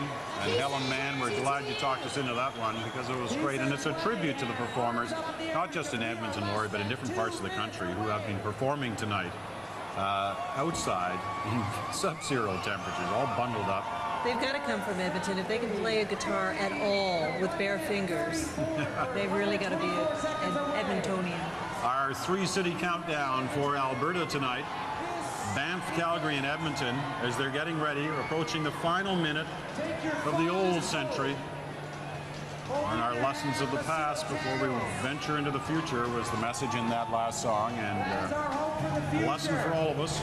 A minute to go before midnight in Alberta, and the year 2000 arrives. They got the balloons ready in Calgary. I think something's going to happen to those balloons. I'd say they're probably going to fall in about 42 seconds.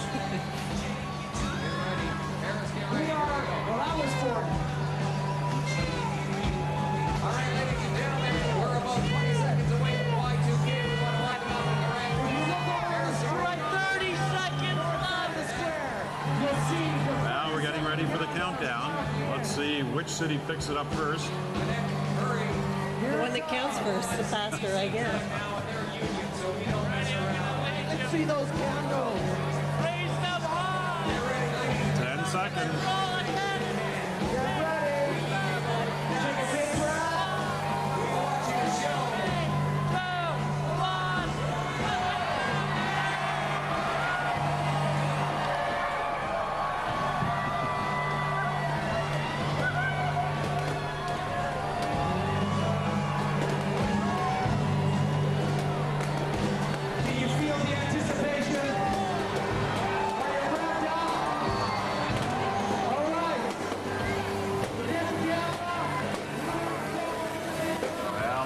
scenes of the fireworks, the hugs, the kisses, the embraces. As a new year dawns, a new century and a new millennium. In Calgary at the Ranchman Bar.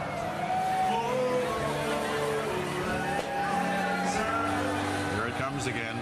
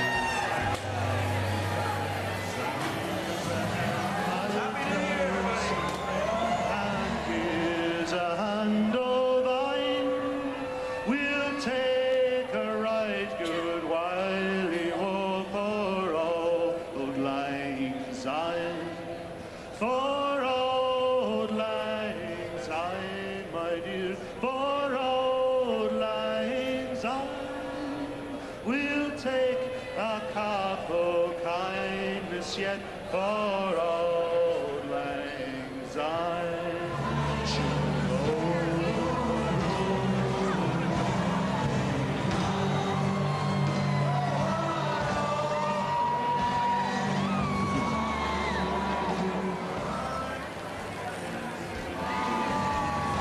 Well, there you have it in Alberta. The new year has arrived.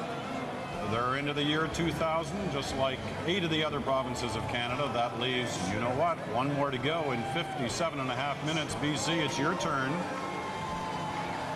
And we'll be focusing on a number of areas in British Columbia. I wonder if they'll too step into the new millennium like Alberta did. Welcome to 2000.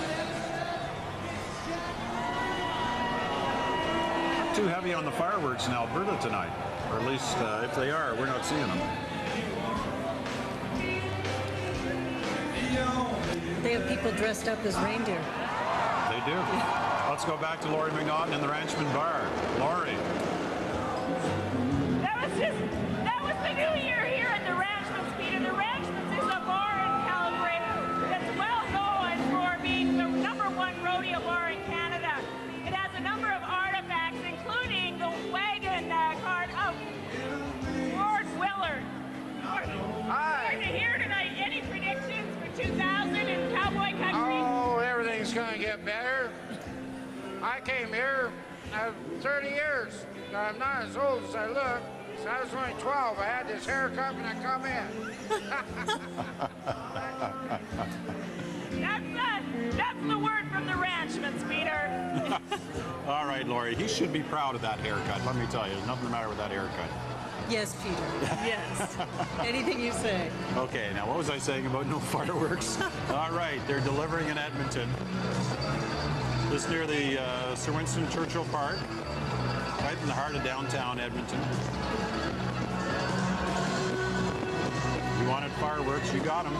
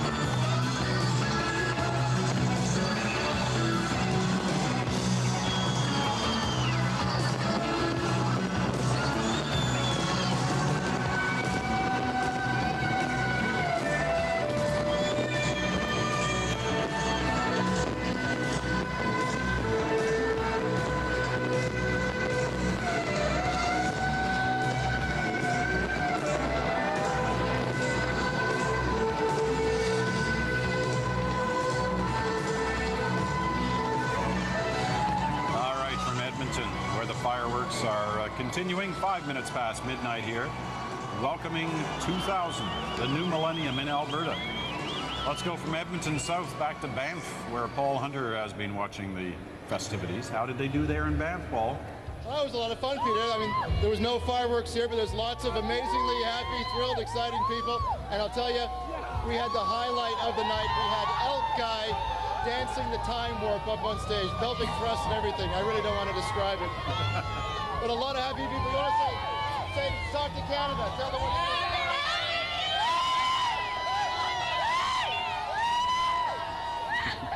Very low key, like I said before. Just, very, very quiet here. So, Happy New Year. Yeah, Happy New Year to you too, eh? And Paul, your nose does look cold now. Oh, thanks. You stay warm. Great job. Paul's been out in the streets of Banff for most of the evening getting ready for this special moment, and we thank him for all the work he's done, and with all the people in Banff as well. Helen Mann back in Edmonton. Helen. Hi, Peter. Well, it's been a fantastic celebration here. We've got thousands of people out in the square. Many of them marched from other venues tonight because we had one of the biggest first nights here in Canada, and incidentally, the first in Canada back in 1988. And people here take it, I like to say seriously, but they take it for laughs. We're all very excited about the millennium here. Boy, oh boy, they're enjoying those fireworks too. It's quite the display there tonight in Edmonton. It keeps going. We've got a fantastic fireworks display. We had an earlier one for all the kids because some of them couldn't stay out, but it's still going, and it's just fantastic, as you can see behind me. Between this and the powwow earlier today and some of the many bands we've had here, there have been hundreds of performances around town, and it's just been spectacular.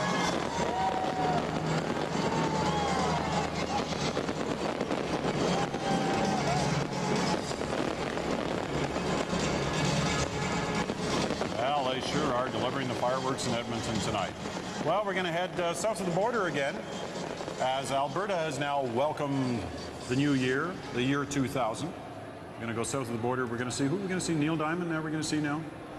Here's another one of the great performers from the 60s who just keeps knocking them out. Yeah, something like 110 million records that this man has sold. You know, I find him a little confusing because I don't know whether he's a kind of real sort of folky, real rocker or whether he's more like Barry Manilow. Sometimes I can't decide. One critic sort of summed it up. He said it's sort of rock domesticated for everyone, and that's kind of Neil Diamond. His appeal goes right across the board, and his fans are rabid. All right. Well, let's see them and him, Neil Diamond, performing tonight.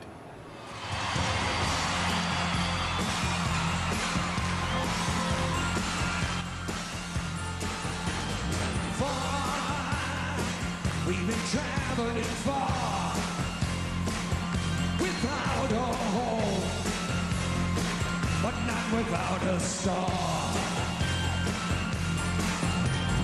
Free, only want to be free. We huddle close, hang on to that dream. On the boats and on the planes, they come into America, never looking back again. They come into America. Oh, don't it seem so far away? But we're traveling light today, in the eye of the storm, in the eye of the storm.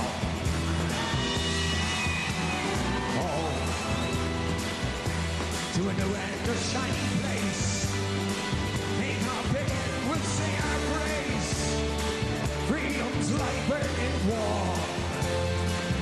Freedom's light burning war. Peace.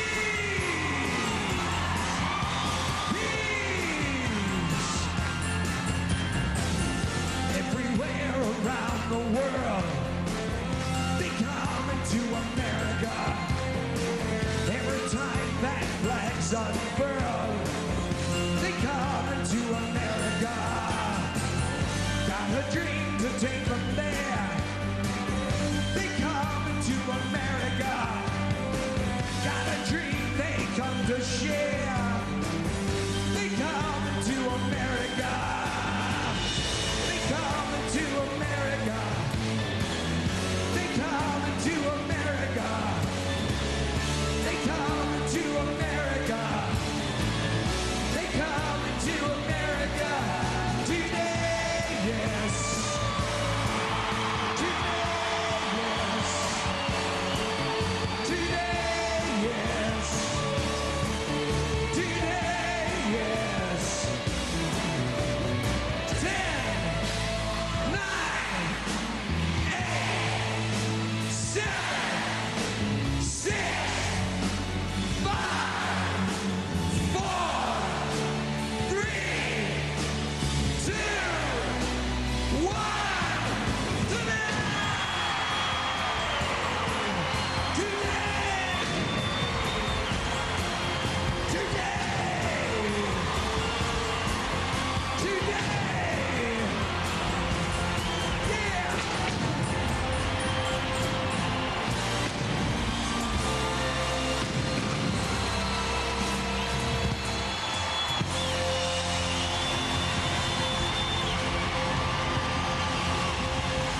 Neil Diamond, that was about 12 minutes ago in Denver, Wow. as they welcomed the new year, and he's still got it too. Yeah, he still knows how to put on a show, that's for sure.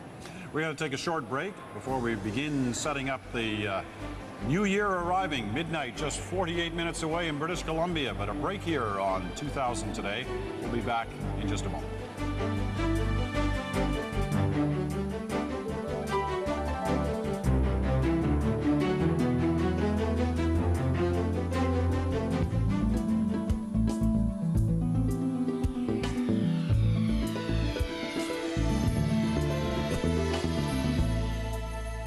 What I'd like to see go into a time capsule is a radio, because the radio was the first thing that started the line of communication worldwide. I think what should be in a time capsule is a complete set of hand tools, just in case in the future they have to start over from scratch.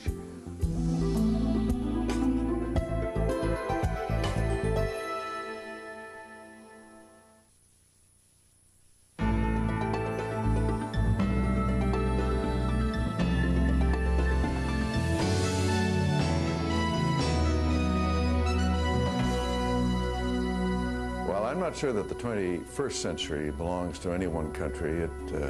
I think it belongs to the world. And Canada will be judged as part of the world. I think we'll be part of a world economy. I think we'll have a free trade economic union, not only with the United States, but probably with European countries, maybe the entire world. I think our currency will probably disappear into some big international common currency.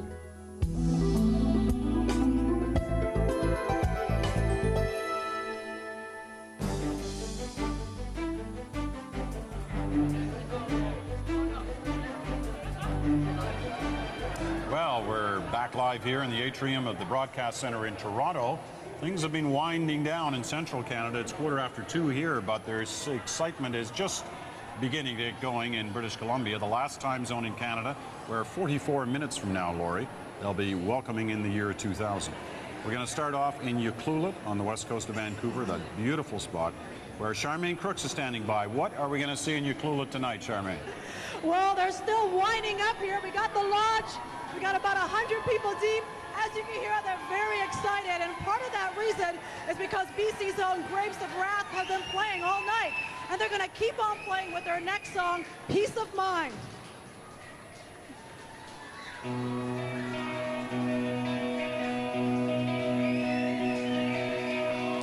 over mountains, they pale beside the wall between us now. Since I refuse to play along, it's always been another to do the damage you live every day, and leaves you cursing for escape. Each day I see a ball and chain grow a little more ingrained, and watch your cornered pain say nothing's gonna change. Why is the world so damn unkind? No one so righteous in her mind. The sun will rise and shine, and with you will never find your peace of mind.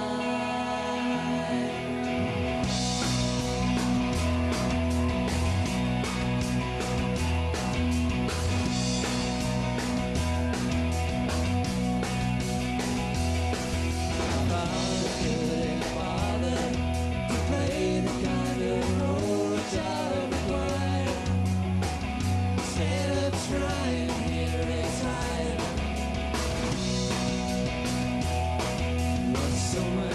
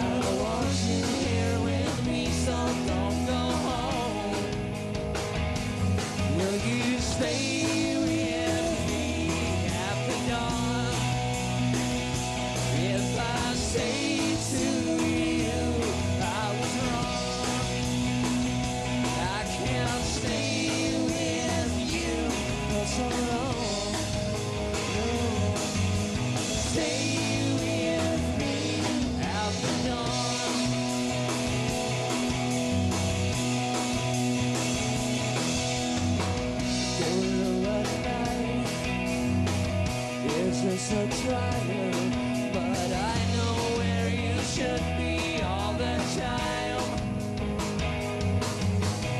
I know what I said, I wasn't lying, 'cause if you do, you won't be in my life. No, you say with me after dawn. If I say to you I was wrong, I can't stay with you for so long. No, stay with me after dawn. We can say that I have the fighting, we can go all through the night. Why must I stay away? And in the morning everything's the same. We can go for another day. Why must I stay away so long? Why must I stay away? What they have said, don't listen to them, 'cause if you do, you won't be in my life. But don't look who's right, don't look who's lying, just stay with me. Great little party going on in Ucluelet on the west coast of Vancouver Island, the Grapes of Wrath. It's They're good. really great to see them. They broke up in 92, I think it was, 92, and they got back together in 98. They had 4 great albums, and really, in the mid-80s, they were the Vancouver indie sound, you know? But they were pushing a lot, trying to knock down a lot of doors in those days, and they come back at it this time. Their timing may be a little better. They've got some great songs. And that is all taking place in a small little area in Ucluelet in a private beach party that we were lucky enough to get our cameras into. They were supposed to be on the beach, weren't they? They were supposed to be on the beach. What do you think? Must be raining in Ucluelet tonight. Nevertheless, what does that do to fireworks? A treat for us and the rest of Canada to see the Grapes of Wrath in Ucluelet. Let's go from the west coast of Vancouver Island to the west coast of the mainland. Up on Grouse Mountain, Gloria Makarenko's with us. Gloria? Hi there, Peter. Well, here we are at 1,100 meters above sea level, but I'll tell you, we've been on the top of the world all day, all evening long, certainly, for New Year's Eve. What a way to bring it in here on Grouse Mountain. We've had figure skating on the outdoor rink. We've had snowshoe treks to the snow caves. We've had Aboriginal ceremonies and traditional feast houses.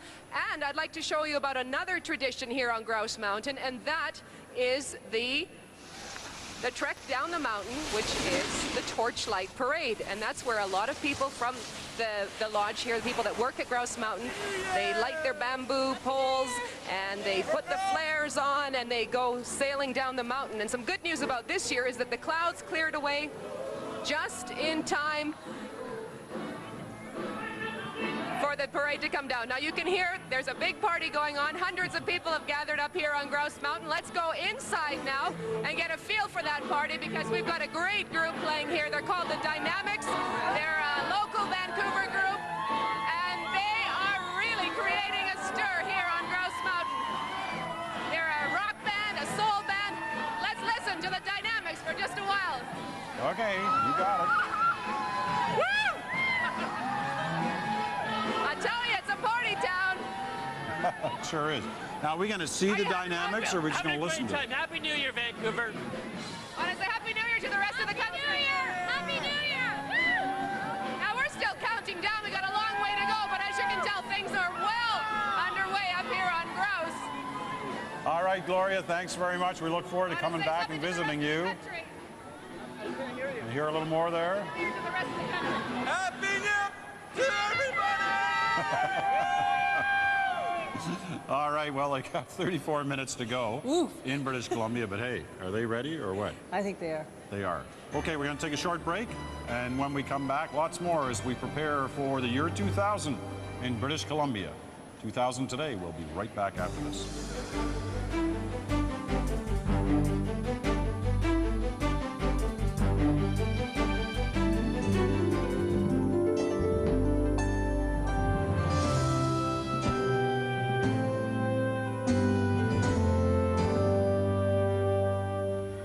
Coming to Canada has helped our family to become reunited again. My parents were living in Canada, and as a single mother, I was living with my daughter in the United States. So coming into Canada allowed us to live together as a family once again. And my father died quite soon after we came here, so it allowed us some very precious time together. Politically, coming to Canada allowed me to work in the women's movement, where I've learned so much about the reality of women's lives in this country. And it's also had a very deep impact on my daughter's thinking and shaping her view of the world today.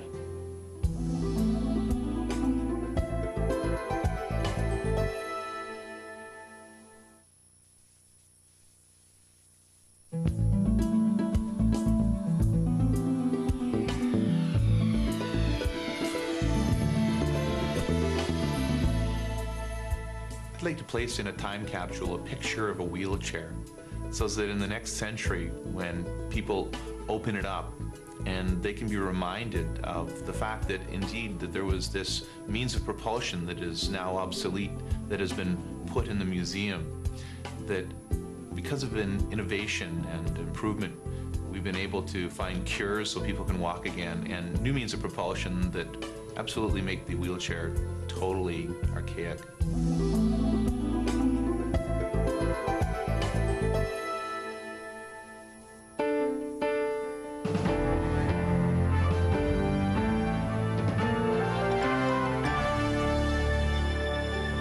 30 minutes away from midnight in British Columbia, and for those of you who haven't been with us all night, we would like to show you some things you may have missed.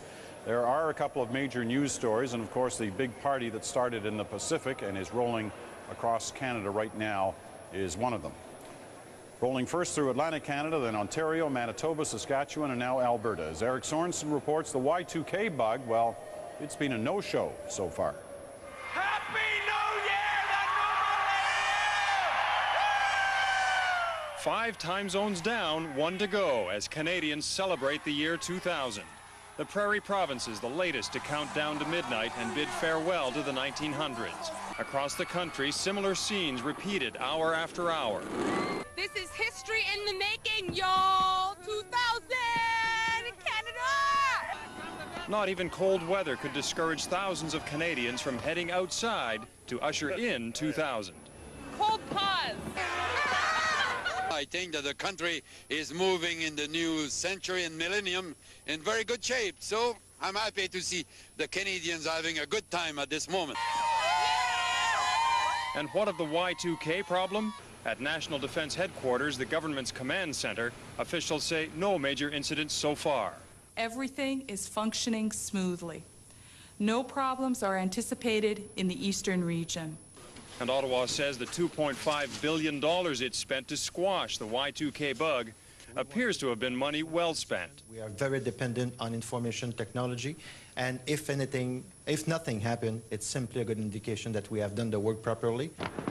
The clock has struck midnight, the fireworks are going off. It is a spectacular moment, though as important and a relief to many as we enter the first few seconds of the year 2000 will be this sight. The lights all over the city are still on. Eric Sorensen, CBC News, Ottawa. Well, most of the world is already in the year 2000, putting on quite a show getting there. Here's Ron Charles now with just a taste of some of the international celebrations. Even in China, where most people follow a different calendar, the year 2000 was greeted with great ceremony. And around the world, international artists use spectacular backdrops to welcome 2000 with music. Renowned musician Jean-Michel Jarre turned the pyramids in Egypt into a huge tableau for his show. And in the hills of Athens, choirs sang out amid ancient columns.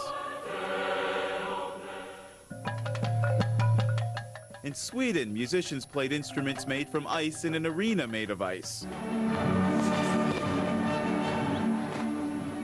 In Vienna, it was a waltz through the streets. And across Europe, the music gave way to light and fire, setting the night sky ablaze. Spectacular displays around historic monuments in places like Moscow. In England, the Queen marked a new era by using an ancient method, a torch, to set off a modern laser that lit up a beacon in the middle of the River Thames.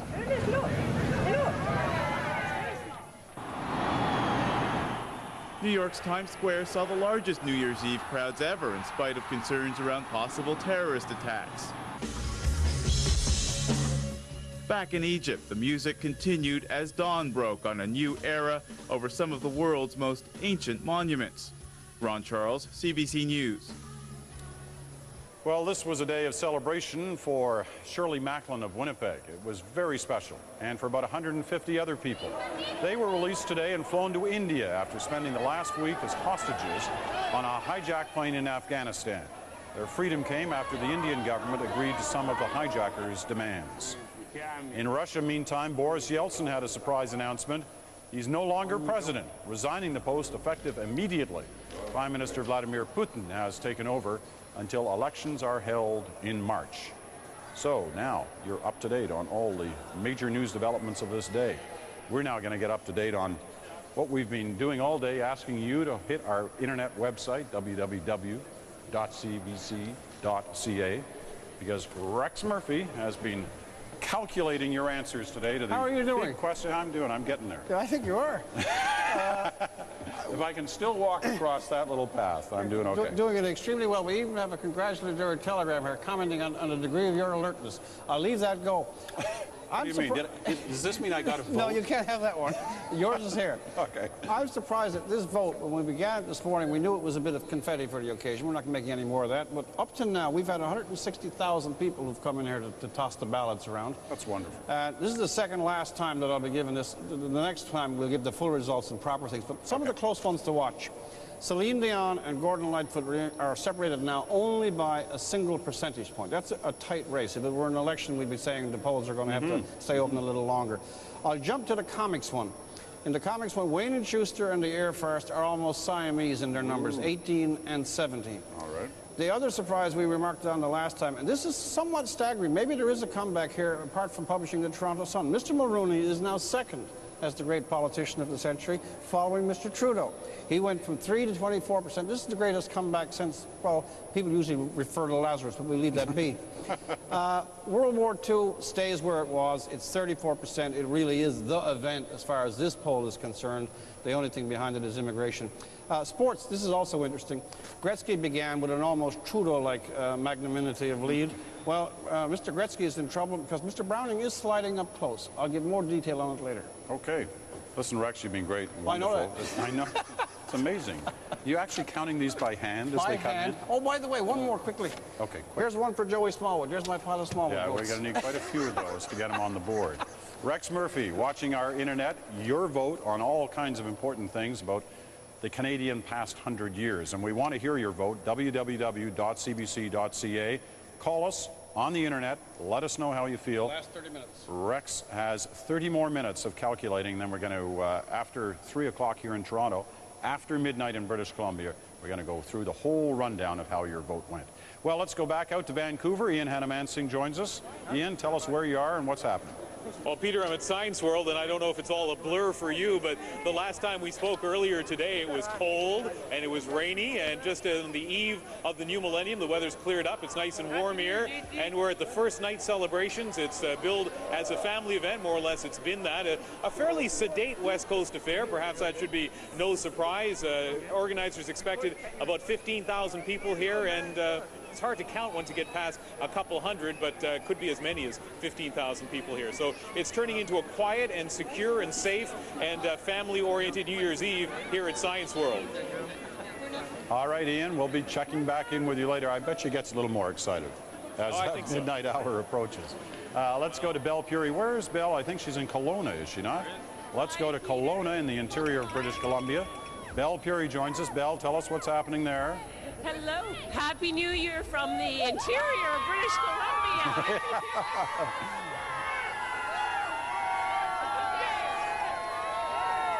It's been a celebration that's been planned for a year, and tonight we've been very busy. It's been a first night kind of celebration. We've been to see bands, we've been to have family skating, there's been all sorts of things. And now we're just steps away from Lake Okanagan. Now, we'll be watching for Ogopogo as well, but we will see fireworks. And can you tell that they're excited, Peter? I'll say. Where'd that snowball come from? We'll talk to you in a few minutes. See ya. All right, Belpure in Kelowna, British Columbia. We'll be watching there as midnight approaches. They're having a good time. They're looking for the... They are. I was worried they were going to peak too early, but I think it's going to be all right. They're just warming up for it. Whoop. Now listen, you know, we have been watching all day reporters in different parts of our country talking about, you know, how cold it is out there. Nobody else is complaining, just our reporters. In Yellowknife, minus 32 tonight. Now that's cold, but do you think that'd stop a good party when midnight arrived 40 minutes ago? Let's go to Yellowknife. 2,000 bonfire. Yeah. Woo-woo! God said he's going to clean up all that stuff over there and put it all in the fire. Because they know they're not going very far. Oh, it's a different... Whoa, whoa. So my father would hook up his dog team and onto the big toboggan, and then he'd put my little brothers and sisters and my mother and myself in the toboggan, and he'd take his 30-30 rifle and go take off with our dogs. And on the way, he would be shooting his rifle, and the dogs would just go really fast because they thought we were hunting caribou, you know. They didn't know we were going to visit to shake hands with the elders. Mama, what do you want? I better go put my fur one on. They go inside the house and they all pray, and then they have the feast afterwards. So it was pretty well the same as 94 years or so ago. More beans. The shooting will start like at midnight on New Year's Eve, and then it will continue most of the night.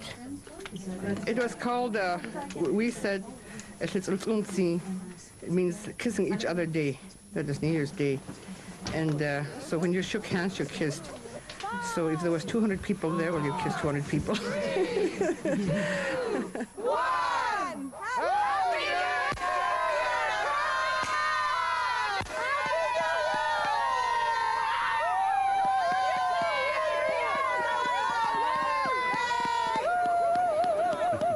Oh, and they talk about fireworks in Yellowknife. They aren't It's a little different thing. That's right. Those were celebrations taking place in Yellowknife, where it's minus 32. We got a great message on the internet. You know, we've been registering your votes. Rex Murphy has all day on the our internet site, but we also got an internet from Norman Wells, one of these special ones, where they're sending us a greeting by video over the net. So you got to be patient here watching this happen. Let's roll that tape, as we just got this from the internet. Hey, hello for Norman Wells. We're in a small little town about 100 miles south of the Arctic Circle between Yellowknife and Nunavut, and we're all gathered here tonight because I'm on call. I'm a pilot. We're flying between local towns tonight if there's any problems with the YK bug, but it doesn't look like there is much. And I'd like to say a special hello to my wife, Sonia, in Saskatoon, and Happy New Year to our relatives all across the country. So many provinces to list where they're all at. Happy New Year, everybody. Everybody ready? Yeah. Happy New Year! Everybody on Norman now! It's, you know, the magic of the internet. Now they can send a video message like that to wish everybody a Happy New Year. It's the one place we didn't have a camera, actually, I think. In Norman Wells? Yes. Well, they made up for it. Listen, tell me about this group called the Paper Boys in Vancouver, because we're going there in about a minute. Well, you might have thought that you were going to be leaving the Celtic music behind in the East Coast, but no. It's a Celtic band from Vancouver. Well, actually, their members come from England and Mexico and Canada, and they've been around for a little while, and I think you'll find them quite interesting because it's a nice little mix of stuff going on. Not purely Celtic, but it's Celtic. For Vancouver, it's Celtic. You know, we're making quite a tradition of Celtic music in all kinds of different spots in Canada. It's quite something. But it keeps changing and moving and growing. I mean, you still call it Celtic music. I mean, the Barra McNeils, they're all Celtic music. But a lot of these people are taking it in different places, just slightly different places. But what's good about it, it's kitchen party music. It makes people dance. It makes them want to party. And that works in live performances. You can't beat it. Now, I don't want to sound stupid, but this, you know, you did this earlier and I wasn't quite sure. Kitchen party music, in a word, what are we talking about here, in a sentence? really late at night, a bunch of fiddles in a kitchen when it's 30 below outside. This is where the party happens. It's always in the kitchen, isn't it? Okay, now I understand. As soon as you mentioned the temperature, now I know why it's kitchen party music. The Paper Boys in Vancouver.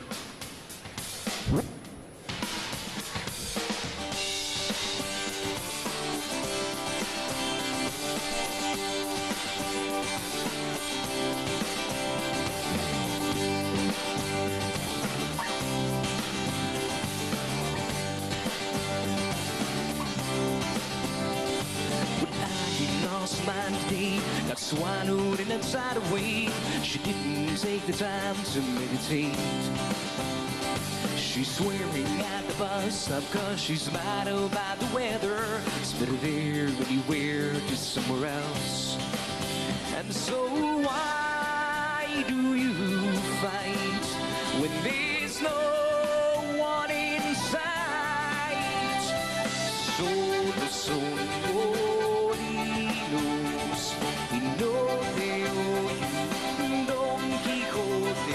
and don't you make him go away.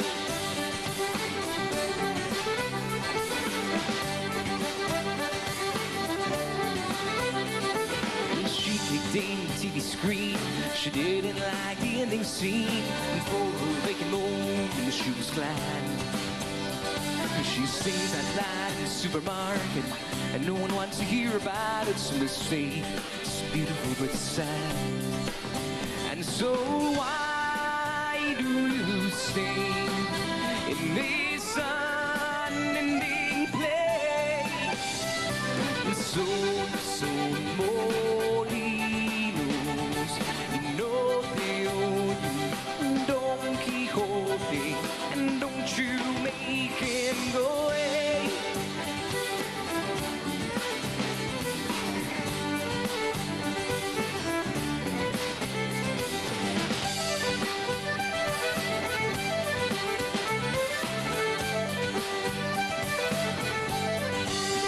So why do you fight when there's no one in sight?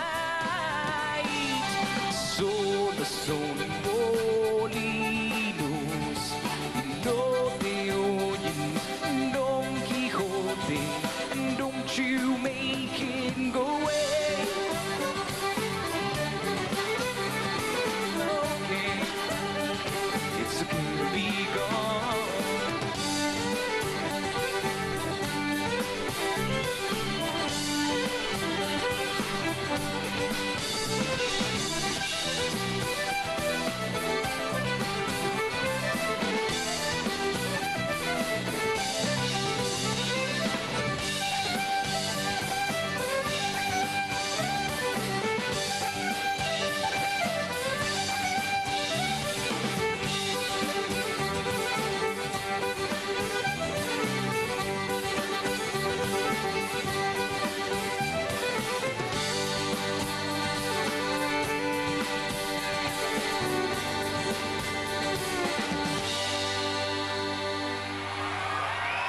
The Paper Boys, and they are great. You were right about them, too. They are great. A little warmer in Vancouver than it is. Actually, sorry, Victoria. Victoria, right? That was my mistake. They're in Victoria. Mm-hmm. They're in the lawn in front of the legislature. So Mom, Dad, head down there. You've got 13 and a half minutes to welcome in the new year in British Columbia.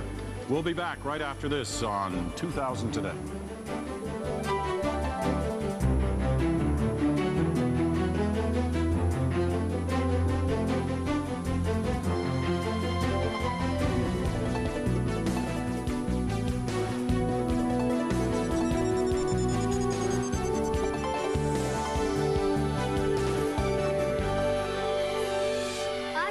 Scientists will be able to invent Pokemon that you can actually really battle and capture. A machine that helps you get ready for school.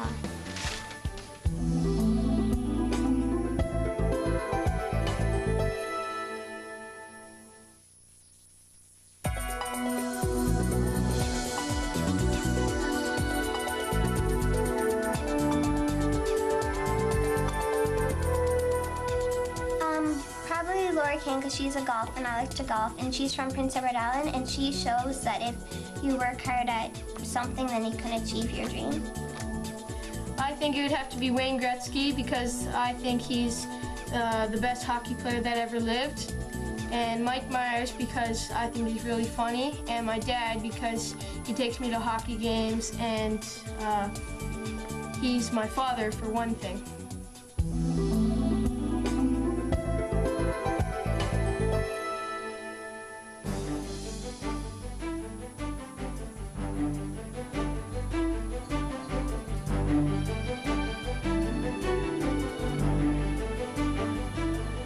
Welcome back. Peter Mansbridge with Laurie Brown. Less than 10 minutes to go now before beautiful British Columbia reaches the year 2000 and joins the rest of Canada in the next century. Then we'll all be together again. We'll all be together again, and we're looking forward to it. No, you are. Let's go out to Vancouver. Ian Hanamansing is in the crowd in Vancouver. Ian. Well, Peter, I've learned two important lessons here on the eve of the millennium. First of all, don't boast about the weather in Vancouver. In December, it's raining again. The other thing is, you know, the police I was going to say that the crowd here has been very sedate, but now they've suddenly taken their cue and they're excited. This is the Vancouver crowd here on the eve of the millennium, and they're ready to... Oops. Well, there, you know. Oh, they're back again. Okay, so I think we're going to try to go to the main stage and a group called Pied Pumpkin about 500 meters that away. So let's see if they're still performing on the main stage, Peter. All right, Ian, thanks very much, and they are performing. Let's join it. Now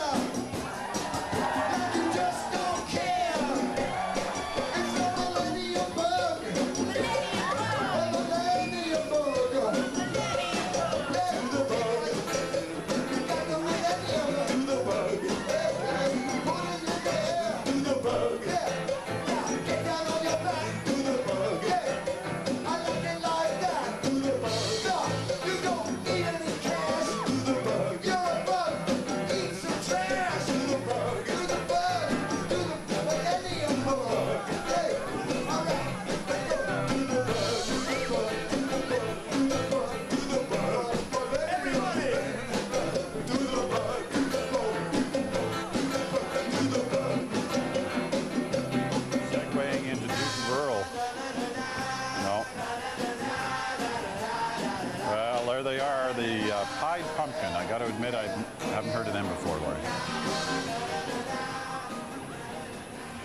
You have to have heard of them. Don't you have their fabulous album, Pied Pumpkin a la Mode, or the Lost Squash Tapes? You don't have them? You don't remember? I don't have those. The Mushroom Madrigal? You don't remember that? You've definitely got them there, right? They were a string ensemble from out west, formed in '74, and then they split up, and then they came back together last year. You might know one name in there, it's Sherry Ulrich, and they've come back together. They've got a new compilation CD called Plucking Divine, and they're loads of fun, as you might have Well, seen. they certainly seem to be loads of fun. I like those dancing umbrellas in front of them. Well, that's how you can tell Vancouverites are having a good time, right? You just see the umbrellas going. 4 minutes to midnight in British Columbia. Let's go into the BC interior, where Belle Puri is standing by once again in Kelowna. Belle. Fireworks. Hello.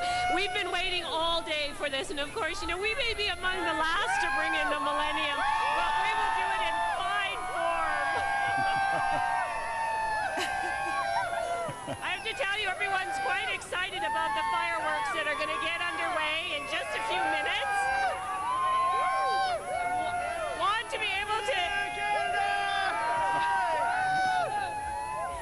Can I see how happy they are? I want you to meet one of the people here in the crowd. Her name is Laura, and she had something very interesting about the last day of before 2000. What happened? You got a letter today. Actually, I got a letter from one of my grade 8 teachers that I had written to myself in grade 8 in '95, and I received it yesterday, so it's really interesting. And how do you feel having read that just minutes away from 2000? Oh, it's unbelievable. I can't believe it's here already.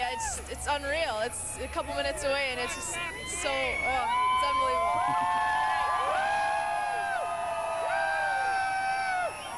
What are your thoughts for 2000? I just wish for peace, health, and happiness for all the children of the world and for everyone. Did you do anything special today? Spend time with our children. And you, what did you do special today? I spent time with my family all day, actually watching a lot of this. Well, that's And, good. They're up at our cabin tonight. I'd like to wish my family Happy New Year, especially my granddad. He's 100 years old. This is his 3rd century and 2nd millennium.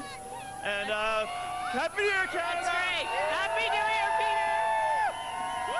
Well, they're getting ready in Kelowna, British Columbia, just 2.5 minutes away now from 2000, reaching our furthest western shore, and all of Canada will be live into 2000. Ucluelet there. We're going to watch 3 cities again. Charmaine Crooks standing by, ready to welcome in the new year in Ucluelet. And on the right of your screen in Kelowna, we just were with Belle, and in Vancouver.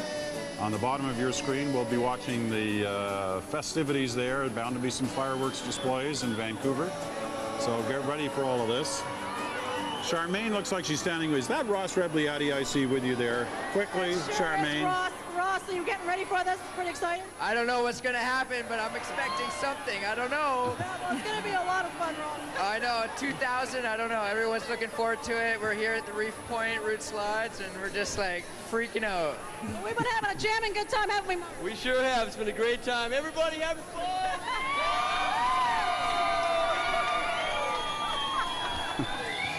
Well, it looks like it's been a great party there in Ucluelet, and we'll be getting back to it a little bit later. Put on by, as good old Ross managed to plug in the store a couple of times, Roots has put on that little beach party out in Ucluelet that's gone indoors, I guess, because of the rain. Kelowna, British Columbia, they're outdoors, ready for the new year to arrive in less than a minute now. And in Vancouver as well. They're anxious. They're waiting to join the rest of the country already now in the year 2000. This will close the circle for Canada and for North America. There's the west coast of the United States too, of course, joining in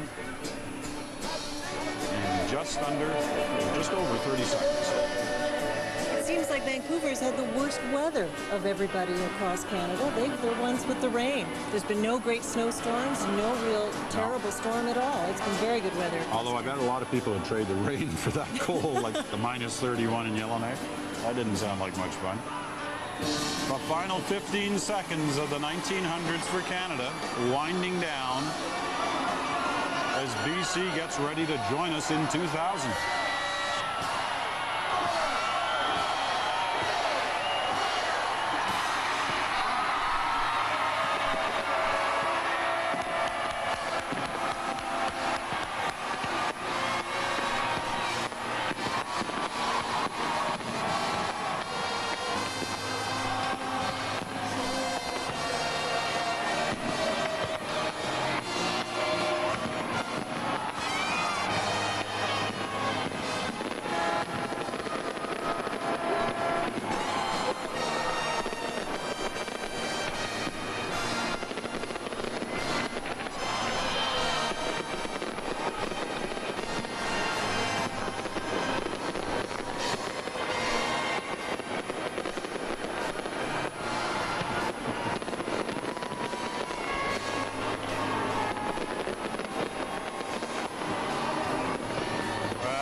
cities of Vancouver, the small communities like Nicolet out there on the extreme west coast of Canada saw our last sunset before the new millennium arrived. Tonight firing off some of the last fireworks displays.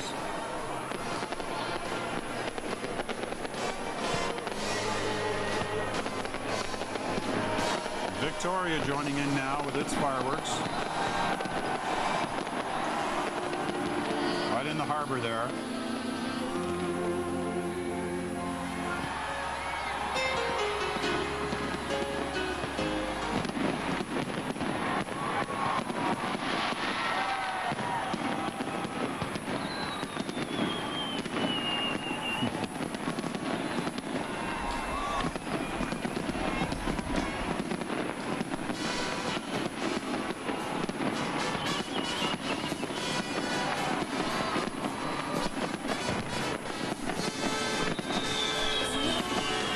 Tell you, if there's another life form out there in space, they've been watching planet Earth today. They're really wondering what's going on.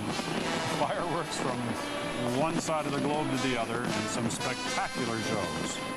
I wonder about the haze in the atmosphere too. It's going to be circling around the globe.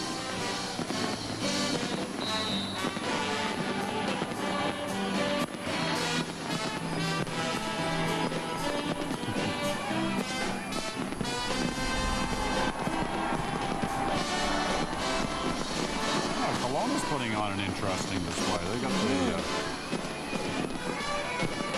the movement, the horizontal movement on those fireworks. It's pretty impressive. And you've seen enough fireworks today to know that too, haven't you, Peter? Yeah, I'd say I haven't seen one like that I just saw in Kelowna all day. I think that's Chinese influenced, actually.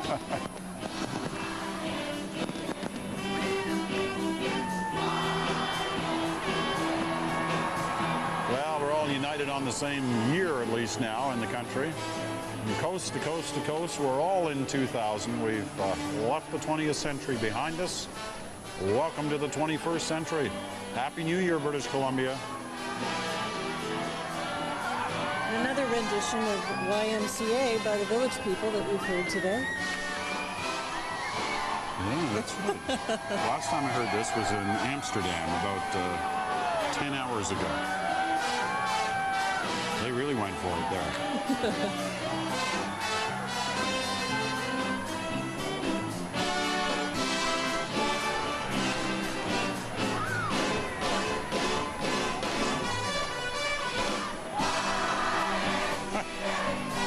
Hey, it's popular.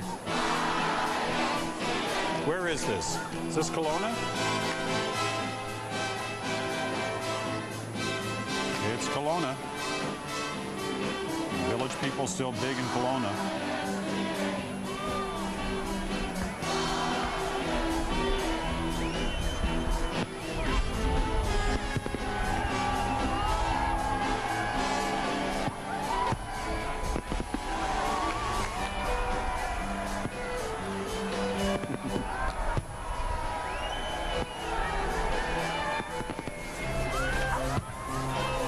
Pretty impressive, though. This is quite the fireworks display in the interior of BC tonight. If this doesn't get that Ogopogo monster out of the lake, nothing is going to.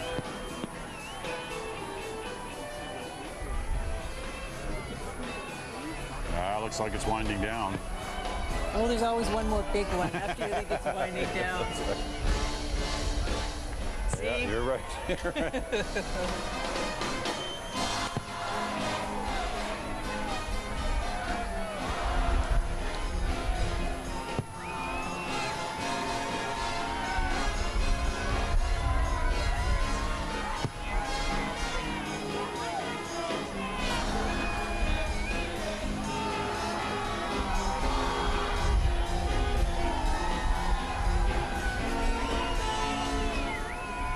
Have the long version of YMCA there.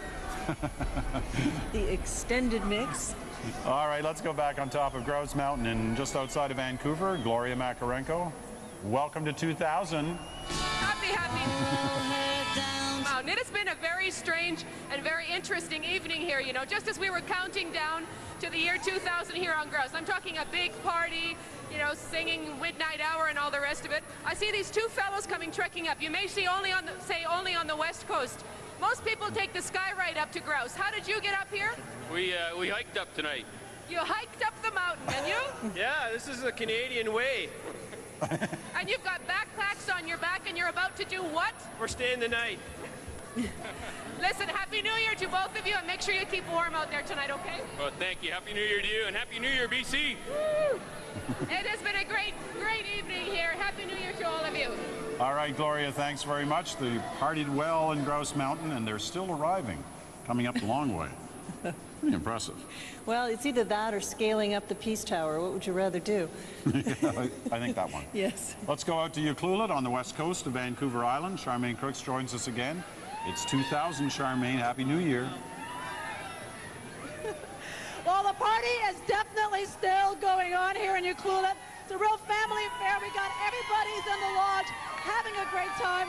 I've had a wonderful time, and what a pleasure to celebrate from the west coast of BC. Boy, they've got them of all ages in Ucluelet there, celebrating still well past midnight and into the year 2000. Now we're going to check out any of the other. Let's go to Belpuri in Kelowna. Belle, that was a great fireworks display in Kelowna. Can you hear us at all? Oh, they're giving Belle a rough time there. Belle, can you hear us now? I don't think so. They got their 2000 glasses on. We'll try and get back to Kelowna in a moment. Let's go to Vancouver, where Ian Hannah-Mansing is standing by. Ian.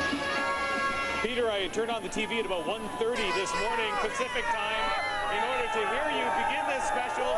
We've been watching the rest of the world celebrate the year 2000, and when the moment hit here in Vancouver, a few people behind me shouted out, "It's about time." Well, the time has come here, and we are very happy, as you can tell, on the West Coast to join the rest of Canada and the rest of the world in the year 2000. All righty, and listen, you're hanging in tough there with the rain. Good for you. Let's try Belpuri again in Kelowna. Let's see. See if she's got the crowd under control. Belle, can you hear us? It's Peter and Lori. No. Well, we tried. And the crowd, they're obviously very excited, all that yelling going around. It's a little hard for, we're gonna go down South America. We're gonna see how things went over in Brazil. We got to wait for the pictures to come in from Brazil, but in South America, 2 minutes, you're saying, before the pictures are 2 minutes. You think we're going to stand here and do? Well, we could do YMCA. Yep, we could. And then again, we could probably break here for a moment. And then when we come back, we'll be able to go to Brazil and see the pictures from there. But the year 2000, well in hand, from coast to coast to coast in Canada. Happy New Year to everyone. Happy New Year. Stay with us. More on 2000 today, continuing in just a moment. Oh, wait a minute. They now say, this is Brazil. Yep. Now, this is obviously not live in Brazil. This is dawn in Brazil. Aha. First dawn on this side of the world. Dawn rising, the sun rising in Brazil.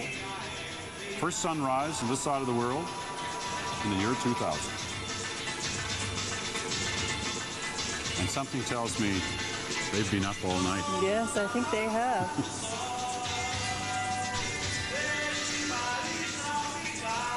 Now we're going to do sunrises from everywhere in the world that we already visited. We're just going to keep going. We're going to go sunrises, sunsets. We're just going to keep on going around the world. It's never going to stop here. We're going to cover every day in the year 2000. Well, once you have the infrastructure set up, why not? All right, they're happy in Brazil. The sun did come up on this first day in the year 2000. Let's take that break. We'll be right back with more on this 2000 Today.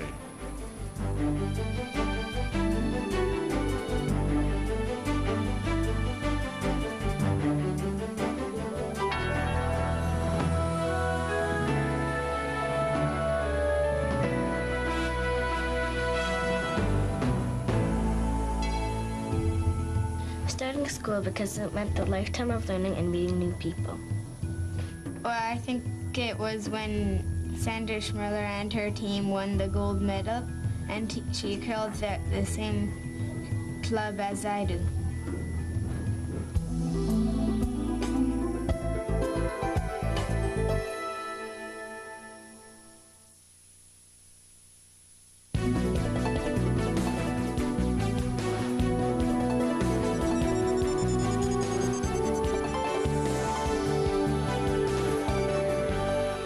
I think that ordinary people will be able to walk on the moon, and I think that there will be robot servants which you can program to fit your own lifestyle, and I think that the astronauts will finally be able to walk on Mars. Well, I think there's going to be a whole bunch of advanced technology. Like for bank cards, I say that they're going to have this kind of like a metal round kind of globe thing, and you stick your fingers on it, and it's a bank account, right? And because everyone has different fingerprints. I think there'll be flying cars and cars that don't make pollution or anything, and they'll be flying around big buildings on highways that you can't see.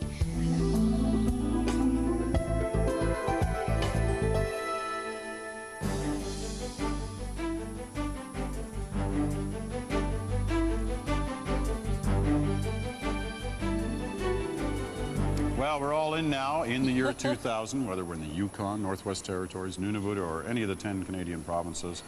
We're wonderfully united one more time in a new year, the year 2000. Asleep or awake, we're all together again. We are, and I guess any out in Newfoundland are probably asleep now. Hopefully some of you are still watching, because we know you all want to be able to say you watched all 26 hours of our coverage. We want He has to be here, you all have to be here. We're going back to Vancouver, one last trip into BC. Let's try, well, let's go to Kelowna first of all. Belle Curie. Hey, Belle, can you hear us this time? We are here, and we've been watching since 1:30 this morning, so we were really glad to see the new year come in. I have to show you something. What do you think, Peter? I think it's got a future. There's more, there's more.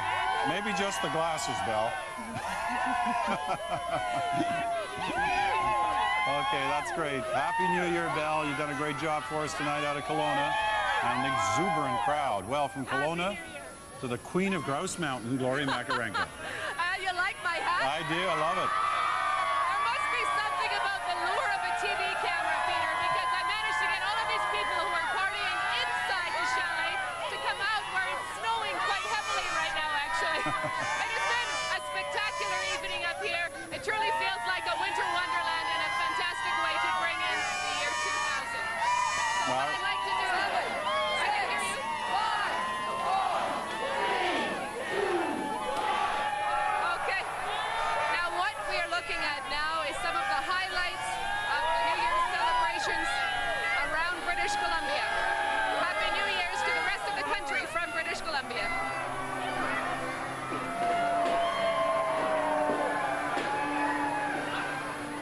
And that was it, the moment inside the lodge at Grouse Mountain, on top of the mountain, looking down on beautiful Vancouver. Laurie Brown, it's been great to have you with us here these last 6 hours. You've guided us through some of the well-known and the lesser-known musical acts of this country and shown the diversity that our musical talent has. Well, thank you very much. It was a real pleasure to be here too and see it 6 times over all across the country. It was really So neat thing. you didn't get tired of those fireworks and all lang syne? YMCA I got a little iffy on, but congratulations. I didn't have to hold them up once, and although I'm beginning to think you're a little bit like that rock behind there that says 2000, because you just have stuck through. It's been great. It's been wonderful, all this, and listen, you've been terrific company. Happy New Year. 6 times over. All righty. You take care. Bye-bye. And we will be back with Rex Murphy and his final results of our internet poll right after this break, so don't go away.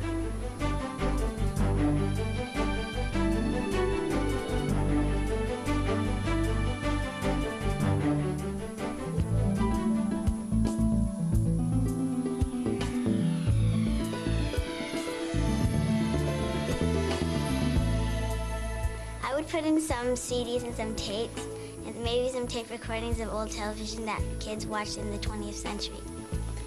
I would put in a Canadian history book or video. I'd put in a map of Canada in case Quebec separates. I would put in a beaver and a maple leaf in case Canada's symbol changes. I would would put in some old stuff of the 20th century before 1999 is over. I would put in a picture of a horse in case they run out of food and lots of horses get sick.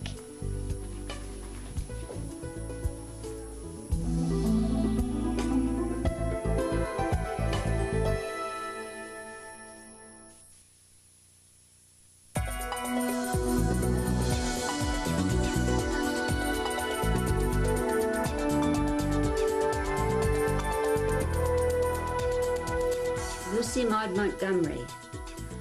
I read her novels as a child. I dreamed myself into her characters. She had such a love of place, a love of the world, of nature around her, and a love of learning. And I live on the land that was passed down to my husband. Lucy Maud's McNeil grandparents who raised her are my husband's great-grandparents. And John and I have opened the site of her Cavendish home, which she loved, to visitors from all around the world.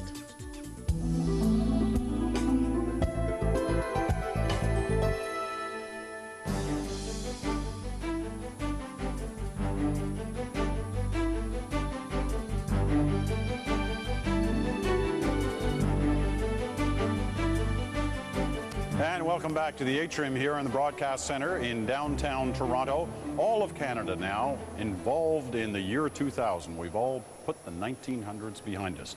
And I know many of you who've been watching all of this program for the last 23 hours were saying to yourselves just in the last few minutes, when are we going to get those final results of the internet poll?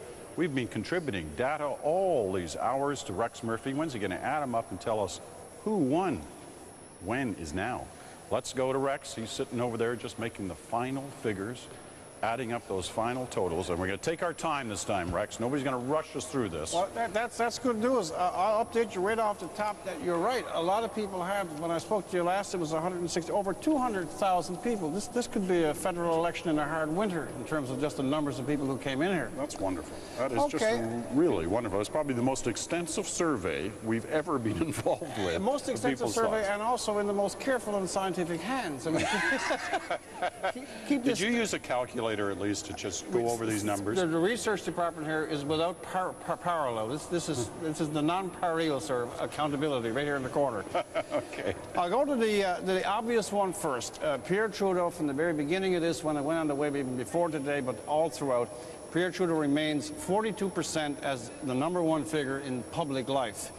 A surprise, as we noted all through today, but it's very substantial. Brian Mulroney is second, and this would have contradicted expectation at 27. I'll go fast through the last three. Tommy Douglas, William Lyon Mackenzie King, and Lester Pearson. Now, the second one, athletics seemed to garner the largest number of votes, and politicians were second. Gretzky, again, almost a given in this kind of context. But Kurt Browning leaps in there at 27% compared to Gretzky's 36%. Bobby Orr did very well. He came in third at 9%. And the last two, Gilles Villeneuve, the only person not on the ice, incidentally, at 8%. And, of course, Rocket Richard, who I mentioned to you the last time you visited here, at 6%. Okay, stop for a minute. Okay. Don't go rushing by. I think we'd probably all agree those were the, as it ended up on top, those were the people, Trudeau and Wayne Gretzky, would win that poll. But some amazing results below that. Now, how do you account for that? On the case of Mulroney, it may be a few jibes from us that staggered his remaining supporters into getting into the act, or it may be that people looked at it in a neutral way. The tenure of Brian Mulroney, the awakening of certain forces in Quebec during that tenure, his own dominant presence on the land. It isn't, strictly speaking, popularity.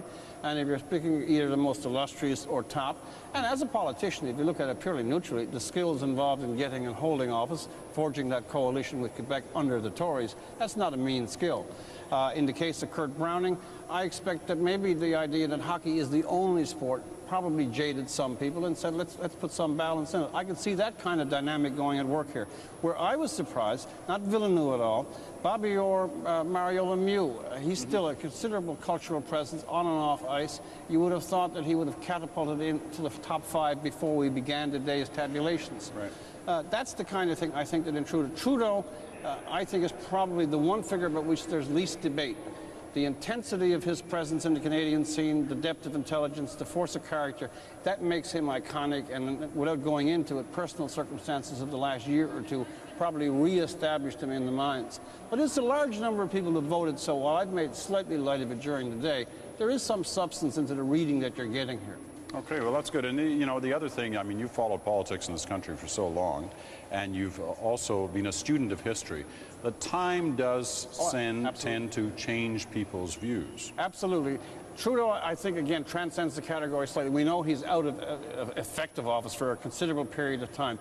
But some people, Glenn Gould in a lesser category, some people enter so deeply into it that they breach their own category. I suggest that Pierre Trudeau is one of those. The other one, I was going to save it for later, but I'll mention it now.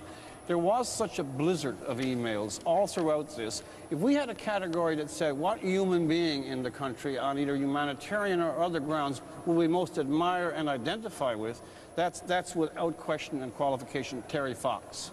All through today, why is there not some special place where we can signal our admiration or our esteem or our abiding affection for one figure who became iconic on a human level for so many people? And it is a continuous hail since this morning started. Well, he was a person who helped in a specific cause, but he's become much more. He's part of the character of the country that we inhabit. I think you might have noticed in some of the bumpers that we were running going in and out of our different breaks through the day, where we were collecting the thoughts on video of many Canadians. Those were very good. The Terry Fox name came up more than a few times.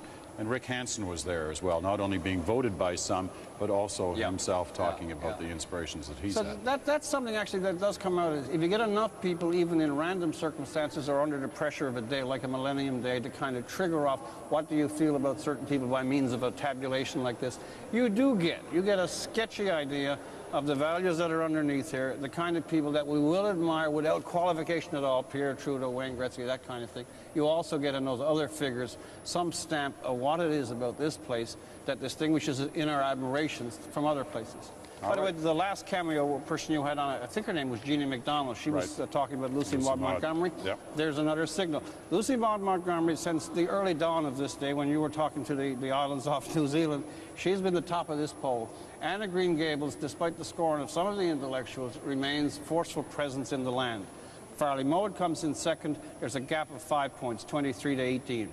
Margaret Lawrence, I don't think that's a surprise in any sense. Marshall McLuhan, I think he smuggled himself in there under the confusions of his own categories. He's not specifically a writer, but there's no questioning his influence.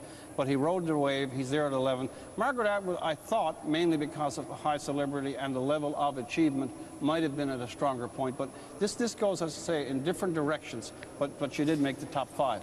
Let me ask you a question about one of the names on that list, that not specific to this question, but about something that he would have been, I think, thinking about today, having witnessed these past 26 hours. Marshall McLuhan, the Global Village. What would he have made of all this? Actually, what I think he would have made was I'd like to suggest his observation was this, that the idea of the metaphor, which it was originally, that this was a global village, he thought it was television. He was 50% right. When television made the forced marriage with the internet and with global communications, when the internet and the computer joined with this thing that you've been doing here all day, then suddenly that particular metaphor is no longer a metaphor, it's a description. It's a factual relation. He's in his environment. I've noticed that in the studies of McLuhan and the application of McLuhan, a lot of the stuff he talked about in the 60s, about pure television of the 60s, has become the jargon and the idiom of the boyos who are down in Silicon Valley. They've adopted them holus bolus. They've taken the theory and they've applied it to a new time. He would have seen this day and this event as the climax of a metaphor that was probably 40 years too early. All right. The next couldn't have said that better himself. I'm sure you couldn't. Are we confusing enough for you? Yeah. No. That was wonderful. The music poll, we were very interested in that as well. Gordon Lightfoot obviously has a depth and a core support. That remained pretty steady, even though it's very close. Gordon Lightfoot comes out at 21%. Celine Dion, whose Dawn is the eclipse, thank God, of Barbara Streisand, is in there at second at 20%. The Tragically Hip, despite the fact that they were present in the venue where we're doing this vote, they come finally at 13. Glenn Gould, I was pushing him all day to no avail, 8%. And Anne Murray, I thought of Anne Murray mainly because of the continuous presence, and again, her peculiar relationship with the Canadian audience goes beyond just singing. I thought she would have showed stronger in this poll. And as again, my favorite email of the day, have you not heard of Shania Twain? I'm surprised she's not here. You know, Probably tragically. I could have voted easily for any one of those. But I really love the way that one turned out. Gordon Lightfoot, you know, that's a says good, yeah, so that much is a about good this spread. country, Yeah. his Light, ballads and his Dion, songs. Hip, Gould, and yeah, that's a good range. It sure is. It is. Okay. The next one, the comedy ones, I don't think this is a surprise. Wayne and Schuster and the Air Farce, there's a generational shift, not too great, but they're almost the same. It's 18 and 17. John Candy has some sentimental attachments, obviously, because he's no longer here, but Candy also related to this audience, I think, a bit more strongly than some of the rougher comics that we may have seen. This hour of 22 minutes, also one of the prominent and preeminent. And SCTV, even though it's long out of season, it lives, as you know, in the eternal ether of cable. SCTV is there at 11%. But Wayne and Schuster, Air Farce, that's almost a thumbprint of the kind of comedy that the general audience at least approves of. Although I tell you, those John Candy fans could say, well, you know, it would only be fair if you add John Candy with the SCTV numbers, put them together and they win, right? Hadn't thought of that. There's an adjustment we could make. Well, the last one, once again, I've said all day long that World War II, the Veterans Associations, the involvement of this country in the beginning of its own international thing, there's so many things that flow from that. World War II was the epical event. It is the central thing. It's the one that hangs on in all imaginations. Then immigration after World War II, 13%, and tied with that, I think, family allowances, the social safety net, the kind of social definition of Canada in terms of policy. And then, not surprisingly at all, number 4, women win the right to vote, 10%. World War I, maybe it's fading memory, maybe it's the lack of history in the schools, merely 9%. There were a couple of other emails that were interesting on this particular category of events. People said that for the great influenza following World War I, which is very interesting, and also they highlight why wasn't the Depression in this country in at least the top 5. Not sure why it wasn't, because it was psychologically, as you know, socially and otherwise. Right. To this day it's written about. Why that didn't trip over into the early categories to make it to this particular list, that's an interesting point. But overall, if you wind them all together, as you remarked about the musicians and how they kind of had that right spread, this is, in its curious, amateur, unscientific manner, it's a nice casual signature of the way this place is at the very hinge of 2 centuries. Let me just ask you one question based on that last one. It's a question I asked Jack Granatstein not too long ago, because it worries me at times, you know, World War I and World War II and the other conflicts of this century that Canada made its name in. Some will argue we were born in World War I and then especially in World War II. So constant in our memory, lest we forget. We've moved into a new century now. You know, it's hard for us to remember the conflicts and the scars of the century before this one. Are we going to forget? It's not that we're going to forget the event, it's that we're going to forget the ability to feel the ethos in which those things occur. Because you've been at a number of these D-Day ceremonies in the capacity of hosting these kinds of things, you get a chance to apprehend by physical presence some of the kind of social, cultural attitude that went the way those people were. That's what's slipping away. You'll have the history books, those that are still using them, and you can have the documentaries. But the type of mind, the type of circumstance, the feel of that era, that's what's going on. And secondly, of course, this stuff here, the presentation of image. Image goes in most cases without the concomitant emotion. People lack that kind of texture. So while we supply information, we don't supply emotional substructure. That's the difference. That's why World War I, which I think anyone substantially would argue, World War I is the key event that triggers all the rest, even though it is so distant. In this century, it is the beginning event, not only for this country, but for any other. But World War I is now for so many just pictures or just images. And our time is so different from the time of 2 or 3 generations ago that I think we need a decoding mechanism to kind of make the communication. So those are the results. Are those all of the results, right? No, I have my hand full. I have my hand full. I have to find them. Joey Smallwood Shade will rest in peace tonight. I wish to let the world know that though he didn't make it to the 5 categories, he is far and away ahead of all the write-ins that we have received. Joey Smallwood, rest in peace. You have been resuscitated purely for the occasion. No, it was a good poll. A lot of people did respond, and they gave me the small vote I was looking for. Now we're going to post all these final results on our website. All of these things will be going on even as we speak. The research department back here is working furiously. It'll be on the web easily by morning and in more detail than I've given it here. Also, I expect people might be interested in dropping into the vast numbers of emails that floated in here through the entire day. It wasn't only Canadiana, but there was a tremendous dose of stuff that a lot of people, I think, will find interesting. It was a fine amusement. I'm looking for a job counting votes in the next referendum now. Yeah, well, we'll wonder where that one might be. We have another write-in vote. Thanks very much. Rex, Happy New Year. It's been a treat working with you again. I enjoyed this. Take it easy. We all have. Rex Murphy joining us from our internet location tonight. And we're going to let Rex go. He's had a long last 24 hours tabulating all those votes. And we're going to, why don't we do a little newscast here?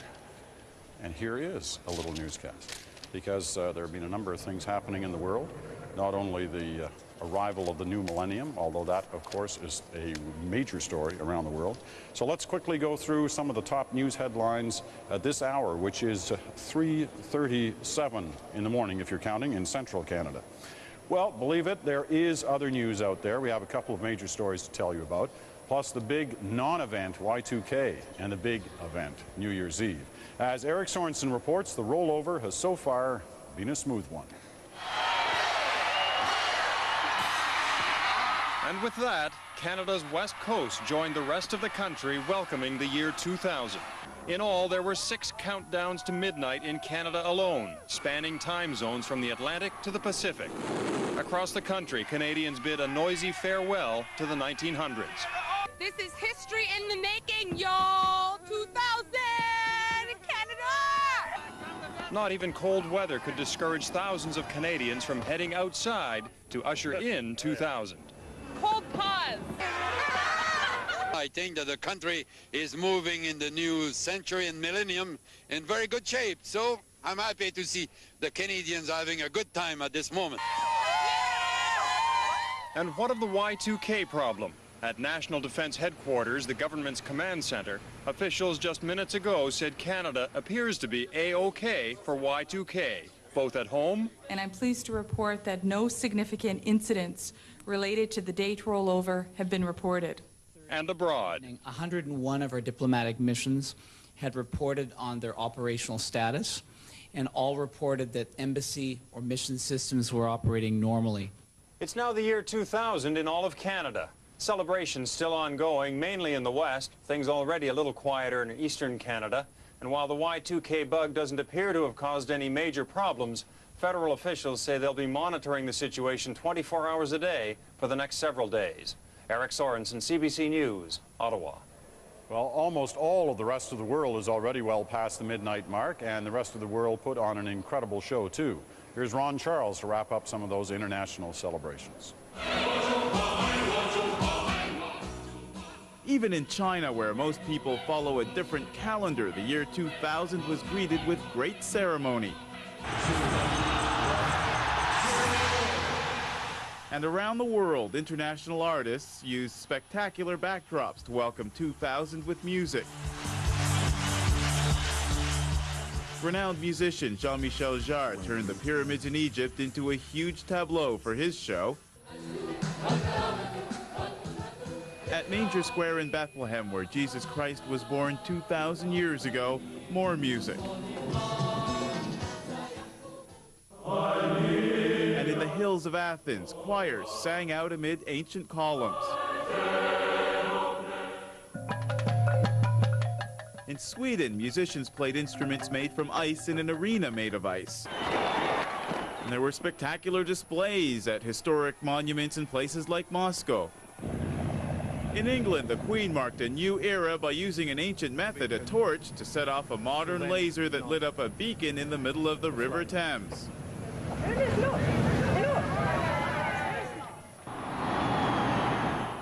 New York's Times Square saw the largest New Year's Eve crowds ever, in spite of concerns around possible terrorist attacks. Back in Egypt, the music continued as dawn broke on a new era over some of the world's most ancient monuments. Ron Charles, CBC News. Well, Boris Yeltsin certainly had a memorable New Year. The Russian president resigned. He dropped the bombshell during his New Year's message to the nation and handed the reins of power over to Prime Minister Vladimir Putin.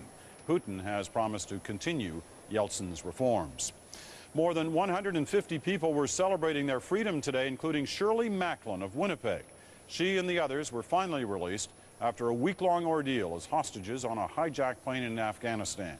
For Macklin's family, it was the news they'd been hoping for. Cameron McIntosh reports. Just landed. I can't speak to you now. I'm sorry. An embrace in relief. Just hours ago, friends and family of Shirley Macklin didn't know if she would live to see the new year. Macklin was overseas doing charity work with sick children. When the hijacking ended, her son Harley waited eagerly to hear from his mother. Can't talk right now. I'm sorry. I'm waiting for Mom's call. 1 hour later, it happened in the middle of a family news conference. Did they hurt you at all? I can't tell you how pleased I am to hear that you're okay. His mother explained how she survived, living in a filthy airplane, witnessing the execution of another hostage, then sitting next to that man's wife for almost a week. I currently believe that justice needs to be served. But surprisingly, he says his mother isn't ready to come home. Her expression was, I haven't even been to India yet. And she doesn't want to let the bastards change her plans. So he's going to her. I really feel like that's what's going to really make it feel real, that she's okay. With one brother already there, and Air Canada offering a free ride, Harley Macklin and another family member plan to meet her there by the beginning of next week. Cameron McIntosh, CBC News, Winnipeg. And that wraps up our short newscast to bring you up to date on other events that have been going on over these past 24 hours. It's been quite a day. It's not over yet because there are still parts of this world that are still waiting, believe it or not, to light their firecrackers, to show their fireworks displays, because the year 2000 has yet to reach them. And a couple of them are very important to the United States. One is their 50th state, Alaska, and one is their 49th state, Hawaii. So we're still going to see that. We'll be seeing Alaska coming up in the next little while. If you've been watching parts of our broadcast, or even if you've been watching all of it, you've noticed that at different times through the past 24 hours, our foreign correspondents have been giving you a sense of their regions and how they have reacted to the past 100 years and how they are looking into the next century. Well, the one area that we haven't touched on yet is our big neighbor to the south, the United States. Our chief Washington correspondent, David Halton, has been looking at the United States of the 1900s as it moves into the 21st century. Redeem the promise of America in the 21st century. With America's bright flame of freedom spreading throughout all the world. America stands alone as the world's indispensable nation, indispensable nation, indispensable nation. As the century ends, the sheer triumphalism of some Americans may rub some of us the wrong way. But you can't deny that the United States is indeed the world's sole and so far unchallenged superpower. Not since the Roman Empire has one country been so dominant. And when you think of it, never before in history has the power and influence of one country reached so far. Its military strength is unmatched. The U.S. spends more on its armed forces than all other major powers combined. Its economy is a juggernaut, enjoying the longest boom in American history. At the leading edge of the information revolution.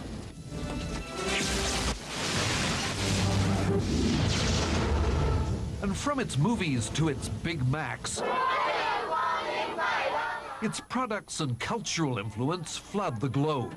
After all, they like their Levi's and they like their McDonald's. As analyst Charles Krauthammer sees it, most of the rest of the world is quite happy to live under a Pax Americana. They like the kind of benign hegemony America exercises. After all, we're not occupying any countries. We're not dictating people's ways of life. We're not colonizers. We basically say, take it or leave it. You want to trade with us? You want our protection? You want our way of life? We'll be happy to share it with you.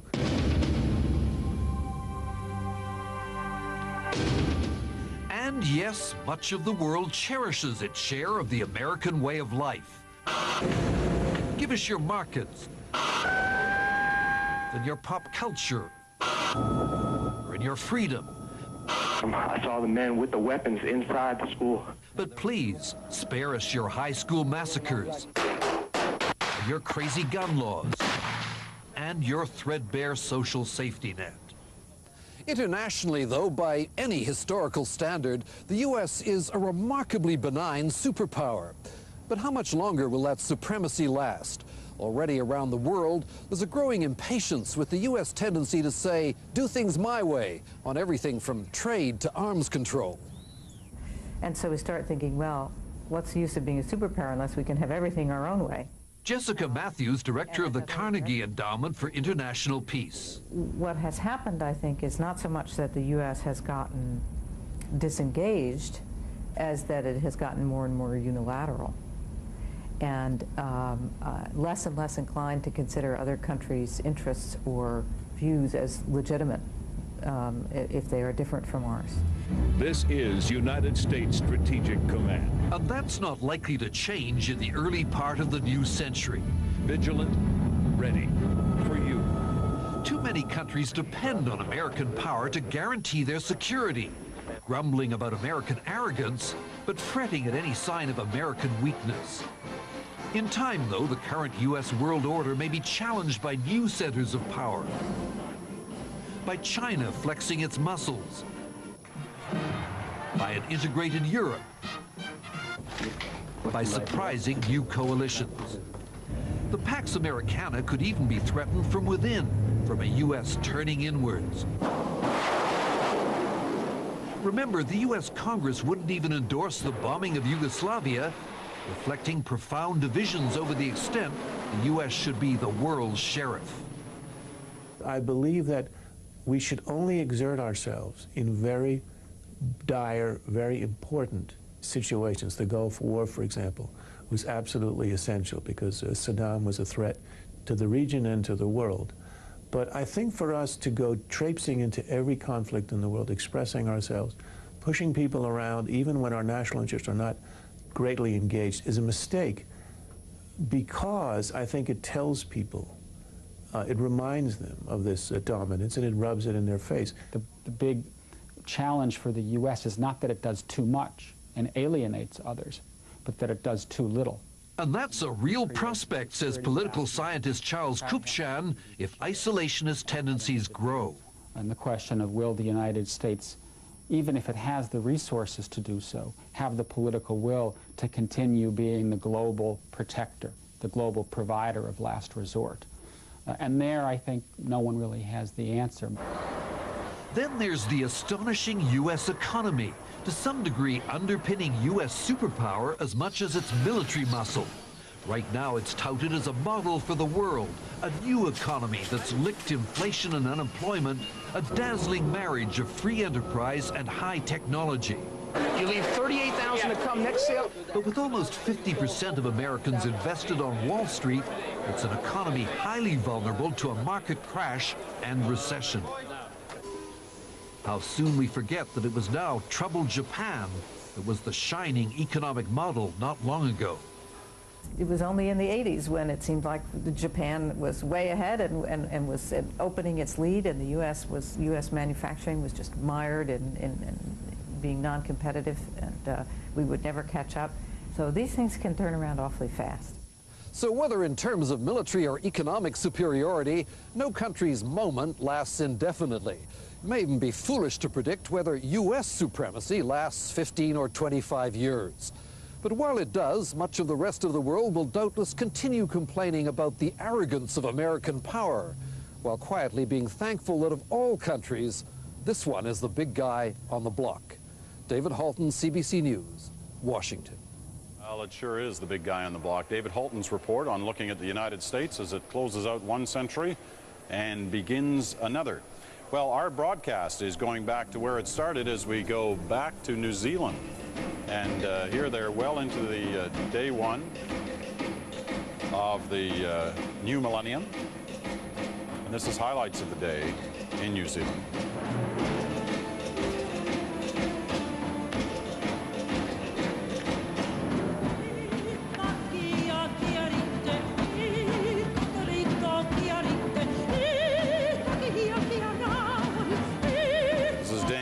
Tikanawa, including her performance with the New Zealand Symphony Orchestra and Choir.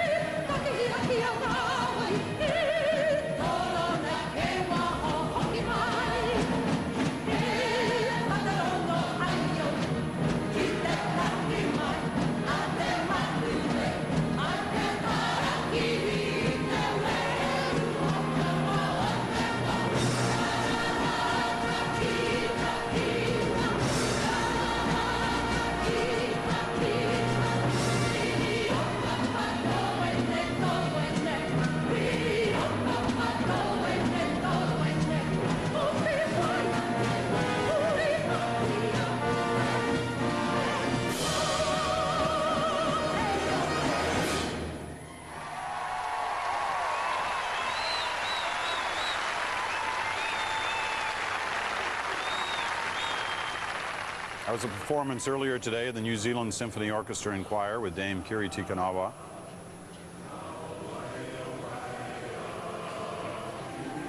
This is still in New Zealand earlier.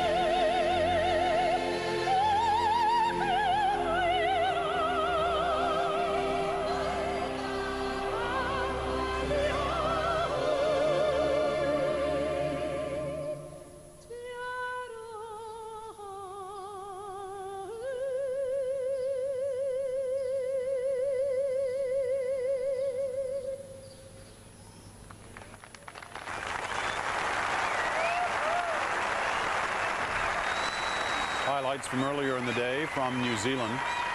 And we're showing you these highlights because we're waiting for our live coverage to begin from Alaska, where they're coming up on 4 minutes for the arrival of the year 2000. And waiting before we go to Alaska, we're going to go back to Australia. Back to Sydney, one of the performances there from earlier today. This was an amazing Circus Oz performance right in the harbor in Sydney.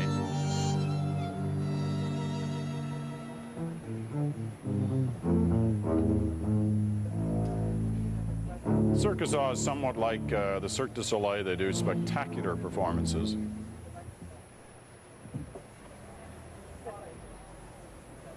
And if you're worried, this is part of the routine.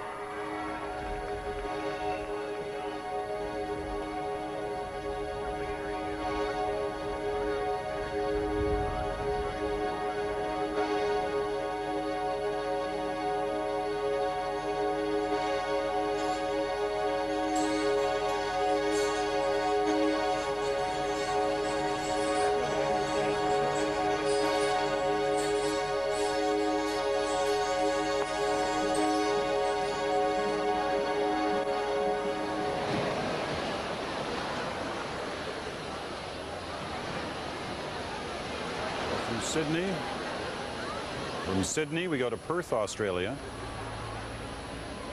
These two highlights from earlier in the day.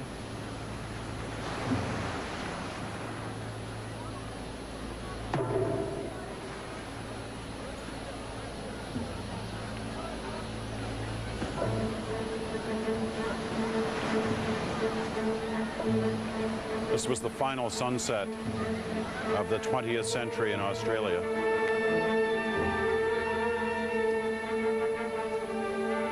The western coast of Australia in Perth.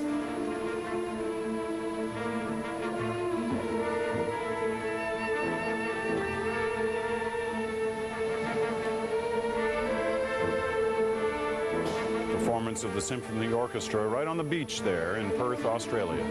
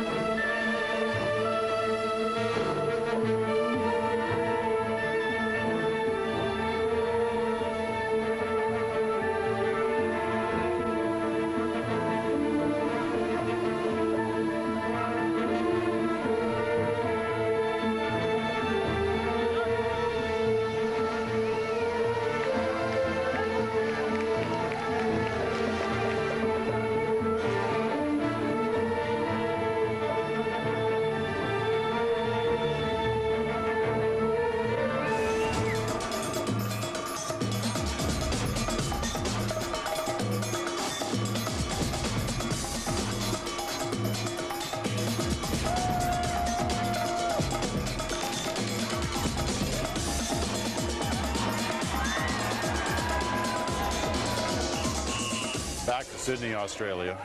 Incredible performance. On the roof of the Sydney Opera House. More of the Circus Oz performance.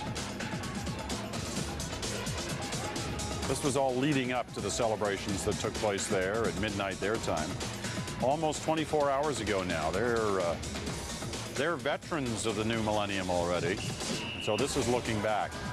And if you're wondering why we're looking back, because we're trying with this grouping of different broadcasters from around the world. We've been having trouble getting into Alaska in the last few moments, where the new millennium has arrived about 30 seconds ago. So we're just showing you highlights from Australia. This was right in the central part of Australia, Uluru.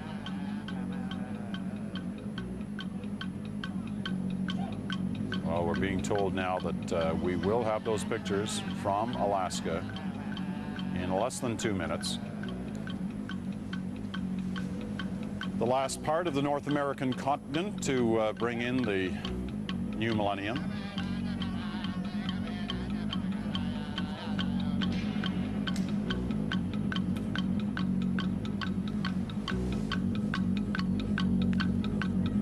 These, once again, a replay from almost 24 hours ago now in Australia. The celebrations that took place there before the new year arrived.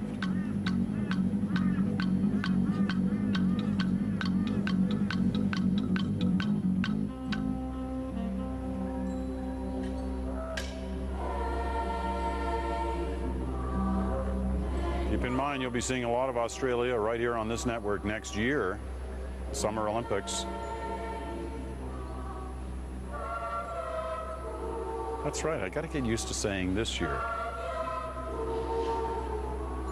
Just 9 months away, the Summer Olympics, the end of September in 2000, this year.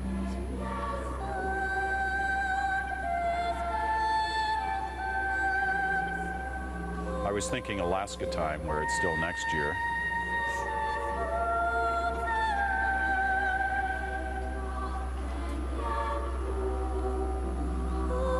We're still working on those Alaska pictures.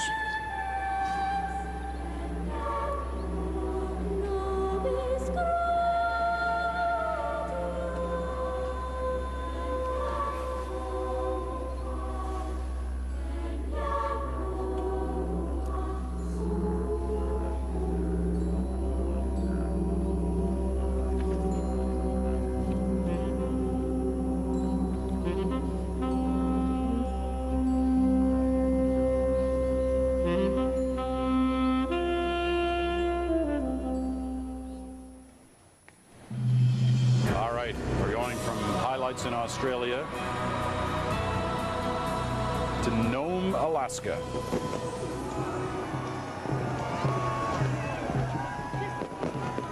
Highlights from just the last couple of minutes from Nome, Alaska, where 2000 has arrived. All of North America now on the 2000 time zone.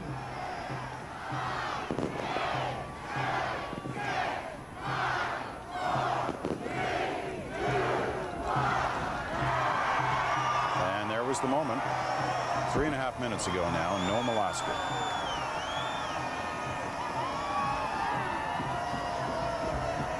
Banging of the drums.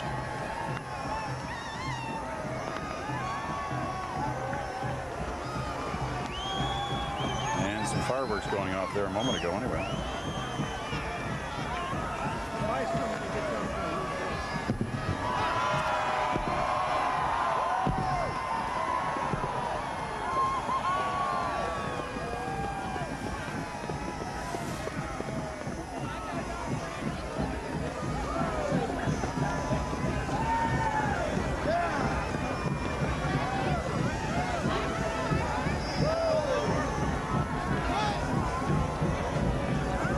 Would mean there's just one more time zone to go now that Alaska's joined in, and that's the one that includes Hawaii.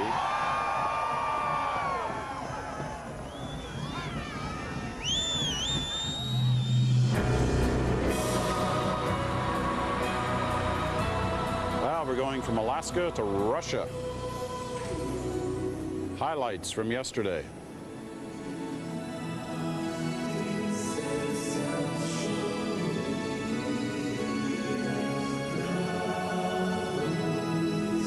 This is the Ukraine.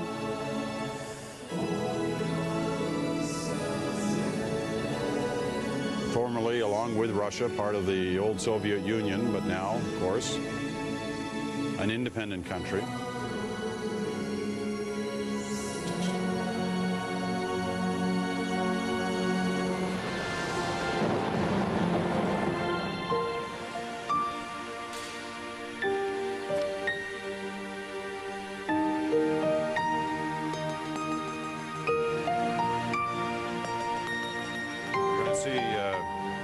New Year's musical dedications from different places and different nationalities of Ukraine.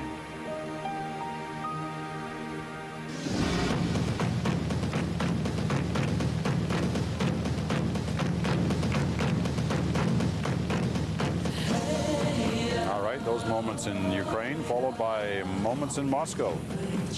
Celebrations on Red Square.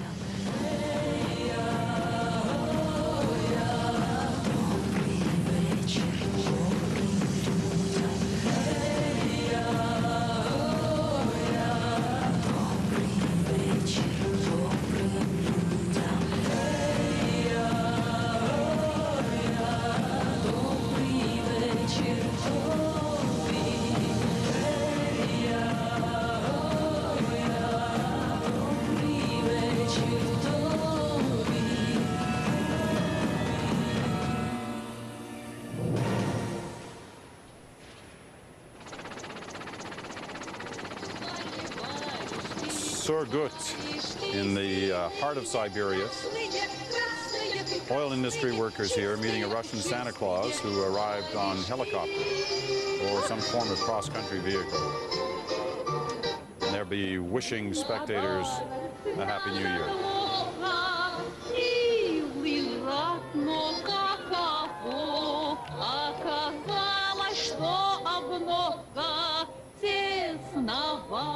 Для него досады прямо слезы, но мне друг твердит, любя, эти варежки в морозы пригодятся для тебя.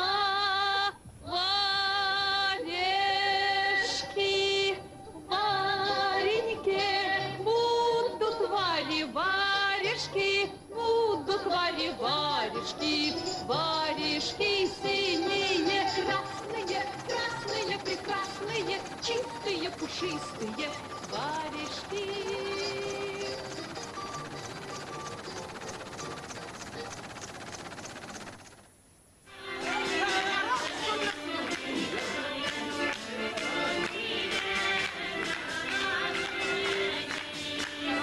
The celebrations in Dagestan.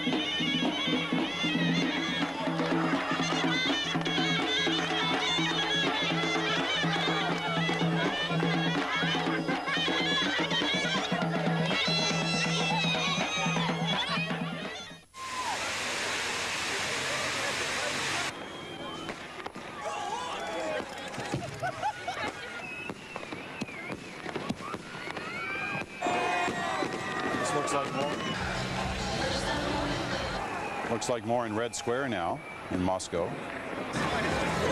These were some of the celebrations when the New Year arrived in Moscow.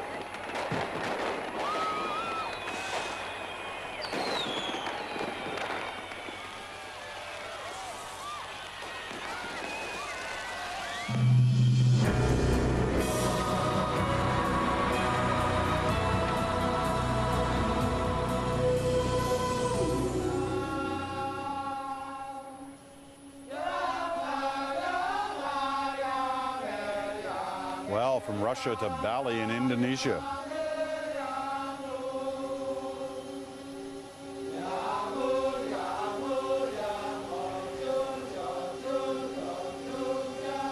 This is once again, a videotape replay of the sunset ceremonies in Indonesia. This huge temple is the most sacred temple and the largest in Indonesia.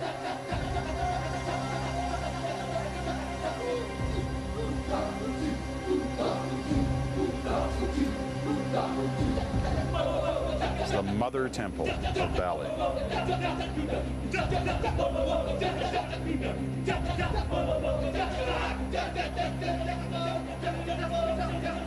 Around 100 dancers performing in this mythical dance while the sun sets in the background. Let's watch.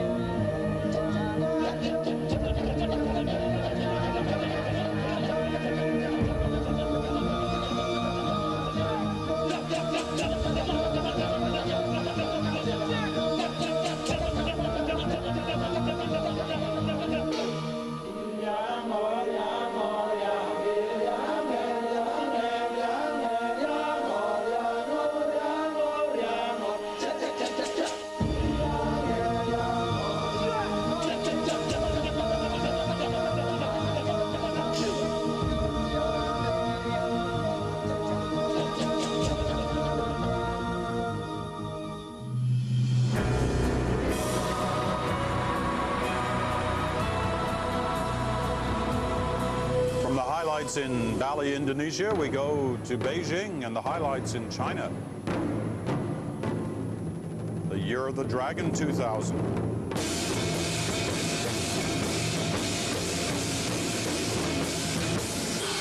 This was a spectacular performance along the Great Wall in Beijing, well actually about 70 kilometers north of Beijing.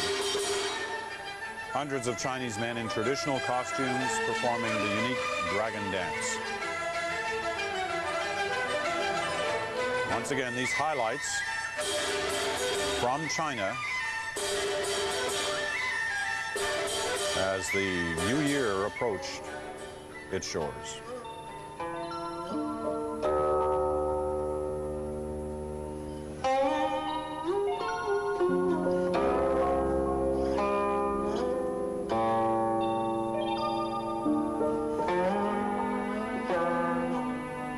Highlighting some of the artifacts that have been recovered through recent geological digs over the last 100 years.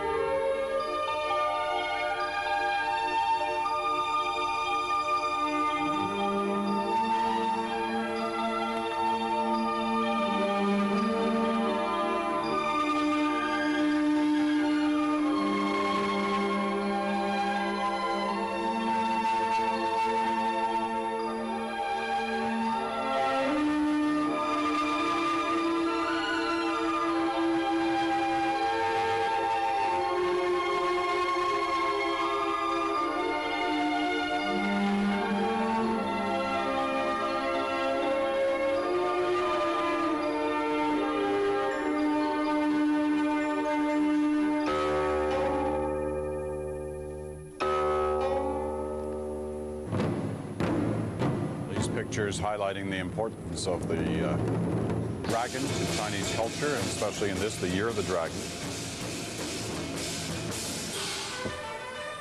Dragon boat races in southern China.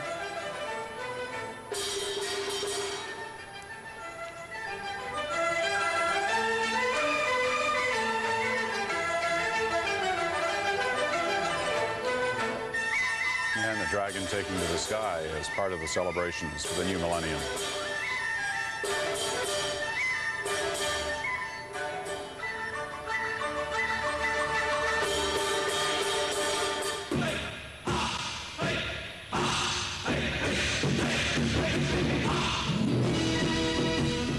Back to the Great Wall of China and the special ceremony that took place there, honoring the new millennium and honoring the Year of the Dragon.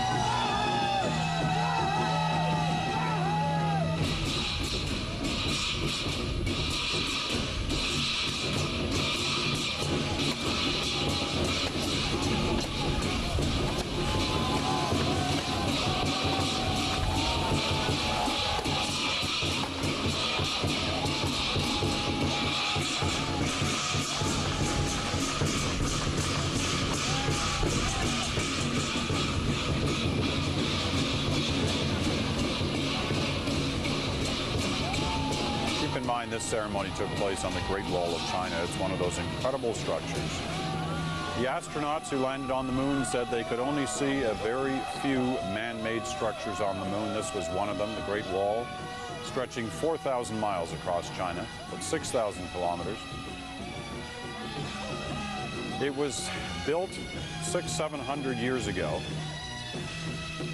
to help defend communities on the southern side of the wall against invaders from the north. It's fallen into disrepair over the years, but has been built back up at different times, updated for its defensive strategy. But now, of course, in the last century, things have changed considerably in terms of what the Great Wall's use has been. It's been for ceremony and for tourism. And this is one of those areas that's open for tourists and for special celebrations like this one. It's been totally fixed up. You get your chance to go to China, this is one spot you want to see. It's really quite spectacular.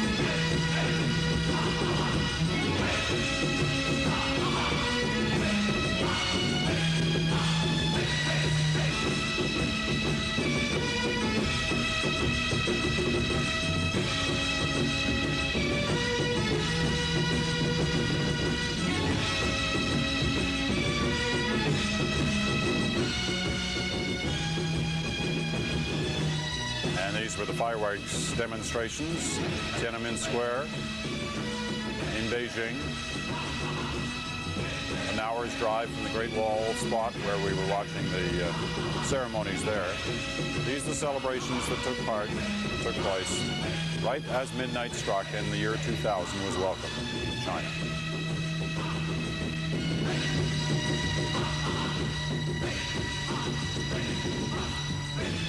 Don't go away. We'll be right back, just 33 minutes away from the new millennium hitting the shores of Hawaii. Jeg har en drøm om å omskape min hjemby Sortland til et stort, blått, tredimensjonalt maleri. En blå juvel, om du vil. Hvor jeg går inn på både fasade og gate for å skape et delikat og lyst og lett miljø.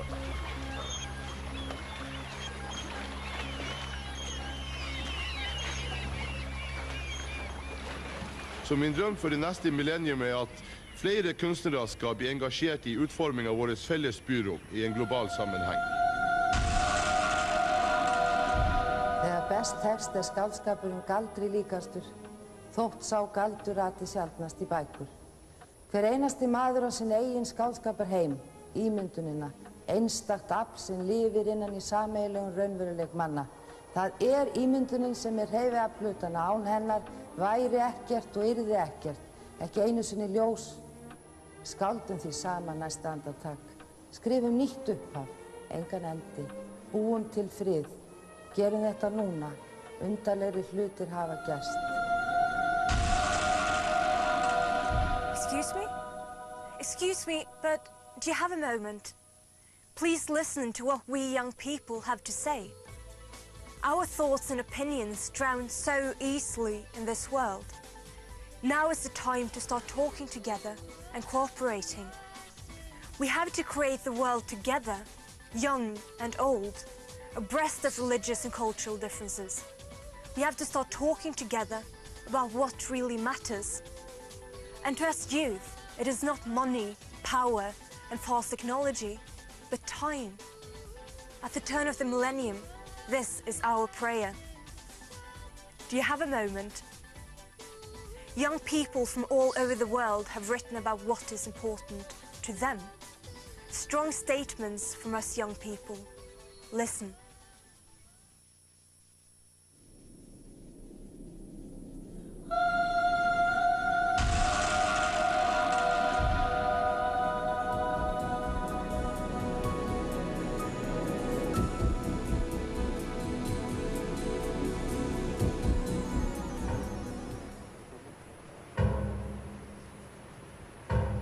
And we're going now to taped highlights of a performance right on an oil rig in the North Sea. The first sunrise of the new millennium in the North Sea. One of the largest offshore installations in the world. We have 210 oil workers on board, men and women, and we all wish you a happy new year.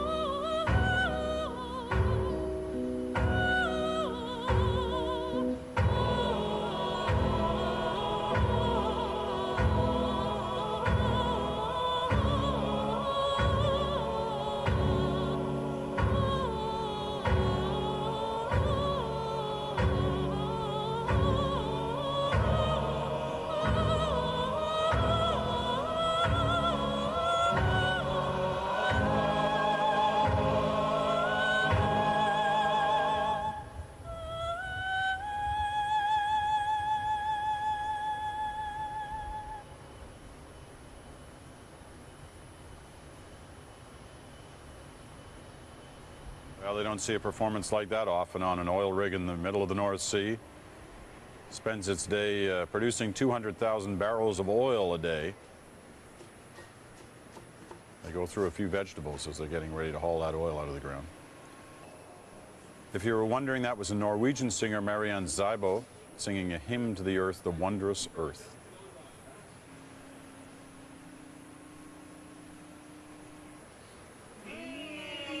This is just a normal meal on the oil rig. No, actually it wasn't. Those were the special meals being made for the celebrations on Millennium Night. Look inside the control room of a giant oil rig. Every Christmas they gather around the Christmas tree. Friska upp med lite 70-tals Stones. Och vad det smak.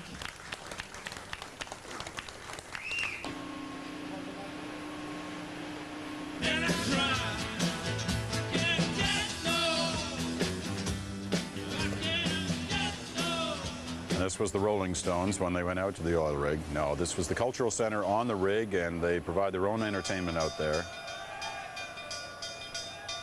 It's a Norwegian rig in the North Sea.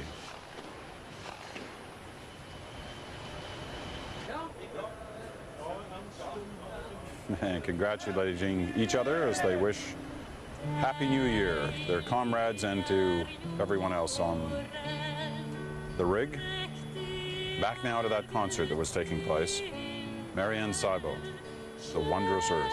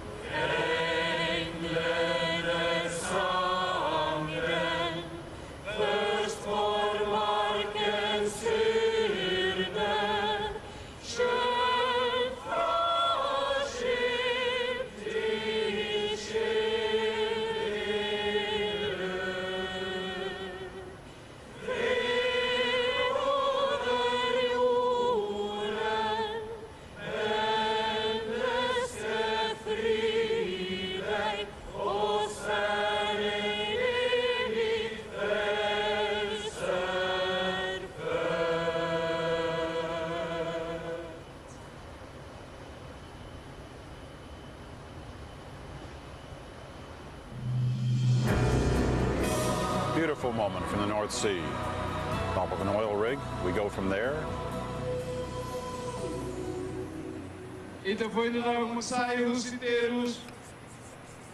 East Timor. The capital, Dili, just such a terrible year last year.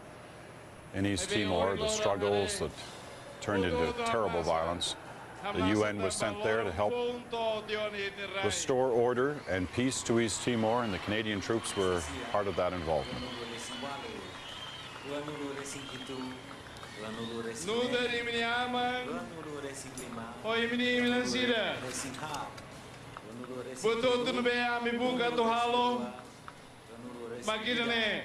Political leaders and spiritual leaders speaking in Dili, capital of East Timor, giving messages of hope and peace and reconciliation.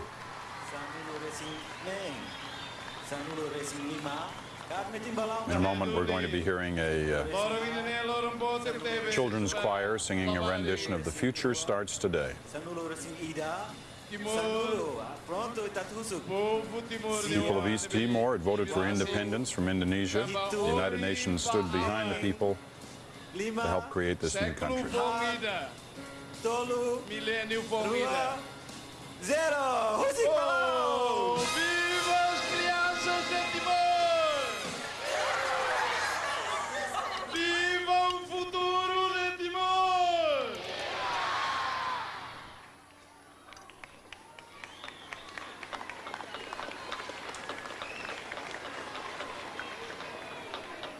Rewind again. We're showing you highlights from around the world. So we get ready for the last time zone in the world, Hawaii.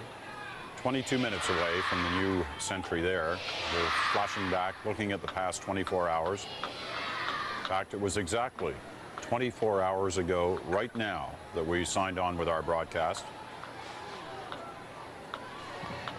And it's definitely been 24 hours unlike any other that we've broadcast. It's been quite a period.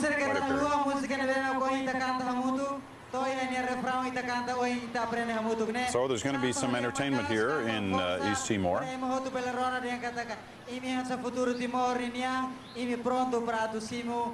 soon as the various speeches from spiritual and political leaders are over, all sending and calling for messages of hope, peace, and reconciliation.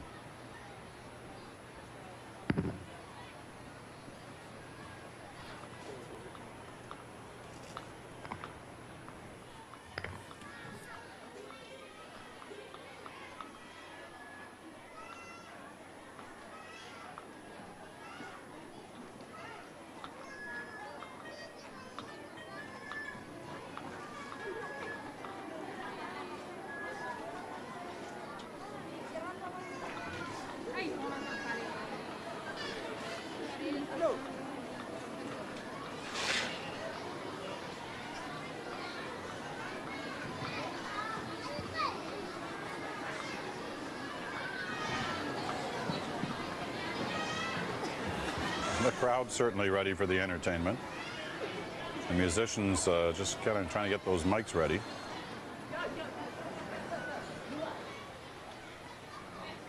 This looks like we're about to start.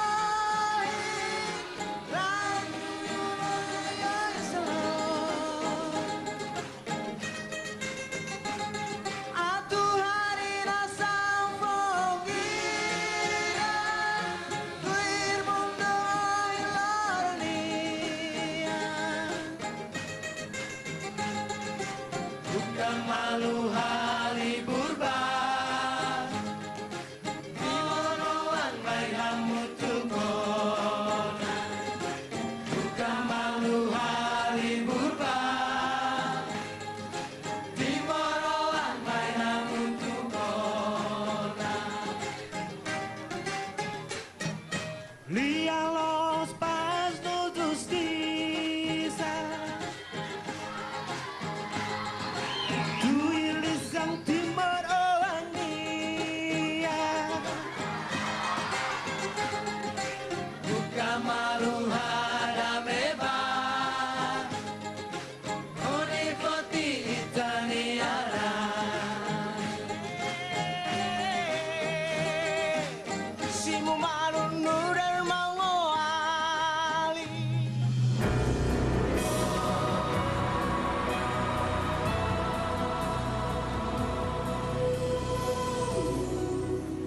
Well, from East Timor, we return to Australia. Legs on the Wall is the name of this performance in Sydney, Australia.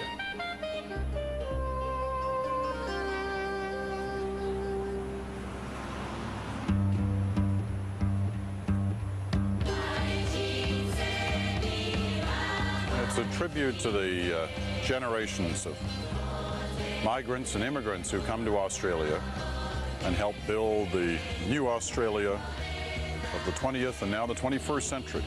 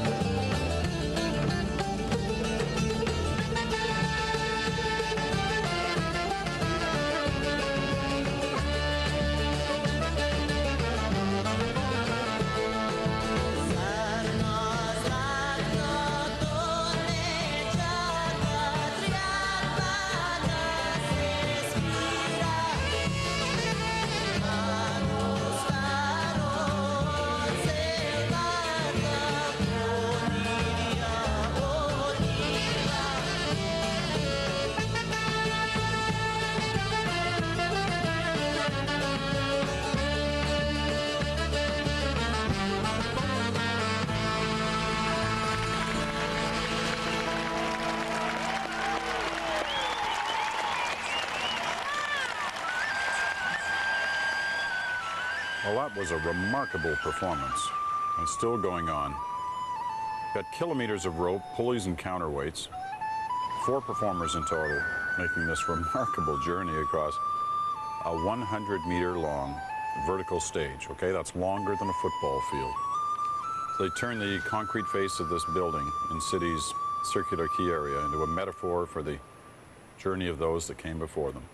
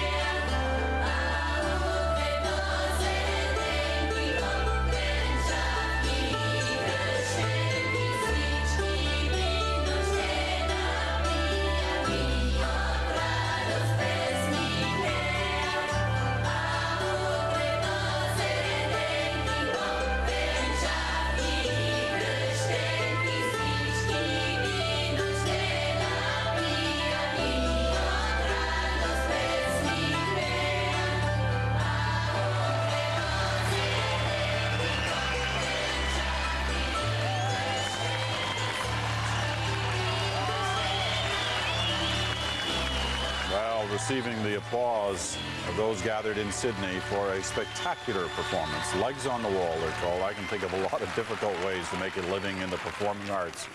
None as difficult as that. We'll be right back. Hawaii is next. If I had to put anything in the millennium capsule to tell the generations that will come after us what we tried to do and what we were about and what was important to us, I'll probably put in the capsule the Universal Declaration of Human Rights to get them to understand how hard we tried to improve the lot of human beings, how hard we tried to ensure that the rights of individuals are respected and that we fought for the belief that each man or woman is born equal in dignity and that they have the right to determine their own destiny. I think it is something that I hope will live long after I have gone, and is something that I would want to put in a capsule for those who come after us.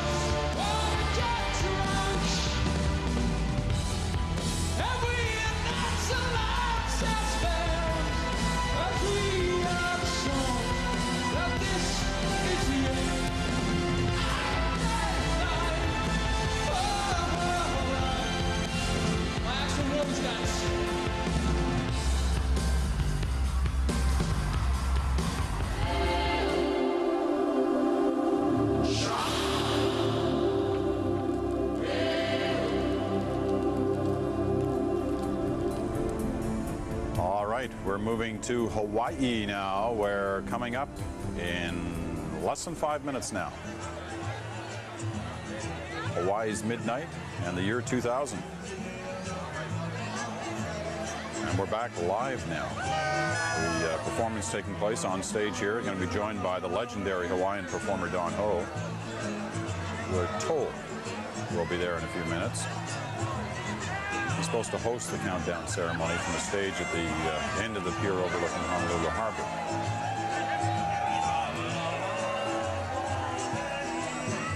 As we wait for Don Ho, though, traditional Hawaiian music and hula dancers.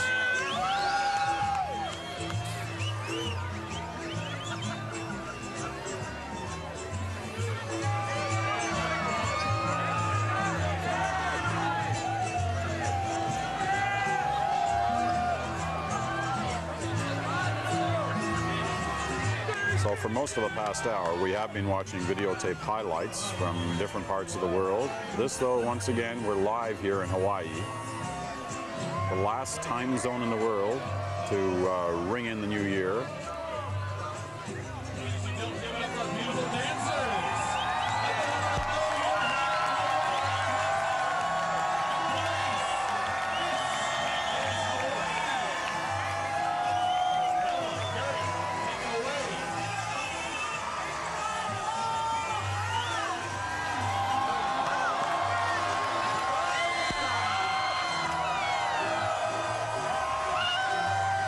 Less than 3 minutes now.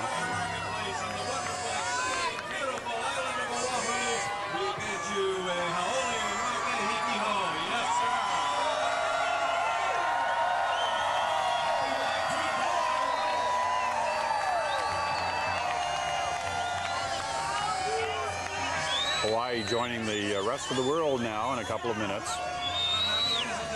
It was 24 hours ago that we watched the islands in the South Pacific, west of Hawaii, Tonga, Kiribati, welcome the new year. Now Honolulu, last to join in.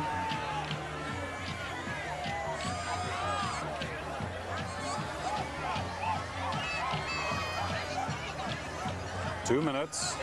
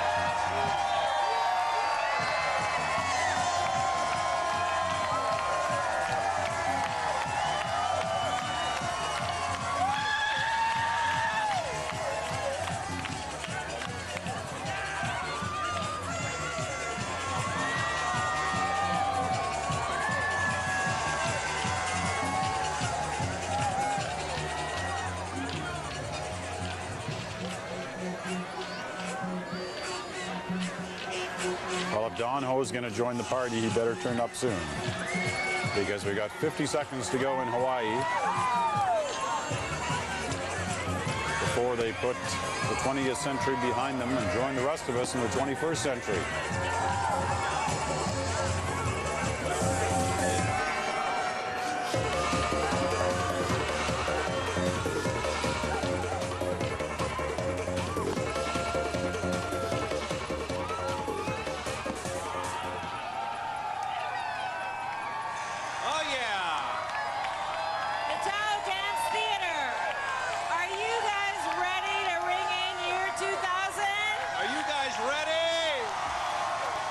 Can't hear you. Are you ready? 5 seconds. The world is listening, Hawaii. 10. No, you're already there, actually. 9, 8, 7, 6, 5. The traditional conch shells being brought out, signaling the new year. The clocks need a little adjustment there in Honolulu, but nevertheless, they are here. They're with us for the rest of us in the 21st century. Aloha from the 50th state, Hawaii. Happy Y2K. Ha'ole makiki ho.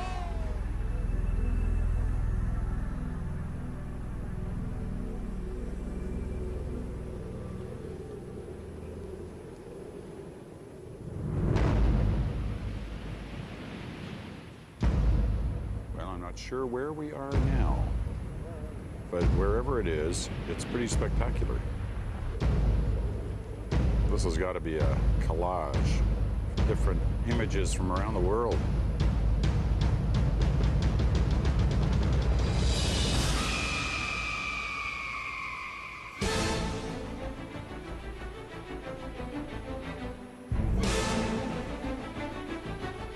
Yeah, there's no doubt that's what this is, so let's just watch it and enjoy it.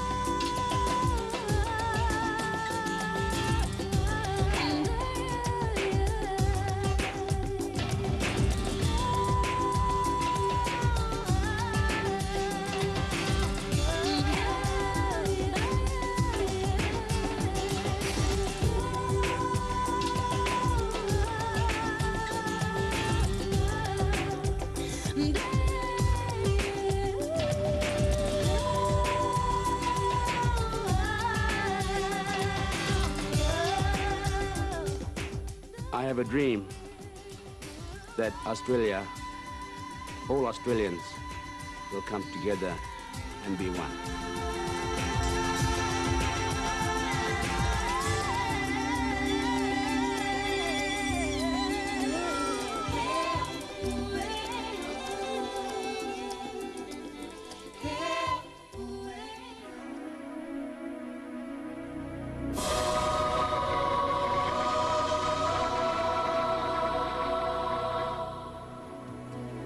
$2,000 today, continuing now as we go to Australia.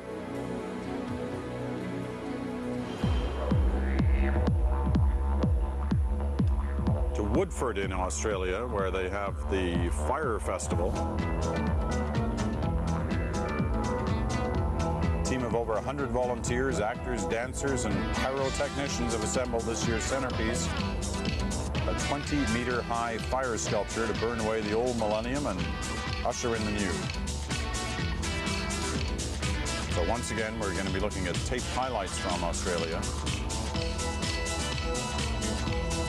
which has been enjoying the year 2000 for almost a little more than 22 hours now. 21 hours.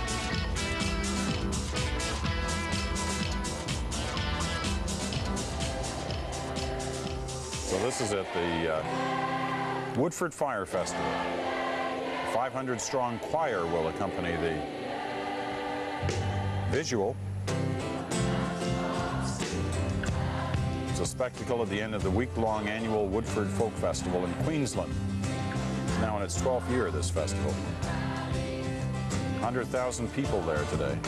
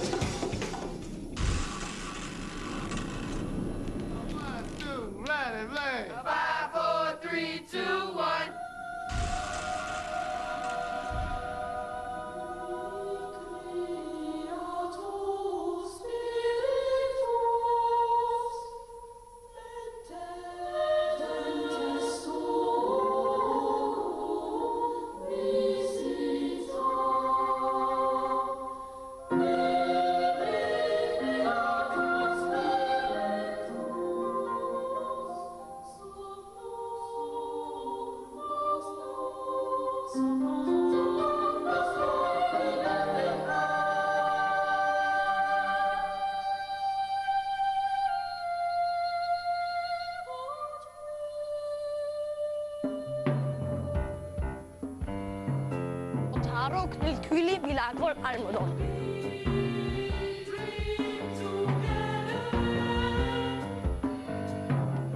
möchte unberührte Natur erhalten.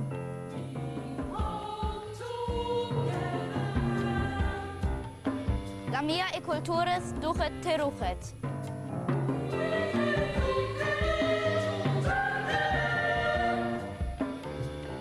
Quisiera que alguien me oiga.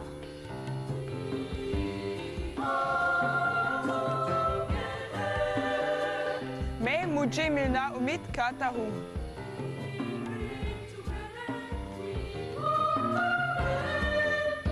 Una famiglia felice in buona salute.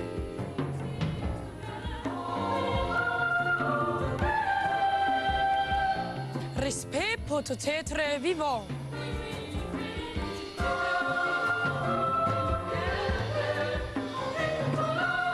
Lachen, Erfolg, Liebe.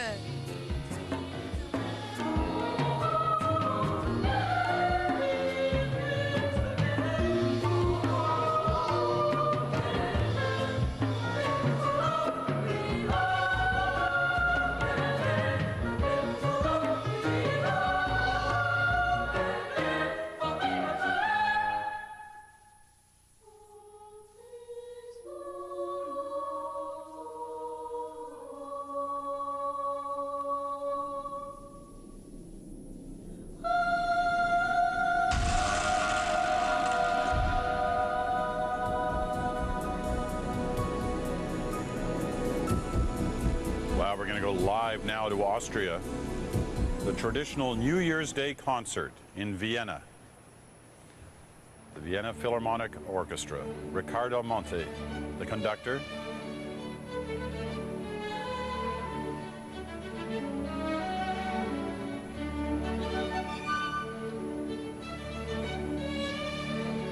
The Lagoon Waltz by Johann Strauss.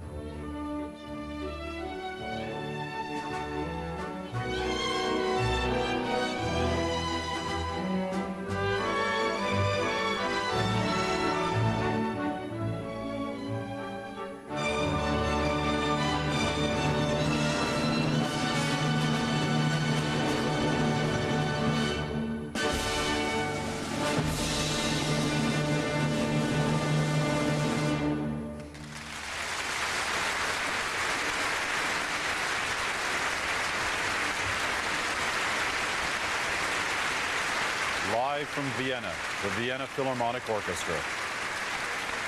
And isn't that a way to get your day started? If you're watching us in Newfoundland where it's 5 to 7 in the morning, getting up just now, wanting to see that first sunrise coming into Canada for the year 2000, well, that was a way to wake up. The 20th century has seen tremendous progress in science and technology and in economic and social development, yet we still have 800 million people, of which 200 million children go to bed hungry. I truly dream of a millennium where each child, each woman, each man will be able to enjoy the most basic of the human rights, the right to food. It is possible, it is within our reach if we work together.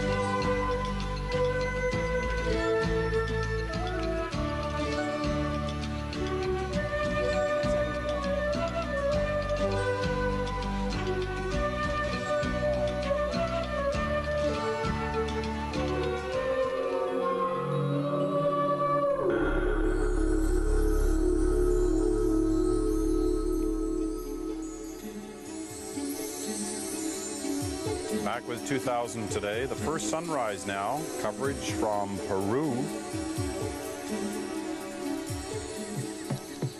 It's going to be a mix of some live and some shots on tape.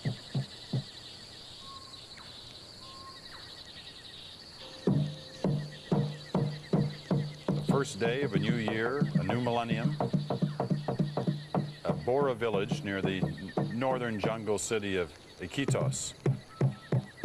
Staging their traditional ritual to greet the new year is marked by the nesting season of the egret. In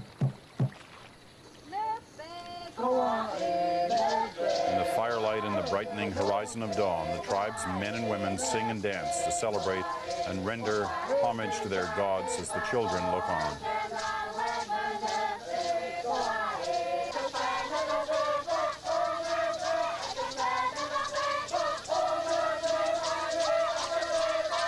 This is on a tributary stream of the Amazon River. It's an hour-and-a-half boat ride upriver from the city of Iquitos in the Loreto department, northern Peruvian jungle.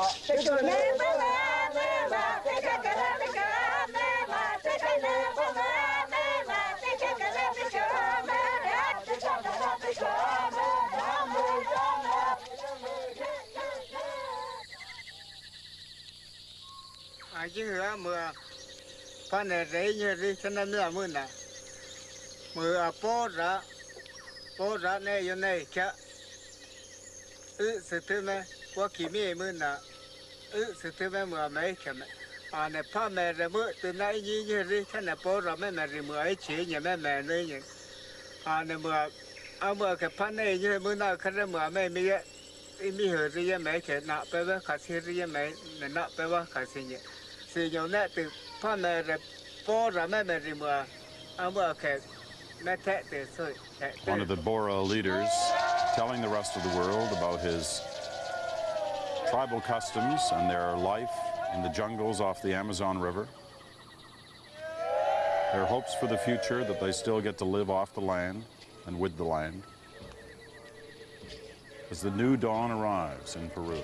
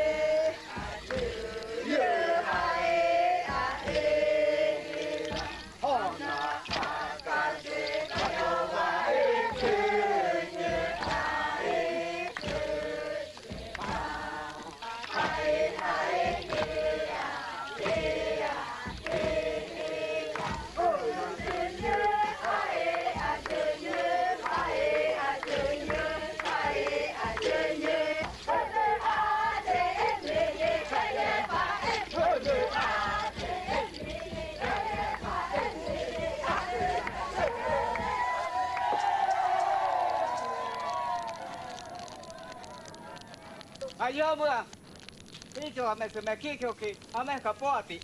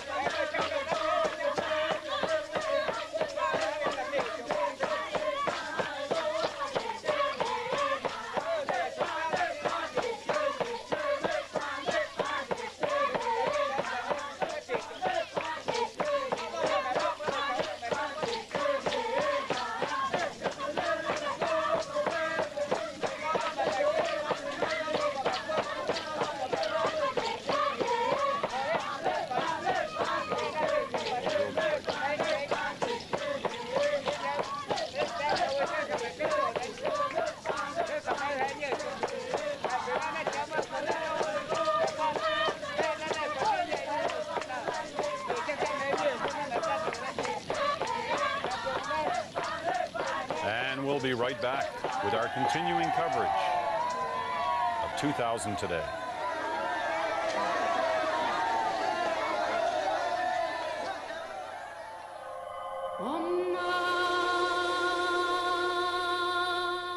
Each second is new in your life.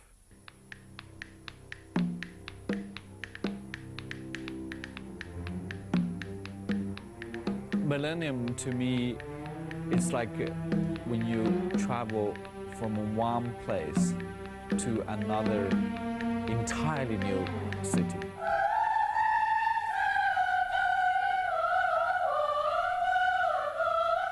As a music piece, I really imagine sounds as everybody's voice, but meanwhile it's one voice.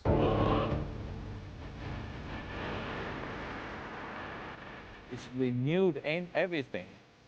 You are so fresh. It's no longer harmony anymore. It's no longer melody anymore. It's the way how this new air come out, arising from the sea. And this air, this lights, it's like a huge stage. And the people artificially light it, but everything is nature. It's natural.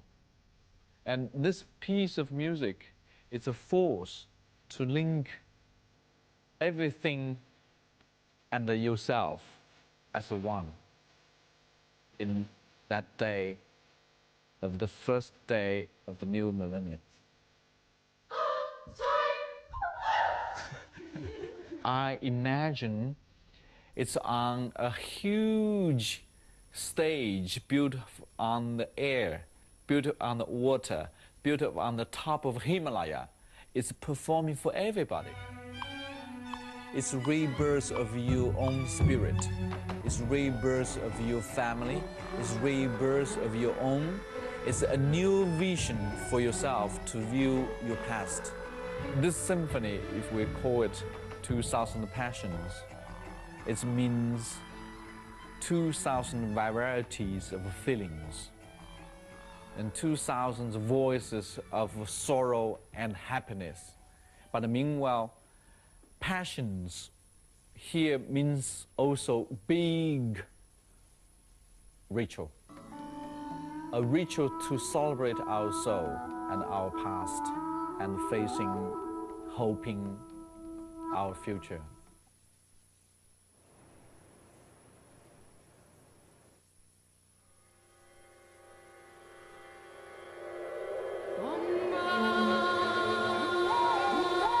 Back with 2000 today, and as we get ready to go to the last time zone in the world, the tiny Samoa Islands, 22 minutes away from welcoming the new year, the final spot on Earth to welcome the year 2000. Before that happens, we're going to try and have a look at a round-the-world highlights pack of what we've witnessed in the last 25 hours of our live coverage. We signed on exactly 25 hours ago right now.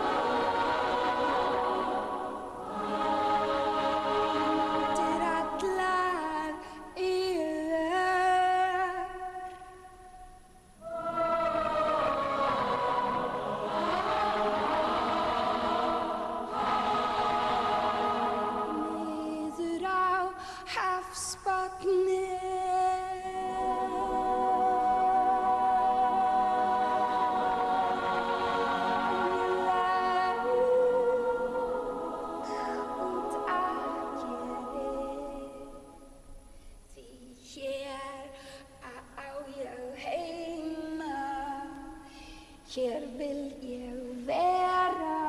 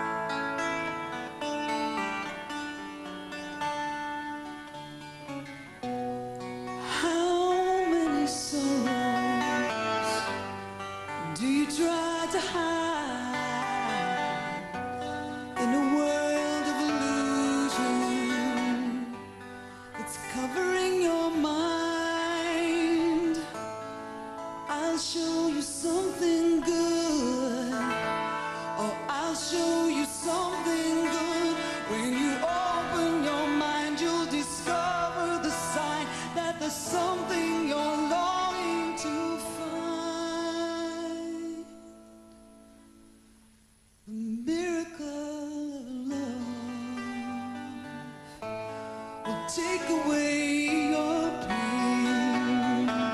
When the miracle of love comes your way again.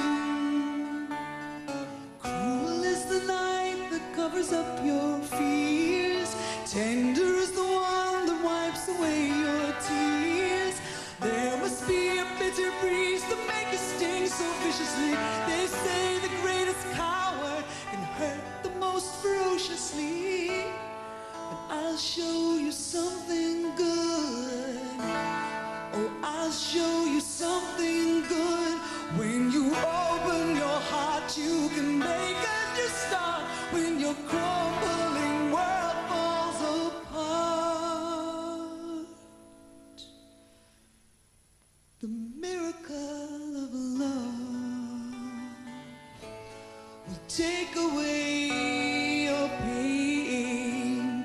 When the miracle of love comes your way again.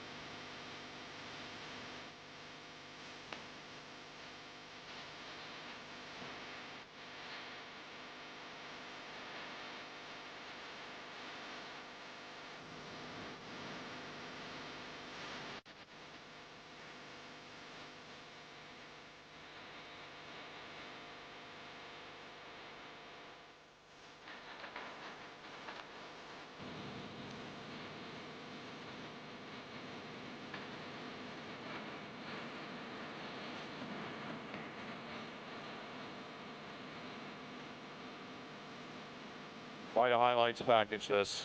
Last 15 minutes we've been watching shots from around the world. Edited in London, if you're wondering why not too many shots, if any, from Canada. Just a couple of quick frames from the United States, but some wonderful images from around the world. But it's not over yet. There's still one tiny area of the world that it's still 1999. It's in Samoa.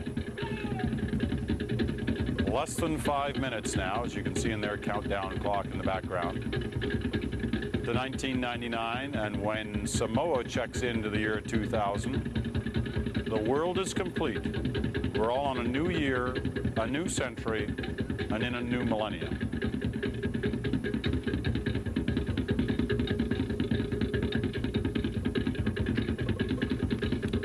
Performance of the sunrise worship.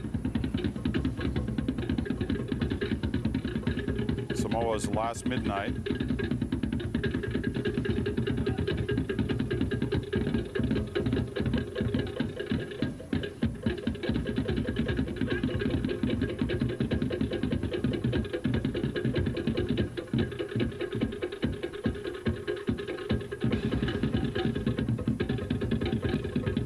Samoa celebrating her religious and cultural heritage brought to the islands by London missionaries in the early 1800s, hence this celebration on the beach in front of this huge, must be a hotel there in Samoa. Samoa's national motto and pledge is Samoa is founded on God, and hence the reenactment of the biblical account of Jesus preaching from a canoe in the water, which we'll be seeing in a moment.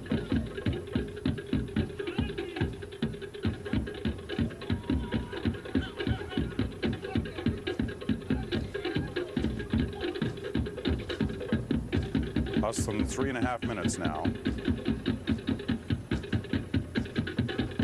And by time zones, the most western island in the world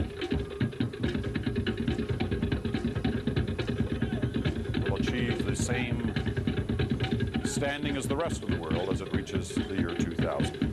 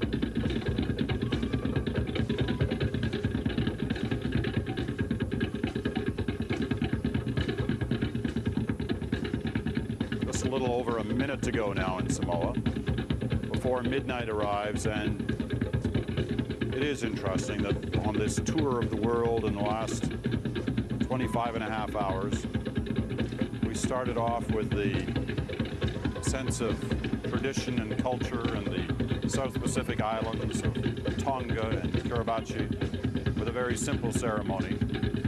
We went through the whole world, through some of the biggest cities, highest tech countries in the world. We saw some amazing performances, pyrotechnics. Here we are back in the Central Pacific now to close it all out.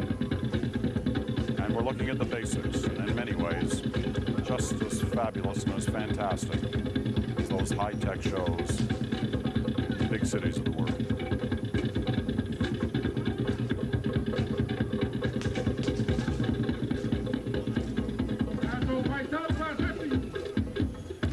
Down to the final 10 seconds.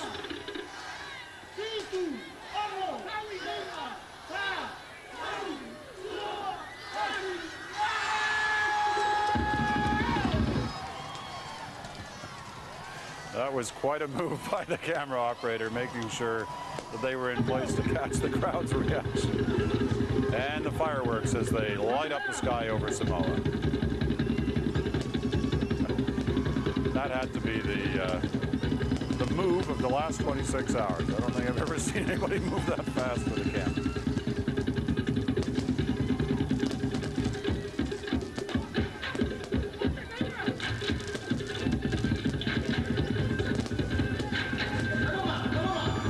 Well, that could be it. The last fireworks display we're going to witness on this moment of history as we've said goodbye finally to the 1900s throughout the world. We're into the year 2000. We're into the 21st century.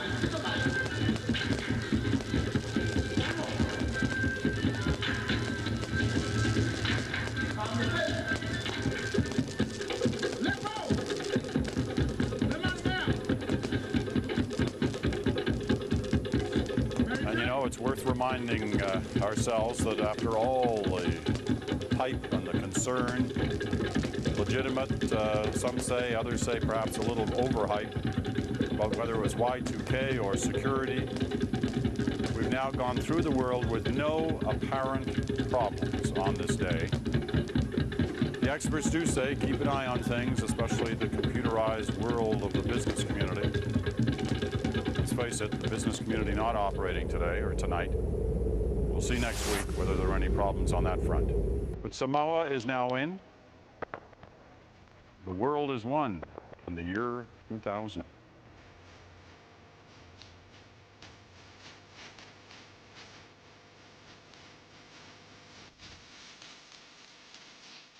Now it's been 25 hours since we saw this. This is the official theme song of the 58 networks involved in 2000 today. Well, let's watch it again.